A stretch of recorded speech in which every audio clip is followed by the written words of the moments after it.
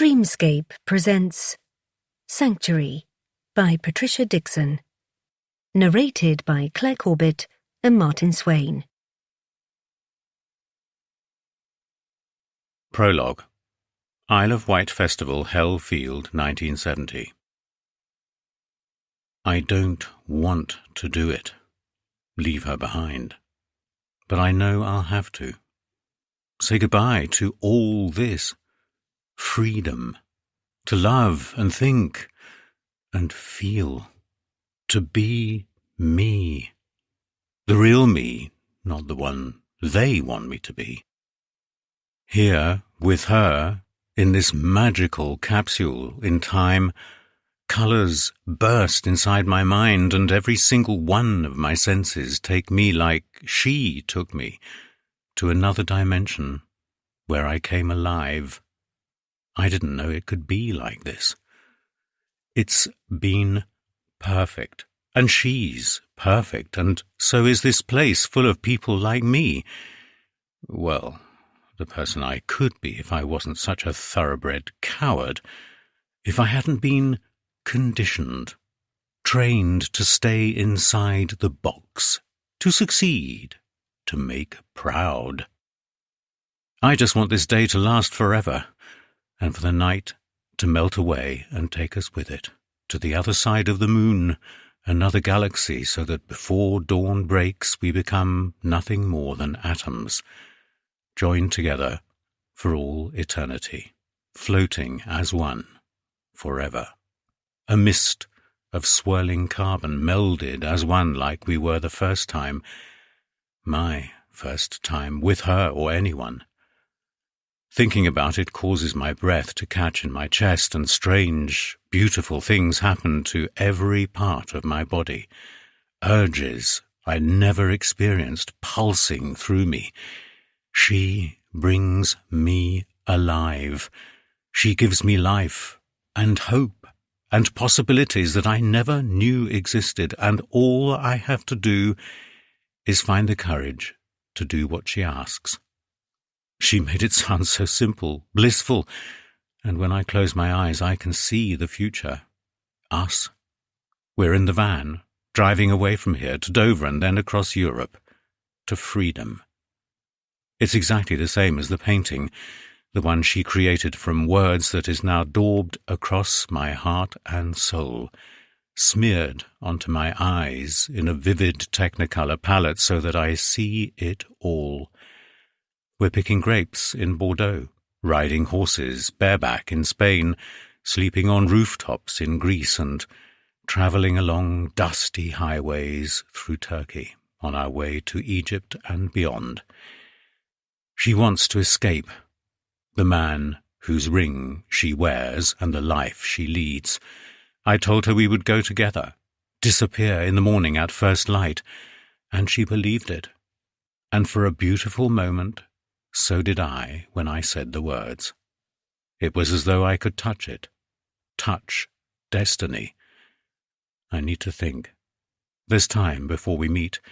I don't want to ruin our last night together, because I already know that's what it is, even though she doesn't. Then I remember that here I am on Desolation Hill, and I wonder if it's a sign. Because I couldn't make up a name more apt if I tried, one that sums up where I am in my life. The irony tempts me to weep, but years of conditioning serves me well. Weepers aren't allowed, not in my family. Instead, I focus on the sounds of the campsite waking, long-haired, bearded men and tousled women with painted faces smudged by sleep and sex, crawling from tents into the breaking day, and those who haven't slept still high on life and chemical love. Laughter, too. Beautiful, joyful laughter. And below, the strains of the artists as they sound-check the stage, while, closer by, singing and the strum of a guitar. Scents glide overhead on a balmy breeze that brushes my skin, my bare chest bronzed from the sun and scorched by the touch of her fingers. wood smoke, patchouli, cooking and spices. I am attuned to it all, soaking it in, committing it to memory. As I lie here, arms folded behind my head, the soft grass beneath the bare skin of my back, the first rays of sunlight caressing my chest, I remember the touch of her lips as they skimmed my body, as she ran her fingers through my hair, winding coils of sun-kissed strands that turned a lighter shade of chestnut and have grown longer over summer. Her words telling me I was her John and she is my Yoko, that I am beautiful, perfect, and so is she. This girl, barely a woman who married too young to a guy who owns a van selling burgers. He is her jailer and I'm not her saviour. Tomorrow she will have to go back to the black country and her job in a mill. And I will go back to York and a charmed middle-class life as the son of a respectable barrister and his even more respectable wife. I laugh, a silent, bitter reaction to the thought of taking her home to Mother. I can see her face twisted with distaste as she looks upon the willowy goddess with the long blonde hair, irritated by the bangles that adorn her wrists and clink and rattle when she waves her arms during an animated tale, by her homemade floaty skirts and dusty sandaled feet. Mother wouldn't see the kind heart beneath the pale creamy skin, or look behind the bluest eyes that spark with excitement and innocent wonder, with hope and acceptance, devoid of malice. We would have no chance. They think I'm staying with a friend from Oxford for the summer. A nice family, I told them, good stock and with a house by the sea, Dorset to be more precise. Instead, I've been travelling alone, wherever the mood and the wind took me, and it brought me here, to Hell Field and her. I saw her, watching me as I painted, and I knew that she'd seek me out later at some point. I just had to wait. And while I did, I allowed my soul the freedom it yearns for, that I yearn for, to paint. That's what I want more than anything in this world, apart from her. What am I going to do? Practically, and with regards to the next few hours, this question is easy to answer. I'm going to stand in a crowd of dancing, swaying, beautiful people like me and listen to Hendrix and Joplin, Baez and The Who. I'll be like them, believe every word, believe I can be part of their generation. For a while. I'm going to get high, so high that nothing can touch me or trap me or tie me down, stick a label on me and rob me of my desires and dreams. And in the gloaming moonlight I will wait for her to come to me, like we arranged. When she can sneak away and make love to me in our secret place, we will lie in each other's arms and sleep beneath the stars, wrapped in her belief in me, our eyes closed to my lie, my imminent betrayal. Tomorrow I'll have to come down, face reality, say goodbye to my first love, to the woman who stole my heart. Can I do it? Can I leave her behind? And then I hear a voice, brought to me on the strains of a guitar, blown on the breeze through a marijuana haze of a most magical trip. It whispers the answer. A way to keep her close to me, always. And then I know how. I can take her with me, my beautiful crystal. Chapter 1. Black Sheep Farm, Hathersage, Derbyshire. Present day. Cathy lived for days like these, where she could walk the wild, wet and windy moors under moody charcoal grey clouds set against an ice-white sky, illuminated by the sun that was determined to thwart their malevolence. The rays that escaped the cumulonimbus in shards lit the craggy moss-covered peaks like a searchlight, while all below was cast in shadows, making the valley appear deep and cavernous. It was late March. The promise of Easter was heralded by longer days and the bloom of spring, along with the new life that accompanied it. She could smell it in the air, see it, hear it. A dewy scent, buds of plant life dotted on the fells and tree branches, the cries of newborn lambs. Yet the weight of such joyous things, and the light that shone bright on the world, sat heavy in Cathy's heart. And as they moved through April towards May, it would become a lead weight, an anniversary to circumnavigate or get over, blot out, and then she'd be on the other side and the burden would ease eventually. It had been the same every year, 6 of them to be precise. And that was why the cloak of winter appealed to Cathy more. Coal fires, the blanket of ebony darkness that made her part of the world seem even more isolated and safe. Cut off from temptation, interference, horribleness, and anything she couldn't close her eyes to. Cathy wished someone would invent a remote control that she could point at all the bad things out there and switch them off with a push of a button. In the meantime, she could just stay where she was, protected by the hills, and cocooned in the sanctuary of her mind. Stopping at the stile to catch her breath, Cathy took it all in. This was her place, and she'd known it from the moment she'd stepped outside at daybreak one frozen January morning, 6 years ago. In those pivotal moments, after finding the door unlocked, as she'd lifted the latch and yanked open the creaky hunk of wood, Cathy had been desperate for fresh air, to breathe freely and relieve that restrictive band of anxiety tightening her chest. Trying to cope alone, not giving in, not telling anyone how she truly felt, not admitting even to herself that she was struggling, determined that terror wouldn't win. Instead, she'd craved silence, because it was her friend in a world that was full of noise and horror and hate and blood-soaked tears. It was impossible, though, to find sanctuary because at work they just didn't shut up. All day, their voices tunneled down her ears, boring inside her brain.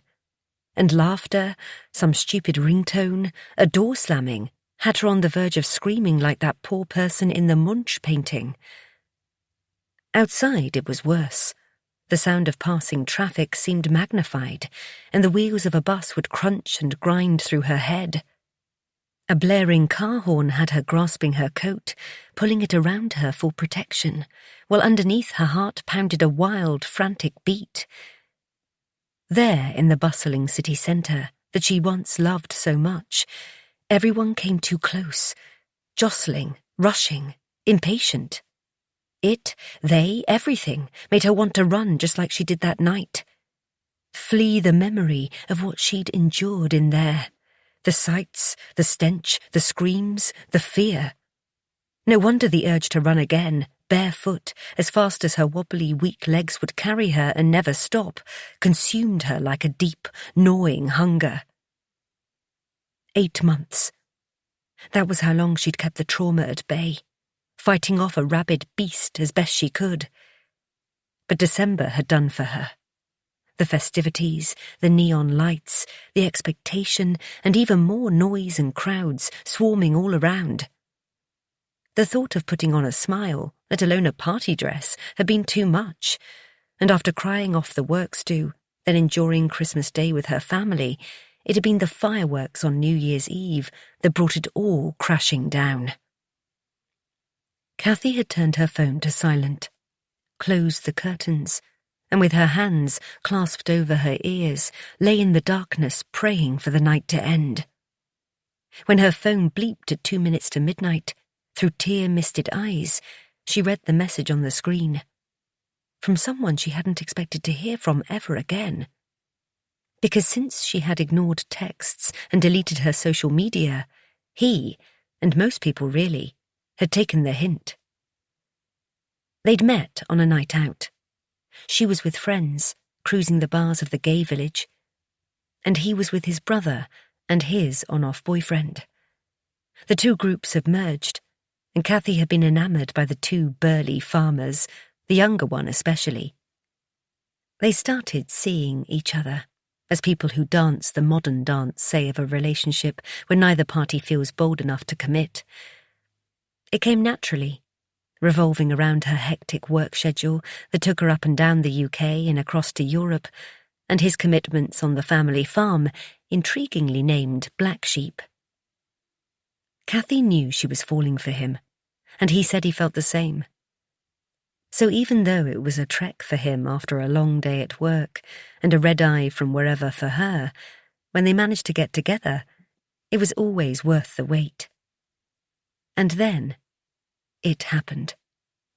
And she knew she'd hurt him by cutting him off, and he didn't deserve it because he was one of the nice guys. And after searching for one for ages, she had to let him go. It was the only way to cope. And he'd taken her message explaining that she needed a break, and why, with grace. This out-of-the-blue text was typical of him, because that's who he was. Kind and decent, with a heart of gold. The one she almost let get away. Hello, stranger. Was thinking of you. They're playing our song on the radio. Just wanted to say hi, and wish you all the best for the new year. Hope you're okay. You dropped off the face of the earth. But don't forget, the offer still stands. If you ever want someone to drive you home, all you have to do is pick up the phone. And Cathy did. After he'd driven south, along winding roads battered by rain, and then through streets thronged with revellers, he'd picked her up and taken her to safety like he promised. Cathy had laid her head against the window and watched the road in a trance, while the rhythm of the battered Land Rover Defender soothed, as did his silence and a strong hand holding hers. They arrived in the early hours of the blackest night, and then, cocooned in a duvet under a mountain of blankets, Cathy slept the sleep of the dead, in a strange house owned by a family she'd never met but heard plenty about. But he was by her side, and knowing that, for the first time in 8 months, Cathy felt the most beautiful of things. Safe. 2 days later, when she stepped outside onto the cobbled yard, into -degrees, with a howling wind that nipped and pinched her pale, spotty face, she stalled and looked across the valley. It wasn't the cold that caused her shallow breath to hitch in her chest. It was the view. Dark peaks and rolling hills towered on either side, a monochrome scene from a Gothic classic. While below, in the valley, a platinum sliver of meandering water wove its way towards the horizon. Then, like a portent, the watery sun slowly lifted through the misty haze. Cathy didn't want to run anymore.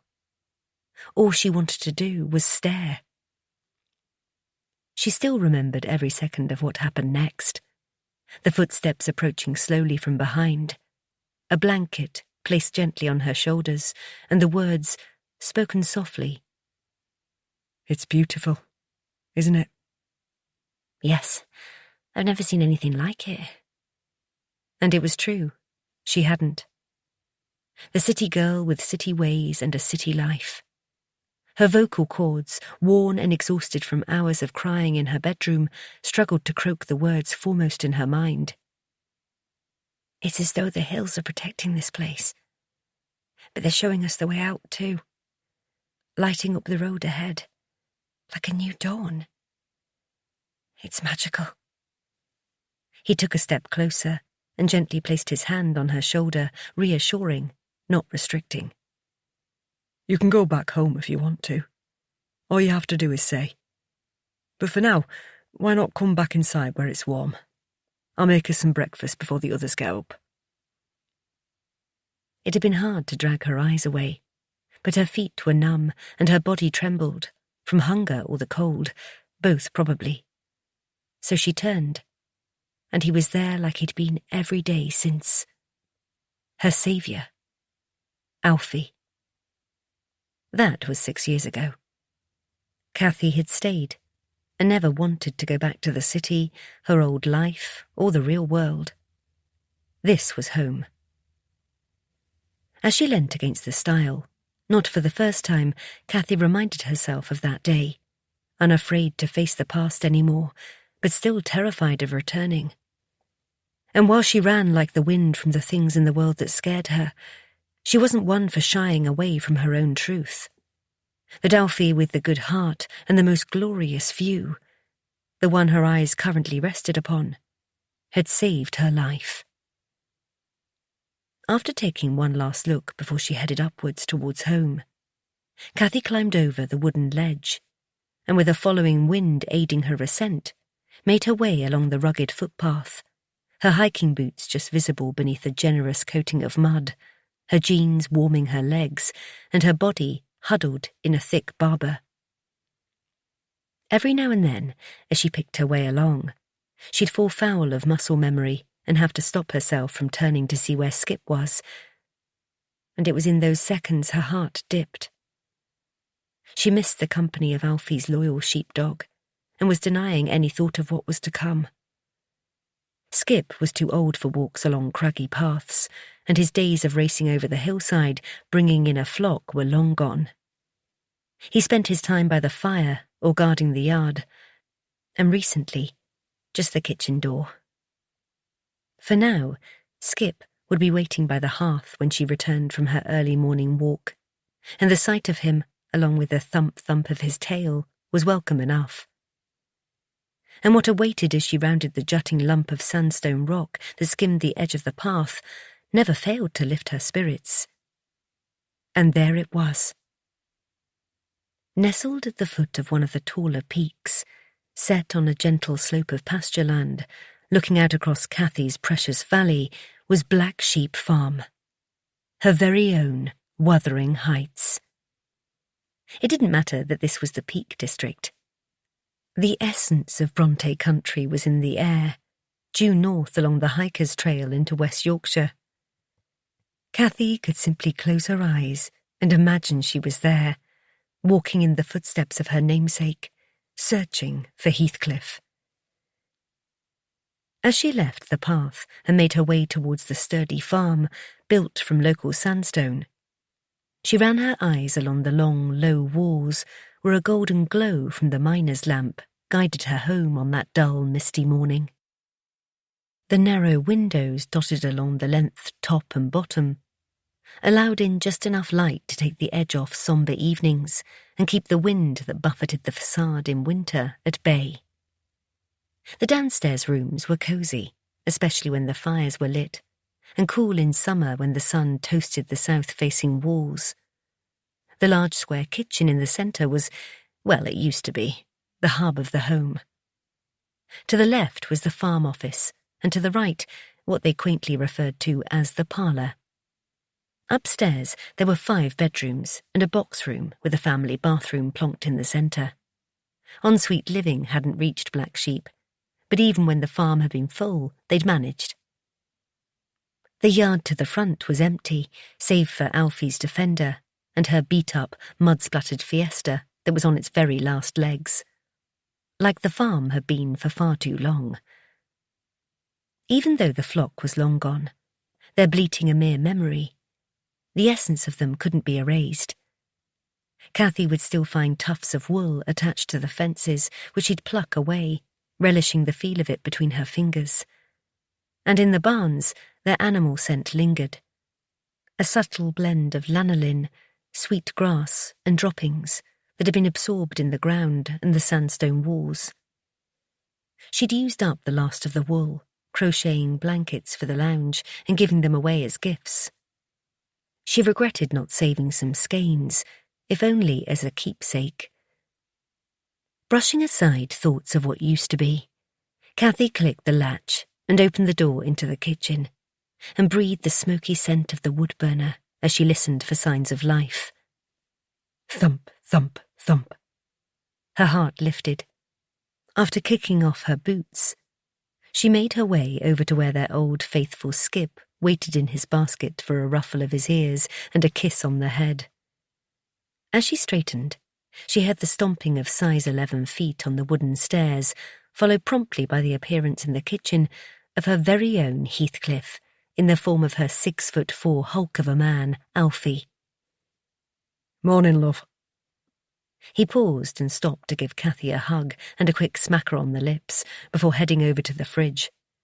Can't stop. Mum's been on the bloody phone, ringing and ringing like it was the end of the flaming world. Alfie pulled a carton of milk from the shelf and made his way to the welly rack by the door. She didn't comment that she'd asked his mother only yesterday if she wanted anything from the shop in Hathersage Village, to be told, "Got plenty to last me till end of the week. Now leave me in peace." As Alfie shrugged on his lumber jacket and gave Cathy a quick wave as he bolted out of the door, she looked at Skip, who lowered his head and sympathised through rheumy eyes. Cathy sighed, and before she went to flick the kettle on, said, "I know, mate. I know." Peering through the narrow window, Cathy watched as her curly-haired man pulled on his beanie and marched across the yard, up the farm track towards Shepherd's Cottage and the home of Bertha Walker. The most thoroughly disliked member of the family, the farming community, Hathersage Village, and, it wouldn't surprise Cathy, the whole universe to infinity and beyond. And a bit further than that, too. Chapter 2. Alfie. Alfie stopped for a moment and inhaled a fortifying breath. He did it every time he reached the door of his mother's cottage, in the hope it would see him through the following minutes, never hours. Nobody could put up with her for that long. After slipping off his work boots and leaving them on the step to avoid a bollocking for tramping muck into her hallway, he pushed down on the latch and let himself inside. "Mum, it's me. Brought the milk." Closing the door behind him, Alfie followed the aroma of stale cigarette smoke and whatever his mother had crucified under the grill for tea the night before. Dipping his head slightly so that it wouldn't scrape along the low ceiling, he trudged towards the back of the cottage to the kitchen. The farm worker's dwelling wasn't built for 6'4" giants such as he, and his 15-stone bulk barely squeezed between the narrow walls of the corridor. Reaching the kitchen always made Alfie feel like a ferret emerging from a rabbit warren, and even though the kitchen wasn't vast, it was certainly less claustrophobic. "Took the bloody time. I'm gasping for a brew." The familiar twang of Yorkshire vowels came from the lounge to the left, and deep inside the wings of the armchair set by the fire. "And a very good morning to you too, ma'am. Shall I stick the kettle on then? Don't want you keeling over now." No matter how much he tried to contain the thought, and do us all a favour, it still slipped into his head, and as always made him feel ashamed. "Aye, go on then, and stick some bread in the toaster while you're up. My legs have been battered during the night, and I'm jiggered." At this point, Bertha shuffled forward and watched through the doorway as her younger son did her bidding. It beggared belief that the short, dumpy figure with the frizzy mop of shoulder-length hair, who watched beady-eyed as Alfie pulled out 2 slices of Warburtons from the bag, could strike fear into the hearts of grown men, and most people in a 20-mile radius. That's why every sentence Alfie uttered was processed before it left his lips, so as not to get his head bitten off in a sarcastic retort. As he emptied the old tea bags from the pot before placing it on the table with a clean cup and saucer, he felt he was taking part in a well-rehearsed dance routine. It was just easier to do it how she liked. There was no point in asking if she wanted jam and butter, because she'd want marmalade. And if he took a tray in, she'd want to eat at the table, or vice versa. He didn't bother complaining that there were tea-stained lumps in the sugar bowl that held a crusted silver spoon, or that there was something grim stuck to the butter in the crystal dish. Bertha liked things done her own contrary way, and had trained her pups, all three of them, well. The only thing was, two of them had buggered off, and left the middle one to bear the load. And a heavy load it sometimes was. "Where's that lass of yours? Sat on her arse making tat, I suppose." Bertha had raised herself from the armchair and was on her way to the table, making a great show of what Alfie presumed was pain from her aching, stiff legs. Ignoring the familiar jibe, Alfie prayed for the knackered old toaster to ping and busied himself with fetching the butter dish from the side.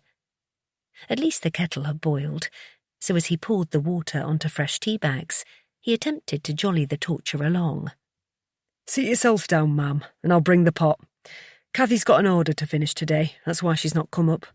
She sold some of her jewellery this past week, so needs to get it posted out, but she asked if you wanted her to plate you something up for your tea. It's no trouble." The harumph answered that question before Bertha even replied. "No, I do not want any of that fancy muck what Cathy makes. Turns me stomach, it does. There's never any meat in it on account of her being a what's-it. Vegetarianist." Alfie sucked in his temper. "A vegetarian. But you know very well she makes things for me with meat or chicken in it, so you could have some of that." "No chance. Tastes like crap with or without. I've got a tin of stewed steak in the larder and some mash from last night. I'll have that. Proper food. And anyways, how can a farmer's wife be a vegetarian? Bloody ridiculous, is that?" Alfie heard the whistle of exasperation as it escaped his pursed lips. "Ma'am, I'd hardly call lasagna muck or fancy, and Cathy's just trying to look after you." What he didn't say was that he and Cathy weren't married, but that would elicit a whole new pain-in-the-arse conversation. And he didn't say that it wasn't a farm anymore, not since she sold the livestock from under their noses. And again that voice in his head. "You don't deserve Cathy's attention. I don't even know why she bothers with you, you nasty old..." His thoughts were interrupted by Bertha, who responded to the mild chiding with a counterblow. "I don't fancy jam today. I want marmalade or maybe an egg. Yes, that'd be nice. Can you do me a couple of boiled eggs, son? You don't have to stay. I know you'll be too busy to spend a few minutes with your old mum. Just pop 'em in, and I'll do the rest." The grating sound of the wooden chair leg being dragged from under the table was almost as bad as her voice, and the same old mind game she'd been playing for years, ever since Alfie could remember, really.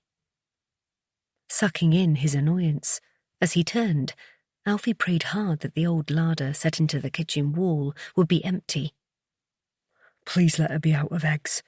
Please don't make me have to stay for 3 extra minutes while the water boils." Yanking open the rickety door, Alfie peered in, and for a few seconds at least believed in God. "Sorry, ma'am. Looks like you're out of eggs. I'll bring you some up later when Cathy's checked the coop. But at least you've got marmalade, so it's not too bad." The click of the toaster brought further relief, and even the loud tut from Bertha didn't ruin the moment.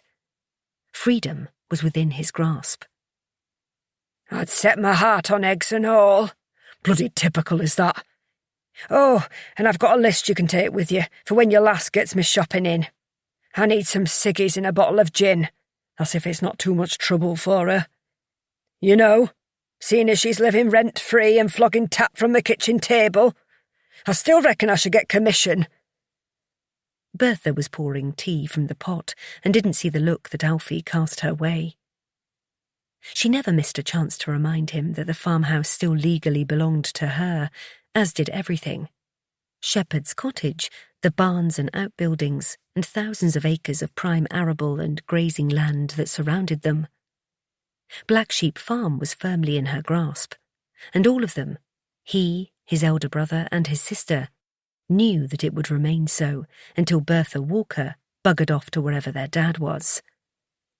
Being an atheist, Alfie believed there was no heaven, and he hoped he was right because his poor old dad did not deserve to spend eternity in the afterlife with the wife he'd left behind, or escaped, depending on which way you looked at it. Then again, his dad had loved the bones of the grumpy old bag, something none of them could ever fathom. The kitchen table comment had pissed Alfie off. Cathy had turned a relaxing hobby into a way of bringing money in by making and selling holistic bracelets online. She said her jewellery was her way of sending love into the world. Not that he'd tell his mother that, because he couldn't bear Cathy being ridiculed. He snatched the toast from the machine, slapped it on the plate, and unceremoniously plonked it on the table in front of Bertha. Right, I'll be off. Got a delivery coming today, and Dave the Rave is giving me a lift, so I need to crack on. Either me or Cathy will be back later. If you want out, just ring, okay? Bertha didn't reply immediately, leaving Alfie to hover by the table like an attentive waiter, and instead slowly dipped her knife into the crumb-laden butter. Suit yourself. And there's naught I need, except a bit of company now and then. You know I'm bad on my legs and can't get down the hill like I used to if I get lonely, but you just go. I'll be fine here on my own. You can show yourself out. Alfie wanted to say, Thank fuck for that, because the last thing we want is you coming down the hill to stick your neb in every 5 minutes. The scrape, scrape, scrape of knife against dry toast may as well have been spreading acid across his brain, but he held his nerve and didn't rise to the bait. Instead, he went for fact to counterbalance her fiction. Ma'am, I've told you before that if you want to come down to the house, I can easily bring the Defender up. And Cathy says Mrs. Ives from the wool shop is getting rid of her husband's wheelchair. There's a card on the notice board in the post office, and she only wants 50 quid. So say the word, and I'll go get it. The slap of her palm as it connected with the tabletop brought back memories that were seared on his brain, just like leather belts and the old coal hole in the garden of the farm. I'd rather crawl down that hill on my hands and knees or stay right here for the rest of my life than be pushed in a bloody wheelchair. So you can tell your lass to keep her nose out. Now, if you don't mind, I'd like to eat my breakfast in peace, so like I said, see yourself out. Bertha's eyes had been boring holes into Alfie's, but had refocused on slathering an inch of butter onto her toast. He'd been dismissed and was glad of it, and after a terse, Right, I'll be off then. He turned and made his escape on socked feet that couldn't get him down the dismal hall quick enough.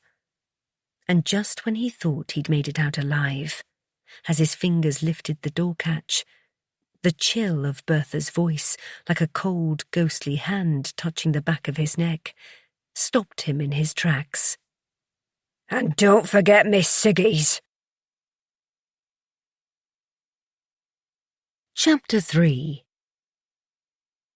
Alfie trudged back down the hill towards the farmhouse that was just around a gentle right-hand bend in the track, and thankfully hidden from view by a huge oak tree that was already budding into life.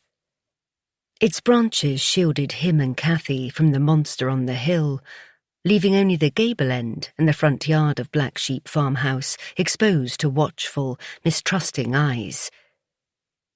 Even now, as he made his way to the barn to open up for when Dave the Rave arrived later, the thought of his mother monitoring the comings and goings, taking note and complaining about who was visiting her farm, was driving him insane and away, just like it had with Albie, his elder brother, and Annie, his sister.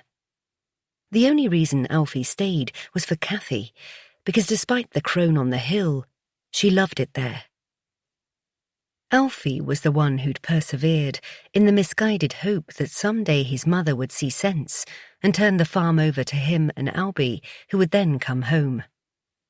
He missed his brother more than he let on because, with a 5-year age gap between them, Albie had always been his hero, after their dad, of course.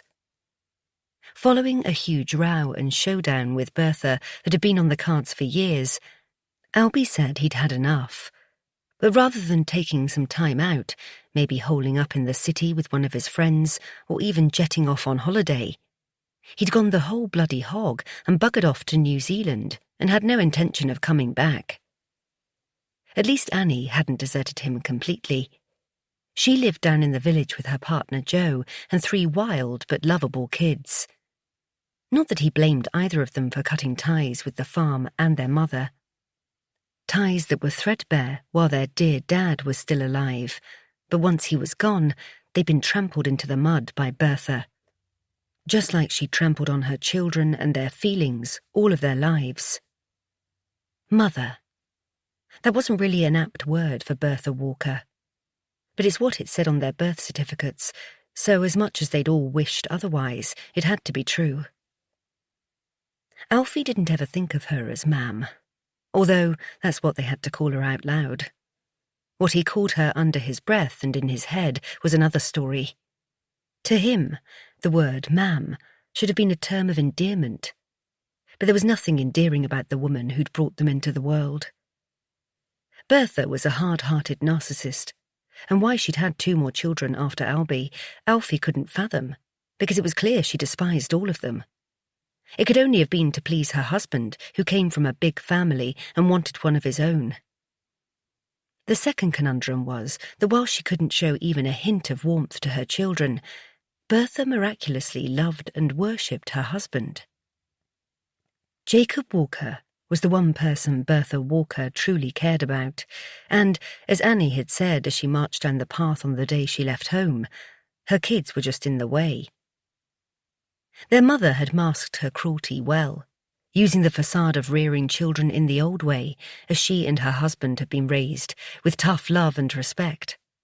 According to Bertha, farming wasn't for soft lads and simpering girls, so she was doing them all a favour. In actual fact, the best favour she could have done for her children would have been to drop down dead well before their dad. That way, Albie would still be there, and all the plans they'd had for the farm would be underway. It would have been perfect, but she'd ruined it all.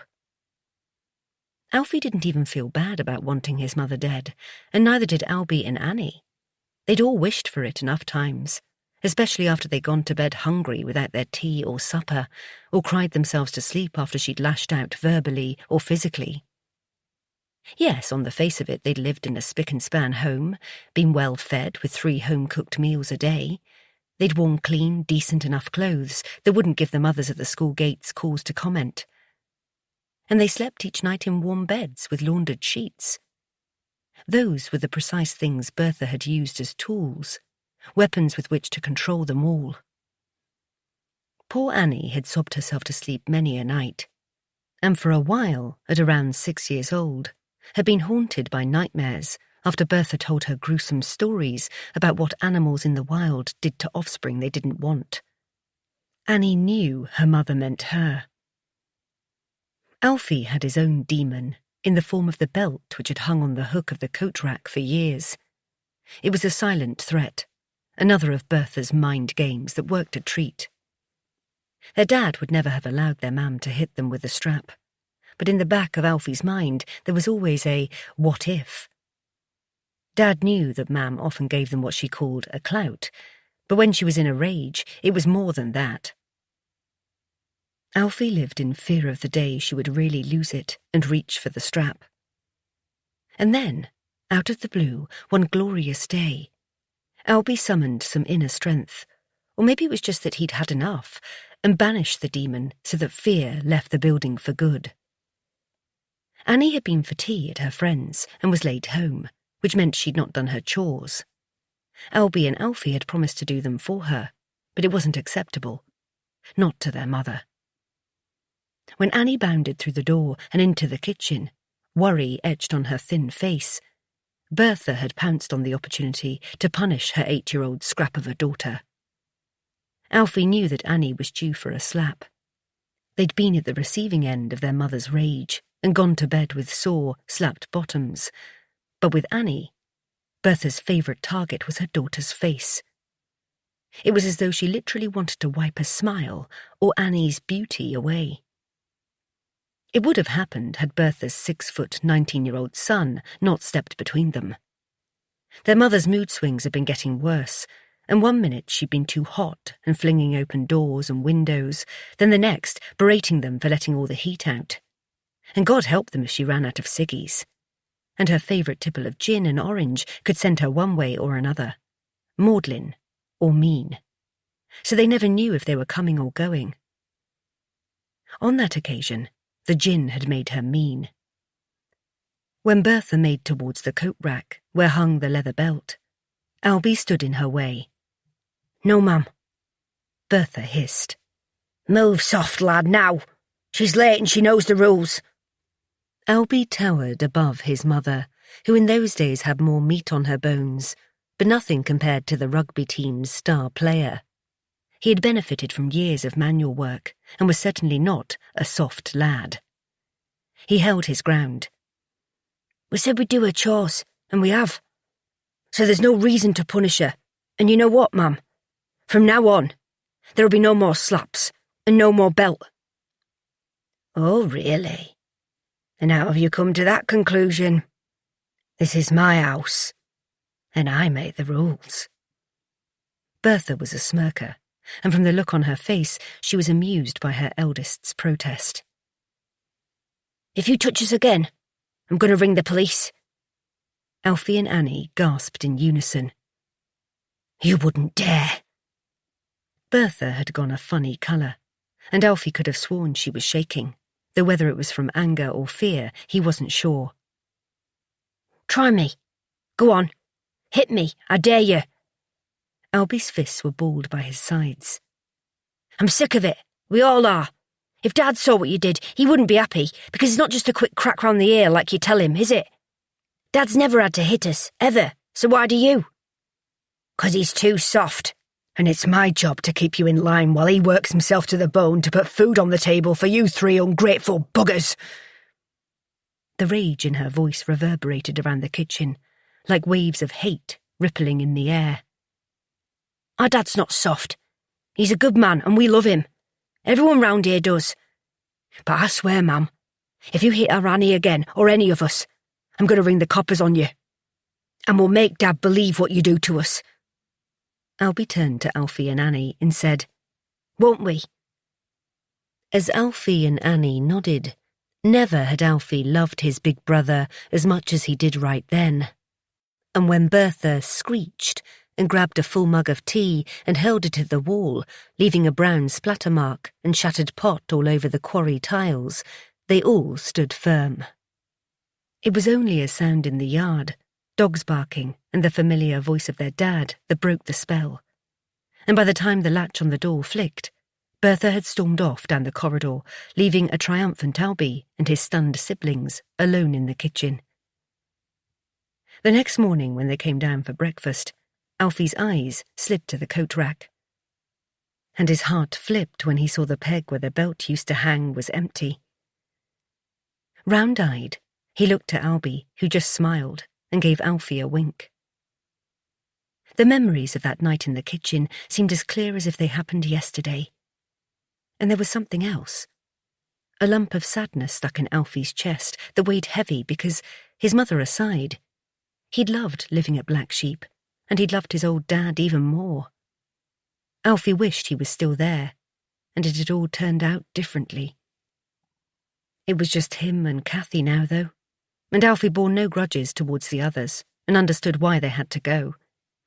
He wished them well, especially Annie, who, being the youngest child, and God forbid a girl, had taken the brunt of their mother's warped behaviour.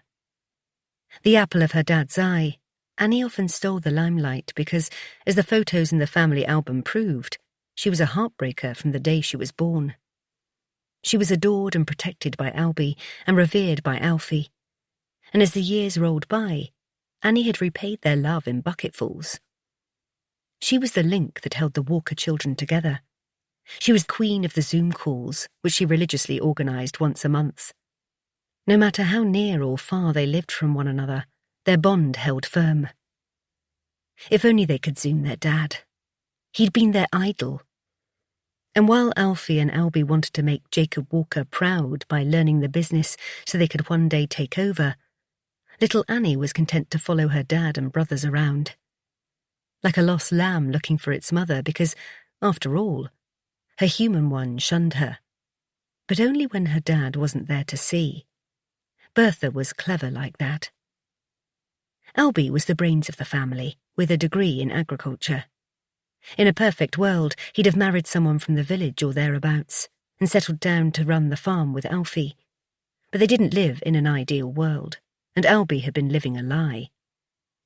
Happy to play the local heartbreaker during his teenage years, as soon as he was able, Albie found the kind of love he really wanted in the gay quarter in Manchester. That was where he could be the person he hid from not only his parents, but the community around his home. Those he trusted implicitly knew the truth, his brother and sister, and Cathy. It made Alfie so sad that his brother had been too scared of the ridicule his mother would heap on him if she knew, and as for their dad, Albie hadn't wanted to put him to the test. Alfie got that. He also suspected that even though it was their mother selling the flock that made Albie flip, being sick of living a lie also had a lot to do with it. It was a crying shame because it could have all been so perfect. For years it had been their dream, his and Albie's. As they'd walked the fells, herding the sheep, or down at the pub huddled round a table, they'd shared ideas and dreamed big of the day they'd turn a failing sheep farm around. But there was one huge, insurmountable obstacle that their loyal, down-to-earth dad had never factored into the equation. His wife, their mother, Bertha. It had become clear from the moment the curtains closed around Jacob Walker's coffin that there would only be one boss at Black Sheep Farm, and that was Bertha. The farm was hers. The fate of Albie, Annie and Alfie was written in black and white, and no matter how much they tried to talk her round, get her to see sense, no way was she going to honour her husband's unwritten but well-known wishes, which was why Albie packed his bags, hugged his sister, shook his brother's hand, and left without saying goodbye to his mother. With a work visa and a bubble-wrapped mug that said "Best Big Brother in the World" in his hand luggage, Albie headed for New Zealand and hadn't looked back. Annie had already escaped and was living with Joe, which left Alfie and Cathy home alone with the monster.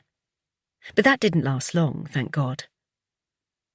At the farmhouse door, Alfie sighed, and not for the first time thought, "What a waste." He also resisted the urge to turn around because he could still feel that ghost-like hand of doom on the skin of his neck. Bertha's glare could penetrate hills and trees, sandstone walls, and definitely hearts. But so far, the one thing that she couldn't tarnish or turn to dust was the love he had for the woman waiting on the other side of the door. His love, his life. Cathy. Chapter 4. Cathy. Cathy always had a happy vibe when she visited Annie's house, and as she made the journey down the hill to Hathersage, she looked forward to their regular Monday morning together. Annie's was one of those homes where you could drop in any time and be sure of a welcome. The small estate where she and Joe lived was made up of pebble-dashed family dwellings, a remnant of 70s social housing, and a testament to either a lack of imagination on the architect's part or a limited council budget. No doubt at the time, the simple but built-to-last boxy homes had seemed incongruous in their rural setting, plonked on the edge of picturesque Hathersage, but conveniently close to Snake Pass, and then a hop and skip to Sheffield and the surrounding mill towns. It was there, in Rotherham to be precise, that Joe worked for a construction firm, and seemed happy enough driving his digger on building sites, while Annie stayed home and took care of their tribe. The eldest was 5-year-old Eliza, bright as a button and the family chatterbox. Then there was 3-year-old Ezra, boisterous with a capital B, who wanted to be a digger-driving rabbit farmer. And then the most cuddly, bonny, bouncing baby Cathy had ever seen, with his rolls of puppy fat, dribbly chin, and a smile that would light up the whole of the Hope Valley, 10-month-old Eli. As she made her way along the side of the house with her carrier bag of treats for the kids, and a giant one containing the clothes she bought from the sale rail at Asda. Cathy could already hear the radio coming from the open kitchen window, accompanied by an awful clanking sound. Pushing the back door open, she immediately spotted the source of the noise. Eli, in his high chair, beating the lid of a saucepan with a big metal spoon. Seeing Cathy, he stopped immediately and gave her a gummy smile, followed by a shriek of delight. "Hello, gorgeous," she said to the dribble monster, dropping her carrier bags to the floor and responding to his outstretched arms as she called out to Annie, "It's only me. I'll stick the kettle on." Seconds after hauling the dribbler from his high chair and covering his face and neck with kisses and raspberries, Cathy was joined by Annie, carrying an overflowing washing basket. "Hello, love. Sorry, I whizzed upstairs to grab this lot while the terror was occupied. Anyone would think he didn't have any toys, because that bloody spoon and lid is his new favourite thing. I reckon the noise has made a permanent dint on my brain, so thank God he stopped. Right, brew, biscuits, and a nice sit down. You occupy him, and I'll do the honours." Not needing to be asked twice, Cathy did as she was told and took Eli through to the lounge, where they settled on the floor. While Annie brewed up and loaded the dishwasher, Cathy took in the room and read all the signs that said, "This is a home." As always, it smelt fresh and clean, a faint hint of Dettol from the mopped wooden floor, and the scent of Lenore rising from the row of pyjamas, airing on the maiden under the window. Yes, it was littered with toys, and the furniture was battered round the edges. There were scuff marks on the skirting boards, and a three-piece suite that had seen better days, its war wounds disguised with throws and squashy cushions. But Eliza's books were, just as she liked them, arranged neatly on the shelves next to a row of family photos. Birthdays, Christmases, beach days at Blackpool, the tower resplendent in the background, and the ubiquitous school snaps. And wellies and shoes were lined up in the hall, and coats hung on the rack above. What Cathy would give for that. "Right, here you go." Annie bustled in carrying 2 mugs and the biscuit tin. "Leave my ladder on the floor while we have this. I'll give him a rusk before he asks for that bloody pan and spoon again." She placed the mugs on the coffee table and yanked off the lid of the tin before passing Eli his treat. "There, that should keep him occupied for 5 minutes. If he thinks it's out of here, he'll eat it. To be honest, Cathy, sometimes I feel like giving him a 4-finger Kit Kat. Anything to keep him quiet." "No, you won't. You're too good. And I know how strict you are with the kids about sugary stuff. Has he had you up again in the night? You do look a bit peaky." Cathy had always admired Annie's parenting, which was a gentle mix of following the rules as laid down by those in the know, and her own brand of mothering, which was firm, fair, but smothered with love. And from what Cathy had been told, it was the antithesis of how they were brought up at Black Sheep. Annie took a sip of her tea and sighed. "Yeah, he's teething, poor bairn, and woke up with rosy cheeks and a runny bum. The other 2 were the same, but it'll pass." Cathy watched as Eli sucked his rusk and rubbed it on his irritable gums. She absolutely adored him, Eliza, and Ezra, and her love for them only made the yearning for a baby of her own harder to bear. Pushing that thought away, she remembered the bag of clothes she bought for the kids. "Now don't go pulling your face, but there were some fab bargains on the sale rail at Asda. Stock they were getting rid of, so I nabbed some for the kids." Cathy knew that Annie and Joe were proud and did well to manage their finances and keep a roof over their heads, but making ends meet was getting harder for everyone, so she liked to help out where she could. To bring them a bag of groceries that just happened to be on the reduced clear shelf, or a new top for Annie and a foodie treat for Joe, was her way of looking after them, and also to say a silent thank you for welcoming her into their family when she needed it the most. Annie paused mid-sip and raised an eyebrow, as though not quite believing Cathy's story, but going with it anyway.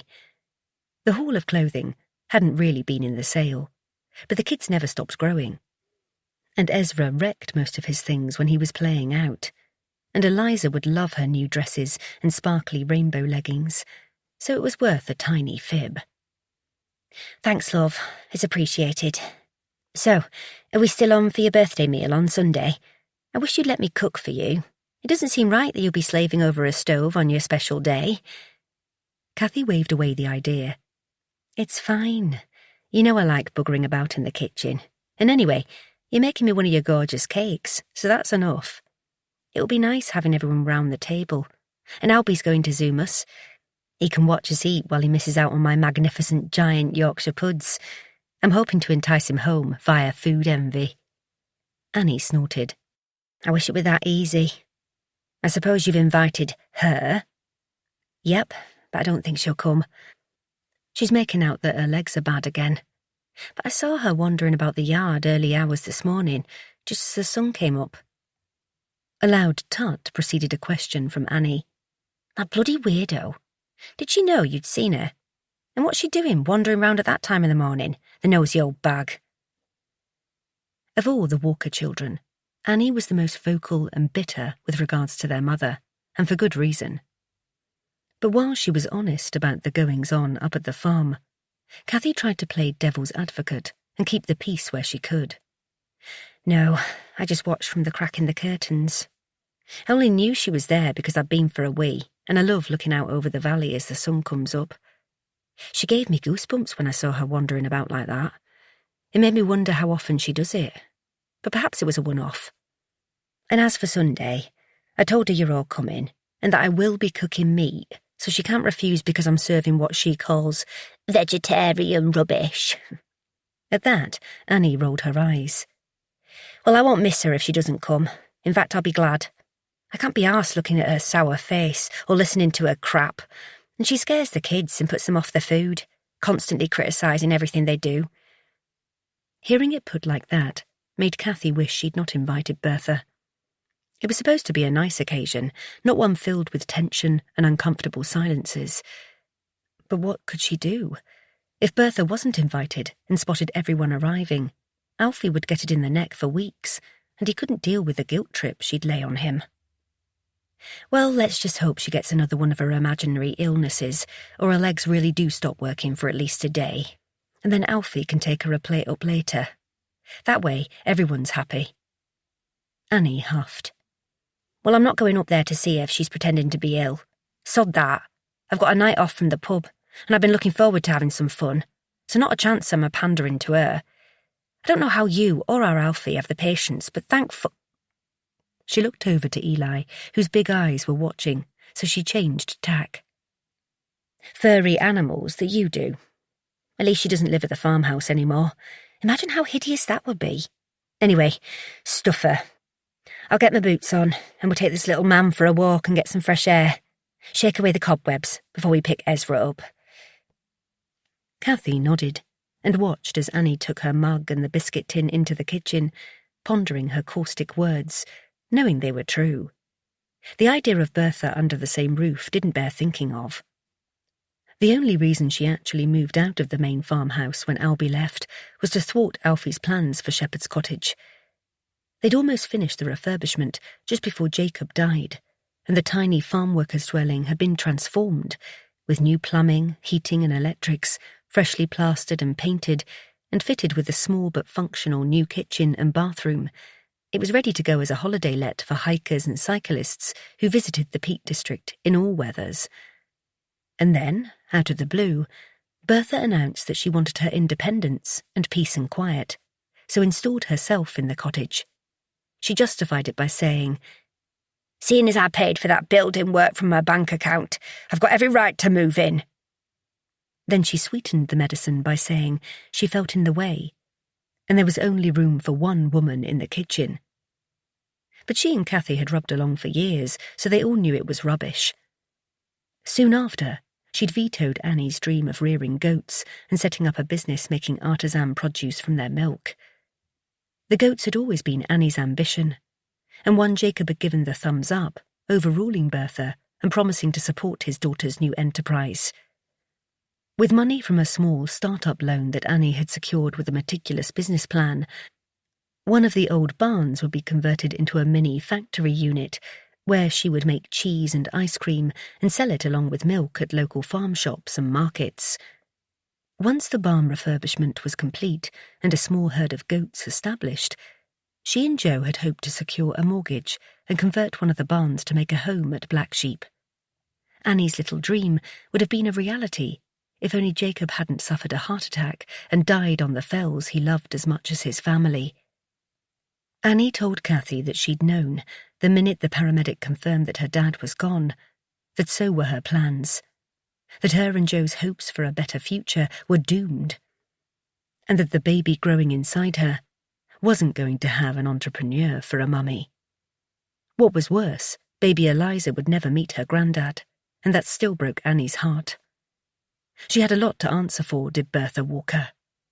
Cathy understood why Albie, Annie and Alfie couldn't stand the sight of their mother.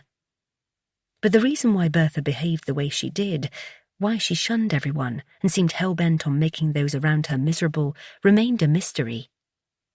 A mystery that Cathy's overactive imagination was determined to solve. Chapter 5. They'd taken their usual Monday morning route through the village, detouring via St. Michael's churchyard, where they stopped by the grave of little John so that Cathy could read the inscription on the stone.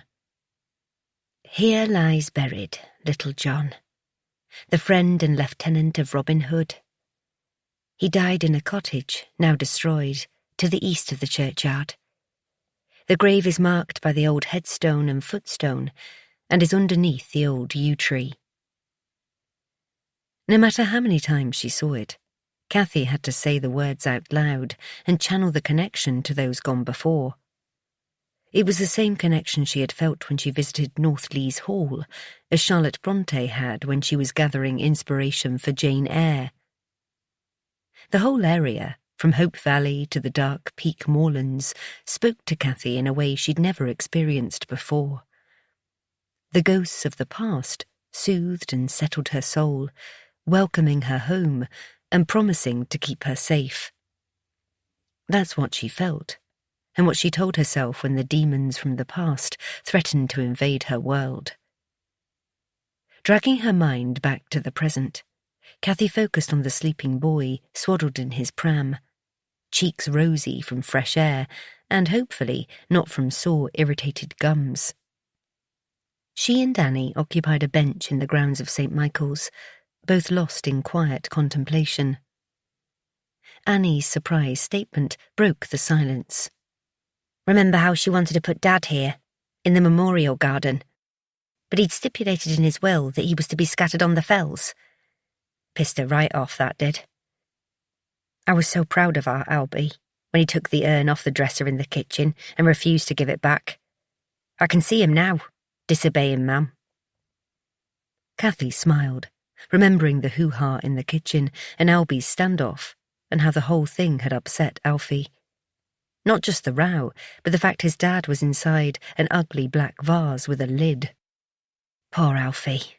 It really freaked him out. Annie nodded. You know what our Alfie's like. Keeps too much inside, and doesn't like to speak ill of folk or cause a fuss. Thank fuck. She glanced at Eli, who was still fast asleep. That it was Albie who collected the ashes from the undertaker. Otherwise I reckon she'd have brought them down here, dug a hole herself and hid them underground, just to piss us off. I swear she's mentally unstable. It's like she takes pleasure in causing us pain and going against everything. I mean, if she'd been sad and said she wanted to keep him close or couldn't bear the thought of Dad being chucked on the muddy fells, I might have got it. But to go against his wishes for no reason whatsoever, that's what told me she was doing it for devilment and exerting her power because it gave her a kick. I think it's all about keeping control. Like she's scared of not being in charge of her life now your dad's gone. But she goes about it all the wrong way. She's definitely very bitter about something. I just wish we knew what. Then maybe we could help put it right. Annie hummed, then replied, Yep, it's all about control. Which is why she kept all Dad's personal belongings, you know? Stuff that's been in his family for generations. Like my great-grandfather's war medals and his pocket watch. That should have gone to the lads. But oh no, big bad Bertha hoards it all, Up her arse on the third shelf, no doubt. And even though Annie's barbed comment made her chuckle, Cathy knew she was right in her evaluation of Bertha, and again the question pecked at her brain. Why is she like this? Cathy tucked a strand of hair behind her ear and wished she'd tied it up. Her shoulder-length curls were going wild in the wind, and she'd look bedraggled and witch-like by the time she got home. Annie rocked the pram to and fro as she spoke, a frown creasing her face. I was so proud of Albie when he said we were all going to scatter Dad there and then, and if she wanted to come and say a few words, then that was fine, but he wasn't giving the urn back. Do you remember? She issued the usual threats that came to be part of life after Dad died. The power went right to her head, and she loved to tell us we'd be cut out of the will if we went against her. Or she'd sell the farm from under us and give the life insurance money away, rather than let us have it. If it hadn't been for Dad tying that will up good and proper, I reckon she'd have done it. Cathy nodded. Alfie says she can't change the will because it's joint and they made it together. So surely part of that's a load of rubbish. Yes, that's true. She can't disinherit us or change the will in any way, but unfortunately, she could sell the farm and spend all the money. Not that she will, because she'd have nothing left to dangle like a carrot and torment us with. Like I said, she's mad as a box of frogs. Annie leant over and tucked the blanket under Eli's chin and looked deep in thought. Cathy gave Annie a nudge. I do get it, you know, why you're all so bitter towards her. And I don't mean because of how she was when you were kids. It's like she's constantly punishing you for something, even though you've not done anything wrong. And by preventing all of you from being together on the farm and making it profitable again, she gets the last laugh. It's so weird. And she could have such a good life too, with all her family around her. And I just wish there was a way to make her see that. Life is precious. And I can't stand the thought of anyone wasting it when it could all be taken away in the blink. Cathy stopped mid-sentence because she'd heard the crack in her voice and recognised the familiar wave of panic and despair welling up inside. Without saying a word, Annie reached over and took Cathy's hand and gave it a gentle squeeze, and together they waited for the storm to pass. Minutes ticked by to the sound of traffic beyond the churchyard walls, and maybe, if they listened hard enough, that of Eli sucking his dummy. Faint, comforting, and blissfully innocent. Annie broke the spell of silence. You shouldn't upset yourself on her account, Cathy. She's not worth it. And neither is the time you'll waste trying to fathom what makes her tick. All in the hope you'll somehow make it all better. You can't, because she won't let you. She gave Cathy's hand another squeeze, as if to affirm her belief. I love you for wanting to try, though, and I know what you mean about life being precious. After what you went through, what you saw and everything, the way us lot carry on must seem petty. But I assure you, she's a lost cause, so if you can, just let it go. Look after yourself and my daft brother. You two are more important, believe me. Cathy sighed and leant sideways, resting her head on Annie's shoulder, glad of the comfort of another human being, even though the tweedy fabric of Annie's jacket scratched her cheek. I don't think you're petty at all, I swear.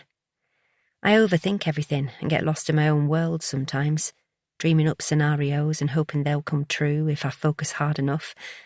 And for someone who's about to turn 30, that's sad. I know it is. It's not sad at all. In fact, it's very sweet that you fill your head with positive thoughts and get lost in a world of your own. Cathy gave a wry laugh. What, like wandering the fells and moors pretending I'm Cathy and Alfie is Heathcliff? Yes, that's very sensible, and bound to make all the bad things in the world disappear, and at the same time make my dreams come true. On hearing this, Annie dislodged Cathy's head so she could put her arm around her shoulder, pulling her closer. Oh, mate, I wish I could tell you they will come true one day, but I can't, and I won't, because to say those words is stupid and tight. I can't make promises or wave a magic wand, even though I wish I could. And that's another reason why I bloody despise Mum, because she has the power to put it all right, heal our family, let me and the lads have our dreams and give you the chance to have a baby. I will never ever understand why Dad didn't see through her and stand up to her more, because if he had, things would be so different. Annie began to tap her hand on the arm of the bench, and her jaw was set firm, annoyance radiating from her. Cathy sighed. It's because love is blind. It's as simple as that. I didn't know Jacob for long, but I could tell he loved the bones of Bertha as much as he loved the bones of his kids. So he was stuck in the middle. I think he was a lonely single farmer and wanted someone to love and work beside him, give him a family. Yes, I know Bertha was quite young when they met, and there was a big age gap, but they were definitely in love. And she never talked about her own family. That makes me suspect that they were horrible, which is why she and your dad eloped. I reckon, when they met, they both needed each other for different reasons. Yeah, you're right. Talk of her family was banned, and we never met any of them. And if she's anything to go by, I bet they were all vile. Or perhaps she was lying, and they kicked her out and were glad to be shot of her. Probably would have packed her suitcase if they'd known she was going to do a flit. You know, the one Dad said she arrived with. Oh, and a carrier bag, like a little orphan, he said. I actually believe my version more. Cathy couldn't stifle a chuckle at that, because Annie did have a way of putting things. Well, whatever the reason, while Jacob was alive, he was the glue that kept the family together. A quietly reassuring presence. That's how I always thought of him. And even though he didn't say a lot, I'm sure he saw her faults. My mum and dad have plenty, but they tolerate and forgive and move on. Perhaps your dad just wanted a peaceful life. Sometimes it's as clear-cut as that. Maybe. I think she just knew how to play him, and us. She chose her battles well, like when I wanted the goats. I reckon it came down to money because we weren't making any on the flock, so maybe she thought that my idea might actually be a winner. She's crafty like that. Because when Dad gave me the go-ahead, after she put her 10 pence worth in, she backed down. Still, she won in the end, didn't she? Annie sounded more defeated than angry at this point. Well, if you can call pissing your eldest son off so badly that he packed his bags and buggered off to New Zealand, and having your daughter despise you for taking away her dream, then selling the flock and leaving your younger son jobless a win, she really is warped. Now Cathy was annoyed. Annie laughed. I rest my case, Your Honour. Releasing Cathy from her grasp, Annie made a decision. Right, no more talk about bonkers Bertha for today. Let's go and get one of them fancy coffees and a cake to take back to mine for after our dinner. I'll make us some butties. This one will zap awake soon, so thank goodness his Auntie Cathy is here to play with him and Barmy Ezra while I crack on with the ironing. You don't need to rush back, do you?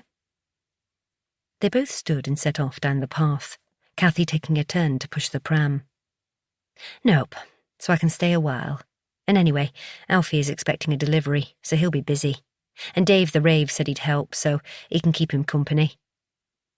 Oh, yes, I remember our Alfie mentioned something. Annie trailed off, lost in thought. Cathy glanced across and gave her a nudge. And you need your roots doing. If you order the stuff online, I'll do them for you. Phew, thanks, mate. I'm starting to look like Winnie Witch. But I didn't want to ask because it's fine. I don't mind, honest. Cathy pushed the button on the Pelican crossing, and as they waited for the lights to change, despite their mirth and the supposed shaking off of the spectre of Bertha, there was a faint shadow following them on their way. Was it the memory of the life Cathy had left behind?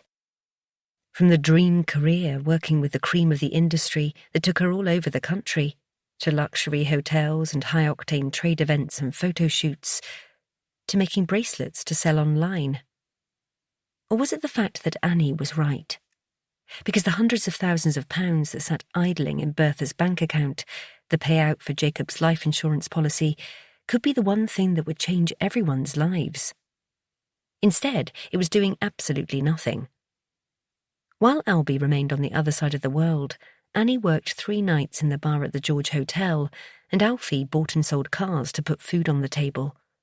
In the meantime, from her spanking new home on the hill, Bertha lorded it over them all, dangling the carrot that was Black Sheep Farm. And Cathy? Well, she was happy in her own way, hidden from the horrors of the world, tucked away in the hills with a man she loved more than anything and anybody ever. Content to stay exactly where she was, wanting one thing that maybe money could buy, if only Bertha would help them out. A baby. Chapter 6. Alfie. Alfie stood behind Cathy in the big barn, his hands over her eyes, his heart beating. He was nervous and not sure how she'd react, even though Dave had insisted she was going to love her 30th birthday present. Right, I'm going to count to 5. Keep your eyes closed, okay? Alf, just let me see, you bloody nutter. He heard a giggle of excitement in Cathy's voice, which boded well, so instead of counting down, he removed his hands and quickly stood beside her so he could gauge her reaction. Okay. Open your eyes. He watched as Cathy blinked, then focused on the heap of blue rusty metal before her. What do you think? I bought it for you. It's a Bedford CA, a proper classic. Worth a fortune once it's done up, which I'm going to do, obviously. But I thought you could do the interior because you're good at making stuff. I'll sort out the engine and the exterior, and I think we should keep the colour original, unless you want something special. Alfie realised he was panic rambling, because she still hadn't said anything. She probably couldn't get a word in, so he had to ask, Do you like it? You hate it, don't you? Is it really for me? Cathy rested her hand on her chest and stepped forward, walking towards the neglected van that was covered in mildew and bird muck. Yep. I thought we could get out and about in it, you know, when it's been tarted up. We've not had a holiday for years, and we could just shoot off anywhere we wanted, whenever the fancy takes us. Do the East Coast hippie trail. Cathy turned for a second to ask, Is there even such a thing? Moving swiftly on because he was getting worried. Or we could head for Scotland and look for Nessie, or wherever you want. He was rambling on again, so forced himself to shut up, be patient, and allow his body and tongue to relax. When she turned towards him, her pale face flushed pink at the cheeks and a wide smile on her lips, he silently hoped for the thumbs up. Alf, I love it. I absolutely bloody love it, you big superstar. Cathy launched herself at him and wrapped her long arms and legs around his sturdy frame, covering his face with kisses. This is the best present I've ever had. And yes, I'll do the inside, so let's have a look. Come on. Releasing him from what felt like a wrestling move, Cathy planted her feet on the earth floor of the barn, then shot off, opening the passenger door and peering in before racing to the back and yanking wide the rear ones. Oh, look, Alf. It's got a little kitchen and everything. I love it so much. By the time Alfie got there, she was in the back, bouncing on the bench seat, running her hands over the tatty curtains and talking 10 to the dozen. I'll make new covers for the seats in retro fabric. Do they turn into a bed? They must do. And matching curtains, a new lino for the floor. Then she leapt outside and ran her hand along the paintwork. I think you're right. We should defo keep it original when you paint it. The same blue and white. And it needs a name too. It's a camper van, not a person. Alfie was laughing as he watched her jump into the driver's seat, turning the wheel like a child, pretending to drive. Don't be such a Philistine. Of course it needs a name. But I have to decide if it's a girl or a boy first. I'll wait till I get to know it better before I choose. Does it start? Where's the key? Cathy was looking around the cab, opening the glove compartment and pulling down the visors. Alfie took the key out of his pocket and passed it to Cathy. And the logbook's in the dash. It's only had one owner from new, bought in 1968. Like I said, a classic. Cathy turned the key. Nothing happened, and after a couple of goes, she gave up, a forlorn expression replacing her previous excitement. Don't be disappointed, love. Me and Dave got it going this morning, but it sounded a bit rough, so I'll take a look at the engine and give it a service. Nothing to worry about. These little beauties are easy to work on, not like new cars that are bloody computers on wheels. She wasn't listening, though, so Alfie signalled he was going to make them a brew and went back to the house to put the kettle on, leaving her lost in one of her worlds. He knew Kathy's mind would be racing, taking her on journeys to happy places, exactly what he'd hoped for when he spotted the van on the auction website. Because while Kathy was content to hide from reality on the farm, he wasn't. She preferred the company of family and their close group of friends. Safe in their hilltop haven, away from whatever threats she perceived lurked down there in the big city. And he got it, he really did. And for the most part, he had no need or desire to venture out either. He'd had everything he'd ever wanted right there, at Black Sheep Farm, until, bit by bit, it was all taken away. And sometimes he felt like luck wasn't on their side, especially after trying for a baby for ages. And with every month, he saw Kathy's mood dip and disappointment written across her face, no matter how much she tried to hide it. So he'd decided it was time they made some luck of their own, rather than waiting round for something to happen. Okay, so an old camper that needed a lot of work doing to it wasn't going to change the baby situation, but it might give them both something to focus on and divert their attention. They could even go and lie on that Cern Abbas giant that was supposed to symbolise fertility. It was worth a try. Anything to make Kathy happy and get away for a while from Black Sheep and his mother. Chapter 7.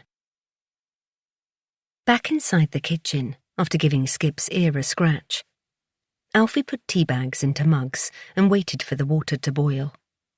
Unlike Kathy, who was lost in the world of her camper, Alfie became lost in the past. It was a place he longed for, and at the same time felt an increasing desire to shake off. Annie had been the first to free herself from their mother. She moved in with Joe, happier in a studio flat than on the farm, simply because she couldn't bear being under the same roof as Bertha for one more minute. Annie was feisty, but she'd fallen in love with Joe, saw her chance to escape and took it, moving far enough from the likelihood of throttling her mother, but not so far away that she'd be parted from her beloved dad and brothers. Despite losing one of his crutches and dedicated bodyguards, Alfie was in some part glad that particular war between mother and daughter had ended. He expected to see Annie every day once she started her new dairy venture, so it wasn't like he'd miss her. And, he'd thought, there was always a chance that being apart might miraculously bring her and his mother closer together. He'd actually laughed out loud when that thought popped into his head. Ever the optimist, often the fool. His dad dying was the next blow, but once the shock and grief somewhat abated, Alfie and Albie did what Jacob Walker had always expected of them, talked about and trained them for. They focused on the flock and reviving the dwindling family business they were determined to save. And then, she ruined it all. The first strike was when Bertha vetoed Annie's dairy, permanently. The brothers were incredulous. Not only had their dad deemed a holiday let and the dairy viable projects that would bolster the farm's future, his hefty life insurance payout would have easily financed all of their dreams. So when the price of livestock fell again, and she called a meeting to tell them that they were selling the flock, Albie gave up, packed up, and left. At first, Alfie was bitter, hurt, and very confused because, as much as he wanted Albie to stay, he understood why he had to leave. Albie was the headstrong one, the fighter of the family, and the least malleable of the Walker children, and there was only so much a man could take before pride called time. Albie was also getting tired of living a lie on so many levels. It had been a huge relief to Alfie when his mother moved into Shepherd's Cottage and left him and Kathy alone in the farmhouse. A tactical step on her part because, as Annie wisely pointed out, with their dad gone, Mother Dearest had nobody to impress, to cook and clean for, and she no longer had a need to prove she was the perfect wife. It had pained Bertha to care for her kids when they were young, because what she did do was all for show, and so that nobody could criticise. Not a chance she was going to keep house for adults, people she hated, her own children. And as much as Annie's words, or one word in particular, had stung Alfie, he knew she was right. Bertha hated her kids and probably always would. And that left him and Cathy to look after the farm. Not that there was much to do. No job, no focus. A roof over his head at least, but with the constant threat of his mother's return. Bertha wasn't stupid, though. She'd moved her pieces on the board and lay in wait, watching from the cottage up the lane. She held the purse strings, lorded it over them in the knowledge she had the power to sell the farm, and had she been so inclined, spend the lot on wine, men and song. It was Annie who'd explained the rules of the game to Alfie. Don't think for a minute she put the farm up for sale, Alfie. For a start, who in their right mind would want to be a farmer these days? And who would pay what that greedy bitch expects? To do what? Live up there in the middle of nowhere? Annie had reached over and tried to cover her brother's strong hands with hers, rubbing his calloused skin with her thumb. She was trying to give comfort, but her words bruised his heart. She'd get a pittance for it, and then, where would she go? She's got no friends to go on holiday or stay with. She disowned her Yorkshire family when she married Dad, so they won't be interested. That's why, by staying at Black Sheep and preventing anyone from stepping foot into Shepherd's Cottage, she can play Queen of the Castle, dangle the carrot now and then with her idle threats, have you and Cathy at her beck and call, and at the same time make sure you're beholden for having a roof over your head. She's sick and twisted, and I hate her fucking guts. On hearing that, Alfie had felt more down than ever. So what do you suggest I do? Bugger off like Albie has, or ask Joe to get me a job on the diggers? And where would we go? Oh yeah, doss down on your sofa because no way will Cathy move back to her apartment in Manchester. Annie sighed. Yes, you could, that's a given. And I'm sorry if I've made everything worse. But look, what I'm trying to say is, she needs you as much as you, at the moment, need her. Hopefully she'll pop her clogs soon, and then we can all move on. Alfie had gasped. Annie, you don't mean that. But when her sister raised her eyebrows and shrugged, he knew she did. The flick of the kettle switch brought Alfie back to the task in hand, and as he finished making the tea, his thoughts meandered once again to Cathy. It had been a gamble using some of his savings to buy her the van, but he was desperate to escape the farm, even if it was for a couple of wet weekends in Scarborough. She was becoming increasingly insular, like she was living inside her head more and more, distant and daydreamy, and purposely reducing the outer limits of the circle she'd drawn around them. They had a great group of friends who often asked them to go for days out and on holidays, but she always found an excuse. Instead, they hiked or cycled, which Cathy insisted was good for them. If they walked over the fells, Alfie knew there was a high peak from where, on a clear day, you could see Manchester on the horizon. They never took that route because, if they did, Cathy wouldn't want to look towards the city, where she'd abandoned her life, leaving her fancy apartment in the hands of a letting agent. The rent covered her mortgage and left some spare, which she saved. For what, Alfie had no idea.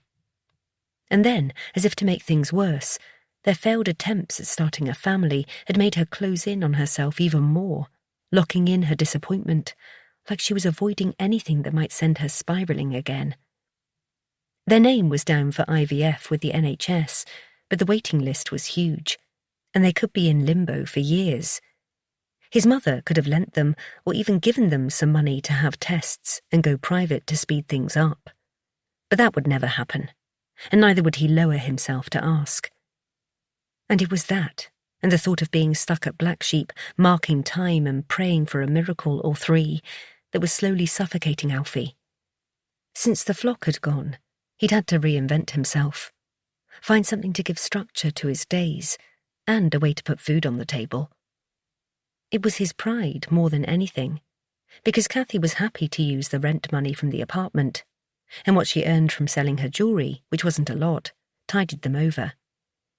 He bought, restored and sold classic cars, and laboured at neighbouring farms that were just about clinging on, like Black Sheep had done. For now, he and Cathy were managing because they didn't crave a fancy lifestyle, which was most likely their saving grace. Lately, though, Alf had noticed a shift in himself too. He'd been used to labouring all his life, and despite working manually during the day, on the cars, or maintaining fences and keeping the farm tidy, No matter how tired his bones were, his restless mind kept him awake at night.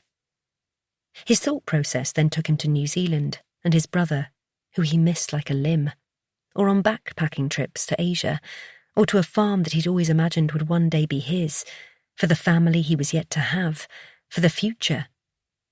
During those long hours, as he waited for the bedside alarm to ring and alert him to the start of a day that would stretch on forever, he tried to come up with a way of luring Cathy out of her comfort zone.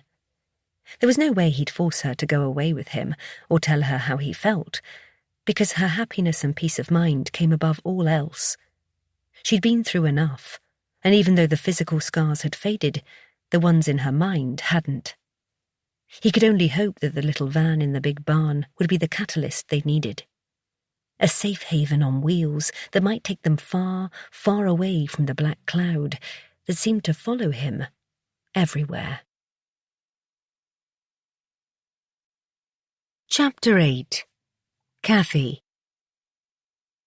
The kitchen table was littered with fabric swatches, magazines, coloured pencils, and a brand new scrapbook that Cathy was going to turn into a diary showing the before, during and after of Maggie's restoration. She'd ignored the sniggers from Alfie and Dave the Rave when she'd first told them what she was calling her van, and also when they pointed out, as they slurped tea and ate their bacon sarnies, that it would be a lot less buggering about if she made a virtual scrapbook. Why don't you just take stage-by-stage photos on your phone, then bang 'em in a folder on that there laptop? Dave waved his free hand at Cathy. Nobody uses real photos anymore. Can you even get 'em printed off these days? I've not done that for yonks. Cathy rolled her eyes. Course you can. You can order them online. And anyway, get you being all tech-savvy. But I want a physical memento that I can touch and feel and ooh and ah over. Something I can add to as Maggie's journeys begin. A bit like a baby album. There. She'd admitted it, but thankfully only in her head, and nobody else had heard. Because it had occurred to her that she might be acting out some weird replacement therapy, swapping photos of prams and cots for paint charts and handy foldable washing-up bowls. I told my Sheena that you'd called the van Maggie, and she's as balmy as you.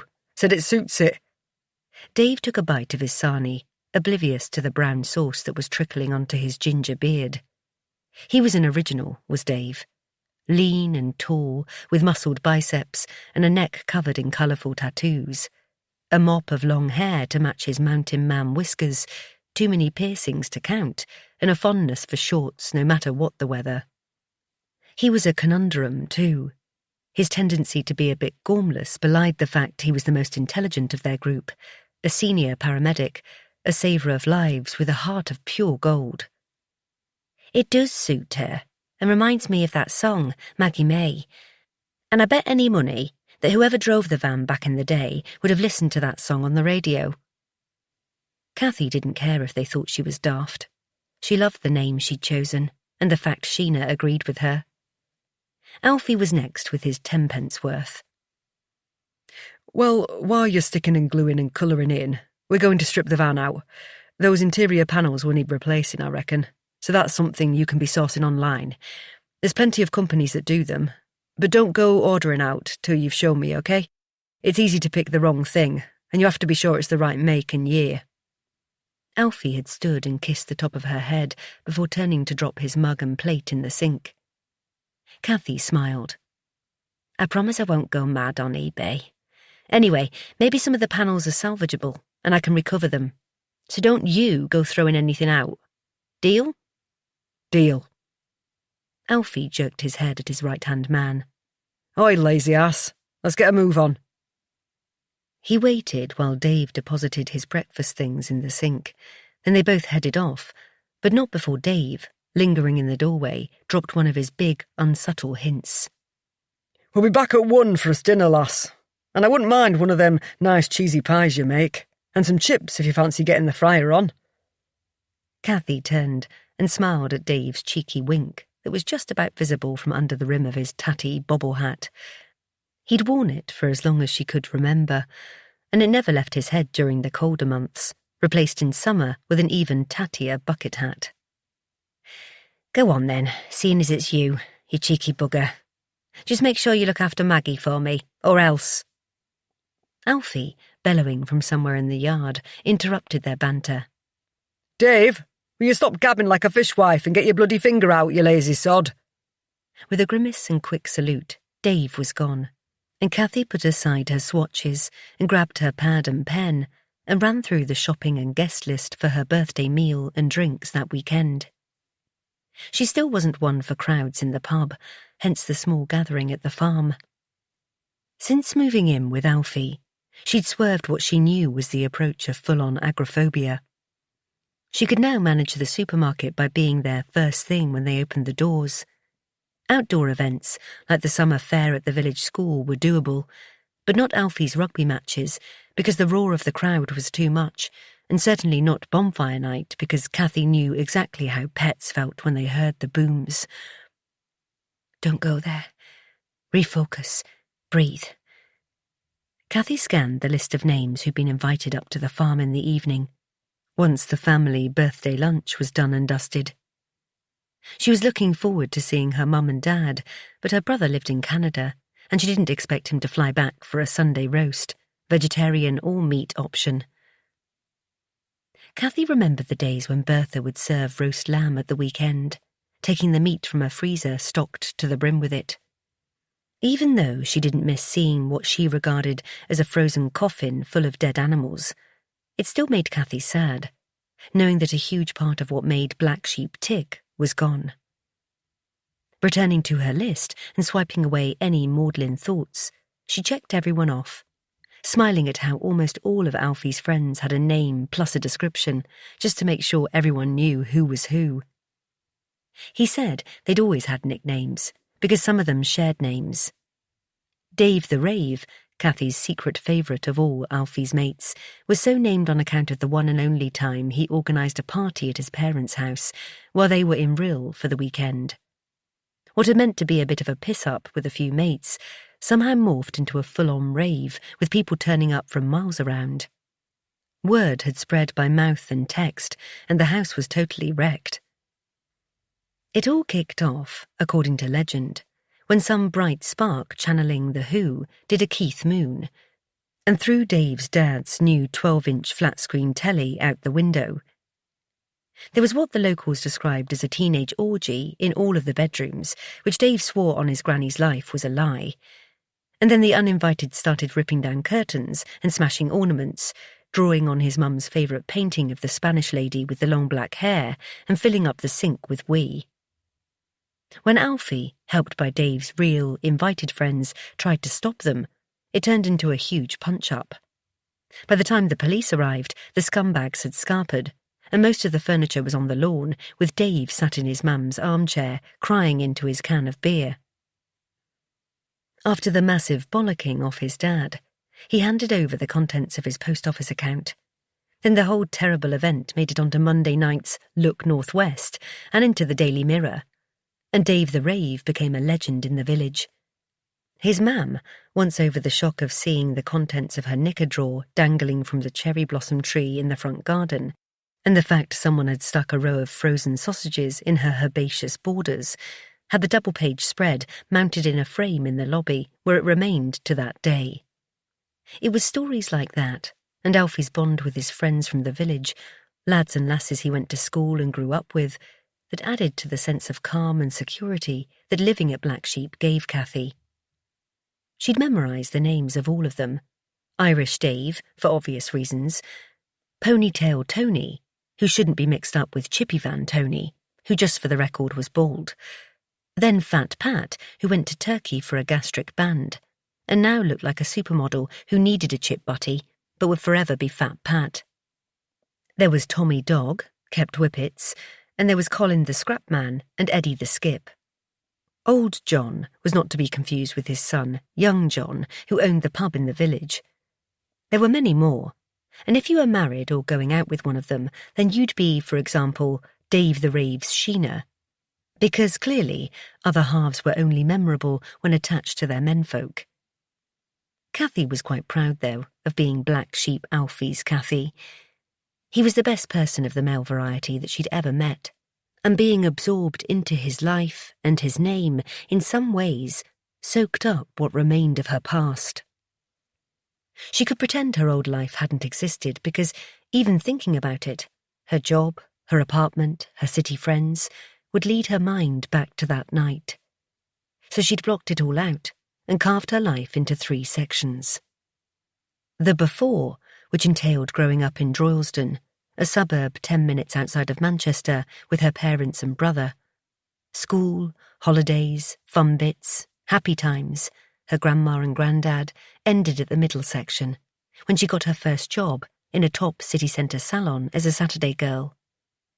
She was 15, and it was her first taste of what would become her career, one in which she progressed, thrived and reached the top, and had now wiped from her memory with the skill of a surgeon. It was a no-go zone, and if a mere flicker, an unbidden snapshot of that time, breached the barrier, Cathy squashed it like a fly. Section 3 was all that mattered now, where she was at, where she belonged with Alfie, by his side and safe. Cathy was setting the table, lost in her task, while cooking aromas of homemade pie filled the room. No doubt Dave would be devastated to hear that the deep-fat fryer wasn't switched on, and he'd have to make do with oven chips. To make up for it, there was apple crumble for afters, and as she heard male voices on approach, she opened the oven door to check everything was ready. When they burst through the doorway, stamping feet and removing work boots, calling, "Dinner smells good," Cathy noticed Alfie was carrying something. "What's that?" She pointed to the long tube, the type you keep posters in. Alfie made his way over to the table, and after he gave her the regulation kiss and bear hug, his 3-day stubble leaving Cathy's cheek tingling, he waggled the tube. "We found it in the van when we stripped the interior out, wedged behind one of the side panels. There's something rolled up inside, but we didn't want to look in case we got whatever it is dirty. We were thinking it might be a painting, and Dave's already got us on Antiques Roadshow. He's talked himself into it being a masterpiece, but I reckon it'll be some old tat. I bet it's a poster of the bloody Spice Girls or S Club 7. "Hey, don't diss the Spice Girls, and come on, pass it over. Let's have a look." Cathy was intrigued and wiped her hands on the tea towel before joining Alfie at the table, where he was sliding plates and cutlery to one side. "Look." Alfie popped the plastic lid off the end of the tube and turned it upside down, allowing sheets of rolled paper protected by polythene to slide out. After discarding the tube, Alfie let Cathy with the clean hands take over. Unfurling the papers, she smoothed them out on the table. They were each covered by a sheet of tissue held in place at the corners by masking tape, which she carefully peeled away. Then, rather than scary Spice, they were met with something entirely different. "Oh my goodness, she's beautiful. It's beautiful. What a gorgeous painting." Cathy was mesmerised by the image before her and reached out to gently touch the paper, tracing the watercolour brushstrokes that brought the woman to life. Whoever she was, the artist had caught a look, a moment in time that was just between them. Her wide blue eyes staring straight into those of the beholder. She wasn't smiling, but there was a hint of amusement at the corners of her full lips, as though she knew a secret, and it was something that made her happy. And while her face was the focal point, her expression and presence drawing you in, she was framed by her long blonde hair, tumbling and cascading over her shoulders like a waterfall of yellow that faded as it met the edges of the parchment. Also attached to the painting was an old photograph, quite faded, and nowhere near the quality of those taken in the present. In the background, Cathy could see lots of tents, a campsite perhaps, and the sky was clear and blue, so maybe summer. But where could it have been taken? This question was swiftly swept aside when she noticed something else. In the bottom right-hand corner was a name, presumably the artist. It looked like it said Guy Alexander, and then on the left there was a name and a date. Leaning in to get a closer look, and as she read the words out loud, The hairs on her arms stood on end, and her skin was peppered with goosebumps.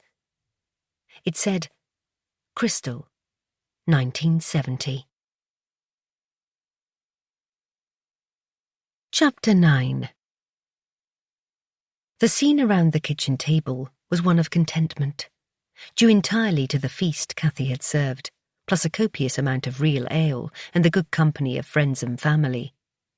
Easter had come early, and although it was the last day of March that year, there was still a buoyant spring-like sense that always lifted her.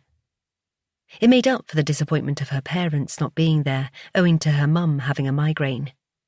They'd plagued her for as long as Cathy could remember, and often wiped her out for days.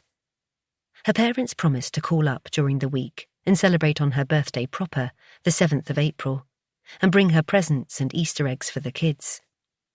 Talking of which, 2 were currently fast asleep on the battered old sofa in the corner, with Skip squashed in between them, keeping guard.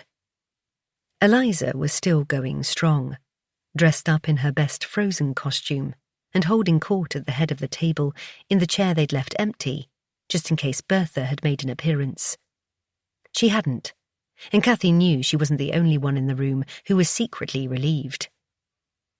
Alfie was well on his way to being merry, as were Dave and Joe, and true to her word, Annie was letting her hair down, and with 2 willing childminders in Cathy and Sheena, had the rosy-cheeked glow induced by afternoon drinking. On the side was a plate of Sunday dinner, covered with tin foil, that someone, most likely poor Alfie, would have to deliver to Bertha. And truthfully, Cathy wished he'd take it straight away so as not to tempt fate. They'd had a lovely afternoon, and she didn't want anything to spoil it, or their pudding. Right, let's clear this table. Then I have a huge chocolate fudge cake if anyone is interested. And yes, Alf, before you ask, cream and ice cream. Cathy smiled as she saw Alfie close his mouth on the question she knew he was about to ask, and instead, he rubbed and patted his tummy. Oh, go on then, lass. I reckon I've got some room left for pudding just about. What do you think, Eliza? Shall I chance it? He pushed his already ample belly outwards so she could reach across and give it a pat. Eliza grimaced, and in a voice laced with wisdom said, Yes, you definitely have a bit of room in there, Uncle Alfie, but only for a tiny slice, 'cause I think a big piece might make you sick. Auntie Cathy says you eat 3 potatoes more than a pig, and that's a lot. Deciding it was time to gather the plates, Cathy averted her eyes from Alfie, laughing with the others who were agreeing with Eliza, and ignoring Alfie's protests that he was still a growing lad, and his blubber was an essential bit of kit that kept him warm all through winter. As always, from her position at the sink, Cathy couldn't help taking in the view before her, and it was from there, looking out across the peaks, she had spent many a happy washing-up session. The magnificent scenery made light work of a chore. She was soon joined by Sheena, bringing plates and cutlery, and after feeling the bump of hip against hip, took the hint and moved aside. You shouldn't be washing up on your birthday, so go and sit. I'll do these. It's fine, love. I like to be busy, and between us we'll have this done in no time. So, tell me how the wedding plans are going.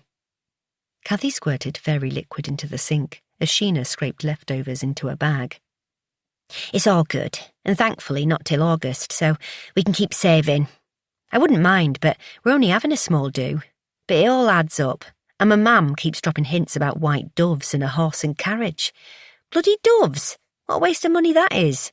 I'd rather have another tear on the wedding cake. Sheena passed Cathy the plate and continued scraping. Well, I think it's going to be perfect, and I'm looking forward to it. We'll all have a lovely day. At this, Sheena paused, and her expression, as she asked Cathy a question, was one of concern. Are you really, though? You know that if it gets too much, I'll understand if you need to leave. I don't want you being upset in any way. Her hand covered in soap suds, Cathy reached over and wrapped her fingers around Sheena's. I promise. I'll be fine. And if I get a bit panicky, I'll sneak off and wait outside the church, and the same at the restaurant. It goes both ways, Sheena, and I don't want to be the one who ruins your big day. So you just focus on looking gorgeous and making that man over there legal, and I'll go puff into a paper bag or something while you say I do. Deal? Deal. Right, I'll fetch the rest of the plates. Won't be a mo. Cathy turned back to the sink and carried on washing dishes as she thought of Dave and Sheena's trimmed-down wedding. After moving in with Dave's parents, they'd finally managed to save enough for a deposit on a house, one that was being built on a brand-new estate on the far side of the village. Seeing as Sheena had been waiting for years for a home of her own, and for Dave to propose, the only way to achieve both was to keep the nuptials sensible. It was close friends and family only, followed by a meal in the carvery in a fancy pub on the tops. Sheena, who worked as a home help for the local authority, and Dave had been scrimping for years, and Cathy admired them both more than she could say. No way was she going to be the one who cast a shadow on their big day. And there was Alfie to consider too, because he was best man and would want her by his side. Even though they were a couple, he did a lot of things without her, like going to watch the local rugby team and social nights down at the pub, simply because she preferred to stay right there at Black Sheep. That's why Cathy was determined to go to the wedding if it was the last thing she did. And now Dave had taken the plunge. She was expecting that Alfie would soon follow his lead and pluck up the courage to ask her. They'd discussed marriage plenty of times, and it was something they both wanted. But deep down, Cathy had a very good idea why Alfie hadn't proposed. All of the reasons made her incredibly sad because, regardless, if he asked, she'd say yes immediately, no hesitation. And while Cathy was of the mindset that it didn't have to be a leap year to ask him, she was, after all, a modern woman living in the 21st century. Alfie needed to be the one to say the words for his own self-esteem and pride. It's who and how he was, old-fashioned, principled, loyal, and salt of the earth, and she loved him for it. And for the fact he wanted to provide for his wife, to be independent, detached from his mother and the hold she had over him emotionally and financially. And from his own lips, that saddest indictment of all, that she'd just ruined the day and cast a cloud on everything. When I get married, I want it to be perfect and part of our lives. But I know her presence or her refusal to attend would tarnish something special. And for those reasons, Cathy would wait because he was right. She wouldn't allow Bertha to spoil their wedding like she'd ruined Eliza's baby-naming ceremony with her tutting during the service and acerbic comments about airy-fairy ideas and offending God, like she was the most devout woman in the village. Or all those Christmas days, where she'd left it till the last minute to say she was too poorly to show up. Her pretend spontaneous illness cast a shadow on the day, as everyone wondered if maybe she really was ill, and whether it was wrong to be pulling crackers and reading out jokes while she lay in bed alone. Everyone bar Annie, who refused to let Bertha into her headspace. And, as if by magic, the woman herself appeared by Cathy's side. Annie, not Bertha. Looks like Sheena has been commandeered by Eliza into colouring in, so I'm on drying up duty, seeing as them three's arses are glued to their chairs. Annie jerked her head at the table, then grabbed the tea towel. I see Mother Misery couldn't be bothered to show her face again. What was her excuse this time? She's lost her broom. Annie was vigorously making circular motions with the towel and in danger of rubbing the pattern off the plate. Bad legs. Annie rolled her eyes. Ah, that old chestnut. Cathy had also heard the leg excuse before, and many more ailments besides, but knowing Annie was easily riled where Bertha was concerned, attempted to douse the flames. And by the way, I like the little flowers and gold paint on my plate, so chill. Just ignore your mum, because in the end we've swerved a bullet and had a nice time. I only invited her to keep the peace. You know how it is. Exactly.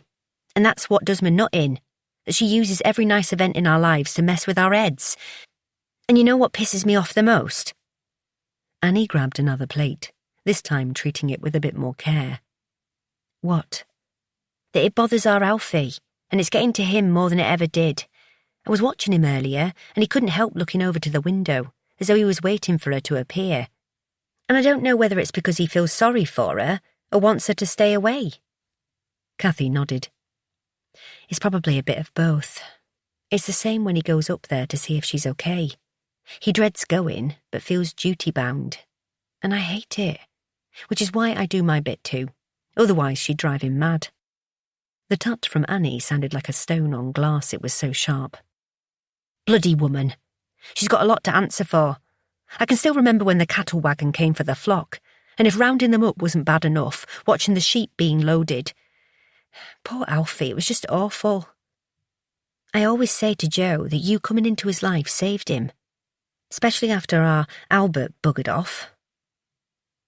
Something in Annie's words raised the hairs on the back of Cathy's neck, and her heart contracted, remembering the melancholy that had swamped Alfie during the worst time of his life. She had to ask, Annie, you don't think it's coming back, do you? Because he has been subdued lately.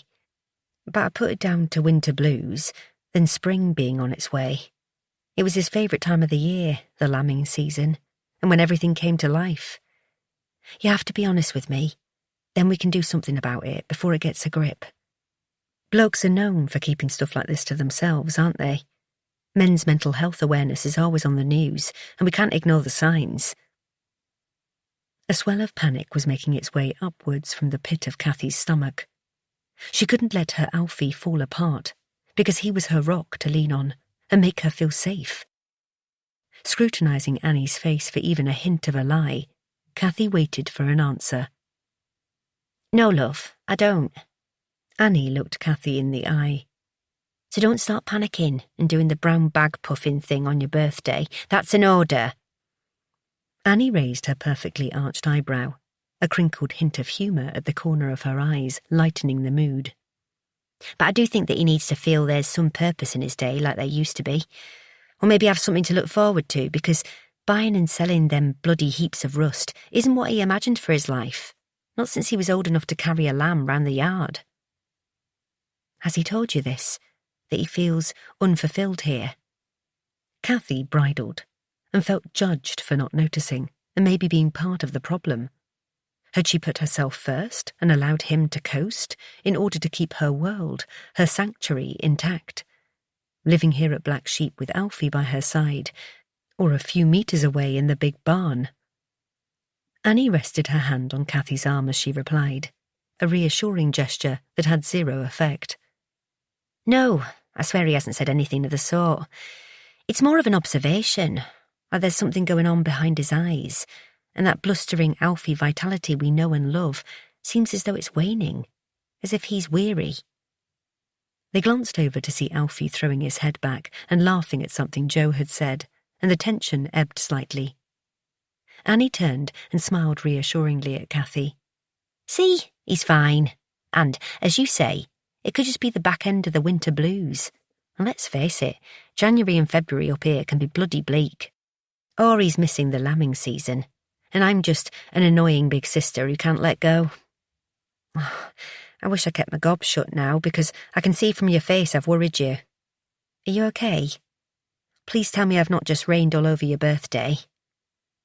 Cathy, seeing the crestfallen look on Annie's face, forced herself to rally. No, of course not. But I think we need to keep an eye on him. And then, before Annie could reply, she added, And as for raining on my birthday, I think there's a storm on its way. For a second, Annie scrunched her eyes in confusion, then spotted the dark shadow of a stooped, limping figure moving slowly past the window. They braced themselves for trouble. Bertha had arrived. Chapter 10. Alfie. While they waited for her to enter, it was as though someone had sucked all of the joy from the room, like when the tide goes out before a tsunami. The happy birthday vibe had been replaced with a balloon full of tension, the rubber stretching to the max, and whoever spoke first would pop it, should they say the wrong thing. Then they'd all explode, and their body parts would splatter over Cathy's newly painted kitchen wall, and he'd never get to eat the chocolate fudge cake with a double helping of cream and ice cream. And even as he thought it, and absorbed how ludicrous it was to be gutted about not getting his pudding, Alfie realised he didn't care that his mother had arrived. And even better, this time, he was not going to be the one to jump from his seat and jolly things along, or smooth the jagged edges of conversation. The latch shook and clicked, and along with a gust of cool air, Bertha stepped into the room like a portent of doom, and slammed the door shut behind her. Hearing Skip's low growl, Alfie reached down to stroke his faithful dog, who now lay on the floor by his side. Dogs knew, and Skip had never taken to Bertha, and Alfie didn't blame him. Not after hearing her harsh, cautionary tales about how they did things in the old days on her dad's farm. How they treated runts, calves of the wrong sex, and anything deemed not useful. As a child, it had always made Alfie shudder and hold back tears. And even as an adult, he didn't like to dwell on the images she'd conjured for their young minds. This led to a memory he'd buried deep when his mother had gone mad when Albie brought home a tiny rabbit for Annie. One of his friends was giving them away, and he and Alfie scoured the yard for bits of wood and chicken wire to make a hutch as a surprise for their sister. Obviously, Annie had been overjoyed. Even their dad tickled Daisy's ears, that's what Annie named it. But the balloon went up when she came into the barn and saw what they were up to. "Rabbits," she'd said, "were good for nowt but the pot, or a pie, and a waste of money." It was only when their dad stepped in and said that as long as they bought its food from their pocket money, Daisy could stay. Whether or not the glint in her eye just before Bertha stomped off in a huff was real or imagined. To that day, nobody ever really knew what happened to poor Daisy and why she only lasted a few months. It had broken Annie's heart when she found her little rabbit cold and stiff in her cage. This was why Skip's instinct and wariness around his mother told Alfie all he needed to know. Back in the present, everyone in the kitchen remained silent and stared at the figure who, after making her point by not bothering to knock or say hello, just stood there. To Alfie, she looked like the absolute spit of the woman in Home Alone 2, the scary bag lady in Central Park. Apart from lacking 100 pigeons and a coat of white bird shit, Bertha was her double. And for some reason, the thought made him laugh out loud, and once he started, he couldn't stop. And as his shoulders shook, everyone swiveled their heads and stared at him. Tramp Lady by the door was momentarily forgotten as Alfie wiped away tears. "Uncle Alfie, what are you laughing at?" That sensible and obvious question came from wide-eyed Eliza, who'd previously been frozen to the spot by the appearance of her nan. Sod it. Once Alfie managed to compose himself, he decided to answer honestly, because in truth, he was buggered if he could think of a feasible fib. Sorry, Eliza. It was just for a moment there your nan reminded me of that lady in your favourite Christmas film. You know, Home Alone 2. Remember the scruffy one who stands in the park and has birds sitting on her head? At least he'd managed not to say shitting, because Annie would have told him off for that. At this, Eliza's eyes were like golf balls, as were everyone's around the table. Bertha gave a loud tut and visibly sucked in a deep breath, which meant she was annoyed. They all knew the signs. "Well, I'm glad I've provided amusement, Alfred. But I'm not actually here for your entertainment." Bertha made a cursory sweep of the kitchen, letting her cold grey eyes rest on each member of her silent family. Then, "I thought someone was going to bring me dinner up, but seeing as you can't be bothered, I came to get it myself." Kathy was hovering by the sink, and after giving her the side-eye, Bertha fired her next barb. "And I hope it's not any of that vegetarian rubbish, because I'd rather have toast." To this, Kathy replied, "No, it's roast pork and stuffing, and I put some crackling on the side for you." She was rudely interrupted by Bertha, whose gaze had rested on the 2 sleeping boys, who were blissfully unaware that the old hag from up the lane had turned up to give them nightmares. "What are you letting them bairns sleep for in the day? You're not getting 'em off at bedtime. Asking for trouble, is that? Too soft on them kids, you are." Another tut was followed by a steely glare at Annie, but it was Jo who replied. "Never you mind, Bertha. They'll be fine. Now, do you fancy a drink? Wine, tea? Arsenic, petrol, a deadly nightshade sandwich while you wait?" Alfie wondered if any of the others had had the same thought, yet still he sat, refusing to interact or pander to Bertha. Instead, he took a swig from his bottle of beer and waited for Annie to steam in because he knew she would, any second. Bertha huffed. "I'll pass. Like I said, I didn't come to chat. I came for my dinner." And to that, just as Alfie predicted, after the scraping of chair legs on floor tiles, Annie waded in. It's all right, Mum. We'd expect nothing less, and Cathy's already done you a plate. I'll fetch it for you, then you can get off. Can you manage to hobble back with it on them bad legs, or shall I get our Jo to carry it? Don't want you falling over and breaking a bone, or your neck, or anything, do we?" Alfie didn't try to stifle a laugh, and even though he knew Annie shouldn't really say stuff like that in front of Eliza, he was glad for his hot-headed sister, because today he really couldn't be bothered with their mother. It might have been the alcohol making him belligerent, or the fact he was bone-weary from fitting fences all week and really pissed off that Cathy's birthday meal had been cast into shadow. But right there and then, he just wanted his mother to sod off home. Sheena poured herself another glass of wine and glugged it down in one shot, while Dave excused himself to go to the loo as the others watched on. Annie, giving Bertha a hard stare as she passed by, then holding up her palm to Cathy, who appeared to have been struck mute, marched over to the range from where she grabbed the plate covered in tinfoil. Turning, she thrust forward Bertha's dinner. Bertha raised an eyebrow and stared at the plate. No pudding, then? Annie's eyes widened, and before she could reply, Cathy found her voice and stepped in as Alfie and the others watched the show. Yes, I've made chocolate cake or apple crumble and custard. Which do you prefer? Or you can have some of both, it's no bother. Cathy was already rushing around finding a bowl and a knife, and something about it riled Alfie, seeing how Bertha had rattled her. "I shan't bother. Not fond of either, so I'll just take my dinner." Bertha snatched the plate from Annie and turned to leave, resting on her stick with one hand, food in the other, then, "Can one of you get off your backsides and open this door? Or do I have to stand here all day?" The swell of anger inside Alfie rose as his cheeks flamed, and weirdly, his ears went red hot.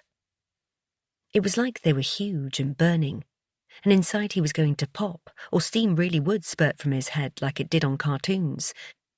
There was no way he could hold in his temper. He had to do something, so simply said, "Thank you." He heard his words loud and clear, and then again, sharper in tone. "Ma'am, say thank you to Cathy for your dinner, and while you're at it, a happy birthday would be nice."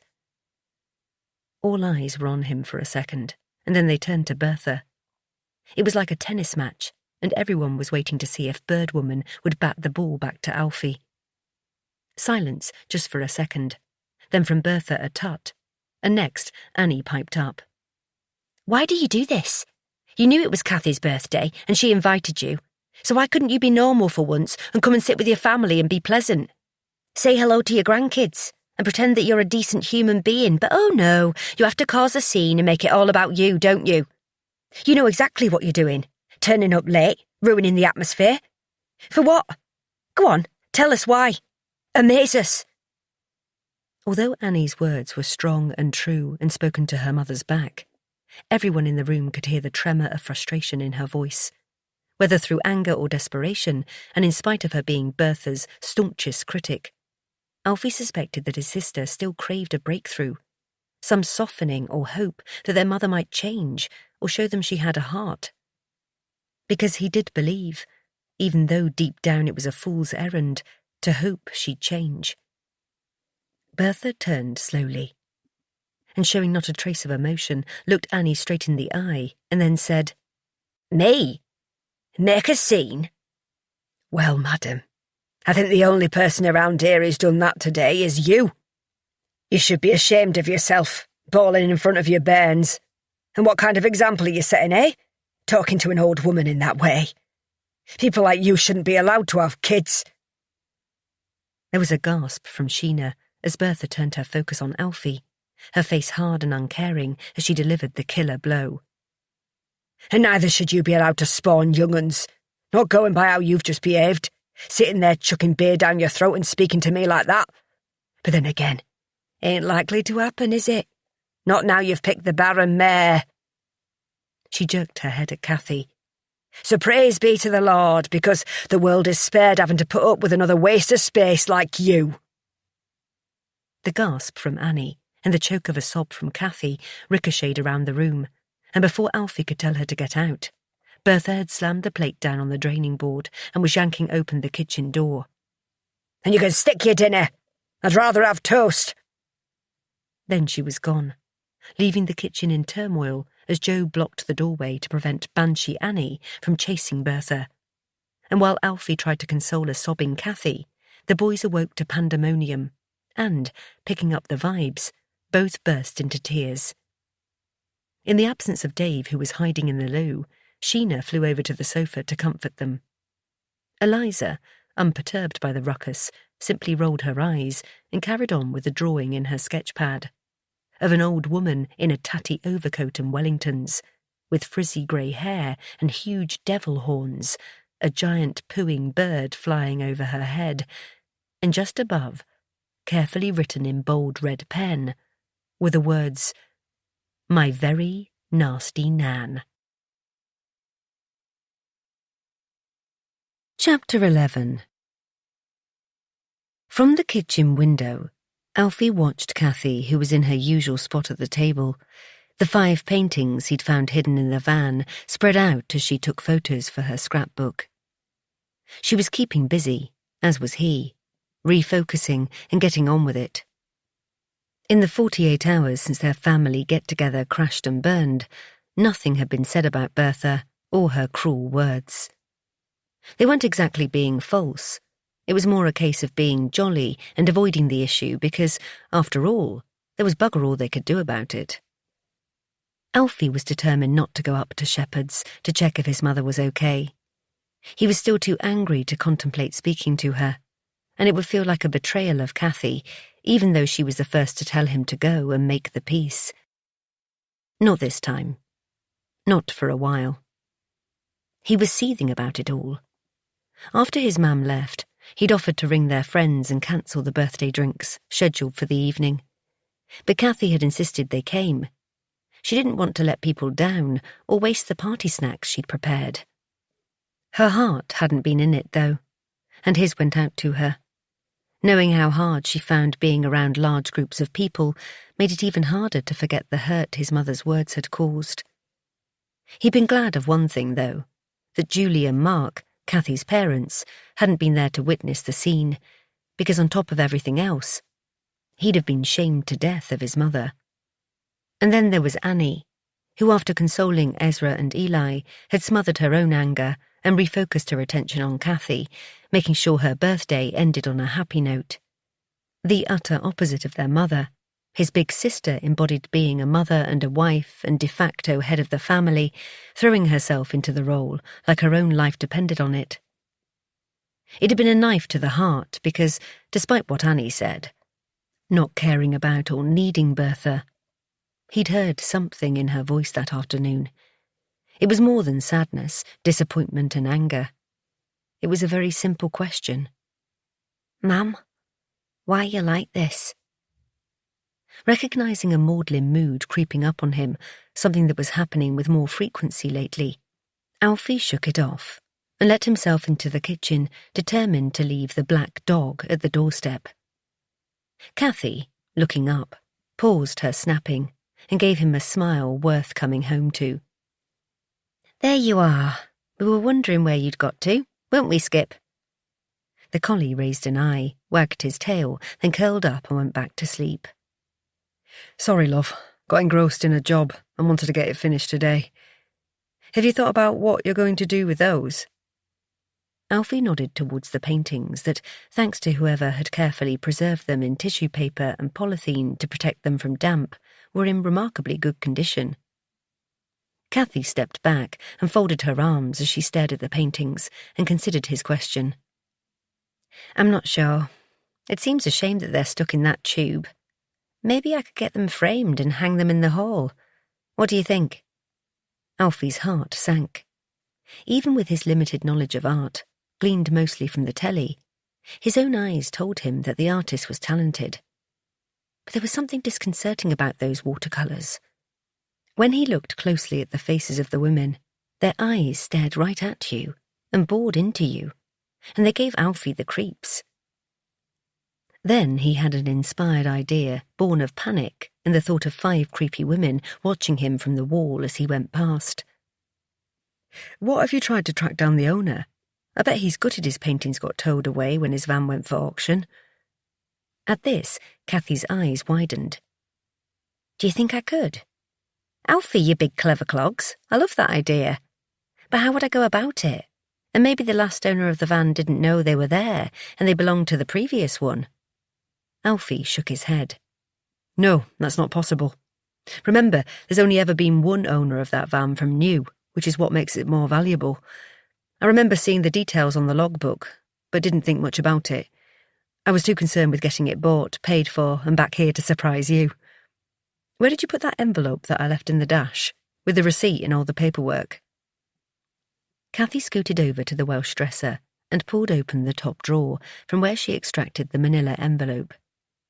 "Here it is. Let's look. Ooh, this is exciting." Cathy pulled out a chair and tipped the contents of the envelope onto the table.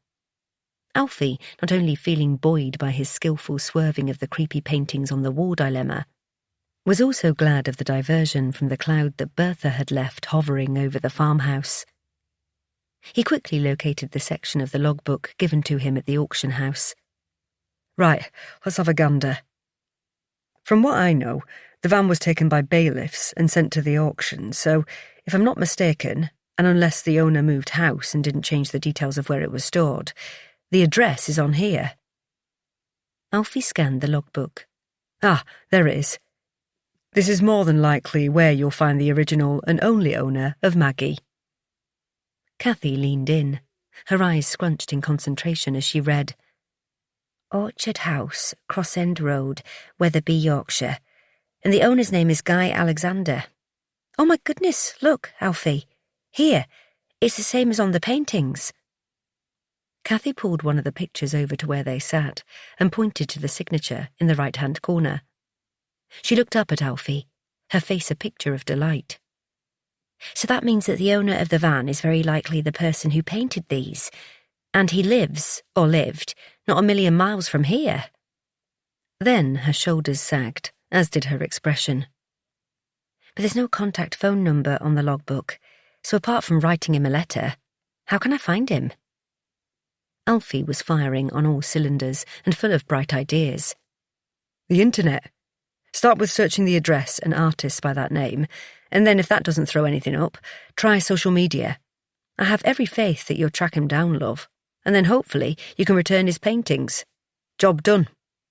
Now, what's for tea? I'm bloody starving." Alfie pushed back the chair and made for the range so he could put the kettle on and check if there was anything in the oven. He found it cold and empty, though, which prompted Cathy's next suggestion.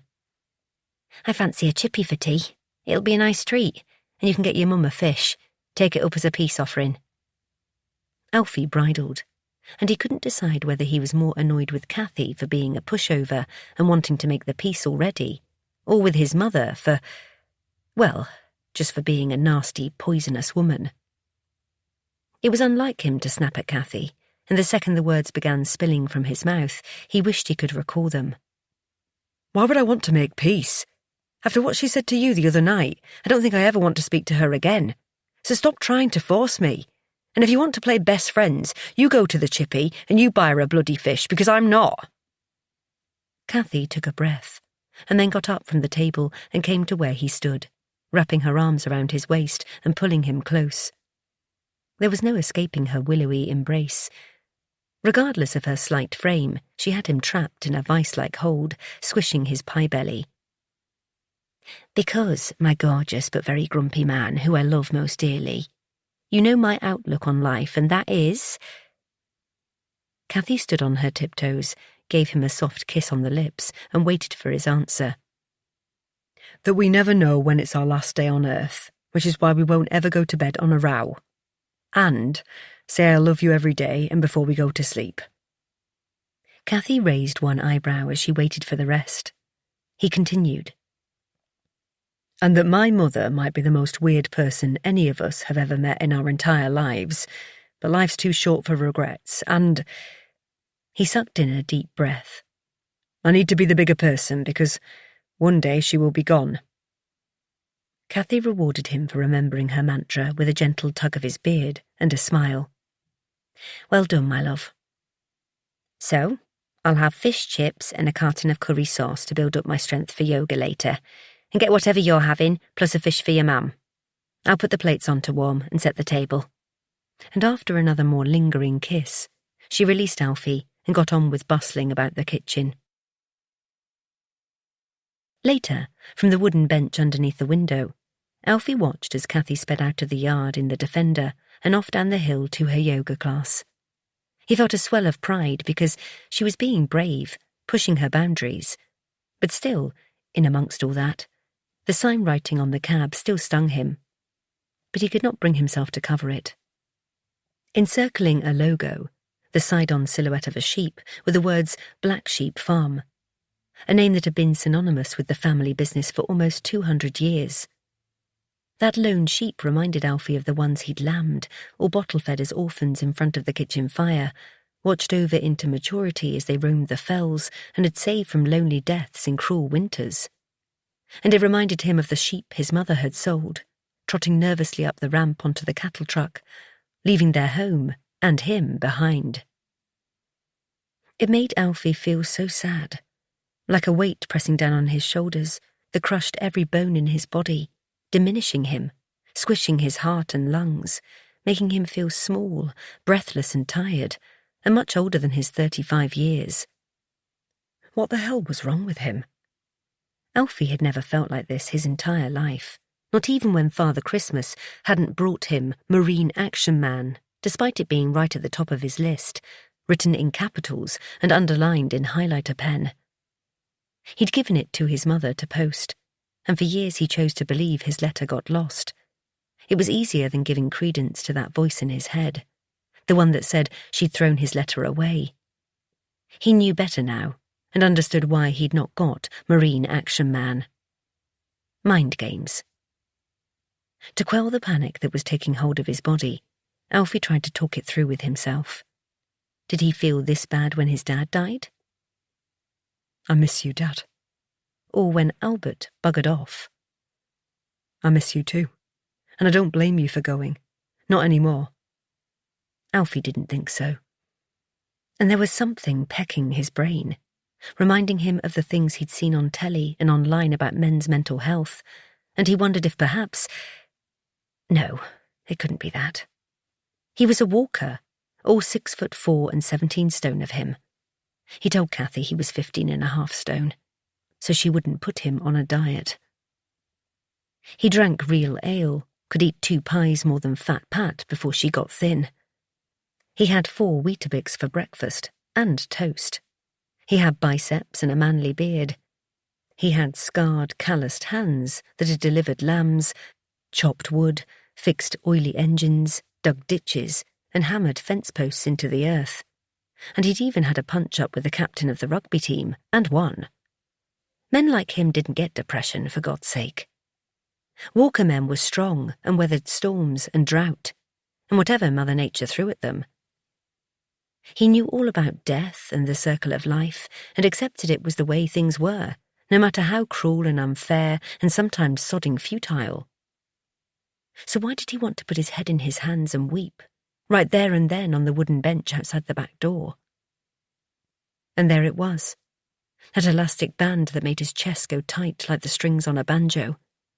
He was struggling to breathe, and he was hot despite the chill of the evening air. Then something nudged his leg, and when he looked down, Skip was there, laying his snout on Alfie's knee. Big black eyes bored into his and said, "It's okay. I'm still here." I get it. Sliding off the bench and onto the cobbles, Alfie reached for his faithful dog and pulled him close, pushing his face into the soft fur that felt so familiar, smelt of wood smoke and oil and dog, and love and trust.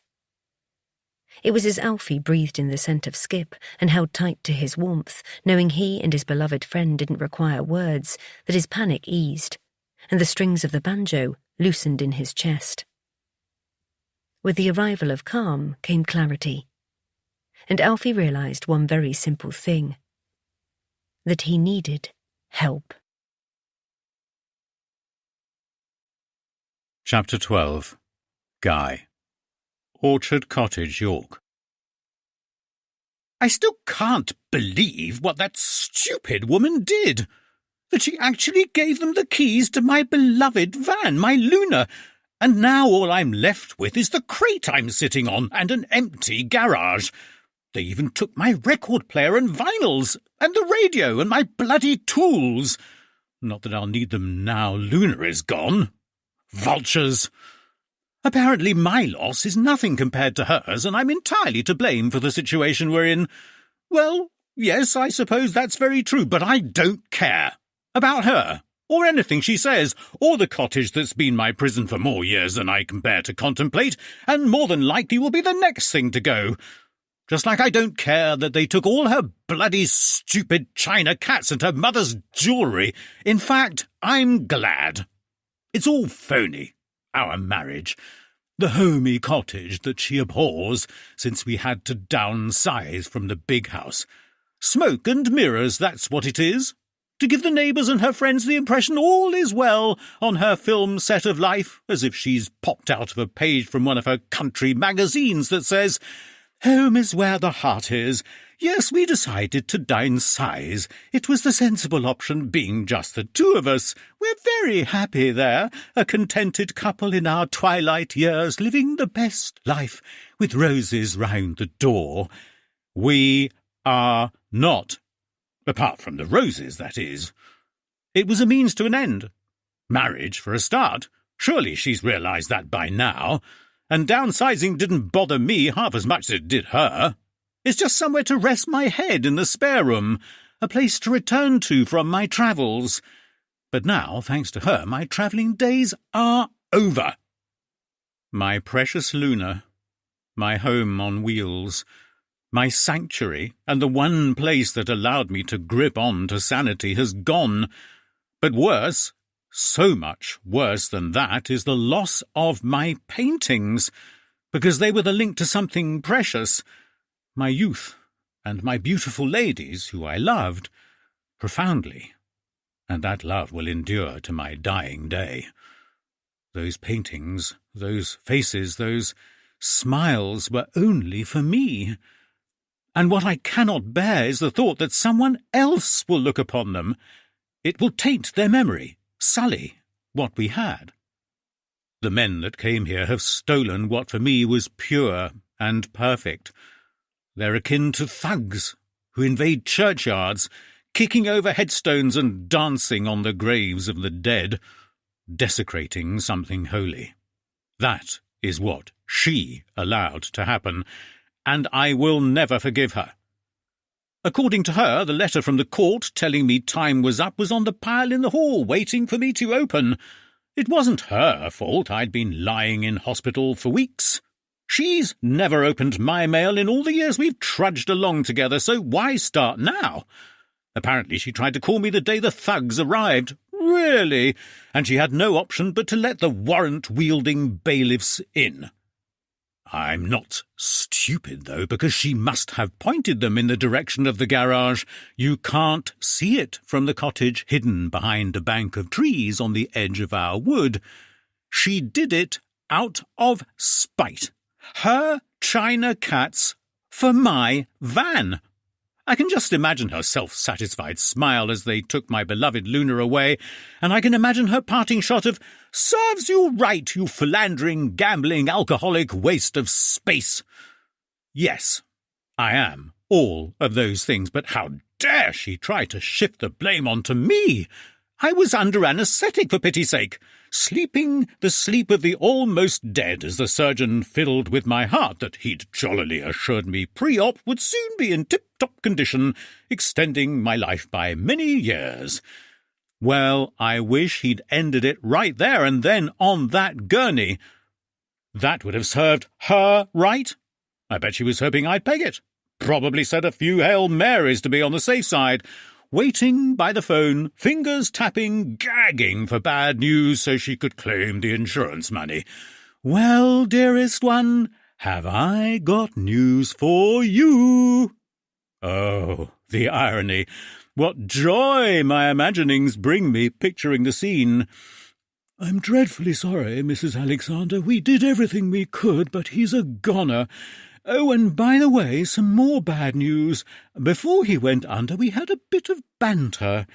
You know, patient surgeon humour, and he told me not to bloody well mess up because he'd cancelled his life insurance in 2009. Wink, wink. Sorry about that, old girl. That little nugget will no doubt come out in the wash when the time is right, but at least I'll be spared the wrath of my dear wife, and instead face the wrath of the big man upstairs.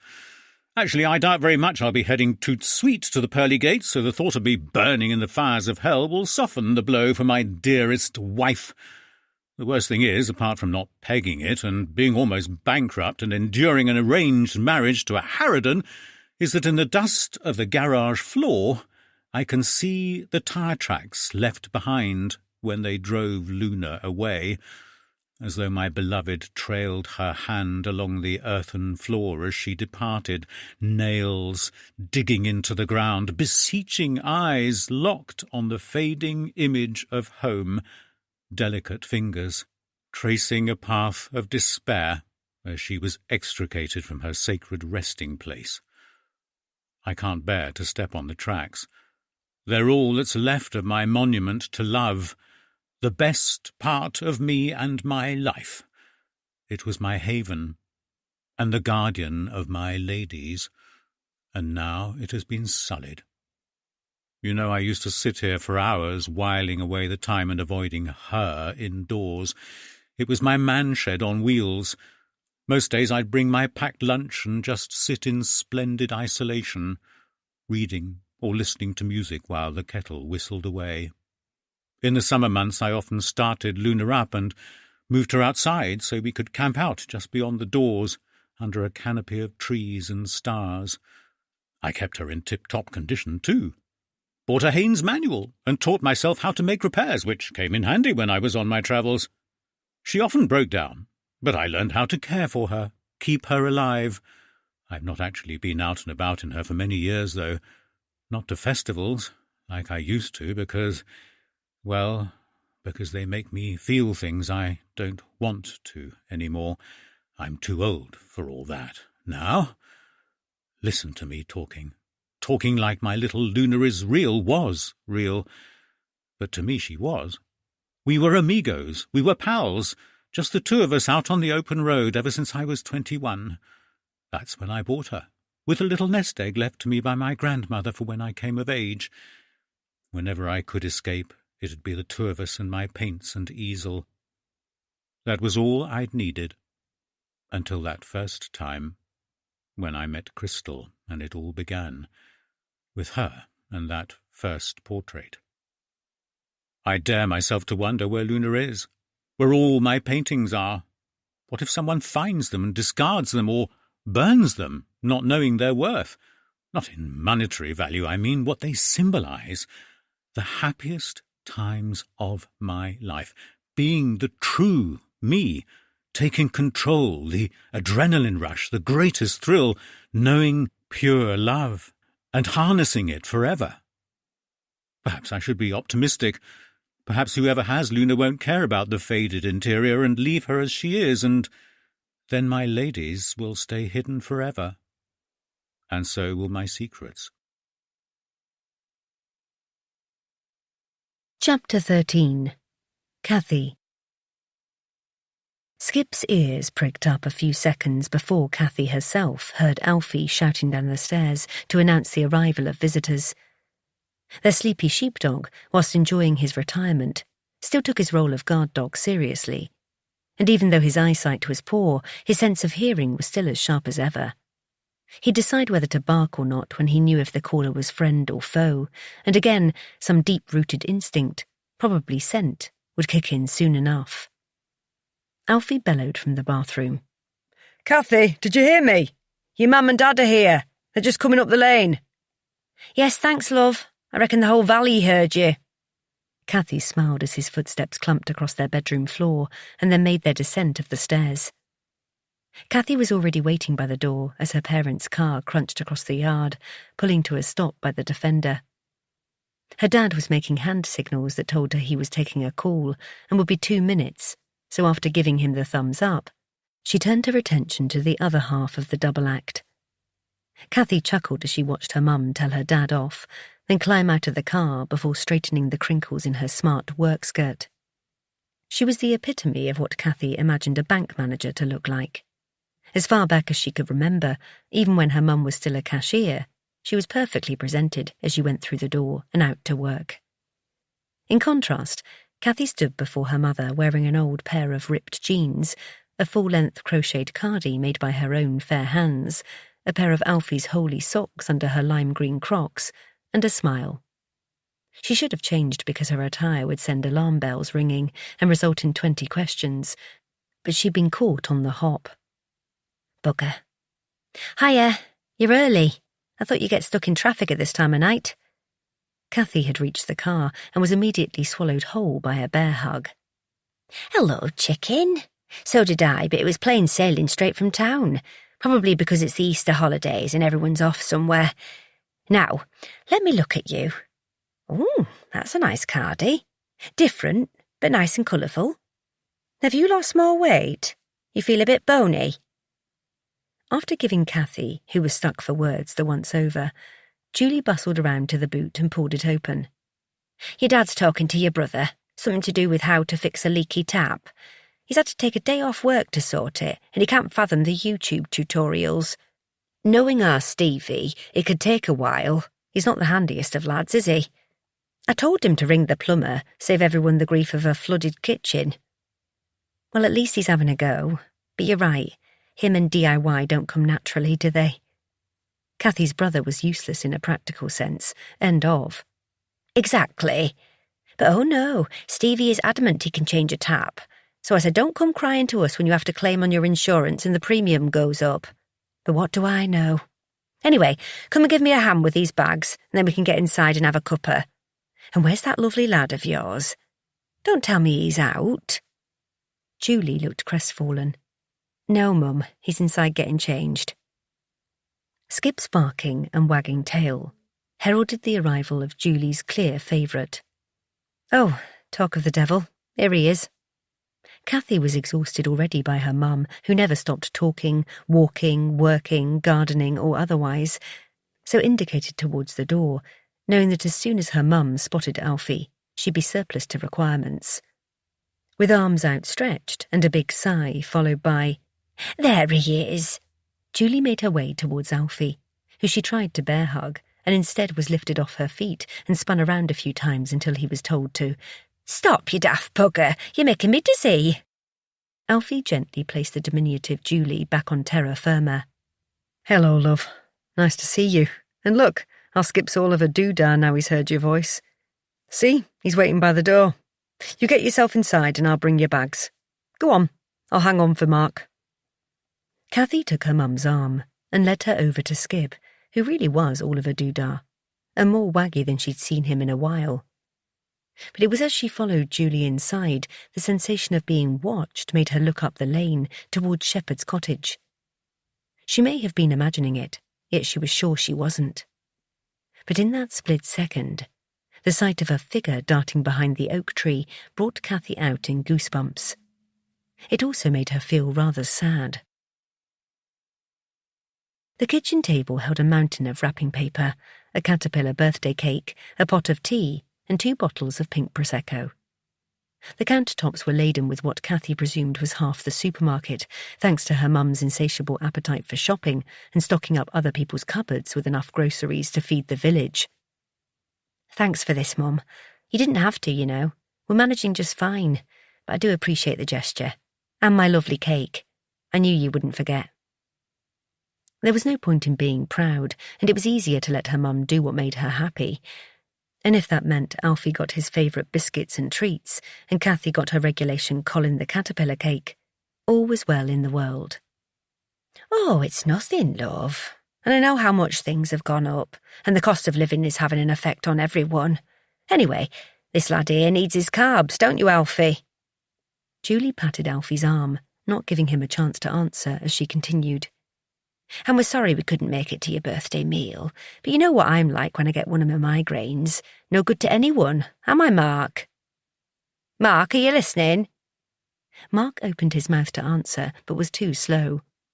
Let's give her our prezi. Go on. Julie nodded to her husband, who swivelled round to delve in the inside pocket of his jacket that was hung on the back of the chair.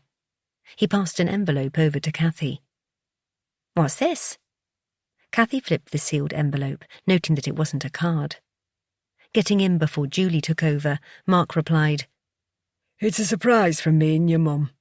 Our Stevie got exactly the same on his 30th, but we made him promise not to say anything so it wouldn't spoil the surprise for you.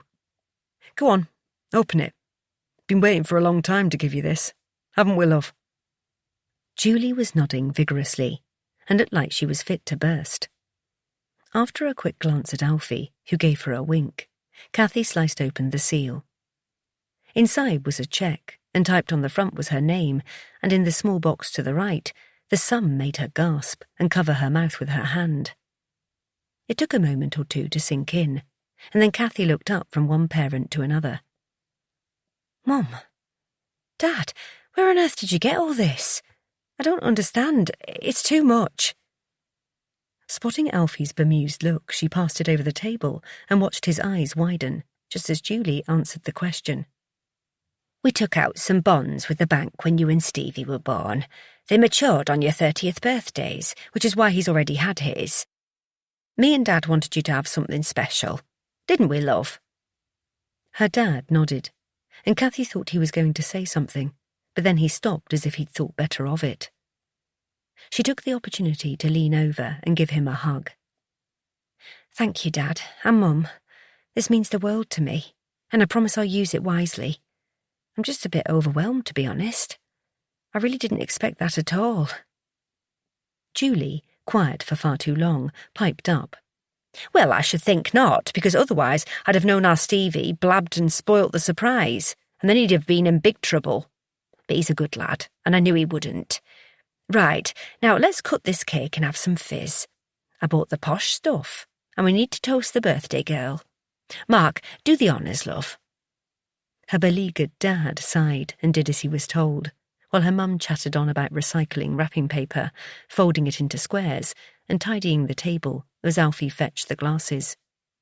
And amidst the hubbub, from his bed by the hearth, Skip gave a low growl as his rheumy eyes focused on the window. Instinctively, Cathy snapped her head in the same direction, and although it was gone in a flash, the unmistakable face of Bertha, staring through the window, caused her skin to ripple with goosebumps. Leaping from her chair, Cathy shot to the door, and was in the yard in seconds, calling out to the receding image. Bertha, why don't you come in and say hello to Mum and Dad? We can have a drink together.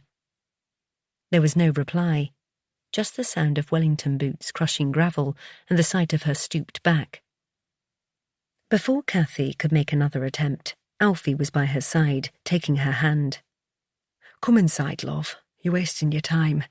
She's just messing with your head. And I don't want her here today, not after she spoilt your last party. Leave her be.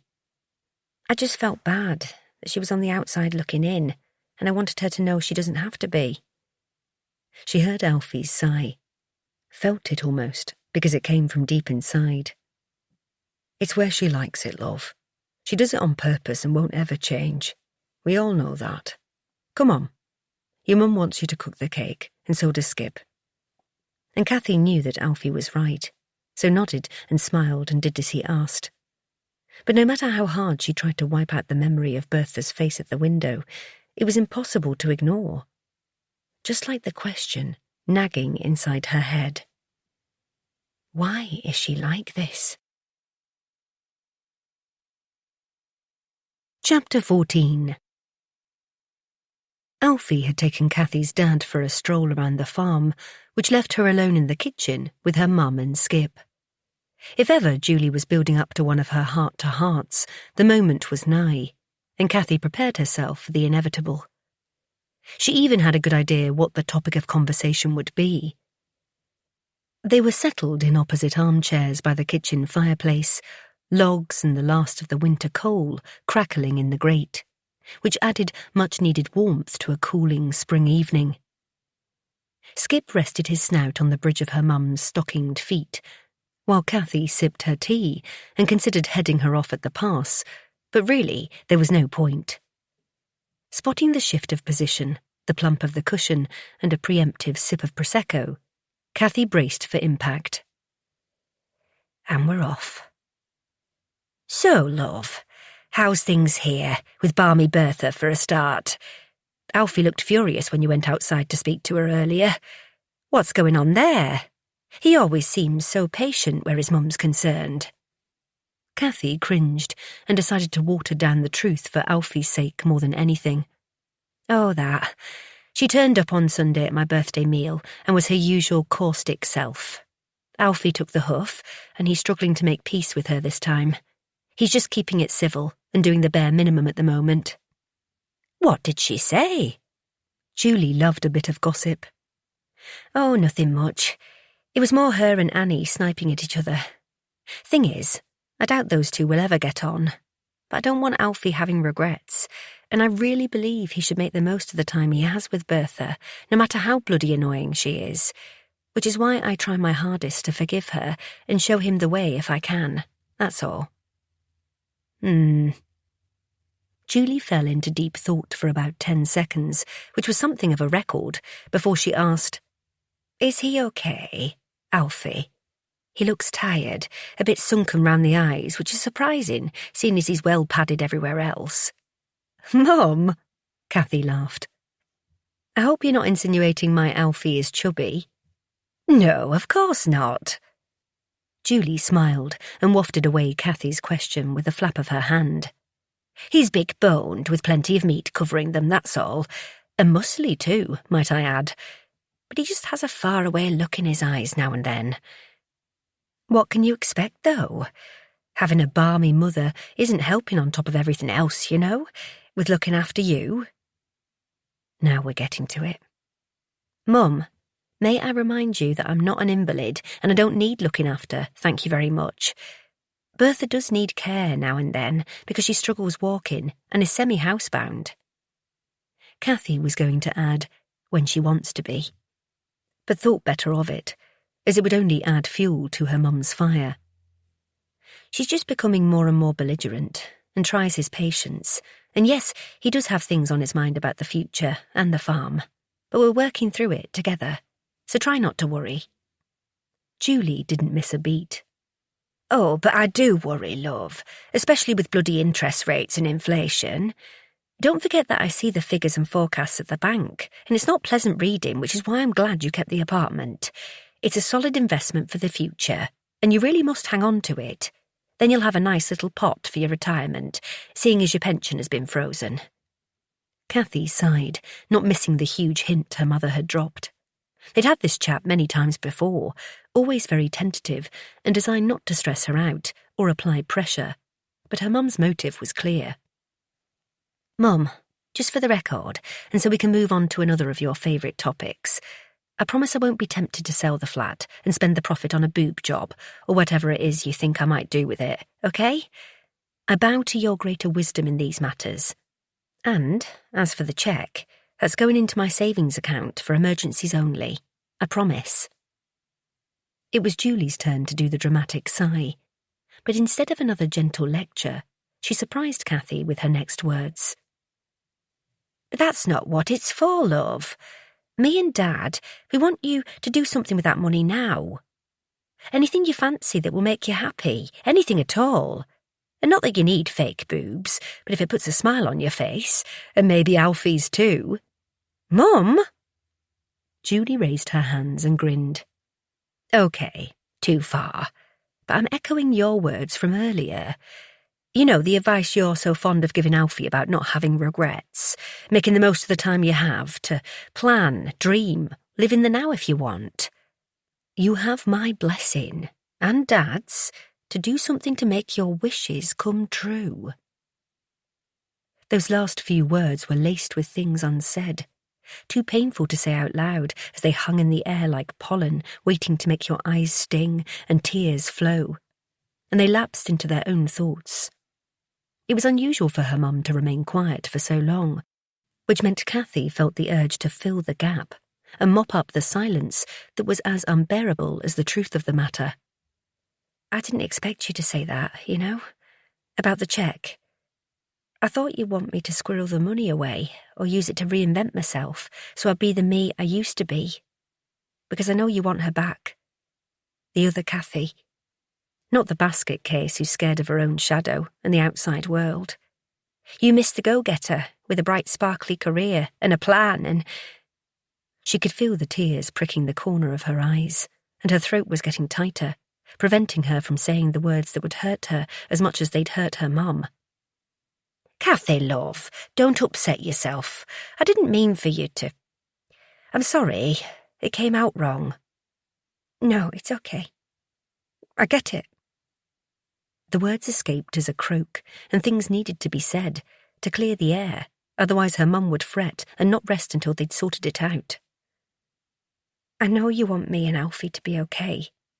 And yes, we do struggle with lots of stuff right now, financially and emotionally, especially the baby thing, because each month brings another disappointment, and having to face the fact that there's something not working with one of us, maybe both of us. When I add it all up, I feel like such a failure. Giving up my job and the life I'd worked so hard for. And it makes me angry because I don't want to be like this, because it impacts on you and Dad, and our Stevie too. Cathy rubbed at a dry blob of Colin the caterpillar that had landed on her t-shirt, while she grappled for words that would comfort her mum.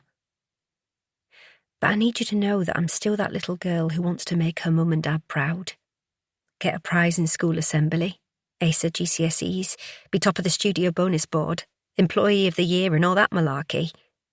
She flicked away a lone tear, then tried to reassure her mum, and maybe deep down herself. And I promise, I am working at it. Getting my head right and waiting patiently for the hospital to say it's our turn so they can try to fix the faulty bits in my body so we might have a baby. Honestly, just the one will do. Cathy swallowed down a sob, and as she looked up, saw her mum doing the same. So that money is a breath of fresh air, an ray of hope. And I promise you once I've mulled it over, I will use it in the spirit it was given, okay? Julie nodded, and as if he sensed something was up, Skip stood slowly and put his head on her knee, gentle eyes staring through the mist into hers. It's okay, boy, don't worry. Just me and my girl getting a bit weepy on her birthday. Julie bent and kissed him on the head, which did the trick, and after a cautionary glance at Cathy, he lay down at Julie's feet and went back to sleep. And then they sat a while, watching the orange flames flicker amongst the logs, and Cathy was glad that the air had been somewhat cleared. But there was one more topic, another mountain to get over, so before her mum mentioned it, Cathy did. I'll be okay, you know? On the anniversary. She said it with as much conviction as she could muster, but the look on her mum's face told Cathy she wasn't convinced. Are you sure? It'll be 7 years since... Well, you know. And please don't take this all wrong, because I understand you have to do what's best. But I just worry that hiding away up here isn't the answer, love. So perhaps you could use some of that money to see someone, a therapist or a counsellor, whatever they call them. Julie took a nervous sip of her drink and waited. It was impossible not to bridle at her mum's words, because she didn't understand at all. Cathy had tried therapy and hated it every single second. Her mum was wrong. Being there at Black Sheep was the answer, and had been ever since Alfie went to rescue her on that New Year's Eve in 2017. While fireworks that to Cathy sounded like bombs going off around her head had exploded into the night sky, they'd left the city and its revellers behind. As they got closer to Black Sheep, with every mile they travelled, the silence of the peak-top farm, its isolation and solitude, soothed her. As the days, weeks and then months went on, the attraction they'd felt for each other when they'd first met, being on the verge of saying the L word, had quickly blossomed into exactly that. An accident waiting to happen, but this time, it wasn't a seismic catastrophe or an act of terrorism. It was simply two people ready to fall in love at the right time, in the right place, when they needed someone the most. Cathy had no desire to go back to her old life, and Alfie had no desire to let her go either. It was as though, out of a terrible thing, something good had found a way to thrive. A new start, born from the seeds of hate that an evil mind had scattered around the arena. Finally, Cathy addressed her mother, her voice calm but firm. "You say you understand, but you can't. Because it's so many things all rolled into one, and they add up to why I want to be here, hiding away as you put it. But if that's what it takes to get through each day, what's the problem?" She waited for her mum to answer, but unusually, Julie was silent, which, as always, made Cathy angry, determined to fill the awkward void and ram her truth home. You see, to me, it's all about variables. Fate, bad luck, timing. Wrong place, wrong time, right place, right time. Picking the lucky ticket out of a hat, or getting the booby prize. She sucked in her temper and enough air to continue. That night, while Mel nipped to the loo, the rest of us lingered, letting those in a hurry make for the exit in taxis and lifts. Because I lived in the city, and it was a short walk home, everyone was crashing at mine. So it was me that suggested we let the people around us go first. Variables. That one decision saved our lives. If we'd gone out minutes earlier, then I probably wouldn't be here telling you this. Her mum leant forward and placed the glass on the slate floor. Then, hands clasped, said, "Love, I know all this. You've told me before." "Yes, I have. But you're clearly not getting it. Because hate, evil, a sick and twisted bad person did that. Following the orders of other evil people who helped him to kill and maim all those poor innocents, like Mel. Nobody knew it was going to happen, did they? So how do you know it won't happen again anywhere in the world, in any street or town or building? And I can't bear the thought of it, Mum." A swell of what she could only describe as anger fueled her on. Not for her mum, but a man with a rucksack filled with nails and enough explosives to kill and maim. "So you see, being here, I've made my own variables and reduced the odds. Hate and evil won't come looking for me at Black Sheep, or in the library, or at the church hall while I do yoga. Well, that's what I tell myself when I manage to get into the car and drive down the lane and do something many people wouldn't think twice about. I'm trying, Mum, I really am, step by step. And with my patient, kind Alfie by my side, making me feel extra safe, I believe I can get better. I really do." Her mum sighed and put her head in her hands and paused before she looked up. Cathy instinctively knew that whatever she was going to say was not going to play into her carefully remembered narrative. The mantra that had become her life since surviving a terror attack and moving to her haven on the hills.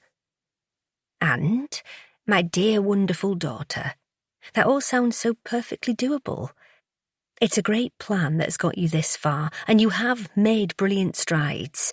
And be assured I'm really proud of you for that. But there's something or someone that you've forgotten in all of this." "Who? My old friends and colleagues? Well, I'm sorry we lost touch, but it's easier to distance myself. Mel healed from her terrible injuries on the outside, thank God, but who knows what goes on in her head? I know what goes on in mine, remembering the state she was in. All of us covered in blood splatters, our own and other people's. The ambulance, the hospital." Cathy was trembling at the memory, and she wished so much that she could get through to her mum, but more than anything, she wished she could forget.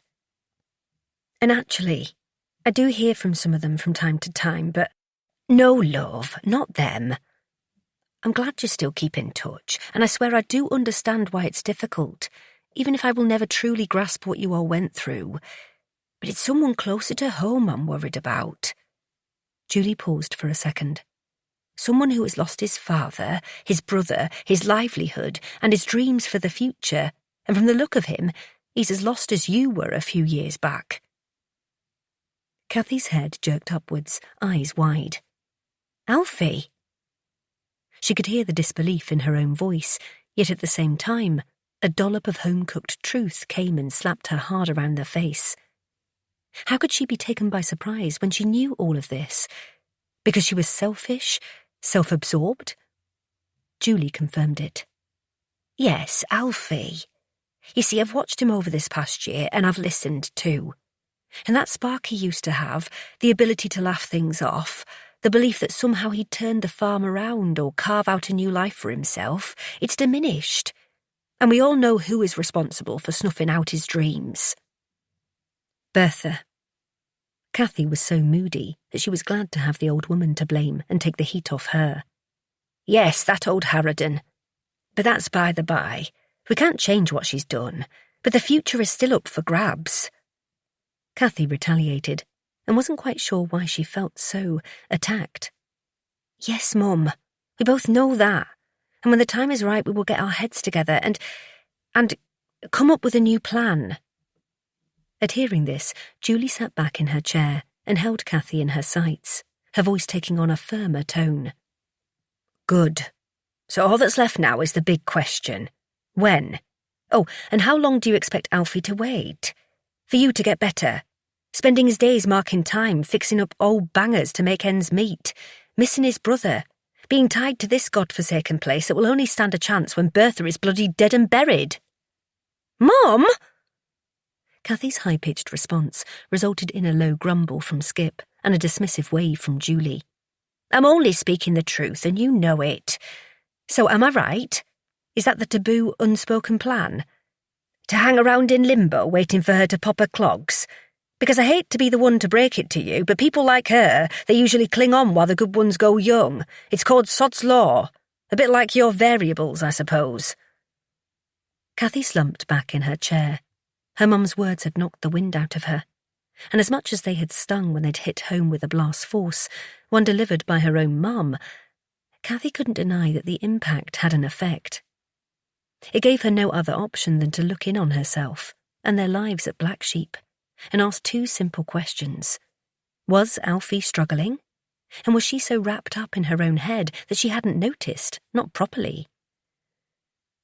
Hearing voices in the yard, Julie stood quickly and came over to where Cathy sat and enveloped her in a hug. Remember, sweetheart, I'm telling you because I love you, and I love Alfie too. It's as pure and simple as that. So please don't be angry with me. And even though she was thoroughly pissed off, somewhere deep down, Cathy also understood that very often the truth did actually hurt. And saying such words to someone you love came at a cost, with a risk.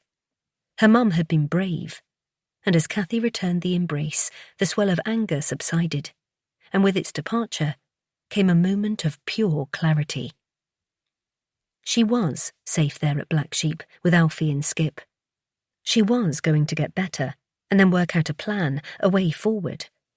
She'd pay more attention to Alfie just in case her mum was right. And no matter what, she wouldn't let bad people like Bertha ruin their lives and dictate their future. Or let evil win. Chapter 15. It was going to be one of those weeks. Cathy just had a feeling. May Day bank holiday had been and gone with a barbecue down at Annie and Joe's. Then on the 11th, she and Alfie and Skip had stayed up late to watch the northern lights. Thanks to it being dark on the peaks, the Borealis gave them a wonderful show. Week 3 had begun with a phone call, and Alfie being asked to cover for one of the farmhands over in Holmfirth. It seemed he'd come a cropper and broken his leg wrangling a boisterous heifer from the top of a stone wall. Yes, on the one hand, the money would come in handy for the next few months, but on the other, it meant that work on the camper would come to a halt. Not that Cathy minded too much, but Alfie did, she could tell. He'd set his heart on getting away in it. September was the date he had in mind, when the midges were at their least ferocious. He'd spent ages plotting a road trip around the coast of Scotland, and even saved a folder on the laptop that contained photos of lochs, castles and campsites, and bizarrely, the motorway services at Scotch Corner. Apparently, he remembered stopping there on a school coach trip to Edinburgh. When he'd seen the sign, he'd imagined that they'd actually turn a corner and drive into Scotland, which is why he wanted to go back to that exact service station, and to Edinburgh to buy a box of toffee in a tartan box, and also to see the Forth Bridge, which had been the grand finale of that school trip. It had occurred to Cathy, as he told the story with a glint in his eye, that the teachers at his school could rest easy knowing that at least one of the kids on that coach had the best day out ever. Tuesday saw Alfie leave the house at 6 a.m, and at 9:30 came the phone call from Annie, freaking out because they'd had a letter from the landlord. When the lease on their home renewed at the end of the year, he was putting the rent up to an astronomical amount that they couldn't afford. This had reopened the inheritance can of worms, and Bertha was back to being public enemy number one because Annie blamed her for ruining everyone's life. They'd ended the call with them arranging a family powwow that weekend to try to come up with a plan. In the meantime, Annie was going to get her calculator out, do her sums again, and hope for a miracle. Wednesday was the day Cathy faced up to the fact that she was never going to make any money selling her jewellery on Etsy, because there were just too many competitors out there, and well-known designers were suing people for copying their designs. And really, she wasn't exactly entrepreneur material and could do without the stress of it all. She decided she would make some wedding favour bracelets for Sheena, and then after that, whenever Eliza came to the farm, she'd let her go crazy with the beads and charms that were left. She loved doing crafts, so it would be something relaxing to do together. Thursday was spent running back and forward to see Bertha. She'd come down with a bad cold, which had gone to her chest, but she was refusing to call the doctor. Knowing they'd never get an apology for her horrid outburst, Cathy and Alfie had just ploughed on and did their best not to throttle her. She was a cantankerous old goat in good health, but God help anyone who came into contact with her when she was poorly. It was like she had the devil in her.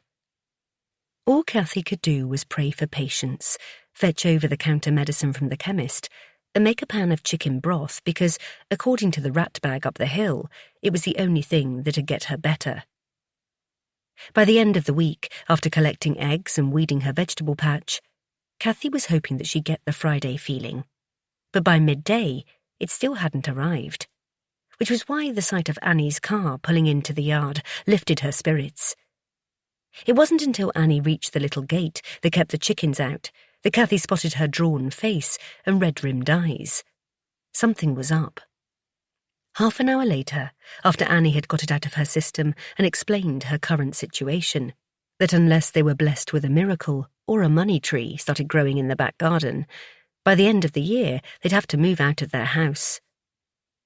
So no matter how many times I do the sums, even if we cut back on everything, and I take on more evening shifts at the pub, which basically means every bloody night, and Joe picks up overtime at work, no way can we afford that rent.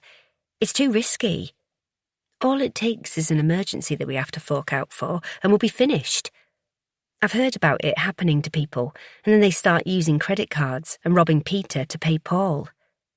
Cathy nodded, because it was something her mum had seen a lot recently in her job at the bank. And you know what's worse? It's dead money, isn't it? Renting. If we had a deposit, we could at least get a mortgage, and then we'd actually be buying our own home, but that... Annie tapped the new rent figure on her notepad. It's just ridiculous. I spoke to your mum yesterday, and she got one of her colleagues in the mortgage department to do some provisional calculations. She said that going off our income, we'd definitely get one. So it's the deposit you need? The lump sum? Cathy was sure she knew what was coming next. Exactly. And it boils my wee that her up the lane is sitting on a huge nest egg from Dad's life insurance, not to mention his pension and the private health policy that paid out. And what does she do with it? Nothing. She's loaded, and the most she spends it on is her bloody lottery tickets, gin and cigarettes. And that's the really hilarious part. I bet if she did win the jackpot, she'd keep the lot, every penny, because she's warped. Got serious issues, in my opinion. Annie tapped the side of her head with her finger. Cathy had heard this before, from all three siblings. She was incredulous that her mother would behave the way Bertha did. But maybe this landlord news might be the thing that would encourage her to help out. Another alternative pinged into Cathy's head. OK, let's take your mum out of the equation because it just winds you up. We should focus on the big issue, which is saving up for a deposit. Then came inspiration, and with it a giddy beat of her heart. What if you tell the landlord to shove it and you move in here? There are 3 spare bedrooms upstairs, plus the box room, and you could use the rent money to save for a deposit. Let's work it out, how long it'd take. Go on, get the calculator up on your phone. Annie wasn't convinced. We can't move in here, Cathy. 3 kids would drive you bonkers, and she wouldn't be pleased either. Annie jerked her thumb in the direction of Shepherd's cottage. She can't stand the sight of me, and was over the moon when I left home, so she won't welcome me back. Remember, she still sees this as her house. It's only her benevolence that allows you and Alfie to stay, that and needing you around to take care of her. Cathy made a huffing sound, because Bertha was a stumbling block, and Annie rammed that point home. I've told you before, Cathy. She played a blinder when she sold the flock and pushed Albie too far. I'd already gone, so she was left with the most malleable child at her beck and call. You were a bonus because you got a kind heart, and she also knew you loved living here where you felt safe, and Alfie would do anything for you, simple as that. And there it was again. The reminder that it was Cathy's PTSD that tied them to the farm, and Bertha had capitalised on that. Even though Annie didn't mean anything by it, and her words weren't intended to hurt, they did because they were true. Glancing over to the calendar on the wall, where the 2 Maybank holidays were circled, as was Ezra's birthday, there was a date near the middle of the month that she refused to acknowledge. The 22nd, the day of the arena bomb. Dragging her eyes away, Cathy watched as Annie tapped the screen and reluctantly did the sums. Yes, it would be strange having a house full again, but fun too. Cathy remembered the days when Jacob and Bertha lived there, along with Albie, her and Alfie. Even though Bertha hadn't welcomed Cathy with open arms, she'd accepted her as Alfie's new girlfriend. Perhaps she'd been playing the long game even then, probably, because she was sly. And after Jacob died, she'd moved herself into Shepherd's cottage, saying she needed her own space to grieve. They all knew it was rubbish, and deployed to scupper their plans to rent out the renovated cottage. And also, with Jacob gone, there was no need to play at being a mother. Cathy could see her now, walking up the lane, carrying nothing more than her handbag and a tatty brown suitcase that looked like it had once belonged to a child. Behind her, Alfie pushed the wheelbarrow full of bin bags containing her clothes, the old record player from the parlour, and whatever knickknacks she'd decided to take. It had come as no surprise to any of them, Annie especially, that the framed photos of them growing up were left on the sideboard in the parlour. Unwanted, much like her 3 children. Breaking the memory spell, Annie caught Cathy's attention with the results of her maths test. 3 years? That's how long it'd take to save up a decent deposit. Bloody hell, Cathy. That seems like forever, doesn't it? And the only way we can do it is, as you suggest, move in here. Annie put her head in her hands and stared at the scribblings and figures on the notepad. Well, there you go. I swear me and Alfie would love to have you, and really, this is your house too, or will be one day, even if it's a part share. And I reckon 3 years will pass quicker than you think. Or, there's another alternative. Annie's head snapped upwards. What? This flash of inspiration had even surprised herself. You could ask Bertha for a loan and do what you wanted to do when your dad was alive. Do a barn conversion, and while you're at it, turn the old pigsties into a milking shed for goats and start your business. In fact, we could do it together. That's if you fancy it. I'm jacking in the jewellery thing. Too much competition. I'd love a new challenge. I was thinking I could get some bees and make honey. Cathy's heart skipped a giddy beat. Then she saw Annie's eyebrows rise, already sceptical. As if Mum would do that. Cathy didn't expect Annie to believe it was possible, but she was on a roll. Hear me out, okay?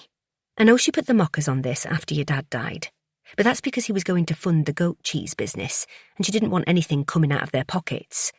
But if you ask her for a loan, not a handout, to convert the barn and the pigsties, in her own weird head, she will see it as a business transaction. And even better, love thinking she's the big I am who has some kind of hold over you. You know what I mean, like you'd be grateful. You should play her at her own game and use some reverse psychology on her. No way. I would bloody hate it. Knowing I'd had to grovel and be at her mercy because that's what it is, no matter which way you look at it. Annie slumped into the chair, a petulant expression and the tightly folded arms across her chest, signalling she wasn't buying the idea at all. Cathy wasn't going to give up that easily. Yes, I get that, but it's how you approach it. For a start, we could tell her that you don't expect it to be a 0% loan, and you'll pay her interest and regular monthly instalments. She's a proper Shylock and loves money, so that'll appeal to her straight away. As for the goats, tell her you'll pay rent too. Anything to get her to agree. The other advantage is that this way, you'll be able to hold your head up and not feel beholden to her like me and Alfie sometimes do. Because every now and then she reminds us we live here rent-free, and it really does piss me off, which sounds ungrateful, but she does. Cathy kept to herself the fact it also hurt like hell that Bertha had the means to help them have some fertility tests carried out, but she and Alfie couldn't pay her back, so they were waiting for their turn on the NHS list. And no way would Alfie go cap in hand to his mum. Deep down, she'd hate it too. If they didn't hear soon, though, she was thinking of using the money her parents gave her. But for now, her monthly disappointments caused Cathy too much pain, so she concentrated on Annie's predicament. Sitting straight in her chair again, Annie picked up her pen and tapped it on the table, as though keeping time with the cogs that were clicking in her head. So it will be a straightforward business transaction. She loans us the money, and we pay her back with interest, using what we'd save on renting a house. And we could live here while the barn conversion is done. Is that still okay? Do you think Alfie would mind? Cathy nodded. Of course it is, and I think Alfie would love having you all here. He always says how much he enjoys it when the kids come up and help around the farm, and it'll put some life back into the place. And I reckon a barn conversion will take less time than saving up for 3 years for a deposit. And, if you want to start a business, you'll be on site to project manage both builds while Joe is at work. A smile spread across Annie's face. Oh my God. Do you really think this is possible, Cathy? I don't want to get my hopes up because it was awful the last time when she shut it all down. And we haven't got the best relationship, have we? And she'll take great pleasure in turning me down, I know she will. Cathy took Annie's hand. But like I said, this is different because Jacob's not funding it out of their bank balance. That's what irked her originally. And you know what? Maybe it was grief that made her act that way. And now time has passed, she'll see things differently. For a start, she'll be making a few quid. Lord knows what for. More lottery tickets and a bigger bottle of gin, probably. That made them both laugh, and the tension in the kitchen receded. Annie had another question, though. So what do we do next? Well, first, I'm going to make us some dinner. And then we can have a mooch online and get a rough idea of what barn conversions cost. Then I think we should ring my mum and see if she has any financial advice, and you'll need to speak to Joe. No point in steaming ahead if he's not on board, and I'll talk to Alfie tonight. Once we've done that, you'll have to put your big girl pants on and approach Bertha with all the facts and figures. At this, Annie grimaced, and then, putting her hands together in prayer, asked one more question. Cathy, please will you come with me when I go and see Mam? I don't think I can face her on my own, and Joe's shit scared of her as it is. I feel more confident with you, and you're the only one she seems to tolerate. The thought of having any kind of financial conversation with Bertha filled Cathy with dread, but Annie was right. If anyone could get through to the old dragon, it was her. So the answer was simple. Course I will. Chapter 16. Bertha. It was all very inconvenient, because their impromptu visit was making her miss the Jeremy Vine show, and it was all about whether they should send them boat people to some country beginning with R. She'd intended ringing up to have her say, and now they'd ruined it. Bertha liked ringing radio shows when it was discussion time, and once got through to BBC Manchester, and told them what she thought of her licence money being spent on the Eurovision Song Contest. But she got cut off for being abusive about Ken Bruce and gay folk, and them that didn't know if they were lads or lasses or neither. Bertha didn't know what the world was coming to, and there was the soft lass opposite, wanting to bring a bairn into it. Looking from one to the other, Bertha absorbed what Annie and Cathy had just said. She also noted they both looked nervous as hell, and Annie was getting right on her nerves by twiddling her bloody pen, while Cathy made what appeared to be a business pitch. It was soft lass Cathy that spoke up next, asking if Bertha wanted a warm drink. The silence was clearly making her uncomfortable. No, I want you to bugger off so I can watch the telly, but seeing as you're here, I'll have a milky coffee. Make one for yourselves if you're stopping, which it looks like you are. Annie shot off, obviously eager to avoid conversation, unlike Cathy, who never bloody shut up, and went on.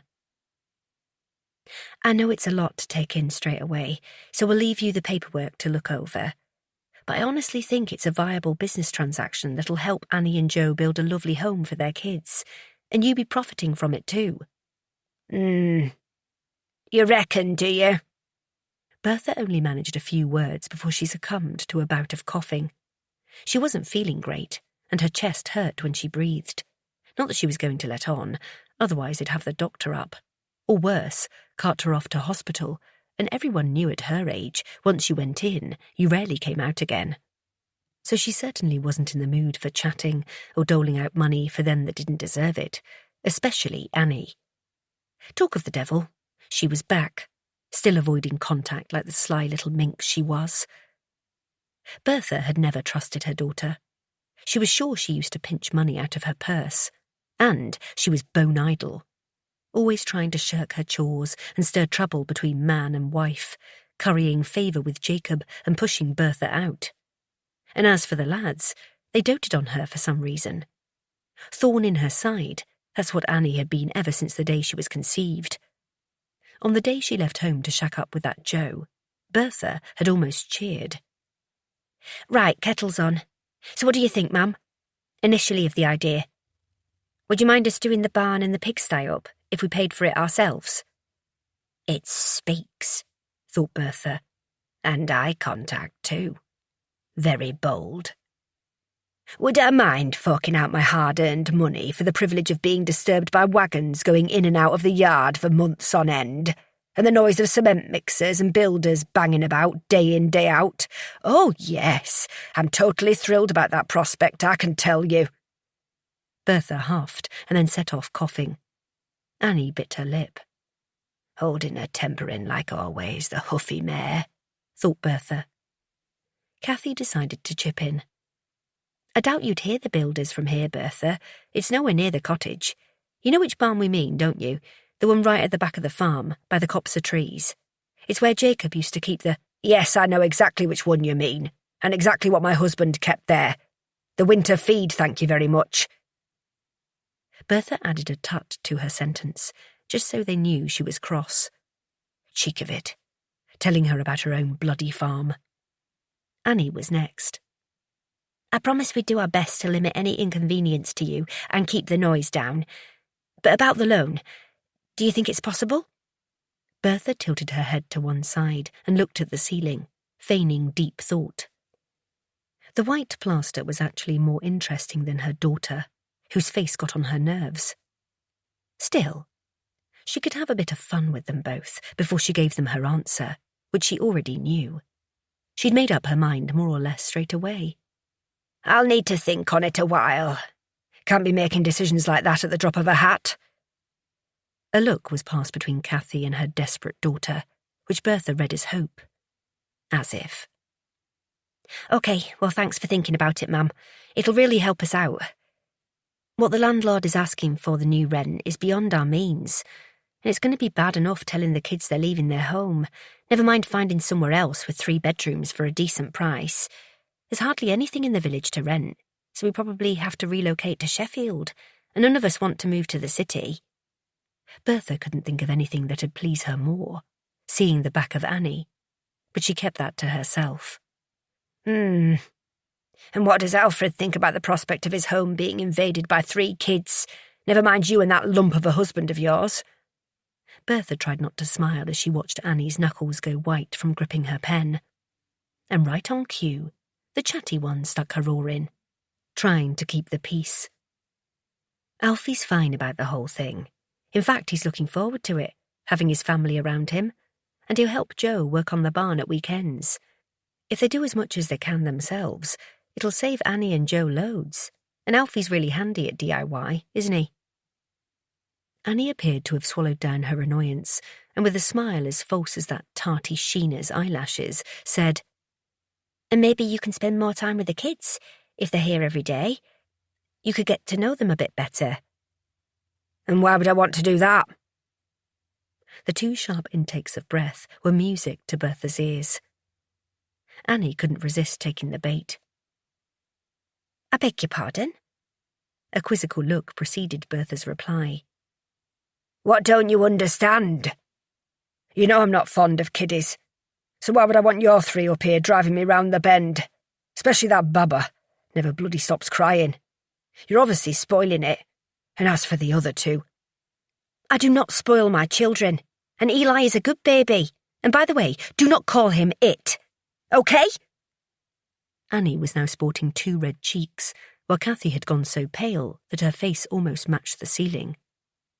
This is more like it, thought Bertha, and would have embellished on the matter, but a coughing fit took hold and forced her to drink some of her water. She also noted neither of them asked if she was all right, so they were most likely hoping she was going to choke to death. Shame she had to disappoint them. When she recovered, she decided to twist the knife. And while I think on, as for this house business, you've made your bed, so maybe you should lie in it and learn your lesson. Ain't my fault you can't keep your legs crossed. And in my book, folk shouldn't be having kiddies if they can't afford to keep 'em. And you obviously can't. Otherwise you wouldn't be up here asking for a handout. At this, Annie rose to her feet and pointed a finger at Bertha. How dare you? I can look after my kids, and I've been doing so quite nicely since they were born. But this new rent has ruined that, and just remember, I am not asking you for a handout. I'm asking for a loan, which will be paid back in full, with interest, and it's not like you can't afford it, you tight-fisted old cow. At last, Annie had shown her true colours and lost her temper. Well, that's charming, I must say. Here's me, a poorly old woman, considering dipping into her life savings, only to be verbally abused by a nasty daughter. Never known anything like it, and that's a fact. For a second, Annie was stumped, but she rallied quickly, much to Bertha's delight. Verbally abused? Are you serious? After the things you've done and said to this family, calling you a tight-fisted old cow is nothing, and that's a bloody fact. Why? What have I done? Apart from bring 3 whining kids up, putting a roof over their heads and food on the table, clothes on their back. You've always been an ungrateful so-and-so, Anne Walker, and now it's going to change that. I did my best for you all, so stop feeling sorry for yourself and grow up. Bertha shook her head in disgust, but knew that out of everything she'd said, calling Annie Anne would have annoyed her the most. She'd always hated her plain name, but Bertha always thought she was a plain baby, so if the cap fit... Annie was now holding the sides of her head as though it was going to explode, and her whole face was blood red. Cathy, now also standing, looked like she was going to pass out as Annie let rip. You did your best. Don't make me laugh, Mother. You did the bare minimum and put on a front just to please Dad, who genuinely loved all of us, while you acted like you despised me and the lads. And you did, didn't you? Go on, admit it. I dare you. Bertha pondered on her answer, not because she didn't know it, more because she was weighing up just how honest she should be. She knew it was wrong. to say the things she thought in her head, but that knot of bitterness she stored deep inside, a pulsing ball of hurt and shame, of being unworthy, swelled up every now and then, like a big pan of soup boiling over. And once it began to flow, spewing her frustration over everything and everyone in its path, she found it hard to turn the gas off and let the anger simmer down, which was why her lips were about to run away with her. When Bertha answered, she went for brutal. I never pretended to be the motherly type. And Jacob knew I found it hard to show you all affection, because I weren't brought up with any. But that's by the by. So it's not my fault I never took to mothering. I gave him the sons he wanted and thought I'd done my bit, so no. I wasn't best pleased to find out I was carrying you. That's probably not what you wanted to hear, but you dared me to tell the truth and now you have it. Annie's eyes welled, her voice shaking as she spoke. Yes, I do. And it comes as no shock at all. I always knew you didn't want me. And I'm also sure you've enjoyed kicking me in the teeth while I'm down and at my wit's end. So well done, Mother. Job done. At least you spared me the bit where you tried to get rid of me, because I wouldn't put that past you either. Bertha chose not to answer. Then again, the fact she didn't deny it sent out its own, very obvious, silent message. Oh, Jesus. I'm right, aren't I? So enlighten me, go on. What did you try? Was it a bottle of gin and a hot bath? Or did you just chuck yourself down the stairs? At that, Cathy gasped, her hand covering her mouth, her face a picture of shock, which didn't surprise Bertha one bit, because the lass was marred as they come. Deciding not to confirm or deny Annie's suspicions, as it wasn't anyone's business but her own how she tried to end her third and very unwanted pregnancy, Bertha ignored Annie and focused on Cathy. It was about time she heard some home truths too. Do her good it would. I don't know why you're looking so horrified. It's real life, not the one you see through them rose-tinted glasses you're so fond of. And if you want my opinion, you should be glad you can't have bairns, because, believe me, they're more trouble than they're worth. Lasses specially. No use for nowt. Bertha folded her arms and sat back in her chair, and waited for the explosion she knew was about to come. Annie blew first. Oh my God, you evil cow! How could you say that to Cathy, who out of all of us gives you the most time and even sticks up for you? She doesn't deserve being spoken to like that. So apologise right now. I mean it. Bertha wasn't having that, being shouted at, not in her own home. Do not take that tone with me, Anne Walker. And I will not apologise because it's true. See for yourself. Addressing Cathy, Bertha jerked her thumb towards Annie. The proof is right there in front of me. My plain, gormless daughter, who got herself up the duff just so some bloke would put a roof over her head, and then, as if it weren't bad enough, turned into a baby-making machine, 'cause let's face it, she's good for nowt else, apart from working in a pub. If she'd been an animal, the kindest thing would have been a sack of brick in the river. Job done. The room fell silent, like the ears of the walls were listening in stunned horror, mimicking the expressions worn by Cathy and Annie, who appeared to have been struck mute. Bertha took this as an opportunity to embellish on the theme. So you mark my words, Cathy. Keep your legs crossed like this one should have done. And thank your lucky stars that our Alfred's probably firing blanks, or there's something wrong with your bits and bobs.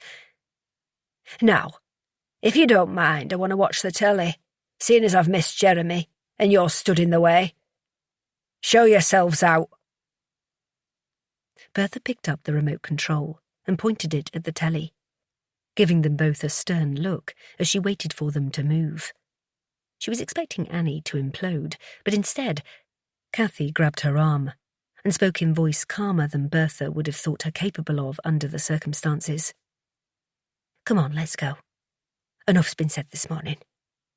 Annie, come on. Leave it. With one last stare, Annie held Bertha in her sights, and even though there were no tears just yet, they were on the cards, she could tell. With a nod to Cathy, Annie turned to go, and as they both made their way to the door, Bertha called out, And take your Ponzi business plan with you. Don't be leaving your rubbish here. Without a backward glance, Annie shouted, Why don't you shove it right up your arse, Mother? You know, In the same place you keep Dad's blood money, you twisted old hag. Along with that parting shot, Annie gave the door a good old slam as she left the room, reminding Bertha of many a teenage tantrum and mother versus daughter slanging matches of the past. On hearing the front door thump closed, Bertha pointed the remote and was relieved to see she'd not missed too much of this morning, and as she settled into her chair, managed a wry smile as she remembered Annie's words. It was a great parting shot, and one that Bertha herself would have been proud of. Touché, Anne. Maybe you're more like me than you thought. Fancy that. Chapter 17. Cathy. Shaken to the core by what she'd just witnessed, so much so she couldn't even cry, Cathy focused on Annie, who was scrunched into a ball on the parlour sofa, breaking her heart, totally inconsolable. All Cathy could do was make more tea, which was a waste of time, as neither of them had drank the first one yet. Instead, she opted for holding Annie's hand while she cried it out. She had no idea what had come over Bertha. The vitriol in her words was unlike anything Cathy had witnessed before. Yes, she knew Bertha could be cutting and blunt, and she got away with most of her barbed comments by playing the honesty card, as if that made her hurtful ways somehow acceptable. The scene at the cottage, though, that was next level. To tell your daughter she wasn't wanted and more or less admit to trying to get rid of her in the womb was abhorrent, never mind the bit about the sack and the river. And the things she'd said about her own grandchildren were uncalled for, because they were all great kids. Most of it was a blur of hurled insults, but snippets were drifting back slowly, as though her brain was trying to process them bit by bit. But the part that hurt Cathy most was when Bertha mocked her and Alfie and their longing for a baby. No way she was going to repeat to Alfie the things she'd said about him firing blanks, because she wouldn't want him feeling the way she did. Maybe it was because Bertha wasn't feeling well she'd behaved that way. Cathy had read that sometimes salt imbalances or water infections in the elderly made them act in really strange ways, hallucinating and saying odd things. Deep down, Cathy knew that probably wasn't the case. What they'd witnessed was the real Bertha, with her nasty dial turned up to devil level. Still, it had been a poor decision to go up there while she wasn't feeling well. Cathy regretted allowing Annie's infectious enthusiasm to convince her to visit Bertha as soon as possible, because it had got them nowhere. For a moment, though, Cathy had dared hope that Bertha was going to give it some proper thought, but now she wondered if the whole thing was a fool's errand. Worse, it had all been her idea, and that made Cathy feel terrible for getting Annie's hopes up. It took a few seconds to realise that the sobbing had stopped. Turning to Annie, Cathy gave her a smile as she squeezed her hand gently. "Your tea's gone cold. Want me to make you another?" Annie pushed herself upright on the sofa and shook her head. No, it's okay. I'll drink this one. I'm used to it. Nearly all the brews I make end up going cold. Comes with the being a totally shit mum territory. When once again, Annie's lips began to tremble, the conversation at Bertha's flooding back. Cathy grabbed both of Annie's hands and gave them a shake. "Listen to me right now. Everything your mum said about you before is a load of bollocks. Do you hear me? And we are not going to allow her vile words inside our heads or to bring us down any more than she already has, okay?" Annie didn't nod or say she agreed, and instead pointed out a fact. It's too late for that, Cathy. Her work here is done because I'll never forget what she said today. At least I can stop kidding myself, because now I know for sure that she never loved me or wanted me. And even though she's sick in the head, she's still my mum, and it hurts that she's the way she is. I get that it sounds weird, wanting someone so horrible to love or even like you, but I did, all the time I was growing up. Cathy sighed. It's not weird at all, because you were a little girl who just wanted her mum to be nice and love her, which for any child isn't too much to ask. It's what they deserve. And I'm so sorry that you never had that, and Alfie and Albie too. But from what I can tell, she was far worse to you than them. Annie huffed. You can say that again. None of us had an ounce of affection for her, and I swear, I can't remember being cuddled. By my dad, yes. Her, no way. And it shocked me before, when she said Dad accepted that she found it hard to mother us. It sounded like he condoned her behaviour, but I'm sure he didn't. I don't want to feel badly towards him because he can't speak for himself, but it's really rattled my cage, and not for the first time. I'm wondering why he wasn't tougher with her. You know, putting his foot down when she tried to make stupid rules and spoil our fun. Cathy knew the answer to that straight away. Because she's a gaslighting narcissist, and they're always very skilled at what they do, sly and manipulative and good at masking their true nature, using excuses or emotional blackmail to stay under the radar. In fact, I think that's exactly what she did earlier. Laid the seeds of doubt about your dad by making out he was okay with how she was. Bloody hell. I bet that's exactly what she was playing at. And did you hear her call me Anne? I reckon she chose the plainest name possible for me. Or one that started with the first letter of the alphabet, because she couldn't be arsed thinking of another. And she chose the most old-fashioned names for the lads too, which was why they shortened them. I added the IE to mine, so we all matched. I honestly haven't got anything against the name Anne. It's just this weird hunch I've always had that she used it as a weapon, which sounds totally bloody paranoid. Cathy shook her head. After what I heard today, I really don't think you are. It makes me shudder, wondering what goes on in her mind. You mean like the Sack, Brick and River thing? Seriously, how sick was that? But I told you about Daisy my rabbit, didn't I? That she was so bent out of shape that Albie brought her home and Dad said I could keep her.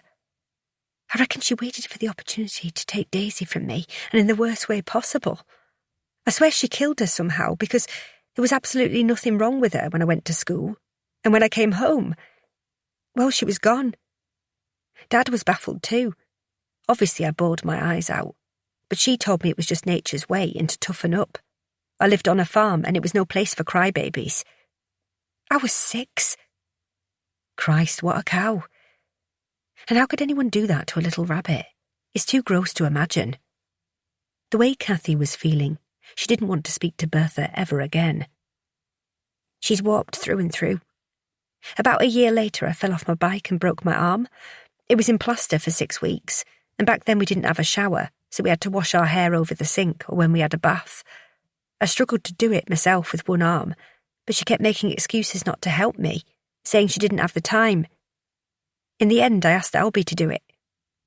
It was as though she wanted me to look a mess and went out of her way to criticise, telling me I was getting tubby and spotty, so not to eat chocolate and biscuits, or my hair was boring and mousy. And when I hit puberty, she made comments about my flat chest. If anyone complimented me, she said they didn't mean it and were just being kind. I had to ask my friend's mum about periods and sanitary towels because I had no clue, and no way could I mention it to Dad or the lads. I swear on my life, she's never said, "Well done," or given me any praise. Once, I got the Star of the Month award at school, and when I brought it home, her reaction was, "They must have been giving them away." Or when I was in the Christmas play, "Oh, you're just in the back row of the chorus. Is that because you can't sing?" Cathy was tempted to tell Annie to stop torturing herself with Bertha stories, but realised that maybe she needed to exorcise the ghost of her horrid mother. Annie continued. I was constantly told that I didn't deserve things, and if I complained about anything, she'd say I should be grateful because without her I wouldn't be alive, which I now realise was true, but only because she failed to get rid of me.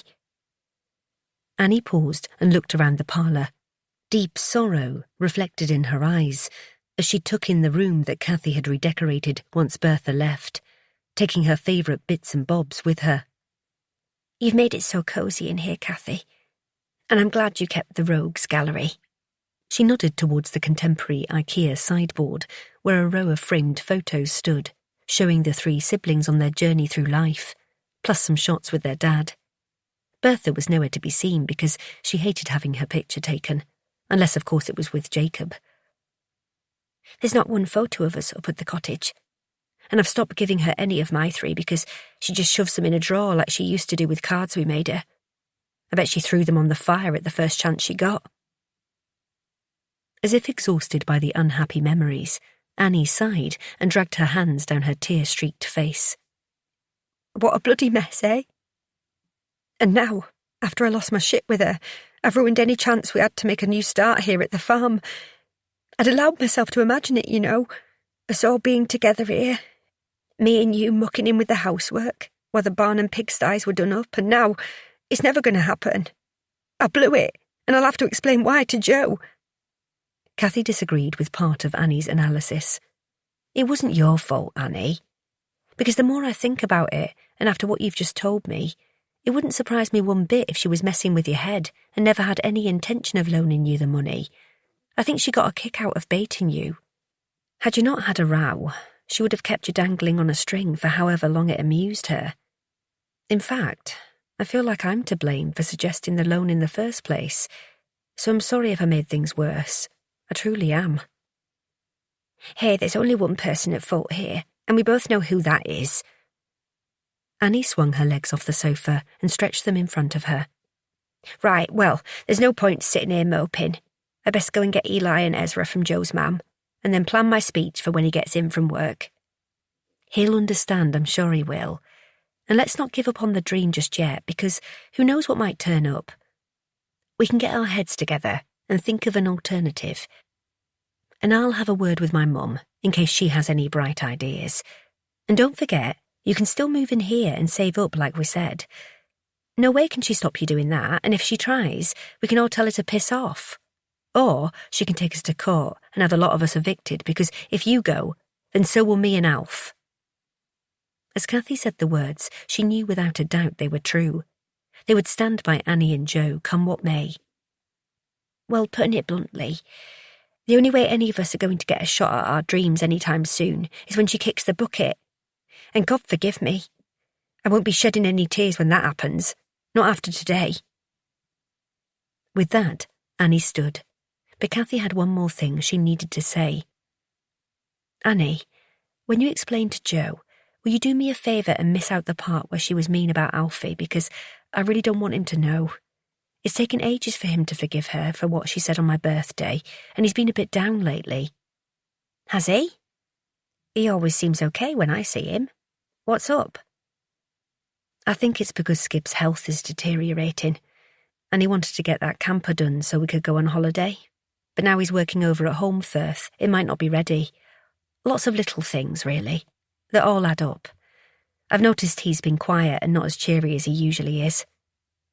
It occurred to Cathy, as she explained, that if Annie thought Alfie was fine, did that mean he was masking his true feelings? Not just to his sister, but to her too. Ah, poor Alf. He bloody loves that dog, doesn't he? We all do. And yes, my lips are sealed, and Joe won't hear anything from me, that's a promise. They made their way down the hall and into the kitchen, and after giving Skip's ears a tickle, Annie picked up her bag, dished out a huge hug, and made a promise to text later.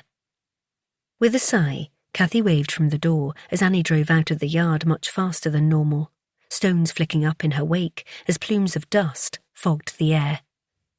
Glancing to her left, Cathy was in two minds whether to march up to Bertha's and give her what for, but she thought better of it. There'd be no getting through to her, and Cathy wasn't giving her the opportunity to go for round two. And just to make a stand, Bertha could cook her own tea and her breakfast. That'd teach her. With that, Cathy went inside and closed the door, turning her back on a shitty day and an equally shitty person. Chapter 18. From the surprisingly comfy armchair in the corner of the silent room, Cathy watched the rise and fall of Bertha's chest as the antibiotics coursed around her purple veins, seeking out infection and hopefully wiping it out. It was late and visiting time was over, but Cathy had been allowed to bring Bertha some home comforts and sit with her for a while.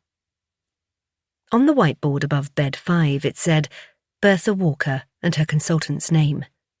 Not much more to indicate that below lay a woman who had the day before wreaked havoc and now looked somewhat angelic. The sun had set behind the peaks in the distance, and the light in the room was dimmed. It was peaceful, and so was Bertha. Alfie had been in such a flap when he'd rang from the cottage, telling Cathy he'd found Bertha unconscious on the floor of the kitchen. While she was racing up there, panicking and feeling guilty for not popping in after the row, he had called an ambulance. Alfie went with Bertha to the hospital, and he'd still had the goodness of heart and presence of mind to insist Cathy remained at home to wait for news. The wail of the siren as the ambulance made its way up the track would have been enough to set her nerves jangling. She knew that he knew that hustle and bustle and panic of a busy A&E was no place for her. Since then the hours had stretched, 15 to be precise, while Bertha had been triaged and assessed and finally, when they found a bed, moved on to a ward and, as luck had it, into a side room. David picked Alfie up after his shift and brought him home. There had been no need for Cathy to make the trek to the hospital that night, but she'd been compelled to by nagging guilt and worry that the harsh words spoken between mother and daughter had in some way contributed to Bertha's sudden decline. Alfie explained that Bertha had been lucky with only a cracked rib and severe bruising to her torso, right arm and face. She'd be in a lot of pain, but they'd given her something strong to relieve it and help her sleep. It was the pneumonia they were most worried about, and the next 48 hours would be key. "Do you think that we might lose her? Did they say?" Cathy sat opposite Alfie while he ate the warmed-up meal. Hers was still in the oven. She had lost her appetite. Alfie had taken a gulp of tea and shook his head. No, not in so many words. But that's what they were getting at. The doctor said it was serious and her lungs were in a bad way. But they're doing everything they can and all that, and they'd keep us informed. I'll go back tomorrow and take her some clothes and stuff, but they said they'll manage for now. It was then that Cathy decided to go, because she'd never forgive herself if Bertha died, and she didn't see her one last time, and say she was sorry for not taking her tea up and checking in at breakfast. And it didn't matter if she didn't receive an apology for the awful things Bertha said. There was actually more chance of pigs flying, because Bertha didn't do sorry. But Cathy did. Alfie had protested, saying it was a wasted journey, but Cathy had stood firm. "Alfie, just let me do it. I'll be fine. You said she's in a separate unit to the main hospital, and by the time I get there, everyone will be asleep, and hopefully they'll let me see her for a minute. I really want to go, and I think we'll both sleep better knowing she has some home comforts, and if anything happens, I'd like to see her. It's as much for me as it is for her, okay?" Then Alfie's face dropped. "Do you think I should have stayed? You know, in case she goes. I'll come with you." He began to eat quickly. "Just let me finish this, and I'll drive you back." Cathy raised her palm. "No, Alf, you're staying here. I mean it, you're knackered, I can tell, and you've got work tomorrow. Please, Alf, I need to do this by myself. Remember, little steps." Of course he'd given in because he was emotionally and physically drained, but not so much that he couldn't see sense. She'd left him with strict instructions to rest, ring Annie and Albie, and keep Skip company. The dog had picked up on the atmosphere and been unsettled all afternoon. There was only one person who could calm him, and that was his best friend, Alfie. The creak of the door, followed by the smiling face of the sister, suggested to Cathy that her time was up, so she was surprised by the kind offer that followed. "Would you like a warm drink? We're all having one." Cathy was actually parched and starving. "That would be lovely, but only if it's not too much trouble.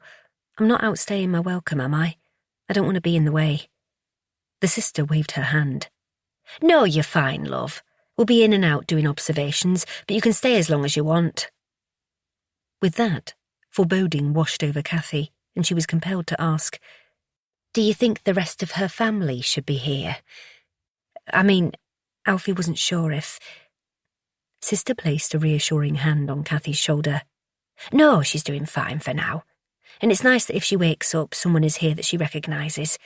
I'm told she was in and out of consciousness for most of the day, And the painkillers are the good stuff, so she might be slightly woozy and disorientated when she comes round. Once she realises where she is and what's happened, she'll be fine. So, what can I get you? Tea? Coffee? After fearing they might lose Bertha, Cathy could feel the stress draining from her. Tea, please. Milk, no sugar. And with a wink, the sister was gone, leaving Cathy and Bertha alone. It hadn't been as hard as Cathy imagined, doing something that for her was a brave step.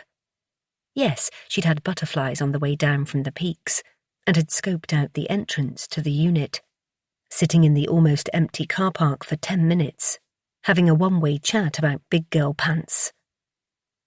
But now she could add something new to her list of mountains climbed. Doctor's surgery, supermarket, yoga, which had been so relaxing and peaceful, like the library, which to be fair was a cinch thanks to the rules of silence.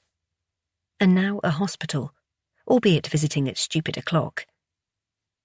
In between watching the zigzag line on the monitor and the occasional flutter of Bertha's eyelids, Cathy drank her tea and wolfed down the packets of biscuits that Rebecca, as she now knew the nurse was called, had brought with the drink.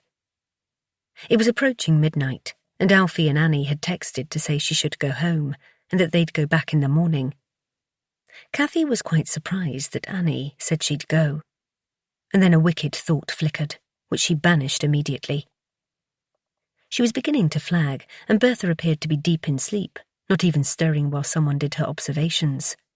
So it came as quite a shock when, as she bent to pick up her bag, a familiar voice cut through the silence of the room, weak and barely audible. Didn't expect to see you here. Got no home to go to. Cathy's breath caught as her head shot up, and her eyes met the perpetually steely ones belonging to Bertha. Oh, good, you're awake. Let me get the nurse. 2 ticks. For some reason, after waiting ages for the bloody woman to come round so she could say sorry, Cathy suddenly lost her bottle and sprinted from the room in search of help. 30 minutes later, once Bertha was settled and her medication topped up, she and Cathy were again left alone. An uncomfortable silence descended on the room. Rebecca said the painkillers would kick in quickly, and they'd relax Bertha and hopefully help her sleep. Cathy found herself praying that would be the case, but first she had to make her peace, otherwise the journey and wait would have been for nothing. Speaking to closed eyes, she had no idea if Bertha could hear, but got on with it anyway. At least she could tell herself she'd tried. Bertha, I'm going to get going soon, but I just want to say that I'm sorry for not coming to see you yesterday. I was hurt and angry about the things you said, but that doesn't give me the right to judge you because I have no idea. Well, I don't know what's gone on in the past to make you... What I'm trying to say is that I hope we can move on from this and somehow find a way to be friends. For Alfie's sake, at least. Nothing. Bertha remained still. Apart from the rise and fall of her chest, not a flicker of movement indicated she was conscious. So having said her piece, Cathy decided to call it a night, and was about to stand when the sleeping beast removed the mask from her face, swallowed, and said, Where's Alfred? And Mum? They were here earlier.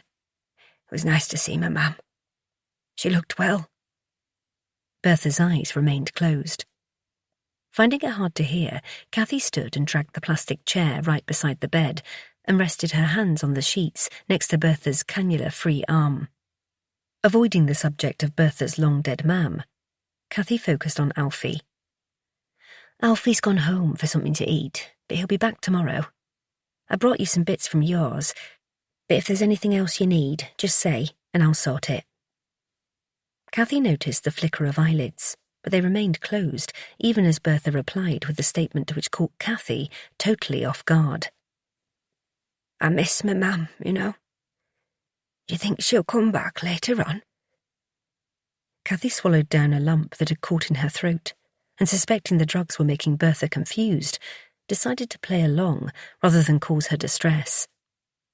I didn't see her, but I hope so. And I'm sure she knows you miss her, but she'll want you to have a good sleep and get better. Cathy thought that sounded okay because it wasn't actually lying, so her conscience was clear. It would have been different, all of it, if she'd been here. My dad didn't know what to do when she went, and I was the only lass, so it fell to me to look after 'em all. Me brothers, 5 of 'em. I were only just 13. I did my best, but he were a hard man to please at best of times, so when Mam passed it turned him to steel, it did. Cathy had never heard Bertha speaking about her family like this, and welcomed the opportunity to find out what made her tick. That must have been difficult for you, losing your mam and having to look after a family so young. I bet it made you grow up quickly, but I'm sure they were glad that you were there for them. Were they buggery? Selfish lot, all of 'em. Treated me like an unpaid skivvy, they did, without a word of thanks or kindness for out. Wearing Mam's old clothes or second-hand stuff because he were too tight to buy me out new. Still, made me feel close to her. Mam would have given 'em all a good hiding had she been there, and that's a fact. I'll bloody well tell her when she comes back what they're like, and then she'll sort 'em out. Serves 'em right and all. Even though Cathy hadn't been there, she couldn't help agreeing. And so she should. I'd give them a piece of my mind too if I could. It was then that Bertha opened her eyes and seemed to be scrutinising Cathy before she spoke. Aye. I bet you would and all, lass. And then, to Cathy's utter surprise, Bertha did 2 things she'd never ever done before, in all the 6 years she'd known her. She smiled at Cathy and took her hand. Chapter 19. More than 30 minutes had passed since Bertha had gently held on to Cathy's hand, then gone back to sleep. Cathy had replaced the oxygen mask over Bertha's face and relaxed into the chair, her mind on overdrive. To say she was stunned by the act of contact, let alone the snippet from the past, was an understatement. And although she accepted that a stiff dose of morphine was likely responsible for the loosening of Bertha's tongue, Cathy welcomed it. So rather than heading home, with her free hand, she'd extracted her phone and texted Alfie to say she'd stay a while longer. Both her hands now enveloped Bertha's right, which was mottled with liver spots, the skin tissue thin enough to see the raised purple-blue veins beneath. Her fingernails were short and uneven, thick and yellowed. More than likely they had never seen a lick of nail polish, thought Cathy. She imagined the hours of work those hands had toiled as Bertha ran about after her dad and brothers while grieving her mother. Had Bertha gone to school, or did her dad make her stay home? Cathy tried to do the sums and worked out that Bertha's mum must have died in 1970 or 71. So maybe back then they weren't so strict about things like that. And from what Annie had told her, Cathy knew that Bertha had met Jacob Walker at a farm and cattle auction, and there were no prizes for guessing how Annie interpreted that scenario. Yeah, Dad went to buy a tractor and came home with a prize cow. Annie's sense of humour aside, the story went that Jacob was there looking for farm machinery, and instead bagged himself an admirer and, not as Annie said, a prize cow.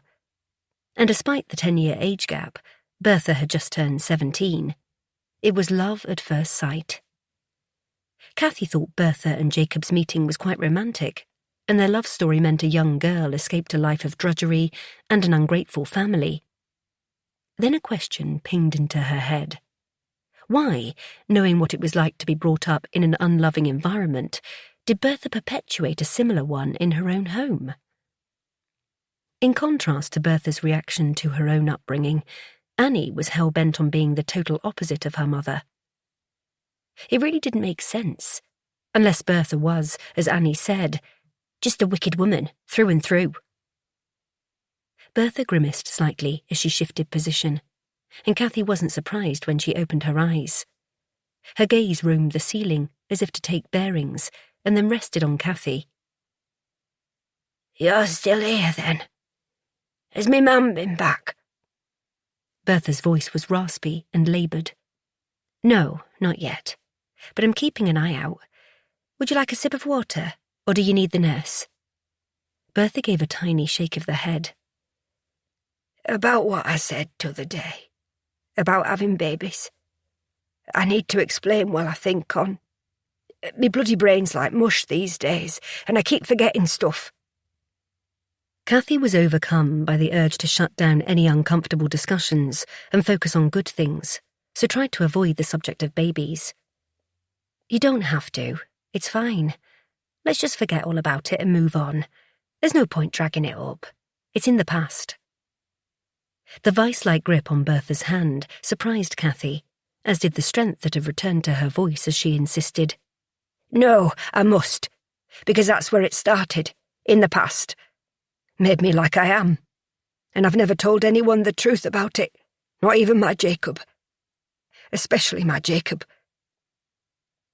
There are moments in life when you want to speak out in fear, smothering the possibility of hearing something you'll later wish you hadn't. Then an inner voice, instinct maybe, tells you to stay quiet. Staring straight ahead, Bertha began. I loved my Jacob more than life itself. From the very first moment I saw him leaning over the fence at the auction, lost in his own world he was, gazing lovingly at a big rusty second-hand tractor. And I thought, I wish someone would look at me like that. Second-hand Bertha. And that they'd love me as much as I loved them. Because that's what was missing from my life. Love. Cathy's breath hitched in her chest, and the heart beneath her ribs broke a little bit more for young, motherless Bertha, who seemed intent on getting it all out. I came to thinking I wasn't worthy of kindness, never mind love. And I tried hard to make 'em be nice to me. I thought by cooking and cleaning for 'em they'd appreciate me, and I'd be making Mum proud from up in heaven. But it wasn't enough. I knew on my 13th birthday that they didn't care about me. I weren't one of them. I was a lass and, in their opinion, the lowest on the ladder. Worth nowt, and that were that. When she closed her eyes again, Cathy thought Bertha was about to nod off, so regardless of what she might hear, asked, "Why? What happened on your birthday?" Bertha opened her eyes and took a moment before answering, as though she was turning the pages of her mind slowly, trying to find the place where she'd left off. And then she found it. We had a record player in the parlour, and when the farm was quiet, I'd go in there and play Mum's old albums. But that year, I'd asked for one of my own. What was it? And even as she asked, Cathy already knew that whatever it was, Bertha hadn't got it for her birthday. A sad smile played on Bertha's lips as she answered. The Donny Osmond album. I'd seen it in Woolworths and advertised on telly, and it was all I wanted. I told Dad and Bill, my eldest brother. All of them knew. Instead, I got a £1 note left under the teapot on the kitchen table, and a note that said Happy Birthday. While Cathy desperately scrabbled for something to say, Bertha's grip loosened and her jaw slackened in sleep. As once again silence descended, she was glad that Bertha slept and didn't embellish on what Cathy imagined to be a heartbreaking birthday morning scene in an empty kitchen many years ago. Instead, they just held hands while time ticked by. Cathy's eyes were beginning to burn and her back and arms ached from sitting in an awkward position, and she longed to stretch her legs. So when Rebecca appeared at the door with her faithful observation machine, which she trundled on squeaky wheels around to the other side of the bed, Cathy took the opportunity to stand. How's she been? Rebecca asked. Cathy rubbed tired eyes and replied, Surprisingly chatty. I think it must be the drugs because, in all the years I've known her, I don't think she's ever spoken more than a sentence to me, and not much of that was exactly pleasant. But who knows? This might be the start of a new Bertha. Rebecca smiled, as though she'd heard and seen it all before.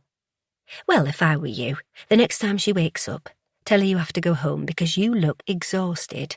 Or I can tell her if you prefer.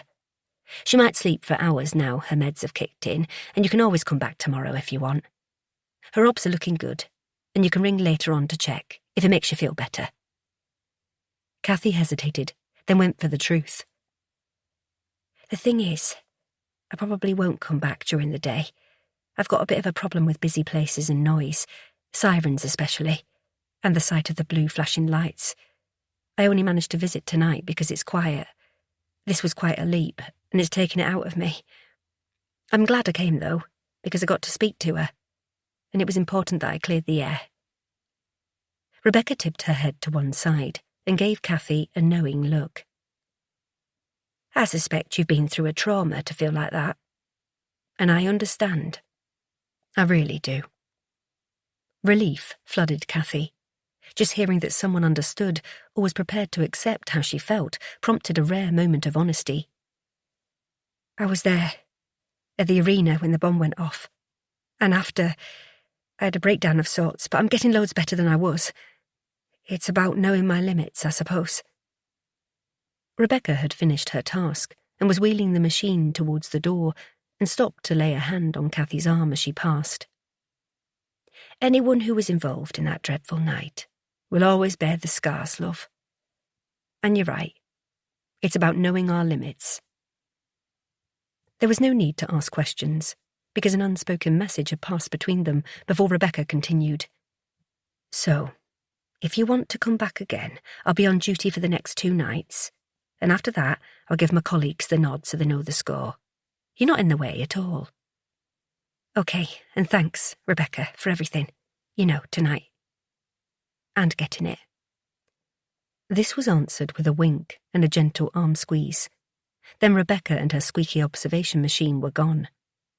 Cathy checked her phone and presumed that Alfie had fallen asleep, which was good, but just in case, she sent a message explaining the situation.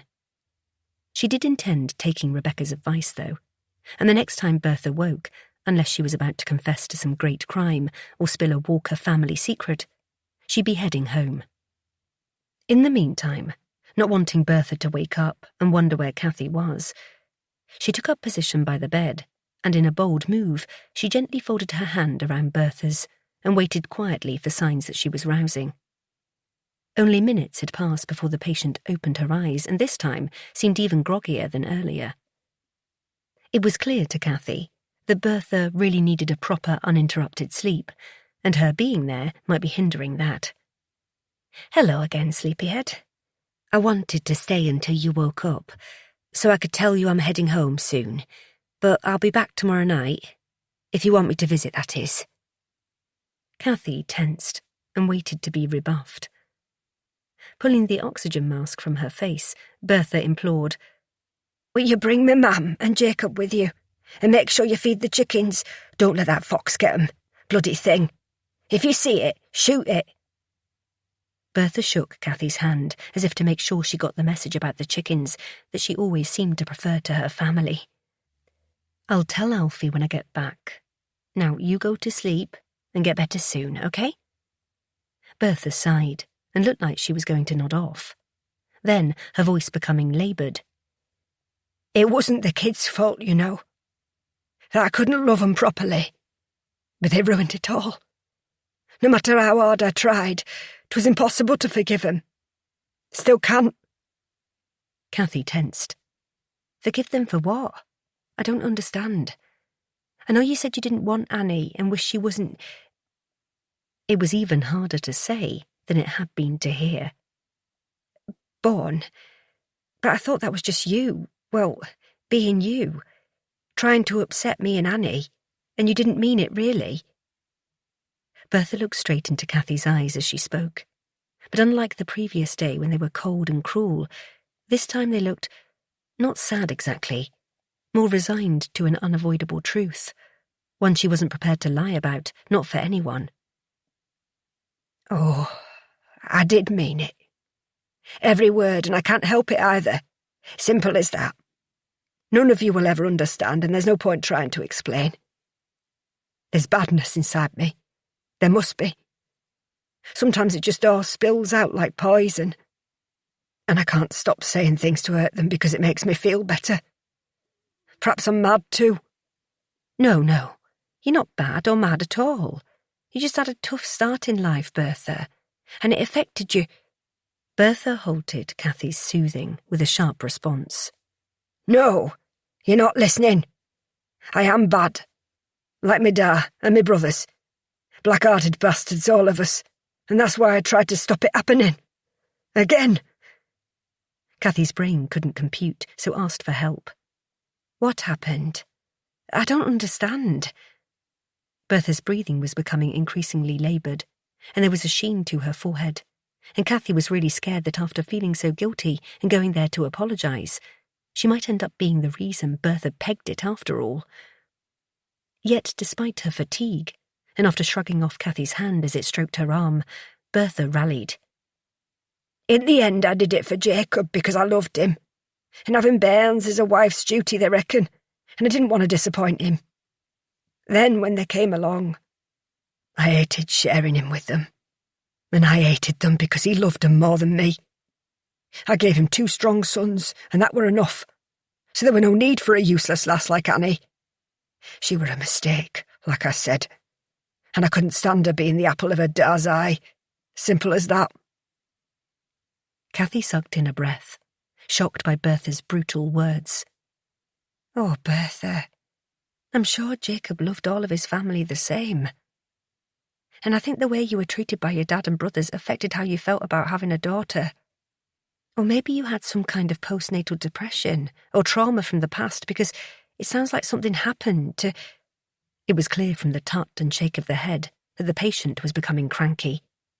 Don't start with all that namby-pamby stuff. And any road, it doesn't matter now because I can't change the past, or who I am, or their memories. Our Anne can't stand the sight of me, and vice versa, but I don't blame her. Our Albert feels the same. There's only Alfred left, and it won't be long before he throws in the towel too. Cathy's lips wouldn't move, and for a second her brain pressed the pause button. All she could think was that the super-strength painkillers being pumped into Bertha's arm were the NHS version of a truth drug. And in the meantime, Bertha was winding up the show. Anyway, you best go. No more talking. I'm tired, and Mam will be here soon. She said she'd read me a story and bring me slippers. Oh, and don't forget about that fox. Blow its bloody brains out if it goes near me chickens. And with that, before Cathy could say her slippers were by the side of the bed, Bertha closed her eyes and went to sleep. After waiting a few moments, Cathy slowly retracted her hand and stood in stunned silence, looking down on the peaceful woman, snoring gently underneath the green hospital blanket. She couldn't work out if Bertha was just under the influence of hallucinogenic drugs, or very, very weird, or the most complex woman she'd ever met, and badly damaged in some way, or just plain nasty. Then, seeing it was almost 1 a.m. and she was almost too knackered to drive home, Cathy decided that right at that moment her priority was to get back safely. So she picked up her bag, and after a peck on the forehead, she said a whispered night-night to the lunatic in bed 5, and quietly crept from the room. Chapter 20. Bertha. She kept her eyes closed until she heard the door click shut, and once she was sure Cathy was gone, Bertha opened them and scanned the room. Realising it was empty, disappointment swallowed her when neither her mam nor Jacob was waiting by the bed. Had they been there, or was it a dream? It seemed so real earlier, and when her mam leant over to kiss her goodbye, she'd caught the scent she always wore, lily of the valley. The soft wool of her cardigan had brushed Bertha's cheek as mam had stroked her face when she told her to rest, promising to come back later. Mam wouldn't let her down. She just wouldn't. She'd be patient and wait, and then Jacob would be here too because Cathy was going to tell him to come. But there was something she wasn't remembering about Jacob. No, it was gone. No, it was back. And she realised he'd be at the farm. That's why he wasn't there. Yes, that's what it was. Still, she was glad Cathy had gone because, while she'd been talking to the lass, Bertha was having trouble keeping her thoughts in order and kept getting muddled between past and present and knowing when to hold her tongue. And then, Just as she'd had that thought, she heard it running away with itself, saying things she'd never said before, and to that bloody Cathy, of all people. That was why she'd told her to go, before the secret came out, and then they'd find it, and all hell would break loose. But at least Jacob never found out before he died, so that was good. Bertha's breath caught in her chest, as the words in her head bounced around her skull. Jacob had died. He was gone, and she was in charge. Her farm, her rules. Yes, she remembered now. Why was her head so fuzzy? Bertha turned it to the side and saw the clear bag hanging on the stand, and the tube running all the way to the awful stingy thing in her hand. Drugs. Now she understood. What had she done? How had she ended up here? It was all too much to take in, being in hospital. Away from the farm. And she couldn't afford to be there too long because then they'd take control and start doing things their way, and she was not having that. But the pain in her ribs and arms and legs was bad, and her face felt as though it had been in 3 rounds with her punch-happy father. At least she knew one thing for damn sure. He was dead and buried, and good riddance to him. And she was still free of her mean brothers, who'd taken the lot. She got nothing. Cut out of the will like an infection. It was hard to breathe.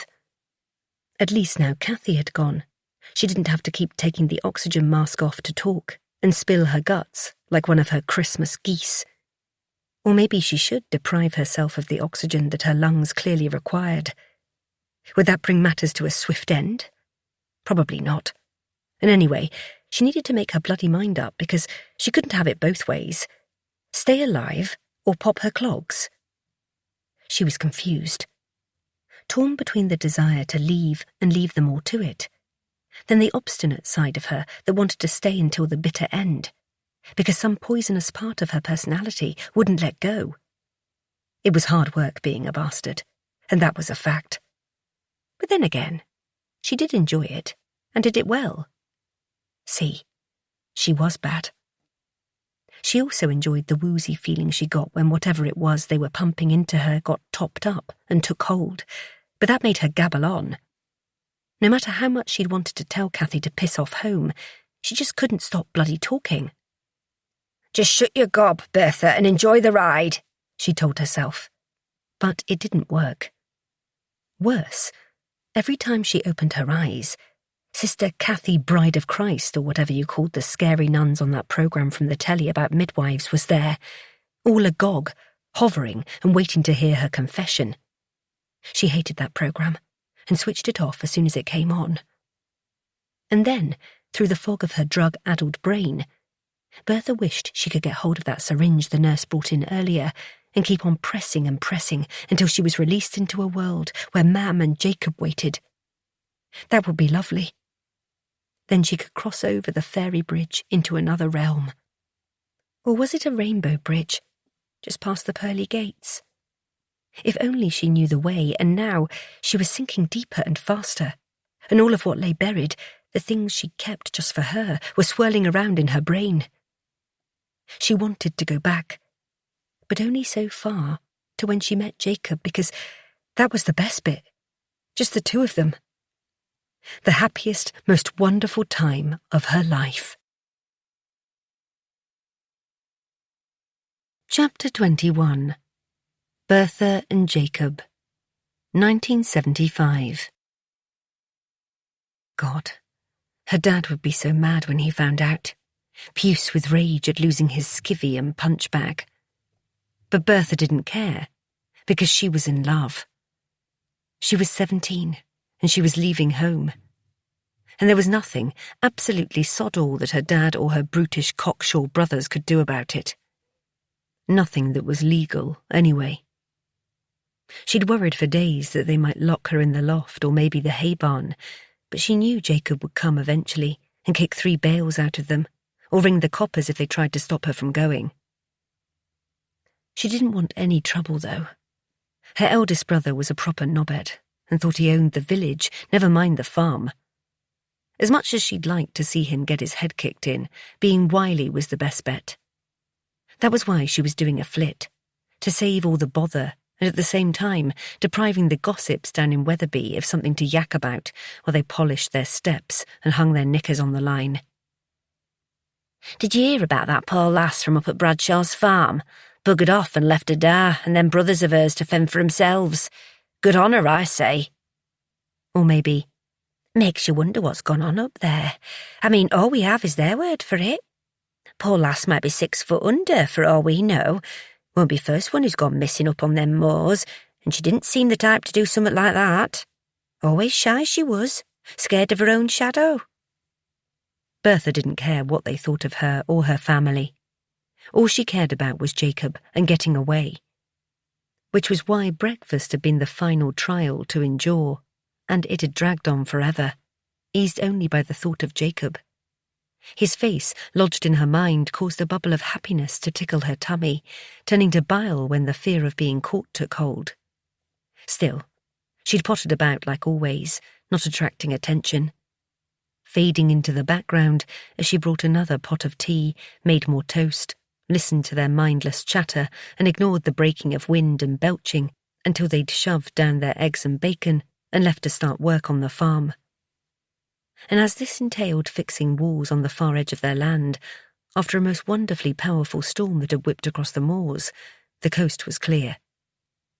After keeping up appearances by taking away their plates and mugs, instead of washing the pots, she'd left everything in the Belfast sink, swimming in cold water and grease. It was a tiny victory that preceded winning the whole battle, and she'd enjoyed it immensely. Her first taste of rebellion. It had all been planned to perfection. It was perfection. The thought of her and Jacob and the life she would have with him. I promise to make things better, lass. We'll be a team, me and thee, and have a happy life away from here. Can't promise you diamonds and pearls, but I can promise I won't let anyone hurt you ever again. I swear it on my life. And Bertha had believed him. It was market day, which afforded her a perfect opportunity to head into town. Nobody would bat an eyelid as she wheeled the tartan shopper out of the yard and down the hill. It was part of her weekly role as unpaid housekeeper and probably the highlight of her week, going into town to stock up. The only other time she'd been outside the farm boundary was when she'd been to the auction, a rare and unexpected errand because her dad had left his wallet on the table, and he'd rang and told her to fetch it. And what a marvellous day that had been, because that's where she'd spotted Jacob. As much as Bertha would have loved to spend all day swooning over their courtship, 6 months and 4 days of pure bliss, their increasingly urgent and passionate clandestine meetings seeming like torture when they said goodbye. As she counted down the minutes until she made her escape, Bertha decided it would be more productive to focus on the plan. They couldn't risk Jacob picking her up from the farm, just in case one of her brothers had stayed behind. And even though Jacob would have preferred to do the gentlemanly thing and introduce himself to her father, shake his hand and ask for his permission to wed, Bertha knew only too well that her dad would make it difficult. He was a bitter, cruel man with a black heart, and her brothers were cut from the same cloth. It wasn't beyond the realms of fantasy that he'd take the shotgun down. It had been used for dispatching many a living thing over the years, and her dad was fond of blasting ramblers and their dogs who'd strayed onto their land. The man was a nutter, everyone said so. Jacob would be fair game, and if her dad wasn't spoiling for a fight, one of her 4 brothers usually was. That's why her way was best. Bertha would walk through the market, past the stalls, and keep going until she reached the cricket club car park that was used by the stallholders once they'd unloaded their goods. Nobody would notice another farm truck amongst those that had transported a multitude of wares to Wetherby. Most of the village would be at the market, so, fingers crossed, she could climb into Jacob's Land Rover unseen. The thought of driving away conjured a glorious jumble of emotions that swung from happy hysteria to panic when a long smothered memory resurfaced, reminding Bertha of another day when she set off to meet someone.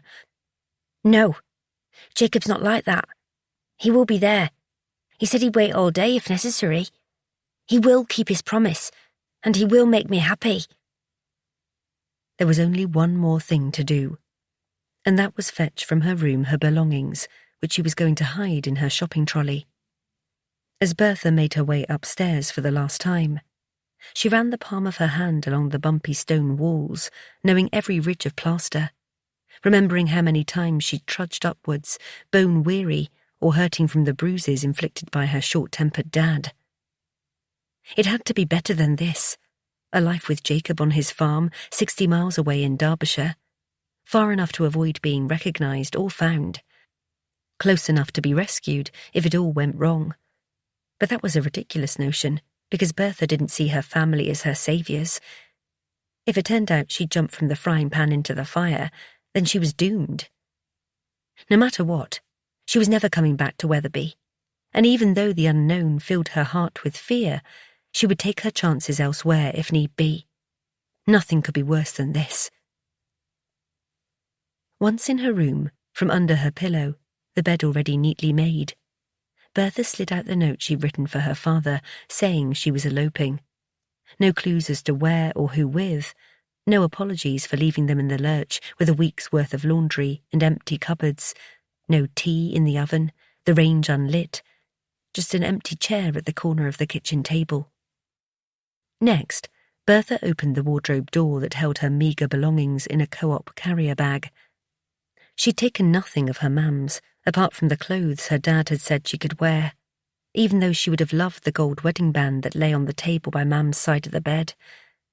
She didn't dare. Her dad would accuse her of thieving and tell anyone who'd listen. All Bertha was taking were her clothes and toiletries and the framed photo of her Mam. And one more thing.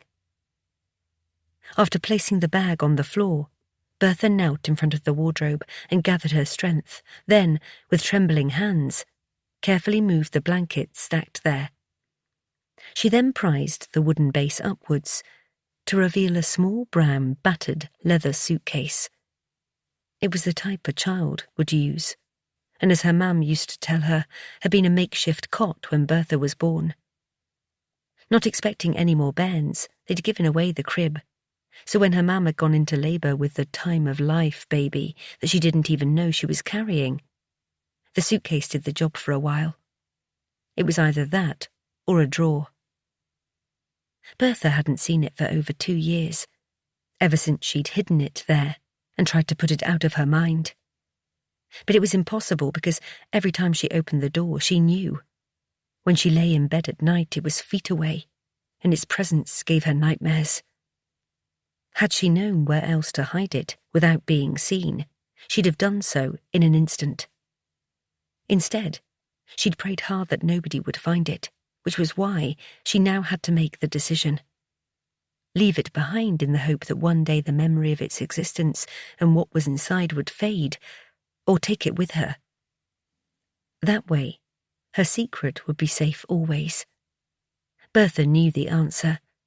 Leaving it wouldn't guarantee the end of the nightmares, and she'd still be plagued by fear, wondering if her dad or anyone had decided to chuck the wardrobe out.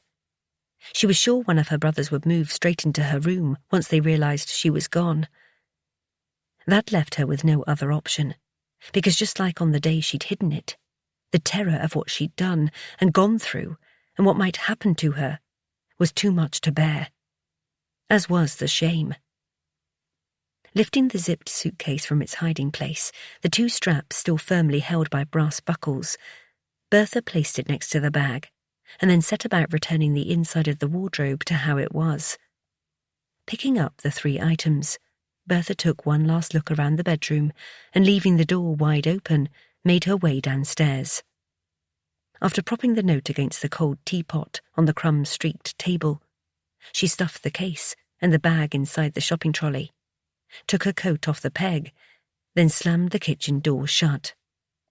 Without a backwards glance, saying a silent goodbye to her old life, Bertha went to meet Jacob. Chapter 22. Kathy. So much for flaming June. Rain. That's all they'd had for the past week. Proper deluges that were topping up the reservoirs nicely, but leaving huge puddles in front of Black Sheep Farm. Filling the craters that dotted the farmyard was another job that never got done, due to lack of funds and motivation. Cathy couldn't sleep, so while Alfie had a lie-in, from the kitchen window she'd watch the sunrise emerging from a murky horizon, the sky exploring a colour palette of sludge greys through to grimy white. Skip hadn't been impressed by her early morning appearance, nor by having to go for a wee in the rain. But after Cathy had towelled him dry and made him a bowl of warm tea, one of their secret treats, he'd nodded off in his bed. It was too early to go up and check on Bertha, who, after a 10-day stay in hospital to fight off a nasty bout of pneumonia, had been allowed home, and was once again installed at Shepherd's. To Cathy's disappointment, when she'd made her nightly treks to visit Bertha, there hadn't been a repeat appearance of the chatty version. And as the days went by and her health improved, she gradually returned to the grouch they knew so well. Annie didn't venture to the hospital once she knew Bertha was going to recover. The bitterness over their row was still raw. Instead, Cathy and Alfie took it in turns to visit, and both were relieved when Bertha was discharged, simply because the toing and froing took its toll, as did trying to make conversation with a borderline psychopath. The nurses probably cheered when Bertha left the building. It had been a performance, though, because they wouldn't release her without making sure she had adequate care and accommodation when she got home. Once that was sorted, there'd been plenty of visits from the district nurse and other health carers, giving her physio for her bad legs and bringing equipment to aid her independent living, like a wheeled frame, which she hated and point-blank refused to use. Cathy, however, was glad of their help, because while Bertha was complaining to the carers, or about them, it took the heat off her. One thing that had caused ructions was the doctor's serious warning about the state of Bertha's health, predominantly the clogged arteries in her heart and neck and her tar-lined lungs. The doctor had pointedly told them that for a 66-year-old, Bertha was in bad shape, and if she didn't take matters in hand now, she was a stroke or heart attack waiting to happen. They'd given her a prescription for a new regime of preventative medication and nicotine patches, and told her to quit smoking immediately. But Cathy and Alfie were convinced that would never happen. And they were right. So while Bertha did as she pleased and harangued whichever unfortunate person stepped through the door at Shepherd's, they rumbled on as best they could. Gripping her steaming mug as the rain battered the glass, Cathy traced the rivulets of rainwater that trickled along the crevices between the cobblestones at the front of the house, laid by Walker hands in the 19th century, 1826 to be precise, almost 200 years ago. The tiny streams found their way onto the mismatched section of yard that was earth and concrete, and the odd splodge of tarmac, added in the 21st century. A veritable patchwork of make, do and mending after tractors and farm vehicles had trundled back and forth day after day. Cathy could feel a shroud of melancholy wrapping itself around her shoulders, remembering fondly her first couple of years at Black Sheep, when the farm was a hive of activity. Back then, as they battled to keep afloat after Brexit, the Walkers had made alternative plans to bring in extra income. There was the holiday letting planned for the renovated shepherd's cottage, and there were plans for Annie's goat herd, a dairy and a farm shop. Cathy was to have been her assistant, so there was an entrepreneurial buzz about the farm as the young Walkers brainstormed ideas, determined to make the future bright. Cathy had joined in too, voicing her ideas about beekeeping and producing honey, which they could sell in Annie's farm shop.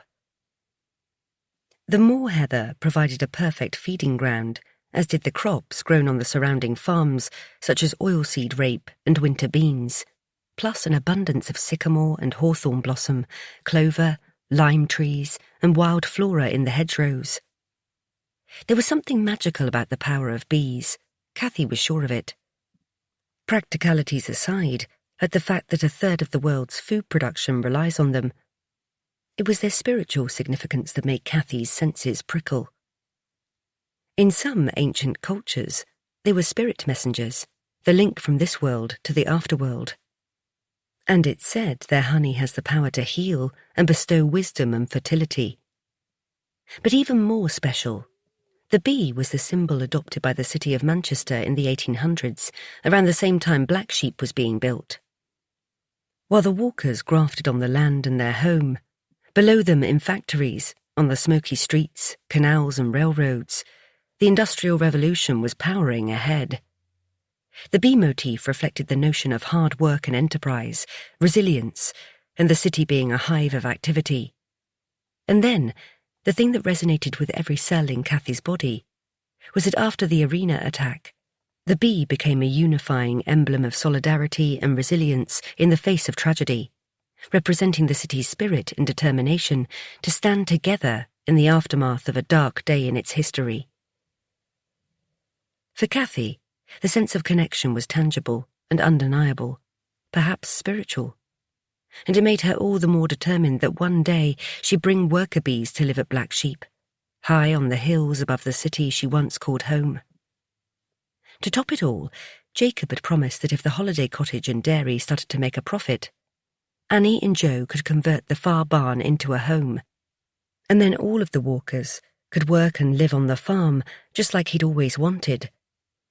Bertha, however, simply watched and listened and waited.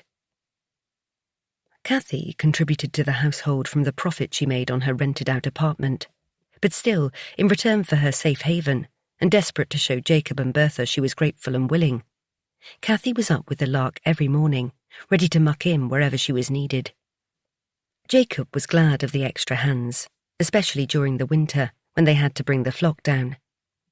She'd done her shift scouring the fields for lost sheep, helped when they scanned the ewes and marked their fleeces to show how many lambs they were carrying. Then, through lambing, which for Cathy was the most wondrous part of all, she did her time in the sheds, ensuring the ewes gave birth safely. She loved seeing new life enter the world, a world that was so different to the one she had known and come to loathe. It was a whole new lifestyle, a recurring cycle of long days and hard outdoor work, of caring for the land so that the flock had the best grazing conditions, and providing shelter and food in the colder months, and helping hands when their lambs arrived.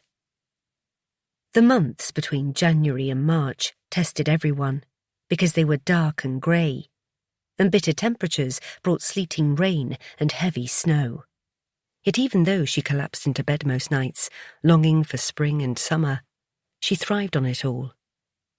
Working by Alfie's side, their love for one another grew stronger by the day. Her respect for him knew no bounds, as did her gratitude for the way he had saved her from the dark recesses of her mind. In those days, Bertha recognised Jacob as the head of the family, and she behaved as if his final word was just that. But in her own subtle and conniving way, she was the one who controlled everything that went on at the farm. Looking out towards the peaks, obscured by heavy grey clouds that promised thunder, Cathy sighed, recalling the tiny breakthroughs she'd made back then with Bertha, one she'd hoped would develop into a friendship of sorts. Cathy had stupidly taken them as a prize, like being allowed to cook some family evening meals, no mean feat in another woman's kitchen. But she had soon realised that Bertha just fancied a few nights off. Being the new arrival, a female one at that, Cathy made sure not to tread on Bertha's toes, watching and learning.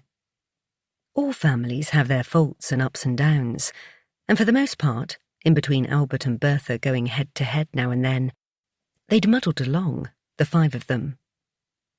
In the evenings, Jacob would go for a couple of pints down in the village with his farmer pals, or he and Bertha would sit in the parlour and listen to records, she with her gin and orange, him with a bottle of ale. Cathy and the lads would remain in the kitchen, chatting or watching television, unless Albie and Alfie snuck off to the farm office to bugger about on that PlayStation thing, as Jacob would say. And on those nights, Cathy would sit in front of the open fire in the kitchen and read, with Skip sprawled at her feet, warming his belly. How she longed for those days once more. It was that number, 5, that brought with it a wave of sadness because now there were only 3. Her, Alfie, and just up the lane, Bertha. Cathy missed Albie like mad. He'd quickly become a friend, and she'd understood instantly why everyone loved to be around him. The funny brother, the joker of the family, who talked constantly at the table while they ate, annoying Bertha, who thought mealtimes should pass in quiet appreciation of the food she'd slaved over. It might have worked when they were little, but the days when Albie did as Bertha said were long gone. Worldly wise, he wasn't shy of speaking his mind on whatever was on it, including politics, his left-wing beliefs in particular, Brexit, rugby, and his favourite subject, "Them poncy pen-pushing bastards down in London at the Ministry of Agriculture." The brothers were similar in appearance, both 6-footers, with dark curls, broad shoulders, and the strength of oxen. But in contrast to the bearded Alfie, Albie was clean-shaven and trim, thanks to the gym he'd set up in the tractor shed. Hence why down at the Labour Club, he was a magnet for the ladies of the village, who vied for the attention of the senior, eligible Walker son. Not that it got them anywhere, and he had a well-earned reputation for playing hard to get. Only Cathy, Alfie, Annie and Joe knew why. Even Dave and Sheena were in the dark because Dave had loose lips when he'd had a few, so it wasn't worth the risk. Her Alfie was, as her mum would say, the cuddly one. Shy, but not reclusive, just more private, introspective, and focused on the farm. And luckily for Cathy, not so popular with said ladies of the village. So he hadn't been snapped up by someone who fancied being a farmer's wife. He'd been totally in thaw of his elder brother, and still was, albeit from a distance. Despondent at the loss of happy days gone by, as a bolt of ice-white lightning split the sky, Cathy turned away from the incoming thunderstorm and made her way to the kettle. After flicking it on, she went to take milk from the fridge, smiling at the photo of the three of them that was fixed under a magnet. She knew exactly when it was taken. Thursday, October 10th, 2019. Albie's birthday. 11 days before Jacob died. 5 months before the first lockdown. 2 years before Bertha pulled the plug, and Albie left them. The photo showed Cathy in the middle of the brothers, holding the cake she'd made for the birthday boy.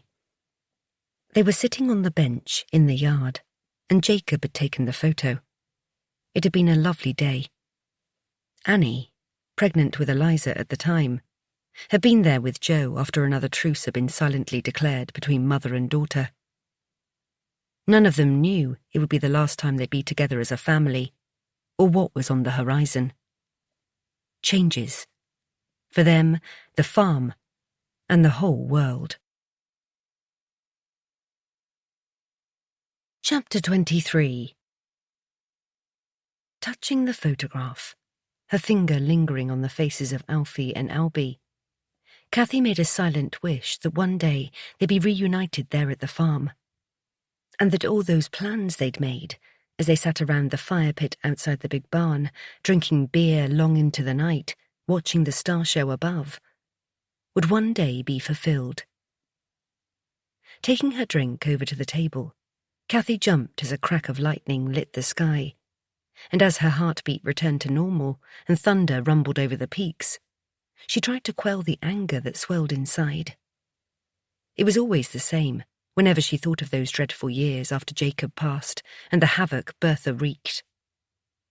Throughout COVID, the brothers did what they'd been trained to do and promised their dad. They kept the farm going and looked after their mam, no matter how undeserving she was. Cathy also threw herself into farm work and took forced isolation in her stride. After all, that's what Black Sheep gave her. A haven where she could hide from the ills of the world, and COVID was just another of them.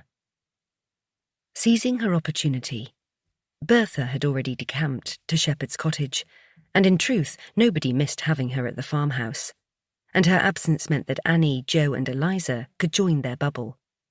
A lighter atmosphere descended, and for the first time in many years, the Walker siblings felt truly at home, free from Bertha's oppression.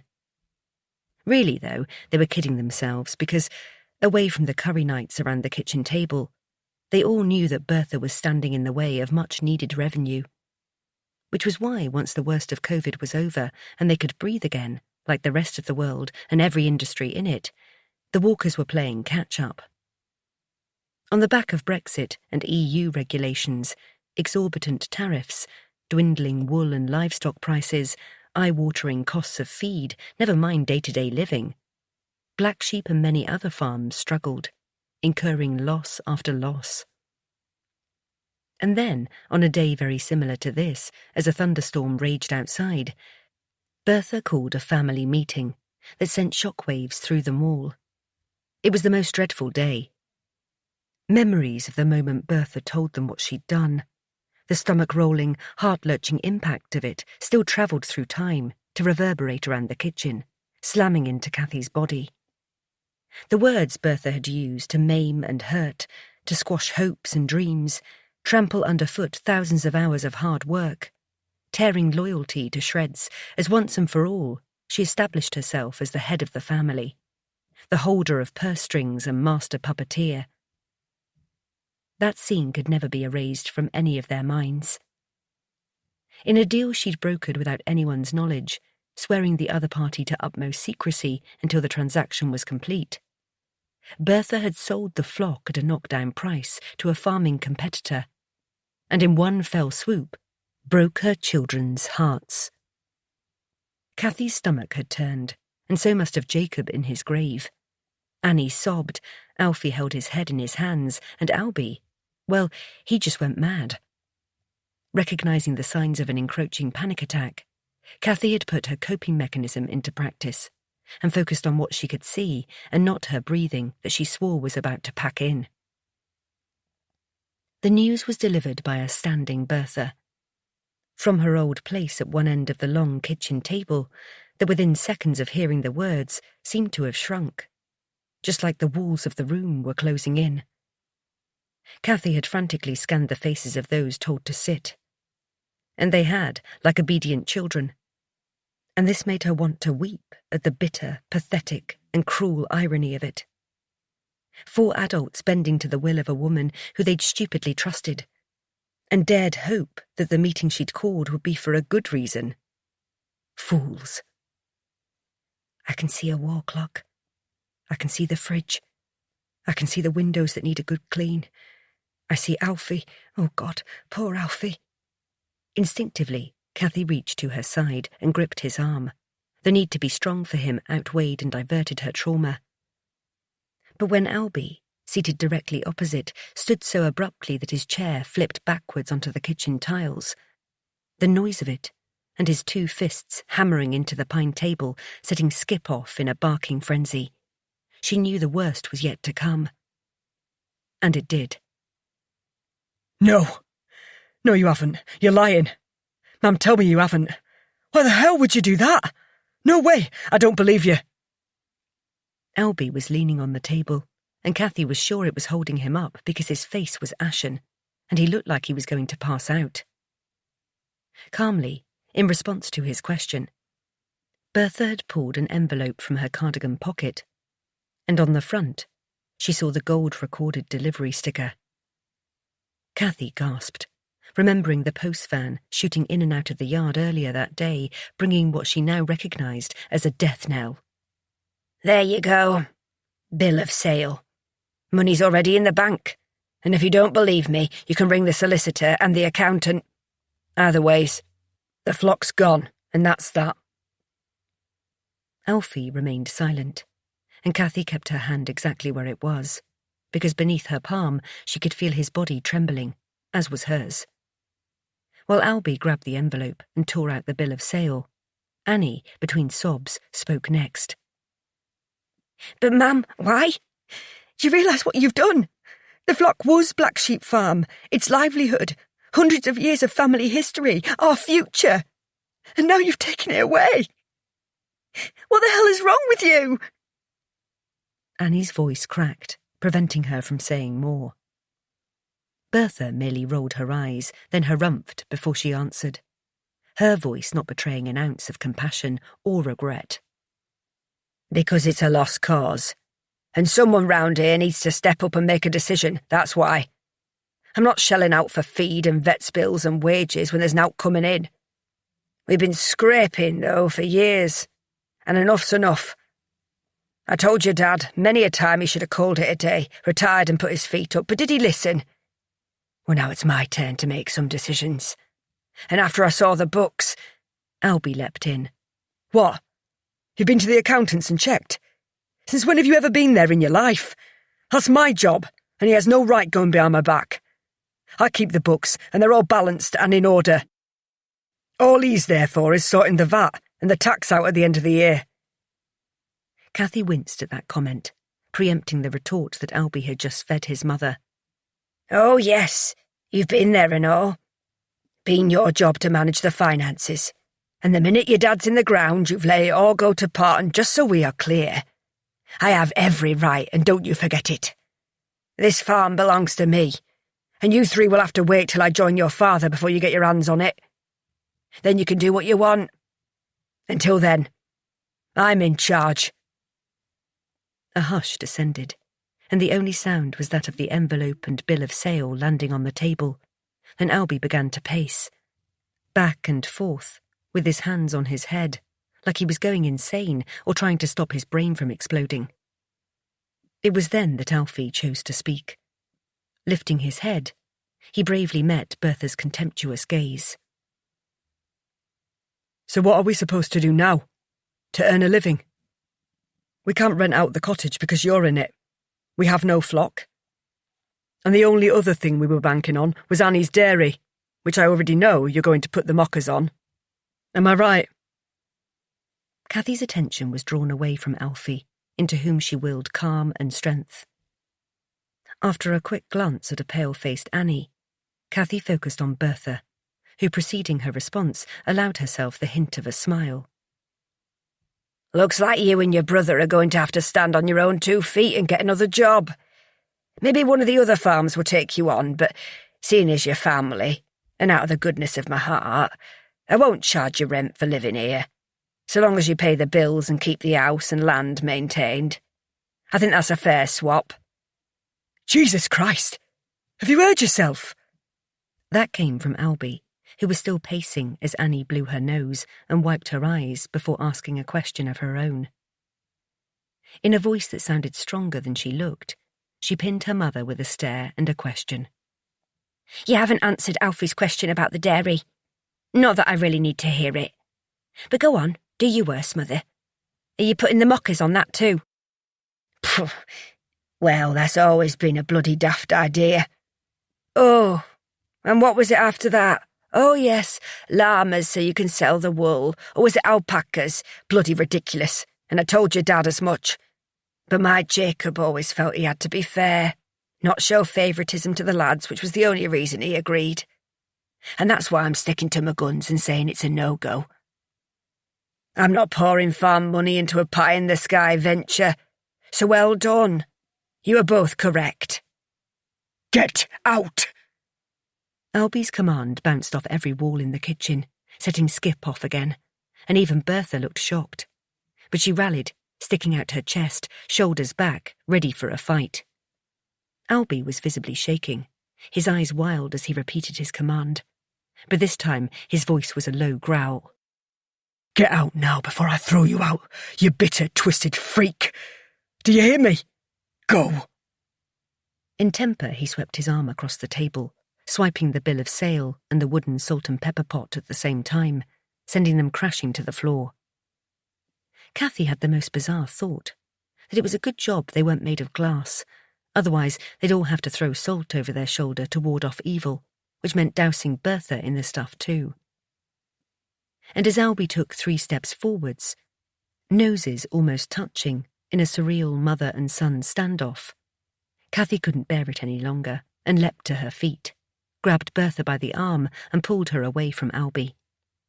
One more word would have ignited the pilot light, and in the mood Albie was in, both of them were in, she really feared blood would be spilt. Bertha, you need to go, so everyone can calm down. Cathy held tightly to her arm and guided Bertha to the door, opening it with her free hand, and as if on cue, a bolt of lightning lit up the sky, while cold February rain poured through the gap. It was a scene from a Gothic novel, where the Machiavellian landlord turned up at the door to do his worst, but on this occasion, theirs was being given the boot. Maybe, realising she'd taken things as far as she could and having said her piece, Bertha tutted and shook her arm free. As Annie sobbed and Alfie wrapped her in a hug, Albie folded his arms and turned his back on Bertha, who silently obeyed and stepped outside. To Cathy's relief, and without a final sarcastic retort, Bertha began walking towards the cottage, but after a few paces stopped and turned, expecting to get her marching orders, because that would have stuck the knife in Alfie one more time. Cathy waited. Oh, and I've been thinking. Can't see you going anywhere fast, so I'll let you keep the chickens you're so fond of. Give you something to do, I suppose. So long as you bring me a box of 6 up once a week. If you don't want 'em, give me the nod, and I'll come down and wring their necks. Your choice. And with that she turned and disappeared up the lane. In that moment, Cathy wished so hard that the oak tree would get struck by lightning and squash Bertha and every wicked bone in her nasty, poisonous body. That day, Cathy finally accepted that no matter how much you want them to, wishes don't come true. Chapter 24. Hearing footsteps overhead, Cathy rallied and flicked the kettle on again, determined that whatever caused the awful mood that had consumed her morning wouldn't infect Alfie. And the best way to make her man smile was with a cooked breakfast. As she pulled bacon and sausages from the fridge, she couldn't help but remember the teasing she got from Albie about being a vegetarian living on a sheep farm. It had been a lot to take in, she admitted that.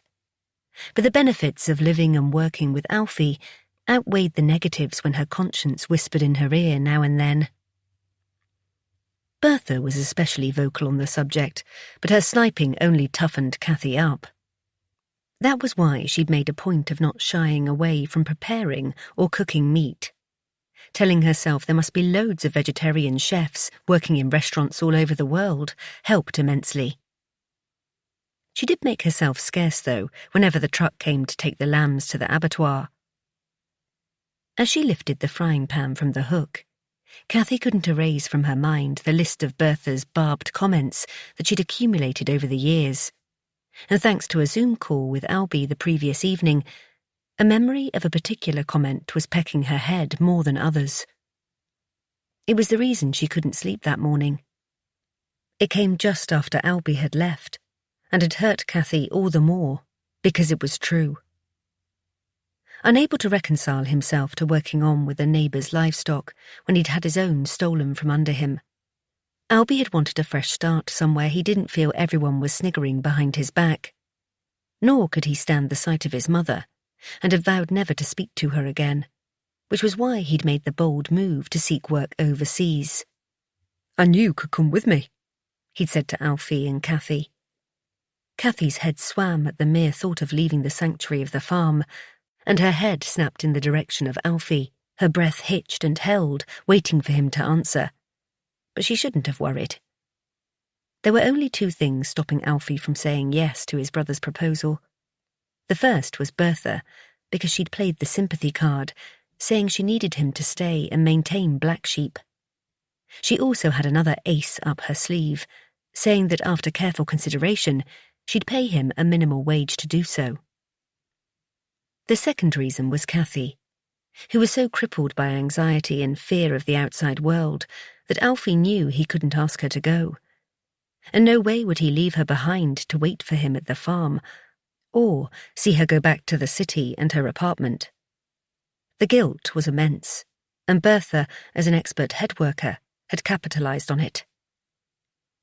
Cathy had been feeding the chickens when Bertha appeared from bloody nowhere. Her words sounded in Cathy's memory as if it were yesterday. "I hear Albert's off on his travels any day." Cathy had ignored her and continued in her task. "Alfred says he asked you two to go as well. Is that right?" "Yes, that's right. But I heard that you persuaded him not to.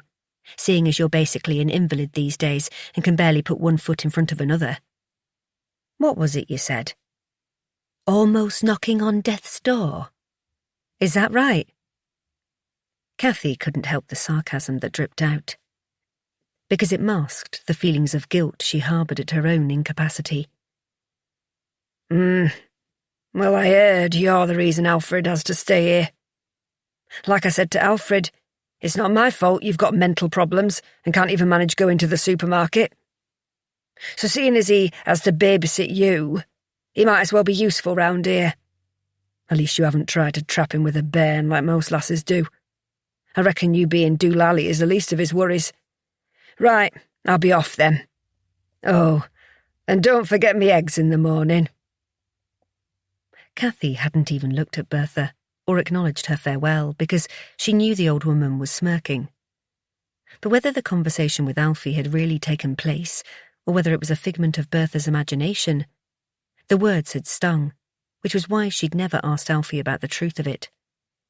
Instead, she'd vowed to prove Bertha wrong and, for Alfie's sake, find the courage to defeat her demons and set herself and him free from Black Sheep Farm. The thunderous sound of Alfie coming downstairs almost eclipsed that of the storm raging outside, and as he appeared in the kitchen, stopping to stroke sleepy Skip, the first rasher of bacon was sizzling in the pan. Morning, love. Alfie kissed Kathy on the cheek as he did every day. Don't do me a big breakfast. I'm not that hungry, so I'll just have a sarnie and a brew. Not thinking much of it, Kathy added more bacon to the pan and put the sausages back in the fridge. You were up early again. Couldn't you sleep? I thought you'd be tired after our late-night chat with Albert. He looks well, doesn't he?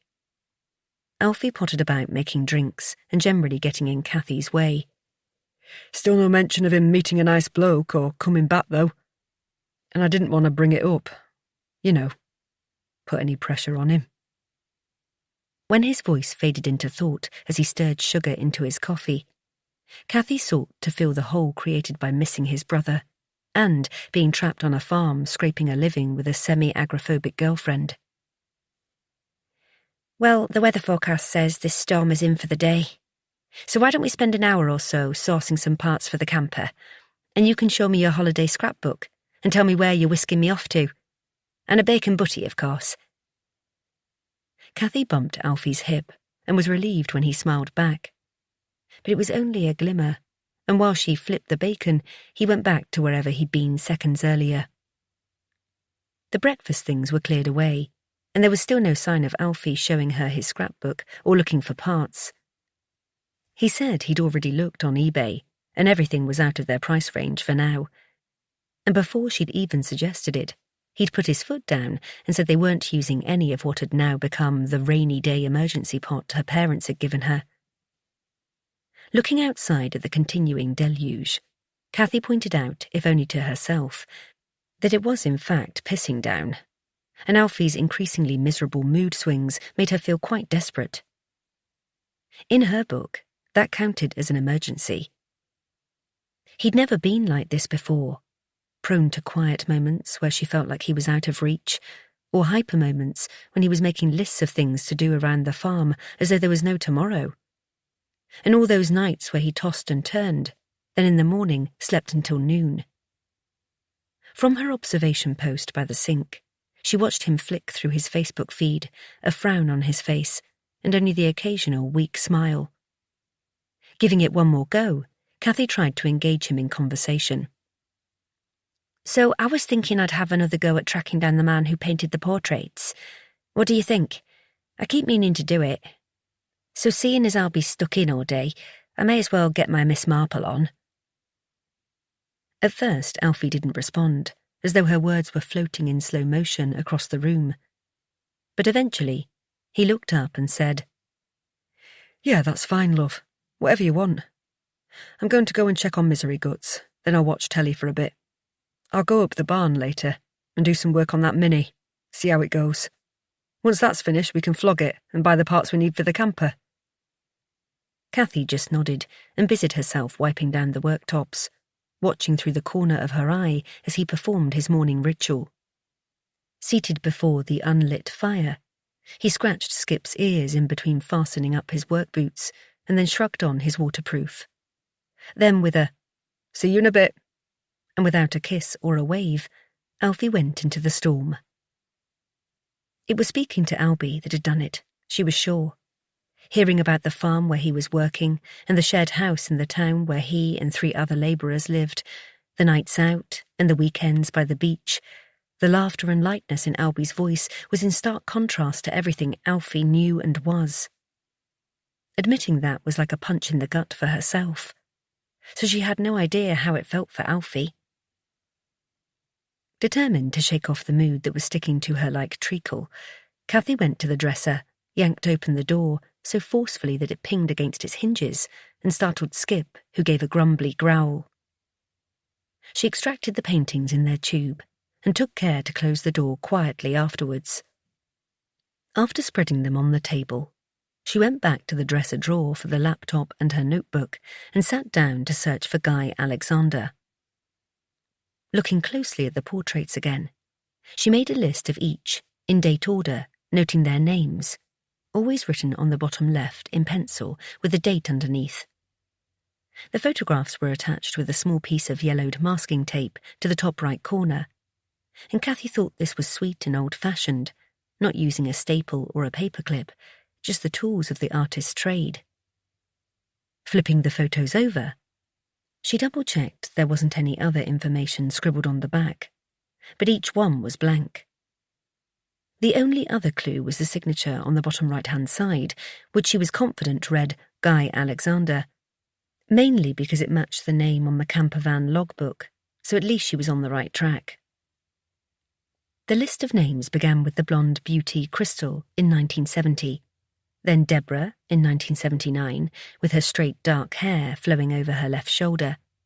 Next was another blonde, Miriam, in 1983. After her, Guy had chosen a strawberry blonde. Her name was Linda, dated 1988. And finally, Alison in 1992, a bobbed brunette. They all had 2 things in common, though.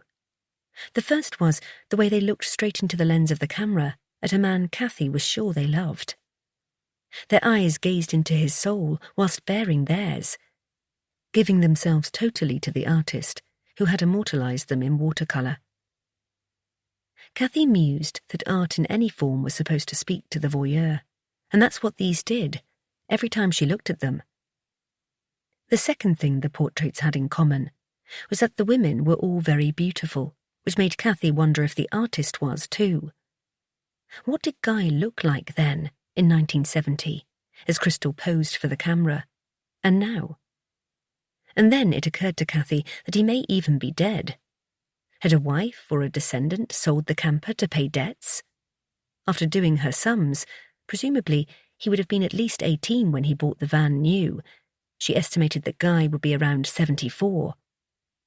These thoughts spurred Cathy into action because time was of the essence, and the last thing she wanted was to track him down and find out she was too late to return his paintings. Her previous scan of social media had produced 0 results, so Cathy decided to start with the address on the logbook. And if all else failed, she'd write a letter and do things the old-fashioned way. Flipping open the laptop with the storm outside as an auditory backdrop and sleepy Skip for company, Cathy commenced her search. 3/4 of an hour later, after refusing to pay Yale.com for access to their stash of phone numbers and other assorted personal information, she resorted to Google Street Maps, and frustratingly, after going up and down what looked like a B-road that narrowed off to a single track, finishing at a gated wooded area, Cathy had drawn a blank. The only property along that road that resembled the address on the logbook was a boutique hotel by the name of Orchard House, so with nothing else to go off, she phoned their front desk. When someone picked up, Cathy's heart flipped. Tapping her pen nervously, she explained why she was calling. The receptionist, Gail, sounded professional and polite, and thankfully was the chatty type. In her broad accent, she soon cleared up the mystery of the hotel's name. What it is, you see, this used to be the main house and was owned by the Alexander family back in the day. In fact, it's been here for a few 100 years. However, at this juncture, Gail's voice lowered considerably. the last in the line got himself into, shall we say, a spot of bother financially and had to sell Orchard House to get himself out of a fix. Was the talk of the village a few years back. At this, Cathy nodded, because it tied in with the camper van being sold at auction. Yes, that makes sense, because that's how we came by the property I'd like to return to Mr. Alexander. So if he's moved away, I don't suppose you have a forwarding address, do you? I was confused, as the logbook does say he lives at Orchard House. Again, Gail was happy to fill in the blanks. Oh, yes, that's the right address. But maybe Mr. Alexander never got round to changing it on the logbook. Lucky for you, I know exactly where he lives. Really? That's great. Where? Cathy was smiling like a fool and already congratulating herself on her magnificent detective skills. Him and his wife, Cressida, lived just down the road in what used to be the gamekeeper's lodge. Between you and me, that's a bit of a fancy name for it, because it's actually a small cottage. When they sold the main house to the people who owned this hotel, the Alexanders kept the lodge and the patch of woodland next to it and moved down there. That's great news. Do you have a phone number by any chance, so I can give them a call? Or if you don't want to pass that on, you could have mine and ask them to ring me. It's fine. I'm sure they'll be pleased to get their stuff back. And yes, I have a landline number somewhere for emergencies. Not that we see much of them, mind. They keep themselves to themselves, really, and between you and me, she's a bit stuck up. Always fancied herself as Lady of the Manor, and now she isn't. She doesn't like living in an old staff cottage. Now let me find that number. The sound of rummaging filtered down the line as Gail searched, and as she did, Cathy couldn't resist asking, "And what's he like, Mr. Alexander?" Oh, he's a sweetie. Always passes the time of day. Bit of a charmer, with a twinkle in his eye, but nice with it. Eccentric, I'd say. What's the word? Flamboyant, yes, that's how I'd describe him. Like he stepped out of an album cover from the 70s. You know, ageing hippie meets bonkers Lord of the Manor. Long grey hair tied in a ponytail, and a wacky hat and floaty coat, that kind of thing. The village kids make fun of him, the little horrors. Here it is. Do you have a pen? Cathy could picture Guy in her mind's eye, as the man Gail had described in the present, and then, taking a trip in a time machine, rewinding back to 1970, meeting him as a beautiful young thing in the throes of true love, painting a blonde-haired beauty named Crystal. Sitting up straight, Cathy flicked the tip of her pen. "Yep, got one. Go ahead." Minutes later, after Gail had promised to pass on Cathy's number to the Alexanders in case she couldn't get through, they said their farewells, and the second the call disconnected, Cathy redialed. Energised and excited at the prospect of doing a good deed and reaping plenty of karmic energy as a reward, she pictured Guy's face morphing from flaxen-haired 70s rock god to distinguished yet well-aged artist. Listening to the ringtone, hoping the snooty Mrs. Alexander was out, Cathy waited impatiently for Guy to answer. Chapter 25. Stretching her hand over to Alfie's side of the bed, Cathy tapped the mattress trying to locate a warm body. But after a few seconds, she realised he wasn't there. Then her heart lurched, and she remembered why. Turning to check the bedside clock, she read the display. 02:54. The only light in the darkened room came from the moon, that determinedly slipped through a crack in the curtains just as Cathy liked it, casting a strip of silvery light onto the bed and towards the door. Is that a sign? Telling me I need to be with Alfie and Skip? Or should I leave them alone and give them this one last night together? Before she even had chance to answer her own question, warm tears filled her eyes as she went over the events of the previous day. They'd called the vet to check on Skip, who hadn't moved for hours, refused to eat, and would only take water from a syringe.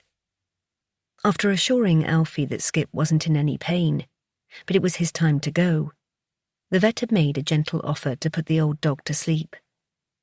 Alfie flatly refused, and the three of them were left alone to say goodbye. They'd sat together in front of the fire for hours, watching the rise and fall of Skip's chest and listening to the wheezy puffs of breath, and by midnight Alfie insisted Cathy went to bed. He, however, was staying firmly by Skip's side. He's been with me since I was a teenager. My best friend and confidant, he is. One of Sheba's pups. A cracking lass she was. Dad let me pick which pup I wanted, but Skip picked me because, while the others suckled, he lifted his head and looked right at me. He was saying, "Pick me." So just like I were there when he came into the world, I'll be there when he leaves it. Cathy knew all this, but let him tell her again. Anyway, she couldn't speak. If she opened her mouth, all that would come out was a sob wrapped in heartbreak. He's always been by my side, you know. Would walk me to the Land Rover when I was going to school and be waiting by the gate when Dad brought me home. We roamed the fells for hours, just the two of us in rain or shine, snow, whatever. Got me over my first crush, did Skip. Listening while I whittled on about some lass who went to another school. Didn't even know her name. Just used to see her at the bus stop in the village. And I were too shy to say hello or out. He was always there, no matter what, through the good and bad times. Never let me down, or made me feel daft, and always understood, like he could read my mind. So I owe him this. I'll stay, keep you company. I don't want you to be alone when, you know. Cathy couldn't say the words, or even think about it. The look in Alfie's eyes was bad enough. The raw pain she saw there was unbearable. No, love. I'll be fine. Go get some rest. I'll call you if I need you. But I'd like some time alone with Skip. Just me and him. The crack in Alfie's voice splintered Cathy's heart. Knowing when to take a hint, she was also relieved to turn her back on his pain and her fear of it, like the coward she was starting to feel she was. And now, alone in the stuffy bedroom, instinct kicked in. Alfie and Skip had had plenty of time to reminisce and say goodbye. She needed to be there as well because she loved that dog too. And she loved Alfie and wanted to say her goodbyes and be there for both of them. Pushing back the duvet, she leapt to her feet, and after shoving them into her slippers, tentatively made her way downstairs. As she reached the bottom step, her breath caught. She would remember the sight in the kitchen forever. Alfie lay at Skip's side by the fire, his head resting against his snout, one hand laid on his paw, close as close could be. Seeing Cathy, he smiled. I couldn't stay upstairs, Alf. I had to check on you both, but I'll go back up if you prefer, as long as you're okay. No, it's fine, love. He's sleeping, and we've had a big chat, haven't we, mate?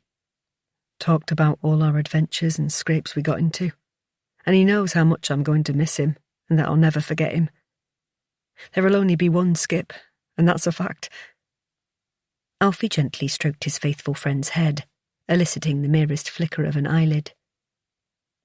Cathy swallowed and forced herself to be strong, and for want of anything else to offer, opted for the practical. Shall I make us a brew, or do you think that'll disturb him? A brew would be champion. Thanks, love, and don't worry about noise. He's well away in the land of Nod. Alfie stayed where he was and soon became lost in his own thoughts. So Cathy made her way to the kitchen and flicked on the kettle, forbidding herself to think of the time she'd made Skip a bowl of warm tea or frothy milk in the winter, his very own doggy chino, and always saved him scraps, which she'd sneak out of the fridge when they were alone. It was their little secret. Skip had been such a comfort to her over the years, seeming to know when she was down and needing a nuzzle and a hug. His devotion to Alfie knew no bounds, and he'd been so gentle and patient with Annie's brood as they came along. The course of the next few hours was inevitable, yet still Cathy wished it wasn't so. They were going to lose their precious friend, and he'd take a piece of their hearts with him when he went. It was the worst pain, and if it was killing her, she couldn't imagine how Alfie was feeling. A flicker of latent memories reminded Cathy of the last time they'd said goodbye to someone dear. Jacob, Alfie's dad. But on that occasion, it was at the funeral, because by the time they'd found him up on the fells, he was gone. No chance to say how much they loved him one more time, and it had been the hardest thing for Alfie to come to terms with. That, and not being there for his dad. Plopping tea bags into 2 mugs, she smiled at the thought of the gentle, rugged man she'd known for a short time, because he passed away not quite 2 years after Alfie brought her to the farm. Jacob had been quite shy, really. Said his piece when he needed to. Got on with the business of running the farm as he had since he was a young man, after stepping into his father's boots. Taking care of his family, who he loved, and the woman he clearly adored, was priority. Cricket in the pub came second. To that day, it still amazed Cathy quite how much Jacob adored Bertha, seeing past her brusque ways, perhaps making excuses for her. Or maybe he just wanted to keep the peace. "Out for a quiet life, lass," he'd once said to her, as he winked across the kitchen table. Both of them eating their tea in silence, and staying out of the battle that raged by the stove as Alfred and his mother went head-to-head over something and nothing. Jacob had been no match for Bertha. Not really. He was a kind, honest, moral man, while she was the opposite. Deceitful and mean and manipulative. He'd been Alfie's hero, so he took it hard when he lost his dad and mentor. Then 2 years later, as the isolation and instability of COVID was fading into history and the world was getting back on its feet, Albert left too. Not in a fancy black carriage pulled by 4 prancing horses, but in an Uber to the airport. And now, Alfie was going to lose Skip. "Keep going and be brave," Cathy told herself. "He needs you to be strong more than ever now. Do not let him down. He was there for you, and now you need to be there for him, no matter how much it's hurting inside. Alfie comes first." Taking their drinks over to where he and Skip lay, Cathy placed them on the hearth and wished it was colder, because Skip loved the fire, but it was July and far too muggy and might make him uncomfortable. She knew, right there and then, that whenever she lit one in the future, she would always think of Skip and imagine him lying there, warming his belly. Taking a pillow from the armchair, she settled herself at the side of their beautiful collie, resting her head by his and inhaling the musky scent of his fur. On the other side of sleeping Skip lay Alfie, and as the sun rose between the peaks, they waited, the 3 of them together. Chapter 26. The house seemed too quiet without Alfie, which was daft because she was used to him being up at the barn or labouring at a neighbouring farm during the day, only nipping back for his dinner or a brew. Knowing he was only minutes away if she needed him always comforted her. And now he was on his way to Amsterdam. Actually, he was in the airport lounge getting hammered, so he'd have the courage to get on the plane. She could have throttled Dave when he'd suggested going on a 3-day bender to Amsterdam, but apparently his cousin who lived there had offered to put them up. All they needed was a cheap flight and beer money. And seeing as everyone in their man gang was permanently Brussic, it actually worked out cheaper than staying in a hotel in York or some other well-trod stag weekend destination. Cathy had been watching Alfie like a hawk for the past couple of weeks, because since Skip had left them, there had been another shift in Alfie's mood, as though he had taken a sideways step away from her, turning in on himself. She was sure it began the day Skip died. She'd woken at sunrise to find Alfie gone, their beloved dog lying beside her in eternal sleep, covered by his favourite blanket. Cathy had found Alfie outside, by the vegetable patch wall, hands in pockets, looking ahead at the peaks, just as she had done that first morning at the farm. She'd stood beside him and gently laid her hand on his arm and instantly felt his muscles tense. It hurt, but she'd brushed it aside, putting his welfare and feelings before hers. Alf, love, I'm so sorry. She'd expected him to turn to her so she could hold him and let him cry, but instead he brushed away the tears on his sodden face and gave a reply that made her wince. I'd best go and dig a hole. Need my big shovel. I'll be back for him soon enough. And then he turned and walked up towards the barn, his shoulders hunched and his gait slow. She'd wanted to shout out, "Don't push me away, Alf. Not now." But the words wouldn't come, and instead she turned and made her way back to the house to say her own goodbye to Skip. They buried him under the elm tree in the far corner of the yard, with all the working dogs that had gone before him, plus a long line of cats, and Daisy, Annie's rabbit, the one she swore Bertha had murdered. It was only when they got back to the kitchen and Alfie saw the empty spot by the fire that he finally broke down and allowed Cathy to comfort him, and for that she was grateful, convincing herself that even though it would take time, Alf would slowly heal. But as the days went by, she noted a gradual change. Alf was never shy of hard work and long hours, and it shouldn't have come as a surprise that he was spending all day up at the barn, taking his mind off things and getting stuck into renovating the camper. The problem was, going by the state of the shell, stripped completely of its interior and sanded down to bare metal, the same as it had been for weeks, Cathy surmised Alfie wasn't actually doing any work. A couple of times, when she'd nipped up to see if he needed anything, she'd found him sitting on one of the front seats that he'd stored against the wall, staring into space, or fast asleep.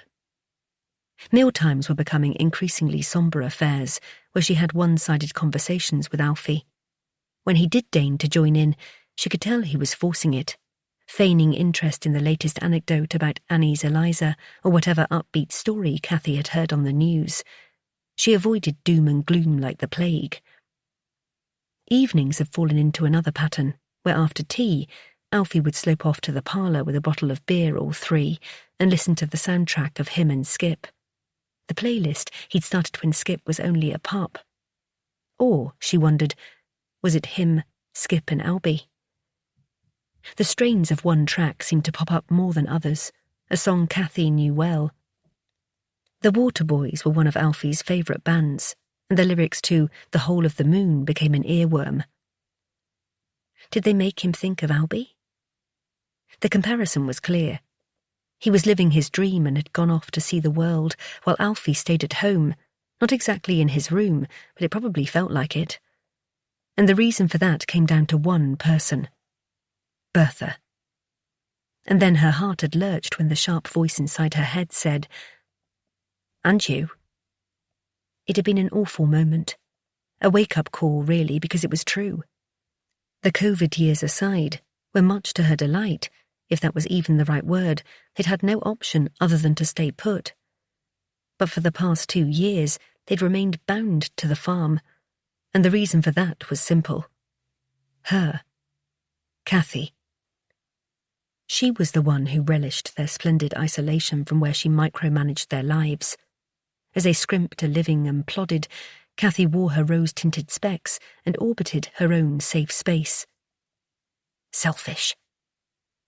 The voice was scathing, and Cathy inwardly shrank from the truth. So when Dave announced his stag weekend venue, she'd sought to absolve herself of blame by letting Alfie off the leash. Wearing a fake smile and putting all of her niggles to one side, she had encouraged him to go on the trip. Refusing to watch the imaginary newsreel that conjured up a plane plummeting into the North Sea, or a terrorist attack at the airport, or Alfie being hit by a tram in Amsterdam City. She'd always hated the ones in Manchester that slid silently along the tracks and scared you half to death with their honking horns. Those are your fears, so don't saddle Alfie with them. Just let him go and have some fun. He deserves a break from here and from Bertha, and from you and your cloying neurosis. Yes, that had stung too. But the voice in her head had been on the money, lingering for months, long after the trip was suggested. It was also the reason, the second it was booked, she transferred the flight money to Dave's bank account, before she had a wobble and begged Alfie not to go. Instead, she repeated a mantra to aid her resolve. Alfie is going to Amsterdam. I will manage on my own for 3 days. Nothing bad will happen. The end. The kitchen clock told her she had time to kill before Sheena arrived. It also reminded her that mantras don't always work, and she'd failed at the first hurdle because, for all her bravado, when the offer came of a sleepover and girly night in, Cathy grabbed on like her life depended on it. Sheena was currently in Asda, stuffing all the necessary feast ingredients into the trolley. And once she arrived, they were going for a long hike over the tops to work up an appetite. The July weather had been glorious, and now as they nudged into August, the forecast predicted more of the same. It would be good to get some sun on their faces, and as Sheena had said, "We can burn off a shitload of calories before we ram 1,000,000 more down our gobs." Cathy loved Sheena's don't give a damn outlook, and it always buoyed her. But then again, being a blonde bombshell stick insect who could eat her way through the cake counter and not put on a single ounce or get one single spot, probably gave Sheena the edge on loving life. Glancing at her notepad, Cathy decided to occupy the minutes by being proactive and giving the elusive Mr. and Mrs. Alexander another try. It still baffled her that they relied solely on a landline. Even Bertha had a mobile. It had become a bit of a thing for her, calling the number and hoping on the off chance someone picked up. Lifting her mobile, Cathy scrolled the list of recent calls and pressed the only one that didn't start with 07. Chapter 27. Cathy listened to the familiar ringing and wondered, not for the first time, why they didn't have voice messaging set up. But maybe that was all a bit too fandangle, as Bertha would say, for them. She imagined that miles away, in a hallway decorated in flowery flock wallpaper, an old-fashioned phone rang out. It rested on a dusty mahogany console beneath a gilt-edged mirror beside a wooden coat stand. She was just about to disconnect, when lo and behold, there was a momentary cessation of the rather annoying ringtone, and then a female voice, posh and stern. Hyacinth Bouquet personified. Alexander residence? Cathy stifled a giggle, waiting for Lady of the house speaking. But recovering quickly, she replied, "Oh, hello. My name's Cathy, and I'm trying to get hold of Guy Alexander. Would that be your husband?" There was a second or two of silence, while the woman at the other end gathered her wits, and then came a question laced with suspicion and a hint of tedium. And why would you want to contact my husband? Does he owe you money? Because if he does, then you're barking up the wrong tree, I can assure you of that. Buoyed by the confirmation that this was in fact Cressida, Guy's wife, Cathy sought to reassure. "Oh, no, nothing like that. What it is, we bought this camper van and there were some personal possessions inside that I'd like to return to him. That's if he'd like them back. I've been trying to get in touch for months." With this information in hand, Mrs. Alexander's attention appeared to have been piqued. "Well, I've been away overseas visiting my sister, and who knows where Guy is from one day to the next. So tell me, what possessions would they be exactly?" "Paintings. Really lovely ones, actually. He's ever so talented, which is why I'd like to return them, but thought to check first, rather than put them in the post, because if he doesn't want them back, I'd like to keep them." When she responded, the boredom and disappointment in Mrs. Alexander's voice was impossible to miss. "Is that all? Blasted paintings. I suppose they're his god-awful landscapes, beastly things." Next came a loud harumph before, "Well, in that case, I'll give you his mobile number, and you can ask him yourself. Have you got a pen?" Deciding not to mention the paintings were of women, very beautiful ones at that, as it might not go down too well, Cathy grabbed her notebook and biro and replied, "Yes, go ahead." It took mere seconds to jot it down, and thank Mrs. Snippy for the information. "That's very kind of you. Thanks ever so much. I'll ring him now." "Well, best of luck with that. Goodbye." Cathy pictured the receiver of the dusty phone being slammed into its cradle, and Mrs. Alexander storming off down the hall to pour herself a sherry and hate on her husband, who was obviously in the doghouse. Poor man. Mrs. Alexander sounded like a right tartar. But then again, going off the evidence, Guy had got them badly into debt, so no wonder she was miffed.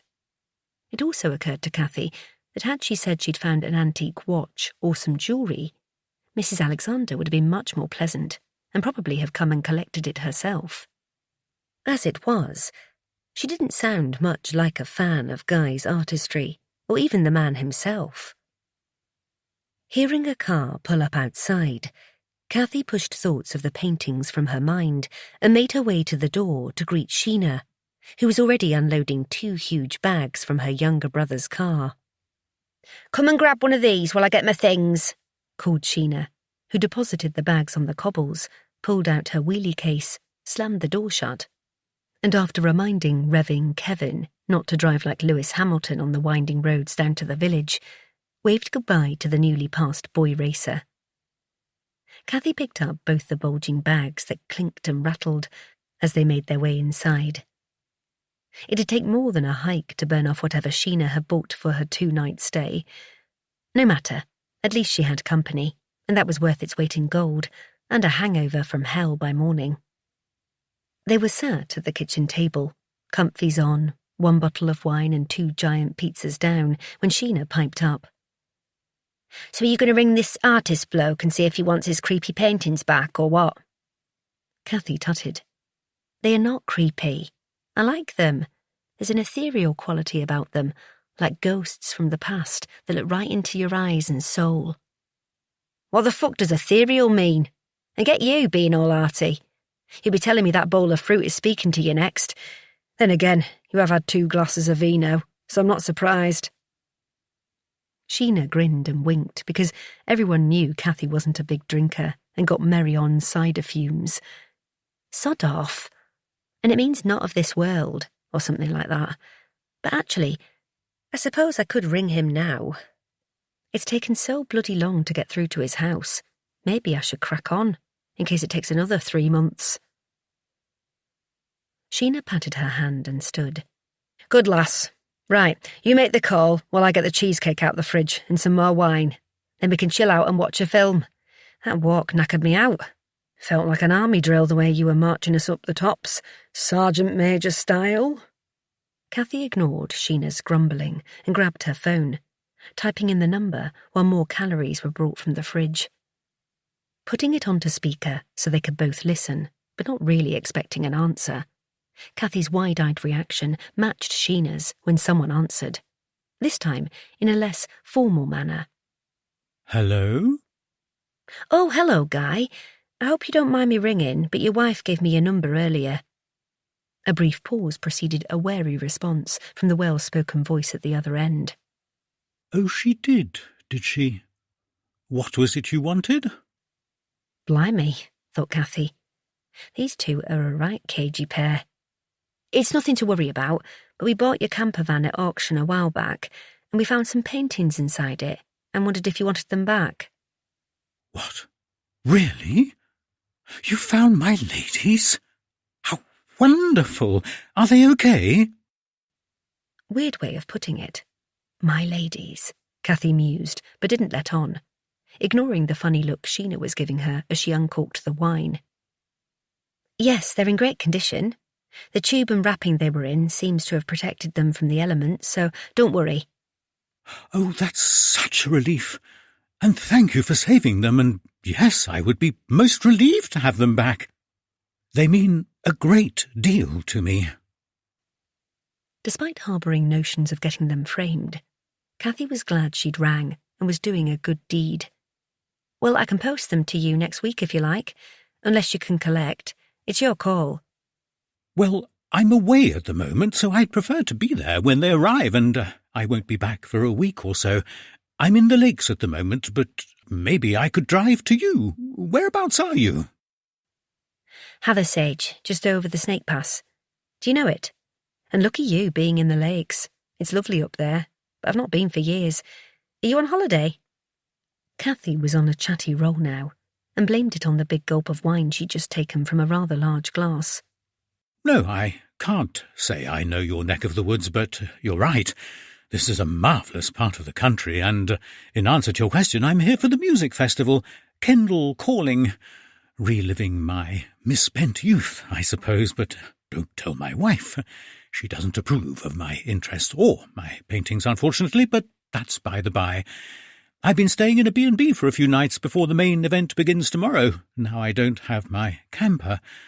Oh, I do miss the old girl, especially because I'll have to make do with a tent at the festival, and these old bones don't take kindly to it. Cathy thought he sounded wistful and felt a bit sorry for him because his wife didn't come across as the friendliest person, at which point she was interrupted by Sheena, who was making hand signals that appeared to be telling her to press mute. Cathy said into the phone, "Could you just hold on 1 minute, Guy? I just need to speak to someone. Won't be a tick." Sheena wore an excited expression, accompanied by a pre-idea squeal. "I've had a brilliant thought. Why don't we drive up there tomorrow and hand-deliver the paintings? You know, have a girls-on-tour road trip to the lakes. I bloody love it there. And we could make a day of it once we've dropped off the paintings. I'll drive, if you don't fancy it. What do you think?" It could have been the wine, or that she was high on the wings of a good deed, but it spurred Cathy into action, and for once she made a snap decision. Unmuting her phone, she said, "Sorry about that, Guy, but me and my friend fancy a drive up to the lakes tomorrow. We could meet you somewhere and give you the paintings. Our other halves are away on a stag weekend, so we're at a loose end." Guy jumped in. Yes, of course. That's wonderful and so very kind of you. I know the perfect place to meet, and I'd be happy to reimburse you any expenses. "Oh, great, and there's no need. So where shall we meet?" Giving Sheena the thumbs up, Cathy poised her pen, ready to take down the details. As she listened to Guy's instructions, Cathy was awash with conflicting emotions. She went from excitement at going on a road trip with Sheena to trepidation at straying so far from home. Then she imagined how proud Alfie would be when he found out. This would prove she was up for their Scotland trip.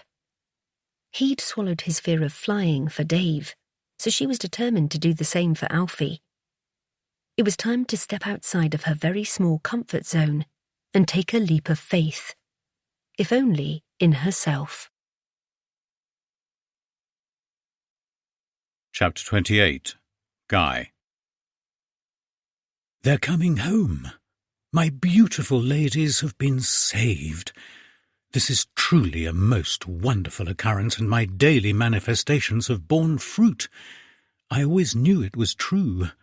Not merely a whim, but an actual cosmic gift, and my faith in a higher power would eventually be rewarded. Even when other desires have failed to materialize, slipping through my fingers, I never felt Moroccan sands beneath my feet. My eyes never beheld the Taj Mahal, but maybe the ancient gods and forces beyond our understanding were saving their energy for this most blessed reunion.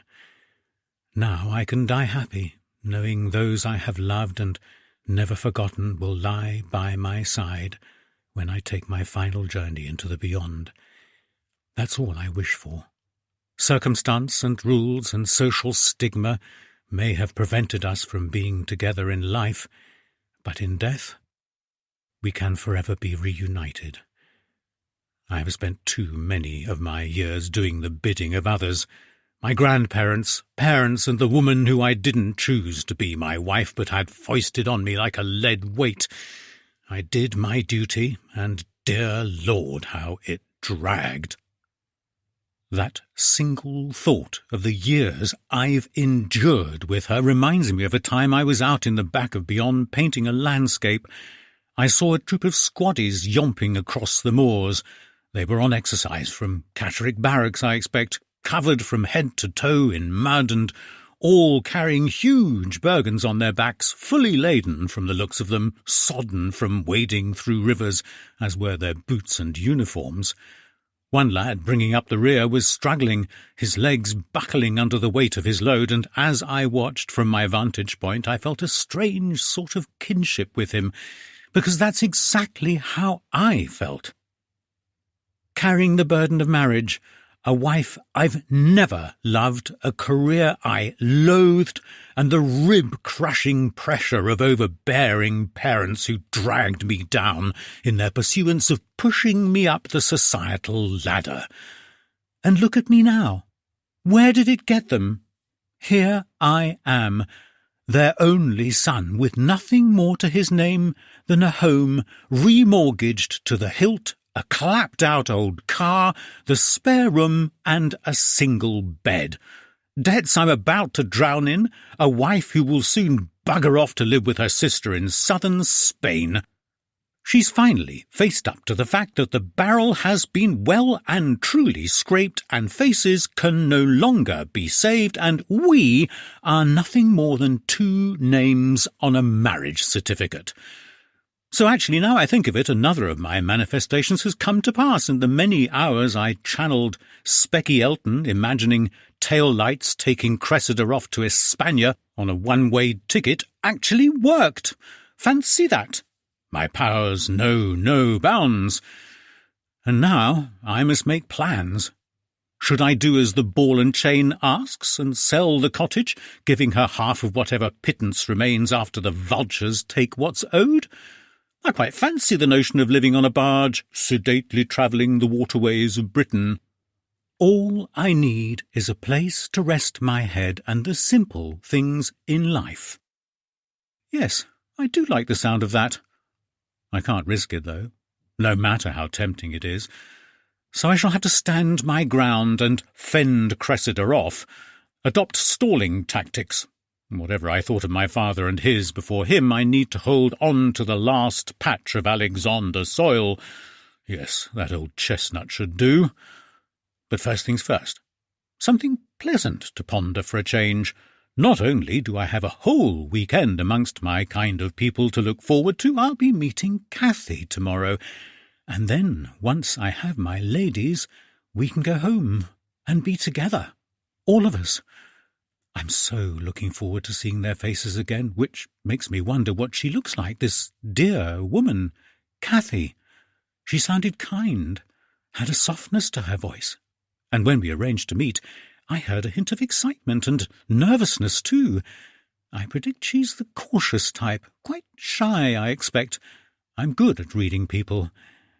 But what of her looks? That's the delicious part. Picturing the face that complements the voice, and I see Cathy in her early 30s, a light brunette, almost fair-haired. She wears it straight as a die down to her tanned shoulders and hazel eyes.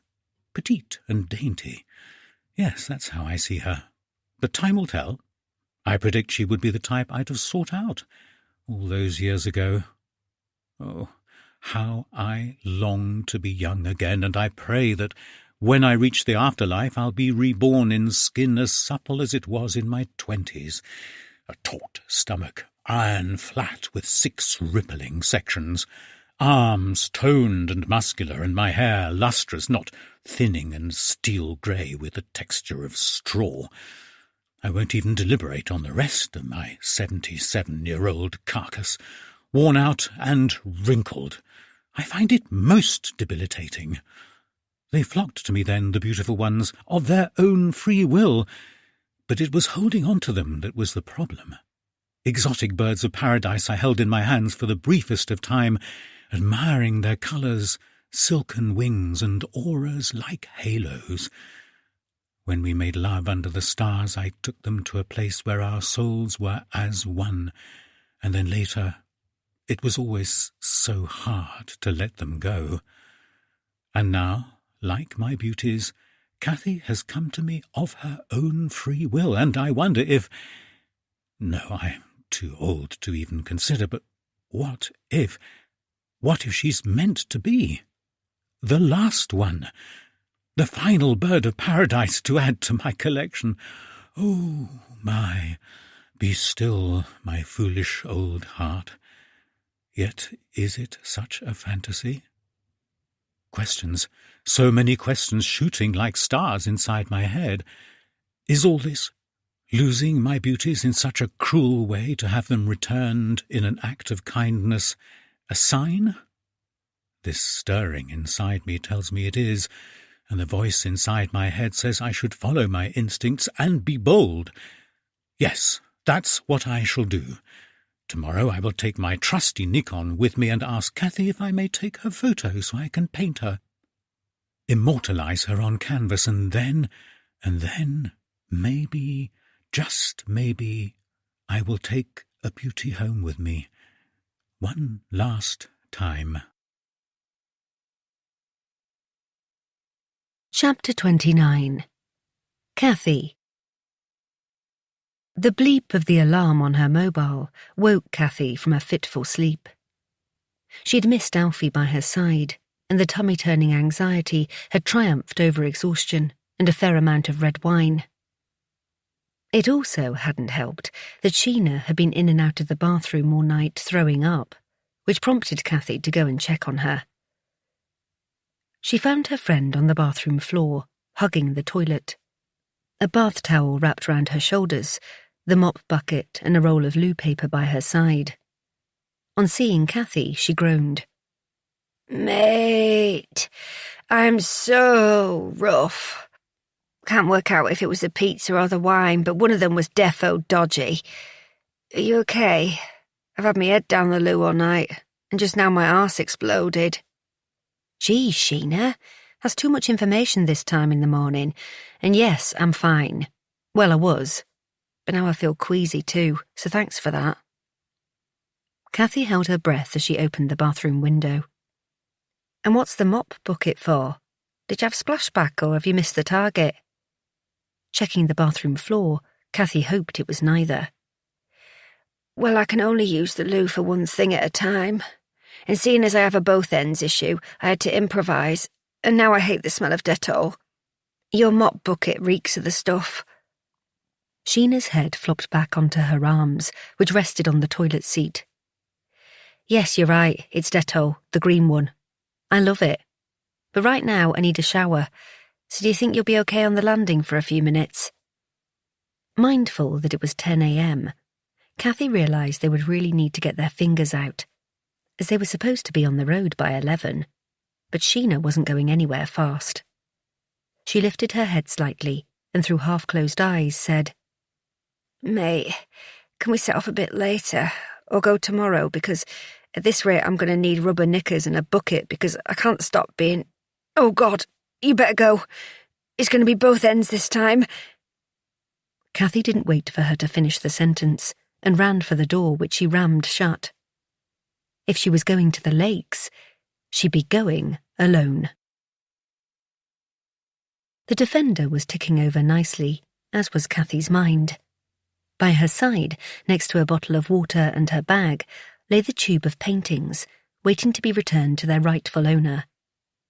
She never thought she'd say this, but if there was a day when she wished Bertha would pull a stunt which meant she had to stay home, today was it. But even when she'd nipped up the lane with a plate of sandwiches and some leftover cheesecake from the night before, Bertha was engrossed in a rerun of Heartbeat and barely acknowledged her. She'd given her all the right cues, but nope, Bertha wasn't going to thwart her trip. I'll be gone a while, so if I'm not back by tea time, will you be okay popping something in the microwave? I'll nip up as soon as I get home. A harumphing sound was followed by, I'm not an invalid yet, so you just get gone. Stop mithering. Okay, will do. I've been really looking forward to this trip. Remember I told you I was meeting the man who... And then Cathy remembered that last time she started to explain about what Alfie had found in the van, Bertha had told her in no uncertain terms she wasn't interested in her rust bucket on wheels or whatever old tat they'd found inside it. Best be on your way then. You're interrupting me programme with your goings-on. One more try, thought Cathy. Sheena can't come with me because she's poorly, so I'm going on my own. It's the first time I've been on a solo road trip for a long time. I feel a bit nervous. For a bizarre second, Cathy even considered asking Bertha to come along. That's how desperate she was not to make the trip alone. It'll do you good, instead of hanging round here like summat that's stuck to me shoe. Flick the kettle on, and I'll make a brew to have with me butties. Then you can show yourself out. Bertha hadn't taken her eyes off the television the whole time she was there, so admitting defeat, Cathy had obeyed. Sitting in the yard, wiping sweaty palms on her flowery maxi dress, she looked at her phone in its holder. Cathy only needed to press Get Directions and then Start, and she'd be on her way. Yet still her finger hovered over the screen as she listened to the words running through her head. Bloody Sheena. This was her bright idea, and now she's wimped out. Maybe I should just ring Guy and ask him to come here and pick the paintings up. Save me the bother. No, stop being soft. You can do this. Just break it down into doable sections. It's a 2-hour drive, and it'll be nice and peaceful, looking out the window at the gorgeous scenery through the lakes. It'll be just me and my trusty old Defender. See? Even the name means you'll be safe in its care. Just me, the rumble of the engine, and the radio. What if the Defender breaks down? You have breakdown cover, and before you say it, tell them you're a woman on your own. They might even send a lady mechanic. What about when I get there? There might be swarms of people pushing and shoving. Then text Guy and ask him to come to the car park or look for somewhere quieter. But you won't know till you get there, so go. Go on! Push the button and be brave. Do it for Alfie. He'll be so proud. Sucking in a huge lungful of Derbyshire air, and before she could change her mind, Cathy tapped the phone screen twice, put the Defender into gear, and set off down the lane. The journey had been a piece of cake, and as she made her way across the bumpy car park, Cathy swelled with pride at getting that far, emboldened also by the message she'd received from Alfie when he realised she was making the journey to Kendal alone. You little star. I can't believe you've gone by yourself. Sheena's a melt. I'm so proud of you, but please take care and text me when you get there. Send me a photo. Love you so much. Kiss, kiss, kiss, kiss. Guy had suggested they meet at Abbott Hall, an art gallery and museum close to Kendal town centre. Once she'd parked, Cathy was to head past the children's play area, past the green, and then wait by the Crown bowling green. There were lots of benches to rest on. How simple was that? After navigating the town with minimum hassle, Cathy parked the Defender and switched off the engine. Stage 1 of her mission was complete, and now she only had to pluck up the courage to meet a total stranger without her sidekick, Sheena. Remembering to text Alfie, she fired off a message. That was the easy bit. All she had to do next was get out. You have to go, otherwise you've wasted a 2-hour drive. And look, everyone in the town seems friendly. You don't have to stay and chat or have a 3-course meal with the man. Just make polite conversation, hand over the tube, then go and grab some food and a drink and find a quiet spot on the green to chill out and people watch. Come on. You can do this. Do it for Alfie and Mum and Dad. Imagine how happy they'll be when you send them a photo. Okay, I'll do it. And I can always come straight back here and drive home if I feel uncomfortable or get spooked. I've got this, again. Before she could change her mind, Cathy grabbed her phone, bag and the paintings and jumped out to the Defender, then locked the door and set off towards Abbott Hall. As she walked, clutching the tube to her chest like a shield, Cathy focused on the voices of those around her, which muffled the pounding beat of her heart. With every step, each deep intake of breath, Cathy relaxed as the tension in her body ebbed, allowing her to go with the flow. The gentle rays of the afternoon sun melded with the bonhomie and happy vibes of a beautiful town full of tourists, wanting nothing more than to take photos and buy some mint cake. This realisation eased Cathy, relaxing taut muscles, and reminded her of what it was like to be outside and a little bit free. She realised she'd made progress on the journey that had started the night she arrived at Black Sheep, all by herself, and that was huge. As a smile crept across her face, another thought, accompanied by the blossoming of hope, formed in Cathy's mind and deep inside her chest. It's going to be okay. Bloody hell. I think it really is. Outside the grounds of the hall, she checked her watch, and thanks to clear roads all the way, she had almost an hour before she met Guy. So rather than head to the meet-up point straight away, Cathy went in search of food.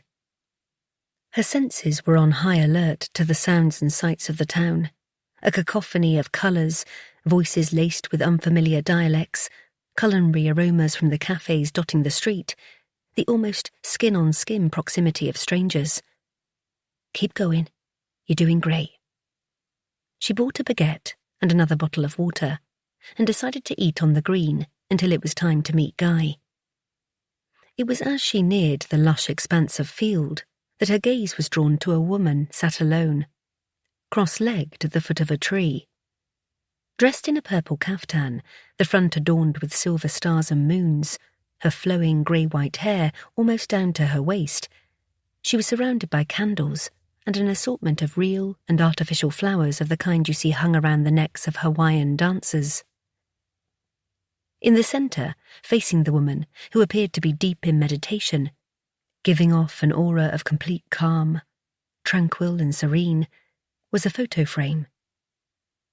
There was just something about her that lured Cathy forward, intrigue guiding her feet, leaving the hubbub behind, and it was only as she neared that she realised what she was looking at.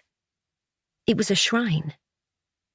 Not wanting to intrude, yet strangely fascinated, Cathy lingered a few feet away, wishing that she too could find such peace. Taking in everything about the woman, Cathy noticed her tanned arms were lithe and toned, and her bare feet suggested that she was a sun worshipper. Red-painted toenails and toe rings accompanied a stack of ankle bracelets. Cathy traced the lines on the woman's neck and face that told of wisdom and a life lived. Maybe 70 years of travelling and festivals like the one in Kendal, dancing around a campfire in the moonlight under the stars. Cathy was about to walk away when the woman opened her eyes, deep brown and soulful, and focused immediately on her observer, whose first response was to blush and then apologise. "I'm so sorry for staring, but you looked so relaxed and in your own world. I've always wanted to meditate. I just never seemed to manage it. Not like that, anyway." At this, the woman smiled, as though she'd heard it said before, or was grateful for the compliment. "Believe me, it's taken over 50 years of practice, so keep trying, and you'll get there in the end." As she finished speaking, the woman stood in a fluid motion that Cathy imagined had also taken years of practice. Yoga, probably. With grace and ease of movement, no sign of creaky joints and a crumbling spine, the woman stepped over the flowers and held out her hand. "I'm Maddie. It's nice to meet you."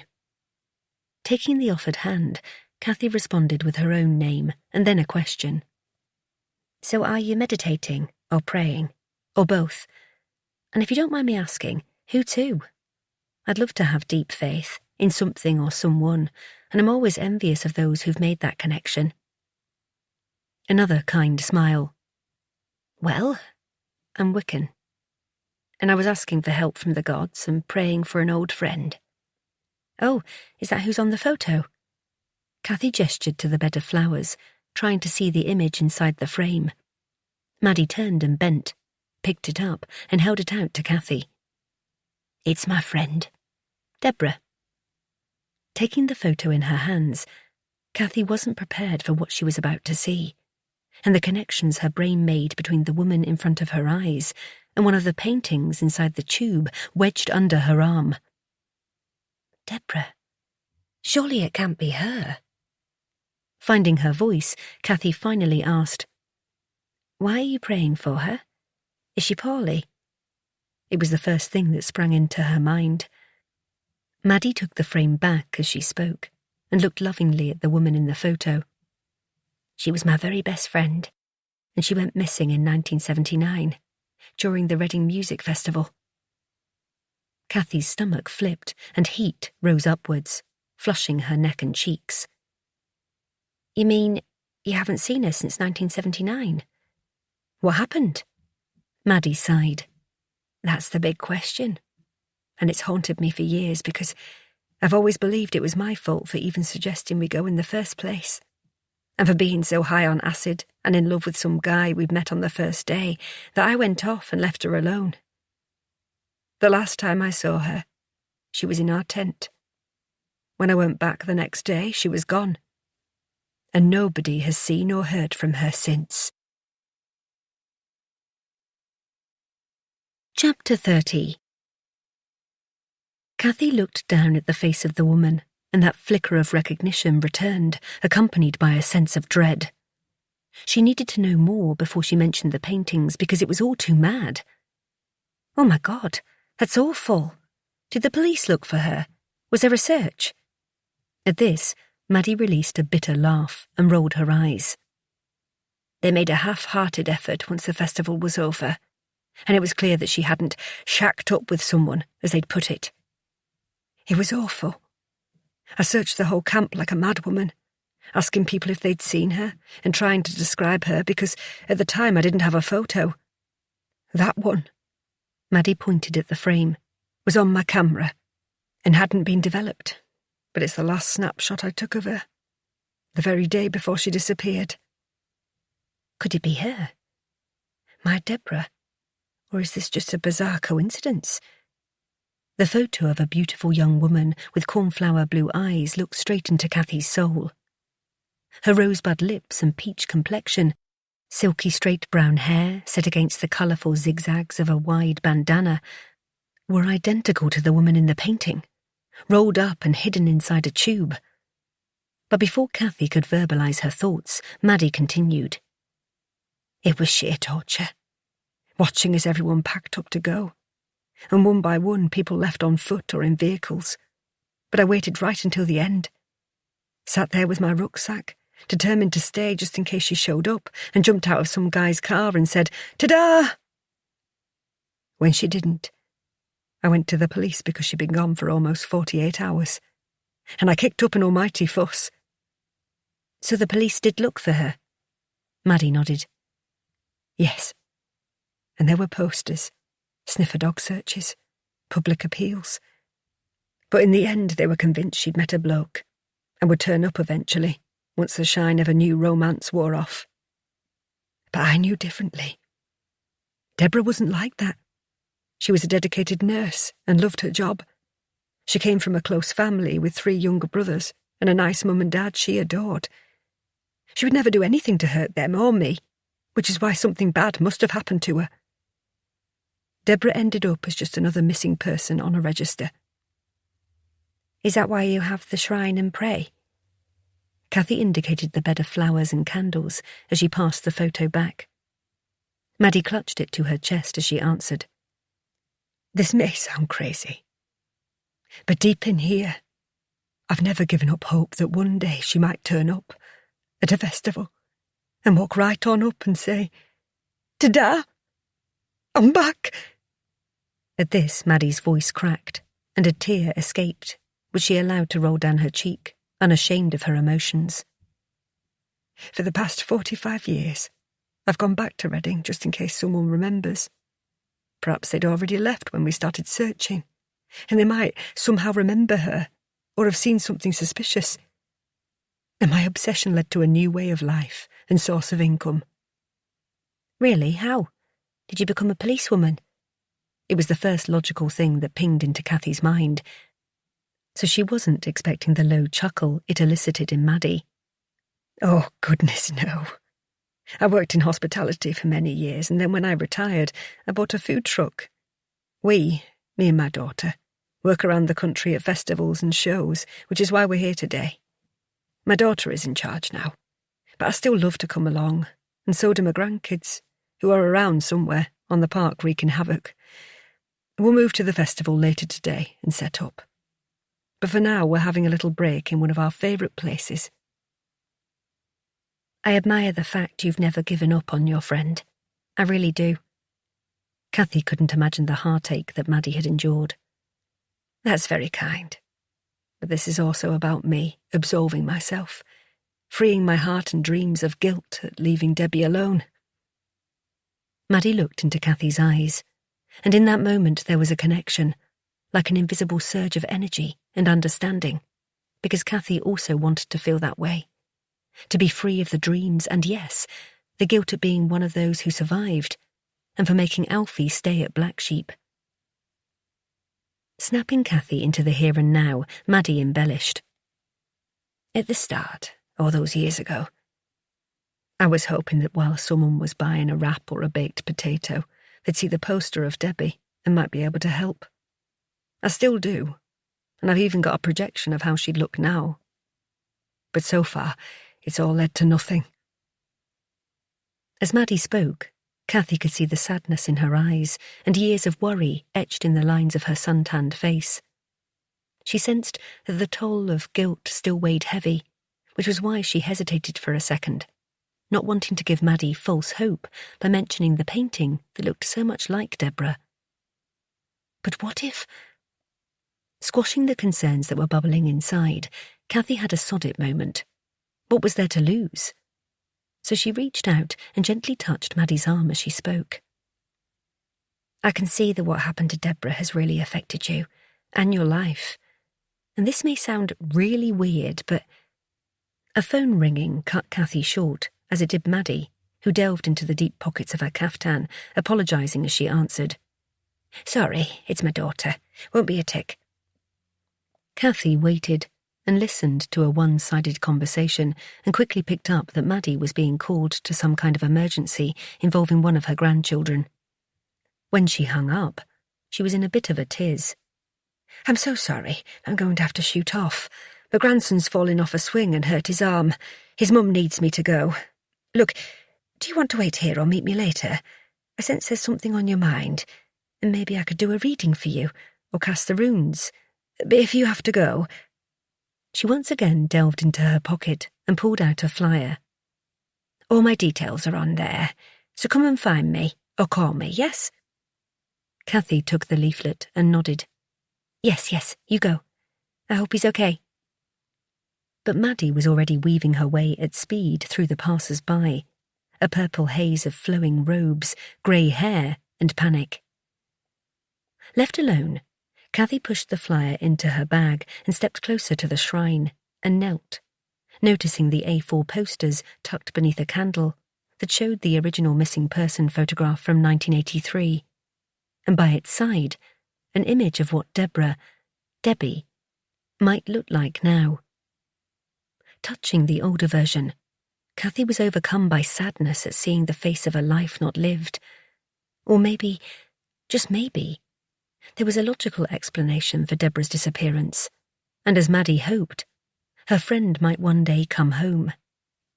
Sitting as Maddie had done earlier, amongst the flowers and candles, Cathy soaked it all up, and wondered what it must have been like for Maddie and Deborah at that festival in '79, before she was even born. Taking out her phone, curiosity getting the upper hand, Cathy tapped Reading, Missing Woman, Deborah, 1979, and instantly, the search led her back in time. Scrolling through the information, it was exactly as Maddie described. And it was as she connected the dots between the face on the screen and the one in the tube by her side, an unsettling thought caused goosebumps to creep up her arms and down the back of her neck. Without a second's hesitation, Cathy cleared the search bar and typed in a new name and date, and the similar phrase as before: Crystal, 1970, Festival, Missing Woman. Her finger hovered for a second over the go button before she pressed, holding her breath as she waited for the blue line to move across the top of the screen. And there it was, Crystal's face staring right back at Cathy, as though she'd travelled through time, her spirit sitting beside her, in communion with Deborah's. With trembling hands, Cathy scanned the sparse details that told of Crystal Moss, age 22, reported missing after the Isle of Wight festival. Her boyfriend had been arrested under suspicion of causing her harm, but was later released. Despite searches and public appeals, she was never found and remained a missing person. Cathy felt heat rush upwards. Her pounding heart and the whooshing in her ears drowned out the festival around her. and as she swallowed and willed herself to clear the search bar, her eyes pricked with tears. Again, her hands trembled, making it hard to type in another name. Miriam, 1983, Festival, Missing Woman. The urge to press the go button was as consuming as the urge not to, and while the conflict raged, her breathing was becoming increasingly shallow. An anxiety attack was setting in, but she had to do it. She had to know. Her thumb hit the button, and the blue line did its thing once again. Miriam Cole, aged 19, reported missing after the Nebworth Festival. Oh God, what have you done? Whoever the paintings belonged to had something to do with the women who'd gone missing, and there were 2 more to check out. What did he do with them? And he's here. You're going to meet him. He'll be waiting by the meet-up point. You have to go. Leave right now. Hurry up. Get away from the danger. Danger is here. It's found you again. Danger. Danger. Go, Kathy. Go now. You need to get away. Run! Chapter 31. Kathy leapt to her feet and grabbed the tube of paintings. Skewed logic and terror overrode any thoughts of running after Maddie to tell her what she knew, because the need to escape was paramount. At the same time, a wave of anger directed towards herself for going there alone in the first place made her swallow down a scream. Stupid, stupid, stupid. Danger is everywhere, all around. Waiting for when you least expect it. Bubbling and boiling into a swell of hysteria, fear coursed through her trembling body that was on the verge of collapse. But somehow, adrenaline kept her upright and mobile. Kathy began to half walk, half run. Impeded by her slip-on sandals and by dawdlers, she pushed past anyone in front, not caring about those she bumped into, ignoring their tuts as she failed to apologise. It was like before. But this time, instead of the horror being all around, its work was already done. She could sense the hand of evil reaching out. The hairs on her neck stood on end as she imagined the touch of fingers on her skin. Malice trying to grab her from behind and swallow her whole. Get out, get out, get out. The whistling in her ears preceded a panic attack, so before it rendered her incapable, sucking in air, she hitched up her dress that kept wrapping round her legs and beat a pathway towards the car park, her feet pounding the ground, out of time with the staccato beat of her heart. Nearly there, just keep going. Don't stop, Kathy, please don't stop. The sight of the car park sign registered hope, and then a moment of confusion when she realised that the number of vehicles had swelled since she'd arrived, and she couldn't remember where she'd parked. Which block? Think, Kathy, think. What letter? J. No, it was L. Or was it K? J. It was J. Definitely J. And you were next to the telegraph pole, and an old green Jaguar. Look for the green Jag. And then she saw it. The car and the Defender. And she may have cried out in relief, or maybe it was inside her head, but she'd made it. As she scrambled in her bag for her keys, Kathy fumbled and dropped the tube. For a second she was going to leave it there. So great was the desire to get inside and lock the door against the malevolence about to grab her from behind. But as she inserted the key, turned the lock, then flung open the door, in a fluid movement she swept the tube from the ground, threw it inside the cab, and launched herself straight after it. Hysteria building, she slammed the door, then slapped her hand on the lock button. Passenger side! Passenger side! A voice screeched in her head, causing her to lunge across to check the other door was locked, tapping it twice, 3 times to make sure. Is the boot locked? Is it? Yes, it's always locked. It's broken, remember? And you have to crawl inside to open it. Breathe. Breathe, Kathy! Safe. I'm safe. I need to go home. I need to ring Alfie. I need to ring the police. No, you have to go home first. It's safe there.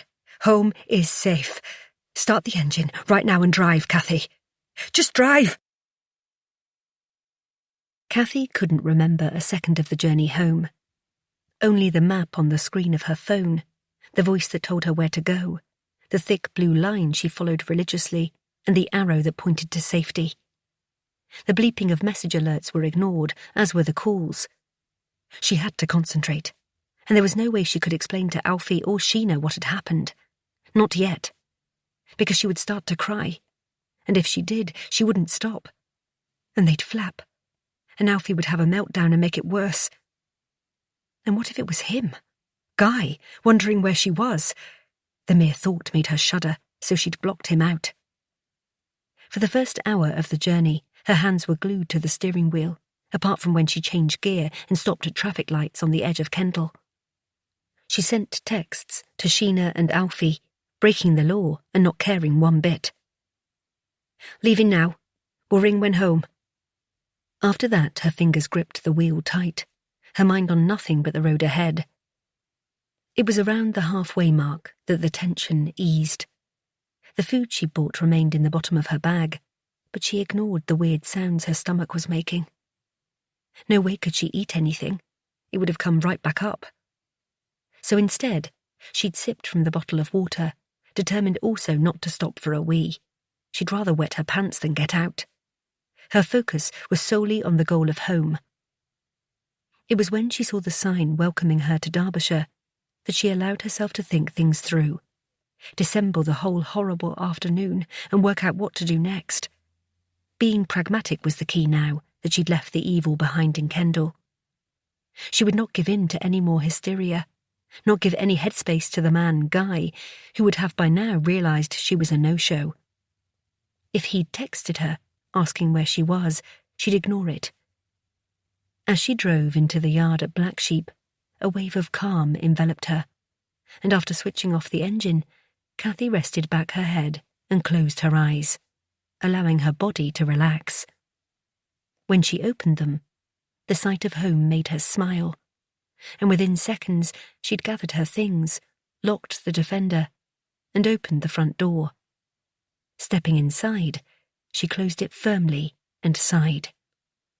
This was sanctuary. Here, she was safe. Chapter 32. Guy. I spotted her in the crowd quite by accident. My tuber painting she carried under her arm was a giveaway, obviously, but she's such a beauty that any red-blooded male couldn't fail to be attracted to her. I felt the stirrings as I watched from a distance, transfixed by that mane of dark hair and her alabaster skin. It was a shame that from where I stood I couldn't see the colour of her eyes, but I assume they're brown. I do love soulful brown eyes. I didn't approach, and instead enjoyed being the voyeur whilst allowing her time to talk to the woman who had set up some sort of shrine beneath a tree. At this point I'd intended sticking to our arrangement to rendezvous at the official meeting post, so there was no hurry, just more time to gaze and imagine what might have been in another time and place when this old body of mine was that of a toned and horny young man. After all, that's why I was really at the festival, to reminisce and hunt, feed the urges that had begun to stir in my groin once again, fulfill the carnal desire to own something beautiful all for myself, a special prize I could take home from the fair. It's fate, because before, they always came to me willingly. I lured them with ease. They wanted me. All I had to do was wait and choose the perfect one, and in some quirk of glorious fate, Cathy, a specimen of pure loveliness, had searched me out. Another twist of fate is that I've never taken anyone from Kendal because, when the festival began around 2006, I'd been behaving myself for a long while, wary of my activities attracting attention and ruining my run of evading the good gentlemen of the law. I was content with my memories of heady summer days and the beautiful ladies who, after I absorbed their auras and souls into my own, lived on in my dreams. Their bodies a temple to our love lay buried in the woods, just beyond my garage, with Luna standing guard over them. But perhaps for my last hurrah in a change of plan, Cathy can be my swan song. I can't allow her to tell anyone what I fear she knows, and those paintings are the key. My portraits, my beauties, my legend. I'd watched them as they spoke, the grey-haired one and Cathy, and I'm an excellent reader of body language, and it was clear that the woman had a tale to tell, and that it had something to do with the photograph they kept looking at. I was intrigued by the interaction, especially when Cathy placed her hand on the woman's arm, a gesture of concern, methinks. Then, after the woman took a call and left, suddenly, Cathy was alone. I was considering making myself known when she became engrossed in her phone, hand over her mouth, in an expression of shock as she read whatever was on the screen, and then, quite unexpectedly, she bolted. I followed, but not before rushing over to the shrine to see what had caused such a reaction, and it was then, when I saw the photograph of my Deborah, that everything I'd observed slotted into place, even though I couldn't fathom why the woman was there at Kendal, because I took Deborah from Reading, the cog's word in my mind, telling me I was in danger of being exposed. And worse, Cathy must have recognized her too from my paintings. That's how good I am. Such a great talent gone to waste. I simply had to get them back and prevent her from telling anyone what she knew. I've come too far, evaded discovery for all these years, and kept my ladies safe and close by. That's why I gave chase. It was easy to spot Cathy up ahead, but she was much faster than me, and it was a sobering moment as I puffed and panted, trying to keep up while at the same time plotting my next move. It was clear she'd been spooked by the shrine, and whatever she saw on her phone, in turn she'd spooked me. I had this sense of everything unravelling, and I had to stop it, and the only way to do that was get my paintings back and silence Cathy before she shared whatever it was she knew. By the time we'd reached the car park, I thought my lungs would explode, and if not, my heart was about to pack in, and while I watched Cathy clamber inside her vehicle, I could only lean on another and gasp for breath. All was not lost, though, as I watched her manoeuvre out of the space and drive past me. We were so close, I could see her beautiful face in profile, yet she had no idea I was there, taking it all in. The logo on the side of the Land Rover told me all I needed to know, where she was headed. Black Sheep Farm, Derbyshire. Once I'd recovered from my near-death state, I made my way as quickly as I could to my car, which was quite a hike. After chucking my rucksack into the passenger seat, I used the wonderful World Wide Web to find out exactly where Cathy lived. It took seconds. After a quick visit to the boarding house to collect my meagre belongings and not pay the bill, I did a flit and set off after my prey.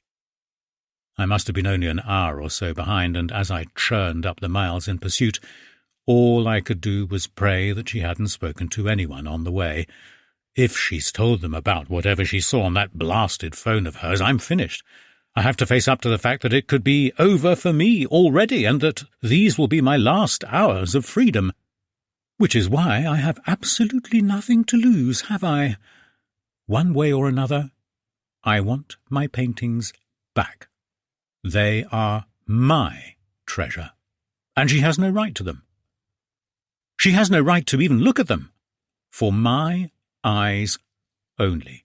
And if I manage to get them back, and if I can silence her before she blabs, I'm home and free, and I can go back to my ladies.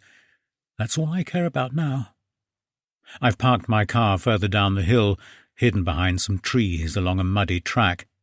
Then I walk the rest of the way using the public footpath that skirts the property, allowing me to scope out the farm and buildings and ascertain who's home.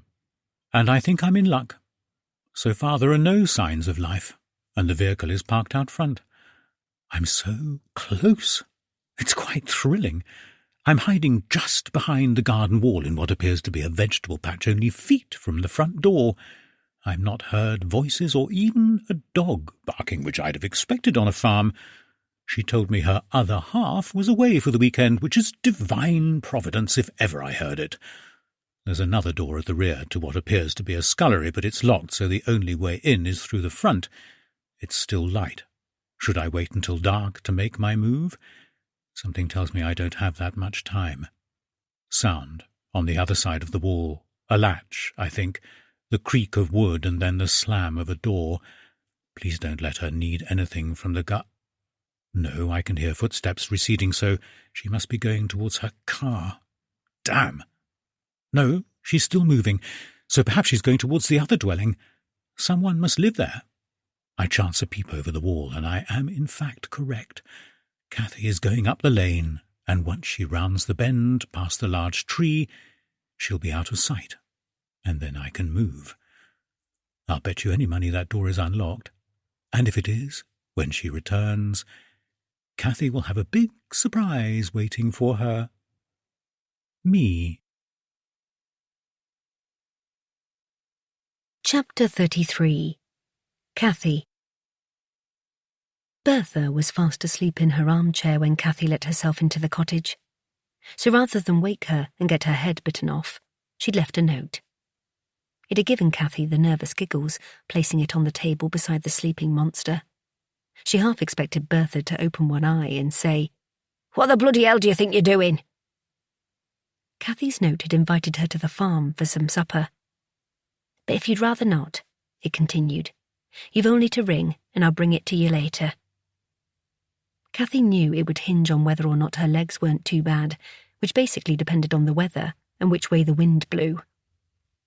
Even as she closed the front door carefully so as not to wake the beast, Cathy knew she'd be traipsing back later with a tinfoil-covered plate, but at least she'd offered.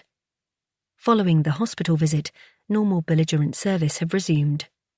Still, Cathy imagined it was a long day stuck in the house all alone, watching reruns of old telly shows. It cost nothing to be civil, and maybe, pray for a miracle, nice Bertha would one day return. Deep down, after the day she'd had, Cathy wasn't looking forward to spending the evening alone downstairs. Earlier, she'd popped her head in on Sheena, who'd been out for the count. So she crept about as she changed out of her sweat-drenched dress, showered and put her wash on. Then she visited Bertha. Determined to be positive as she walked back down the track, Cathy decided she was going to make a brew for Sleepy Sick Girl and see if she wanted anything to eat. Cathy was desperate for her friend to wake up so she could tell her about Guy and decide what to do. Annie was still at her mother-in-law's caravan in Rill with the kids, so Cathy would have to wait until they were all in bed before they could talk properly. There was no way she could keep it all inside until tomorrow. It all seemed so unreal.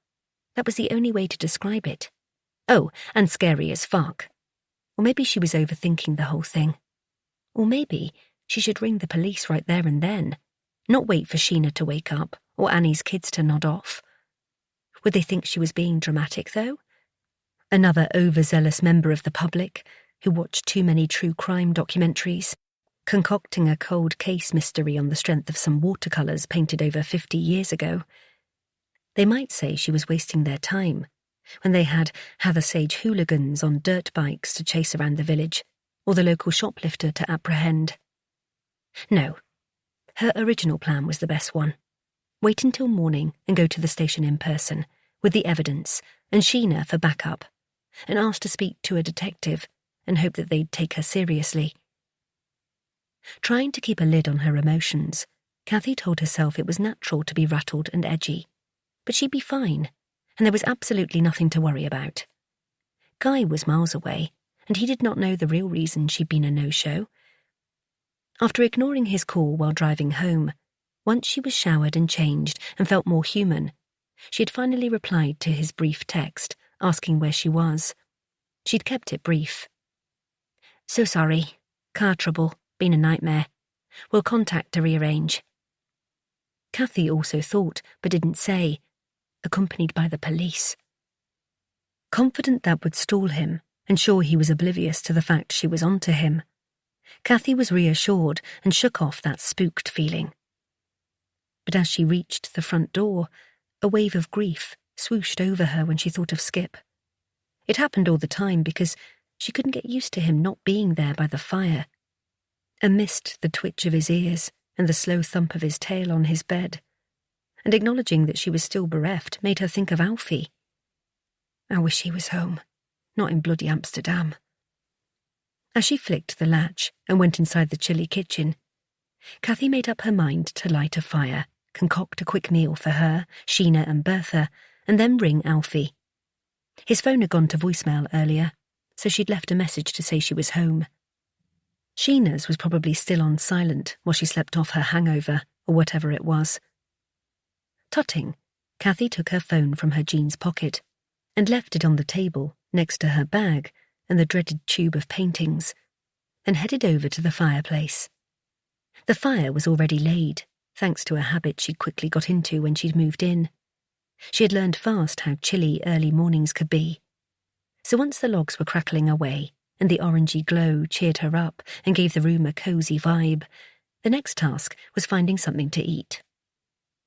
It was as she opened the cupboard door and perused the contents that she heard the familiar creak of the bottom stair and presumed Sheena was finally awake.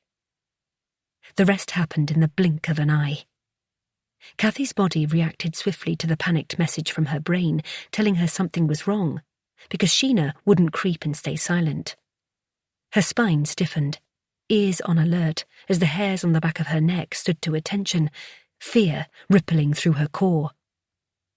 Cathy didn't even have time to turn, grab a knife from the block that, oh God, had one missing, before something sharp prodded her beneath her left shoulder blade. Next came sour, warm breath on her ear and neck. Revulsion was soon followed by a menacing voice issuing a warning. Don't scream, or I'll run this knife right through you, and if you try anything stupid, I'll cut you into tiny pieces and leave them in the fridge. Won't that be a nice surprise for your other half when he gets home from his trip? Now, turn around, very, very slowly. Oh God, he knows Alfie's not here. It can't be Guy. How does he know where I live? How can he be here? Weak with terror, her knees knocking together, Cathy could barely breathe and feared she may faint before completing the instruction. But maybe that would be a good thing, because then she wouldn't be awake for whatever he was going to do. Somehow, she remained upright and centimetre by centimetre, turned to come face to face with the man she knew, instinctively, and in a flash of panicked intuition, was definitely Guy. As she took him in, her eyes wide, he smirked as if to say, "Yes, it's me." His frame was surprisingly stocky, and he stood an inch taller than her. His white-grey hair scraped back into what she presumed was a ponytail. Around his neck, protruding from a dirty, crinkled denim shirt, was a black leather necklace holding a silver crucifix. The face showed his age. Deep grooves furrowed the forehead, and the track marks of his years were etched into his weather-beaten skin. His jaw was covered in whiskers, which made him look grubby rather than trendy, and in one ear he had a silver sleeper. Below the hand that pointed a knife in her face was a wrist stacked with bands. The ancient hippie look didn't fool or calm Cathy. It only masked what lay beneath. A killer. The jab of the knife just under her chin made Cathy gasp and squeal. In a voice laced with fear, she said, What do you want? Please don't hurt me. Is it the paintings? You can take them. I don't want them. They're on the table over there. Look, I'm sorry I left the festival, but there was an emergency. Shut up, and don't lie. I know exactly why you left. Again, the arrogant tone. A verbal sneer to match the one on his face. I don't know what you mean. Cathy could barely breathe. Such was the grip terror had on her insides. It grasped her lungs, restricting the flow of air, and forced her heart to pound so fast she was sure it would burst out of her chest. As her stomach roiled, the most ridiculous thought pinged into her head, that she must not lose control of her churning bowels and bladder. The shame would be as bad as death. You saw the photograph of Deborah. I was watching, and then you checked something on your phone and fled. Have you worked it out, pretty Cathy? Who the stars of my paintings are? My beautiful muses? As he spoke, Guy slowly traced a line with the tip of the knife, pushing downwards against her throat, skimming her t-shirt, resting finally at the centre of her ribs. There was some tone in his voice that told Cathy he enjoyed doing this, and worse, that he was aroused. Did you kill them? Crystal, Deborah, Miriam, all the women in the paintings? Cathy knew the answer in her heart, but there was always the chance. Why do you care? Because they're human beings with families and friends who miss them, and they've been looking for them for years, praying that one day they'll come home. Will they come home? Cathy's voice wobbled on the final word.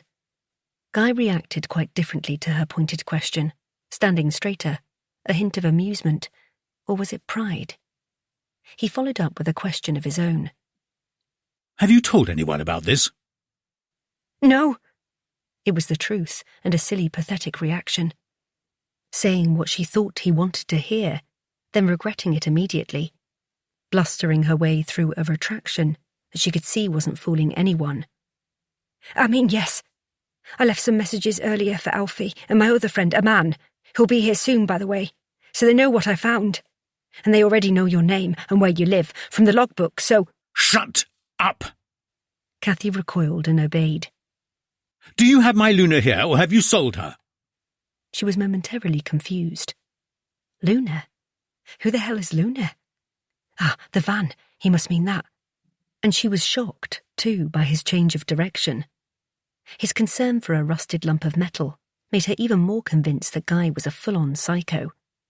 And then, out of the blue, his unhinged arrogance changed the dynamic. She was getting a bit pissed off at being shouted at and held hostage in her own home. This was her haven, and he'd invaded it. She also figured that if he was going to go stab crazy, he'd have done it by now.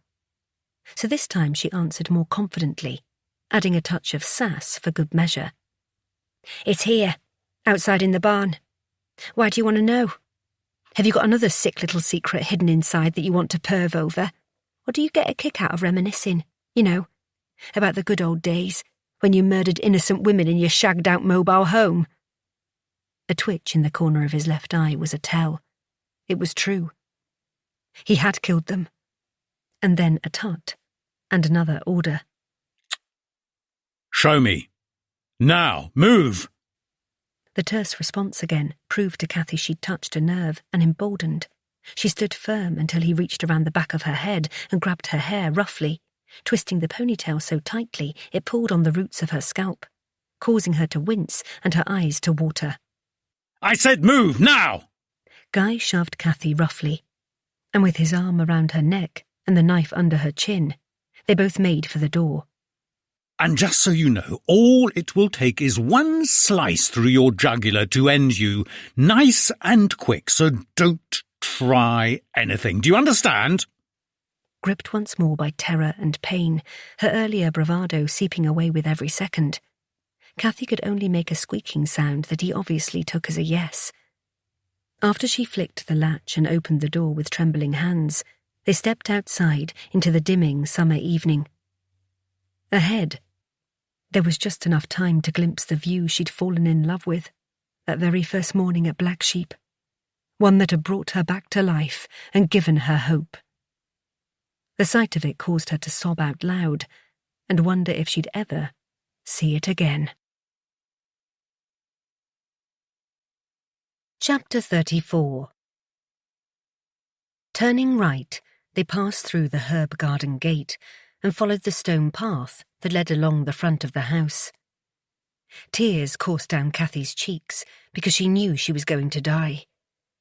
He couldn't let her live, so was going to kill her, then go back for the sick, evil paintings that were still on the table. And what about Sheena? Cathy prayed she'd wake up and raise the alarm. But even if Sheena survived, when Alfie got home, Cathy would be gone, in every sense of the word. It would kill him too. They continued on, around the back, towards the barn, which was never locked. When they reached the entrance, Cathy grabbed the edge of the corrugated steel door and yanked it forwards, the metal dragging on the concrete below, making the awful screeching sound she knew so well. Stepping through the gate, Cathy tried to calm herself.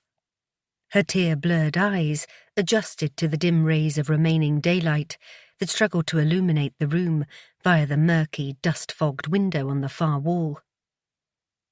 Directly in front of them stood the shell of Luna, another muse, perhaps, and part of his freak show fantasy life.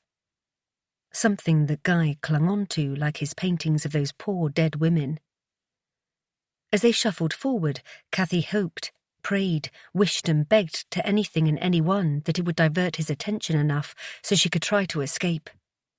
When he released her hair, she found a smidgen of hope, only to have it obliterated by the angering Guy's voice when he saw his van. What the hell have you done to her? We're restoring her. What does it look like? The spark of rebellion she'd summoned earlier reignited, abetted the stubborn streak that refused to use his pathetic name for the dismantled van. We were giving it a new lease of life, but now I wish we'd set fire to it, or the scrap man had crushed it into a cube because it's cursed and vile, like you. Guy huffed his derision, and it only emboldened Cathy in what she presumed were her last moments. That's how you got the women away, isn't it? In that. Are you going to put me in there too, once you've had your big hurrah and ruined more people's lives?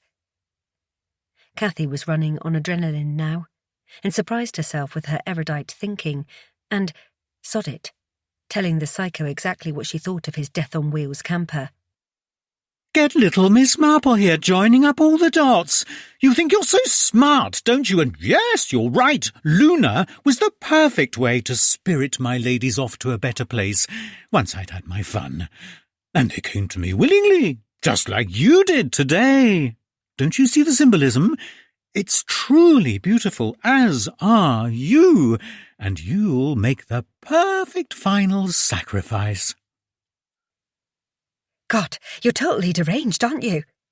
So, I'm your last hurrah, am I? And I take it once you've got rid of me, you're going into retirement? Giving up the serial killer day job for your pipe and slippers? What a joke. Oh, it's no joke, dear little Cathy. This has been my life's work, and you'll go down in history as my final masterpiece. I'll paint you once I'm home and put you with the others, where you belong. You're sick. You know that, don't you? And I hate to break it to you, but you're not taking me anywhere in that. The engine's in pieces, and unless you're blind as well as deranged, it's got no wheels. So best of luck sorting that out, mate. God, she was so angry. And although it was risky being arsey, the thought of those beautiful faces meeting their end at the hands of the nutjob holding a knife to her back ignited such rage she couldn't hold it in any longer. You won't get away with it, you know, not these days. It's not the 70s. And someone will have seen you at the festival today, caught you on their phones or CCTV.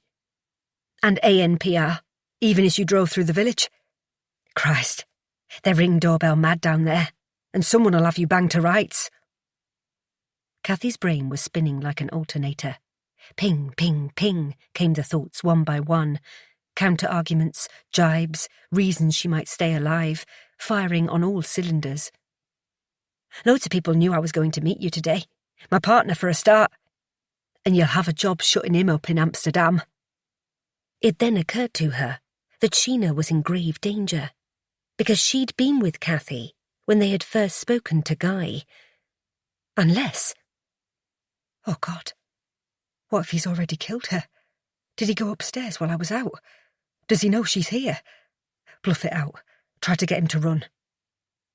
You're the first person the police will come looking for if anything happens to me. So you're well and truly fucked, mate. And then there's Maddie, who will remember seeing me at the festival, and she'll tell the police that we were talking about Deborah, and they'll join the dots. And then you're going to prison for the rest of your life. The scream that erupted from Guy was subhuman. And had he not grabbed her by the hair and flung her to the floor himself, she would have knelt and cowered anyway. As she hit the concrete, her elbow and hips taking the brunt of the fall, the initial pain of Gray's skin was obliterated by more, worse, as Guy began a frenzied attack. Cursing and screaming obscenities, kicking at any part of her exposed torso. Cathy winced and gasped at each blow inflicted by Guy. Curled into a ball, she waited for the end, as images of Alfie and Skip and her mum and dad flashed against the black canvas of scrunched-shut eyes that blocked out the crazed man on the other side.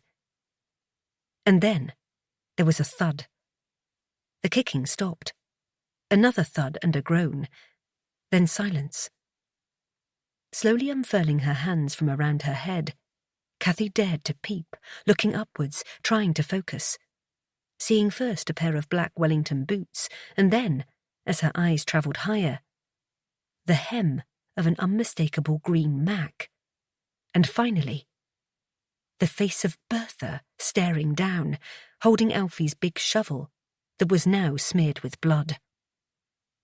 "You all right, lass?" Bertha, what? Another groan diverted her gaze towards Guy. And before Bertha could respond to Cathy, the steel blade of the shovel whacked him again, skull on metal, rendering him silent. "Bloody bastard," muttered Bertha, as she kicked the knife across the barn floor, well out of reach, then hobbled back towards Cathy, who'd managed to sit, dazed and in agony, but awash with relief. Bertha, what are you doing? How did you know where to look? "Heard that bloody door open, didn't I? Right bloody noise it makes. Always got on me nerves, did that door. Anyways, I came to find out what's for me supper, but you buggered off.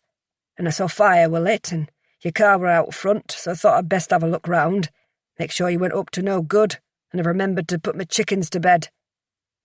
Her and her sodding chickens. Had it not hurt so much, Cathy would have laughed. "Oh, I forgot. You'd best have this." Bertha reached into her Mac pocket and pulled out Cathy's phone and passed it to her. "Found it on the kitchen table, and thought it were a bit odd you not taking it, seeing as you young uns never go anywhere without one stuck to your ear. Our Alfred's been ringing, saw his name on the screen. Not that I were being nosy or out. Oh, and that bloody annoying Sheena's prancing around in the kitchen in nought but her knickers and her vest, so I told her to go and make herself respectable like." Cathy grimaced in pain, but never before had she been so glad to hear Bertha's voice or listen to her grumble on. But then from nowhere her bottom lip wobbled, and a bubble of hysteria made its way upwards. It was as though Bertha was oblivious to Cathy's distress or what had just happened. But then again, Bertha was made of strange stuff, probably titanium. "Thank God you came, Bertha. He was going to kill me." "Aye, lass. Thought as much when I saw him kicking 7 bells out of you. Don't hold with blokes hitting women. Bloody bastards. Anyways, let's chat and more haste. We need to get you cleaned up, and you best ring the coppers so we can have him over there locked up." Cathy nodded and sucked in great gulps of air to quell the urge to cry in front of Bertha, who she knew wouldn't take kindly to a show of weakness. And as if to prove an unspoken point, Bertha added, "Or we could get the gun and finish him off, then put him in a sack and bury him on moor. Shame we never had pigs. Could have chopped him up and fed him to 'em. Job done nice and tidy." When Cathy began to laugh, it rapidly turned to the hysteria she'd been holding in ever since she felt the knife at her back. And once it was out, she couldn't stop. Great big bursts of hiccuping, snorting laughter, as she stared at the prone figure of a serial killer. As Cathy sucked in air and tried desperately to get a grip, Bertha simply tutted and grabbed the phone from Cathy's hand and jabbed the screen, tapping her welly on the concrete while she waited for someone to pick up. When they did, the person at the other end probably wished they'd called in sick. "Yes, and about bloody time too. I want the police and an ambulance up at Black Sheep Farm quick as you can. We're off the Hathersage Road." "What do you want to know me name for?" "Just bloody listen. There's been an attempted murder." Yes, you heard me right. Some lunatic attacked the lass, and I whacked him with a shovel." "No, he's not dead. Don't think he is, any road. But that's not my problem, is it? Just send the coppers and one of them paramedicals and tell them to hurry up. I've not had me supper." Right, will do." Are they on their way? Cathy prayed they were. Aye, so they said. Dread at the thought of Guy coming round engulfed Cathy as she stared at the cherry-red pool of blood seeping below his head. What if he wakes up before they get here? Another tut and a roll of the eyes from Bertha, who answered, Then I'll bash his bloody brains in. Chapter 35. August 14th, the day of Dave the Rave's wedding, had finally been crossed off the calendar, and Cathy welcomed something that would take their minds off the awful events of the previous weeks. When she teetered downstairs in her very high heels, Alfie was already pacing the floor, his white dress shirt undone at the collar, and his bow tie. Where was it? Cathy scanned the room and spotted it stretched around the lid of the teapot. Retrieving it quickly, she placed it on the table next to her bag, the wedding card and a box of confetti, and still Alfie hadn't acknowledged her. He continued muttering, squinting his eyes at the words on the A4 sheet, stopping to repeat a sentence, then moving on. He's nervous about his speech. He doesn't mean it. He'll notice you in a minute. In the end, the need to get going outweighed Cathy's desire for a compliment. Putting her bits and bobs into her handbag, she interrupted Alfie's rehearsal. Love, time to go. We can't keep Dave waiting, so here, put your tie on, and I'll lock up. I'll drive as well, then you can keep the bridegroom calm on the way to the town hall. Now chop chop. Bloody hell, Cathy. Why didn't you say? I didn't realise. Right. Just pass us it here and I'll put it on in the car. Bloody stupid thing. Why Dave let Sheena talk him into us wearing one of these, and that daft bloody top hat, I'll never know. He stuffed the tie in his pocket and headed for the door. I'll practice my speech on the way to Dave's mum and dad's. Remembering he'd forgot his daft hat, he picked it up from the table and stuffed the speech into his pocket. Then, at last, he looked Cathy up and down. This was followed by a smile. You look right nice, love. Proper bonny. It was all Cathy had been waiting for, and as she blushed, covered up her self-consciousness by checking in the mirror that her coiled hair was still springy. Then she smoothed down the skirt of her new chiffon dress, dusky pink, maxi, dreamily floaty, and covered in embroidered flowers. She treated herself in the hope that feeling good on the outside would give her confidence on the inside, and so far it was working. It was going to be a very long day, but she was determined to get through it for herself, and also for Alfie, whose nerves were getting the better of him already, and of course she wanted to see their friends tie the knot. Dave the Rave and, she chuckled to herself as she closed the front door, the very soon-to-be Sheena the Rave. Cathy staggered into the kitchen, knees buckling under the weight of her 15-stone pissed-up partner, who she swore was far heavier than he let on. Thankfully, Alfie had managed, with her help, to walk the few feet from the car to the farm door. It had taken 3 people to get him out of the wedding venue and onto the back seat, and in the last few minutes she toyed with the idea of getting a blanket and leaving him where he was. But the thought of cleaning the interior if the buffet, 2 platefuls at that, made a reappearance, left her even more determined to get drunk boy inside. After a lot of staggering and colliding with the table, Cathy heaved Alfie onto one of the armchairs by the fire, where she intended leaving him all night, because not a chance would she get him up the stairs. She manhandled him out of his jacket, yanked off his shoes, then covered him with a throw, before making herself a much-deserved cup of tea. Minutes later, her own heels discarded and a brew in hand, she sat opposite and watched Alfie sleep it off. The kitchen bowl was on his knee and a bottle of water tucked down the side of the cushion. As his chest rose then fell, Cathy pondered what had been a lovely day of sunny weather. Julie, the jolly registrar, a slap-up dinner, Alfie sweating and dabbing his way through what turned out to be an excellent best man speech, and Mr. and Mrs. Rave taking to the dance floor. Cathy thought she'd done really well to stay the course, but as soon as the disco got into full swing, and the noise levels prevented anyone from having a decent conversation, she wanted to bow out, and Alfie getting hammered gave her a great excuse. She'd seen him that way before, and it never bothered her because he was a happy drunk, full of bonhomie.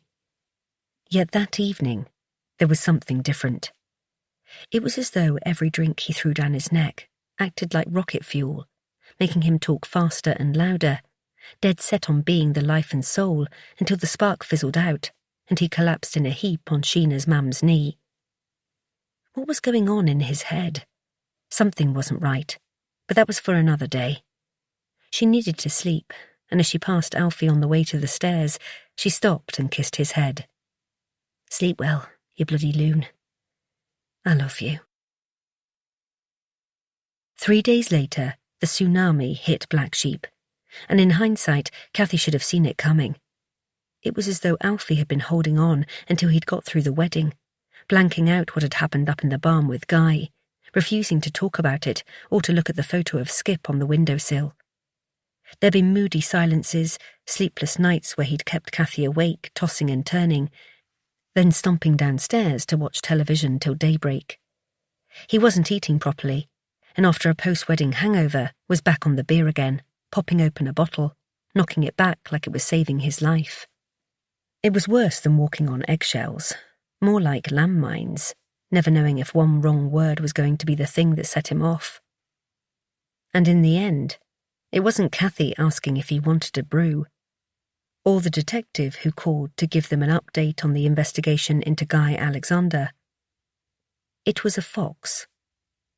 While D.S. Lindsay explained where they were up to, Alfie had averted his eyes and picked at a knot of wood on the table, making noises here and there, leaving Cathy to ask questions. She began with what she'd come to refer to in her head as Death on Wheels, the blue camper that they'd fallen in love with and she'd named Maggie, the thing Alfie had pinned his hopes and summer dreams on, now symbolised the thing she'd been running away from, evil. "Will you deal with scrapping the camper van? Me and Alfie don't want to see it ever again. And I'm sure nobody will want to buy it, not knowing what happened inside it. We think it's best to get rid of it, in case some weirdo ghoul wants to put it in a museum or something. You can give the scrap value to charity if you want, whatever's best. We'll leave all that to you." Cathy glanced at Alfie, who simply nodded his agreement. The detective smiled. "That's fine, just leave it with us, and I completely understand where you're coming from." Cathy sighed her relief, just wanting an end to the whole hideous event. "So to bring you up to date on the investigation, they've wrapped up at the house in York. Now all the bodies have been recovered and the rest of the land thoroughly searched. Forensics have what they need, and Alexander has been very forthcoming and compliant, admitting to everything. It makes our life a lot easier, and will also save you having to come to court, so long as he doesn't change his plea from guilty." The DS took a sip of her coffee and waited for the information to sink in. "And what about his wife? I bet the whole thing was a terrible shock, knowing that those poor women had been there, on their property for years, buried in the woods. It makes me shudder just thinking of it." Cathy did just that, while Alfie seemed unmoved, like he'd switched off to it all. "She's gone back to her sisters in Spain, and, from what I gather, intends to remain there. Looks like she wants to wash her hands of the whole thing, and him, and I suppose you can't blame her." The DS took another biscuit, the last one of Alfie's favourites, and still nothing. "And Bertha definitely isn't going to get into trouble for hitting him or anything like that?" A shake of the head confirmed it. "She acted in defence of you, and possible defence of herself when met with violence. It was clear from the injuries you sustained that you'd been attacked, and Alexander admits what he did and the reasons he was at the property. His fingerprints were on the knife he used to—" When Alfie stood abruptly, knocking the table and causing his full mug of coffee to slop over the sides, Cathy's heart lurched, especially when she saw the look of anger on his deathly pale face. "I need to be off now. Got a job to look at over Stanage Way. Back later." And with that, not even acknowledging Cathy or the DS, he almost ran out of the kitchen, jumped into the Defender, and leaving a cloud of dust behind, raced away from the farm. Embarrassed and confused, Cathy stood and busied herself with moving Alfie's cup and clearing the mess on the table. "I'll come up to Shepherd's with you to update Bertha," she said. After all, nobody should face the old dragon alone. And while the DS made small talk with Bertha Walker, Cathy was thinking about Alfie's behaviour and what the hell she was going to do about it. When she woke the next morning, Cathy knew Alfie's side of the bed would be empty. She'd lain awake most of the evening, waiting for him to come home, trying to read, but failing miserably. As dusk settled, she heard the defender coming up the lane and her body relaxed. Not her brain and ears, though, because the next few hours were spent wondering why he hadn't come to bed and what he was doing downstairs. As she listened for noises, Cathy half wanted to go down to see if he was okay, but the other half of her didn't want to get into a row or look at his sullen face. So she'd stayed put, and so did he. Forcing herself out of bed, she went straight downstairs and found the kitchen empty of humans, but scattered with the detritus of what looked like a bacon and egg butty midnight feast, the nauseating stale smell of food lingering in the air. It was as she went to open the kitchen window that she saw the back of Alfie's head below. He was sitting on the bench where he and Skip would spend hours looking at the view and having a one-sided conversation about rabbits and the weather. If she closed her eyes, she could still imagine Skip sitting by Alfie's side, guarding his best friend and keeping an eye on the yard. It was thinking of Skip that caused her skin to prickle and her insides to tense. So pushing her annoyance of the previous night's performance and the state of the cooker aside, Cathy braved going outside. Opening the door on a fresh August morning, Cathy was about to inhale the summer breeze when she spotted the shotgun, cocked and resting in the crook of Alfie's arm. Her eyes travelled upwards and met a vacant expression and a face awash with tears. A heaving chest, the only movement from a man who appeared to be set in stone. Approaching slowly, Cathy moved in front of him and crouched on her knees, gravel digging into her skin through her pyjama bottoms. Gently placing her hands on his arms, she asked softly, "Alf, sweetheart, what's wrong? Has something happened?"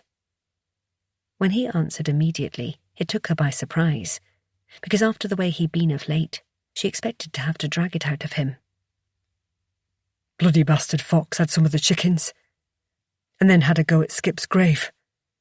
I'm waiting for it, and I'm going to kill it.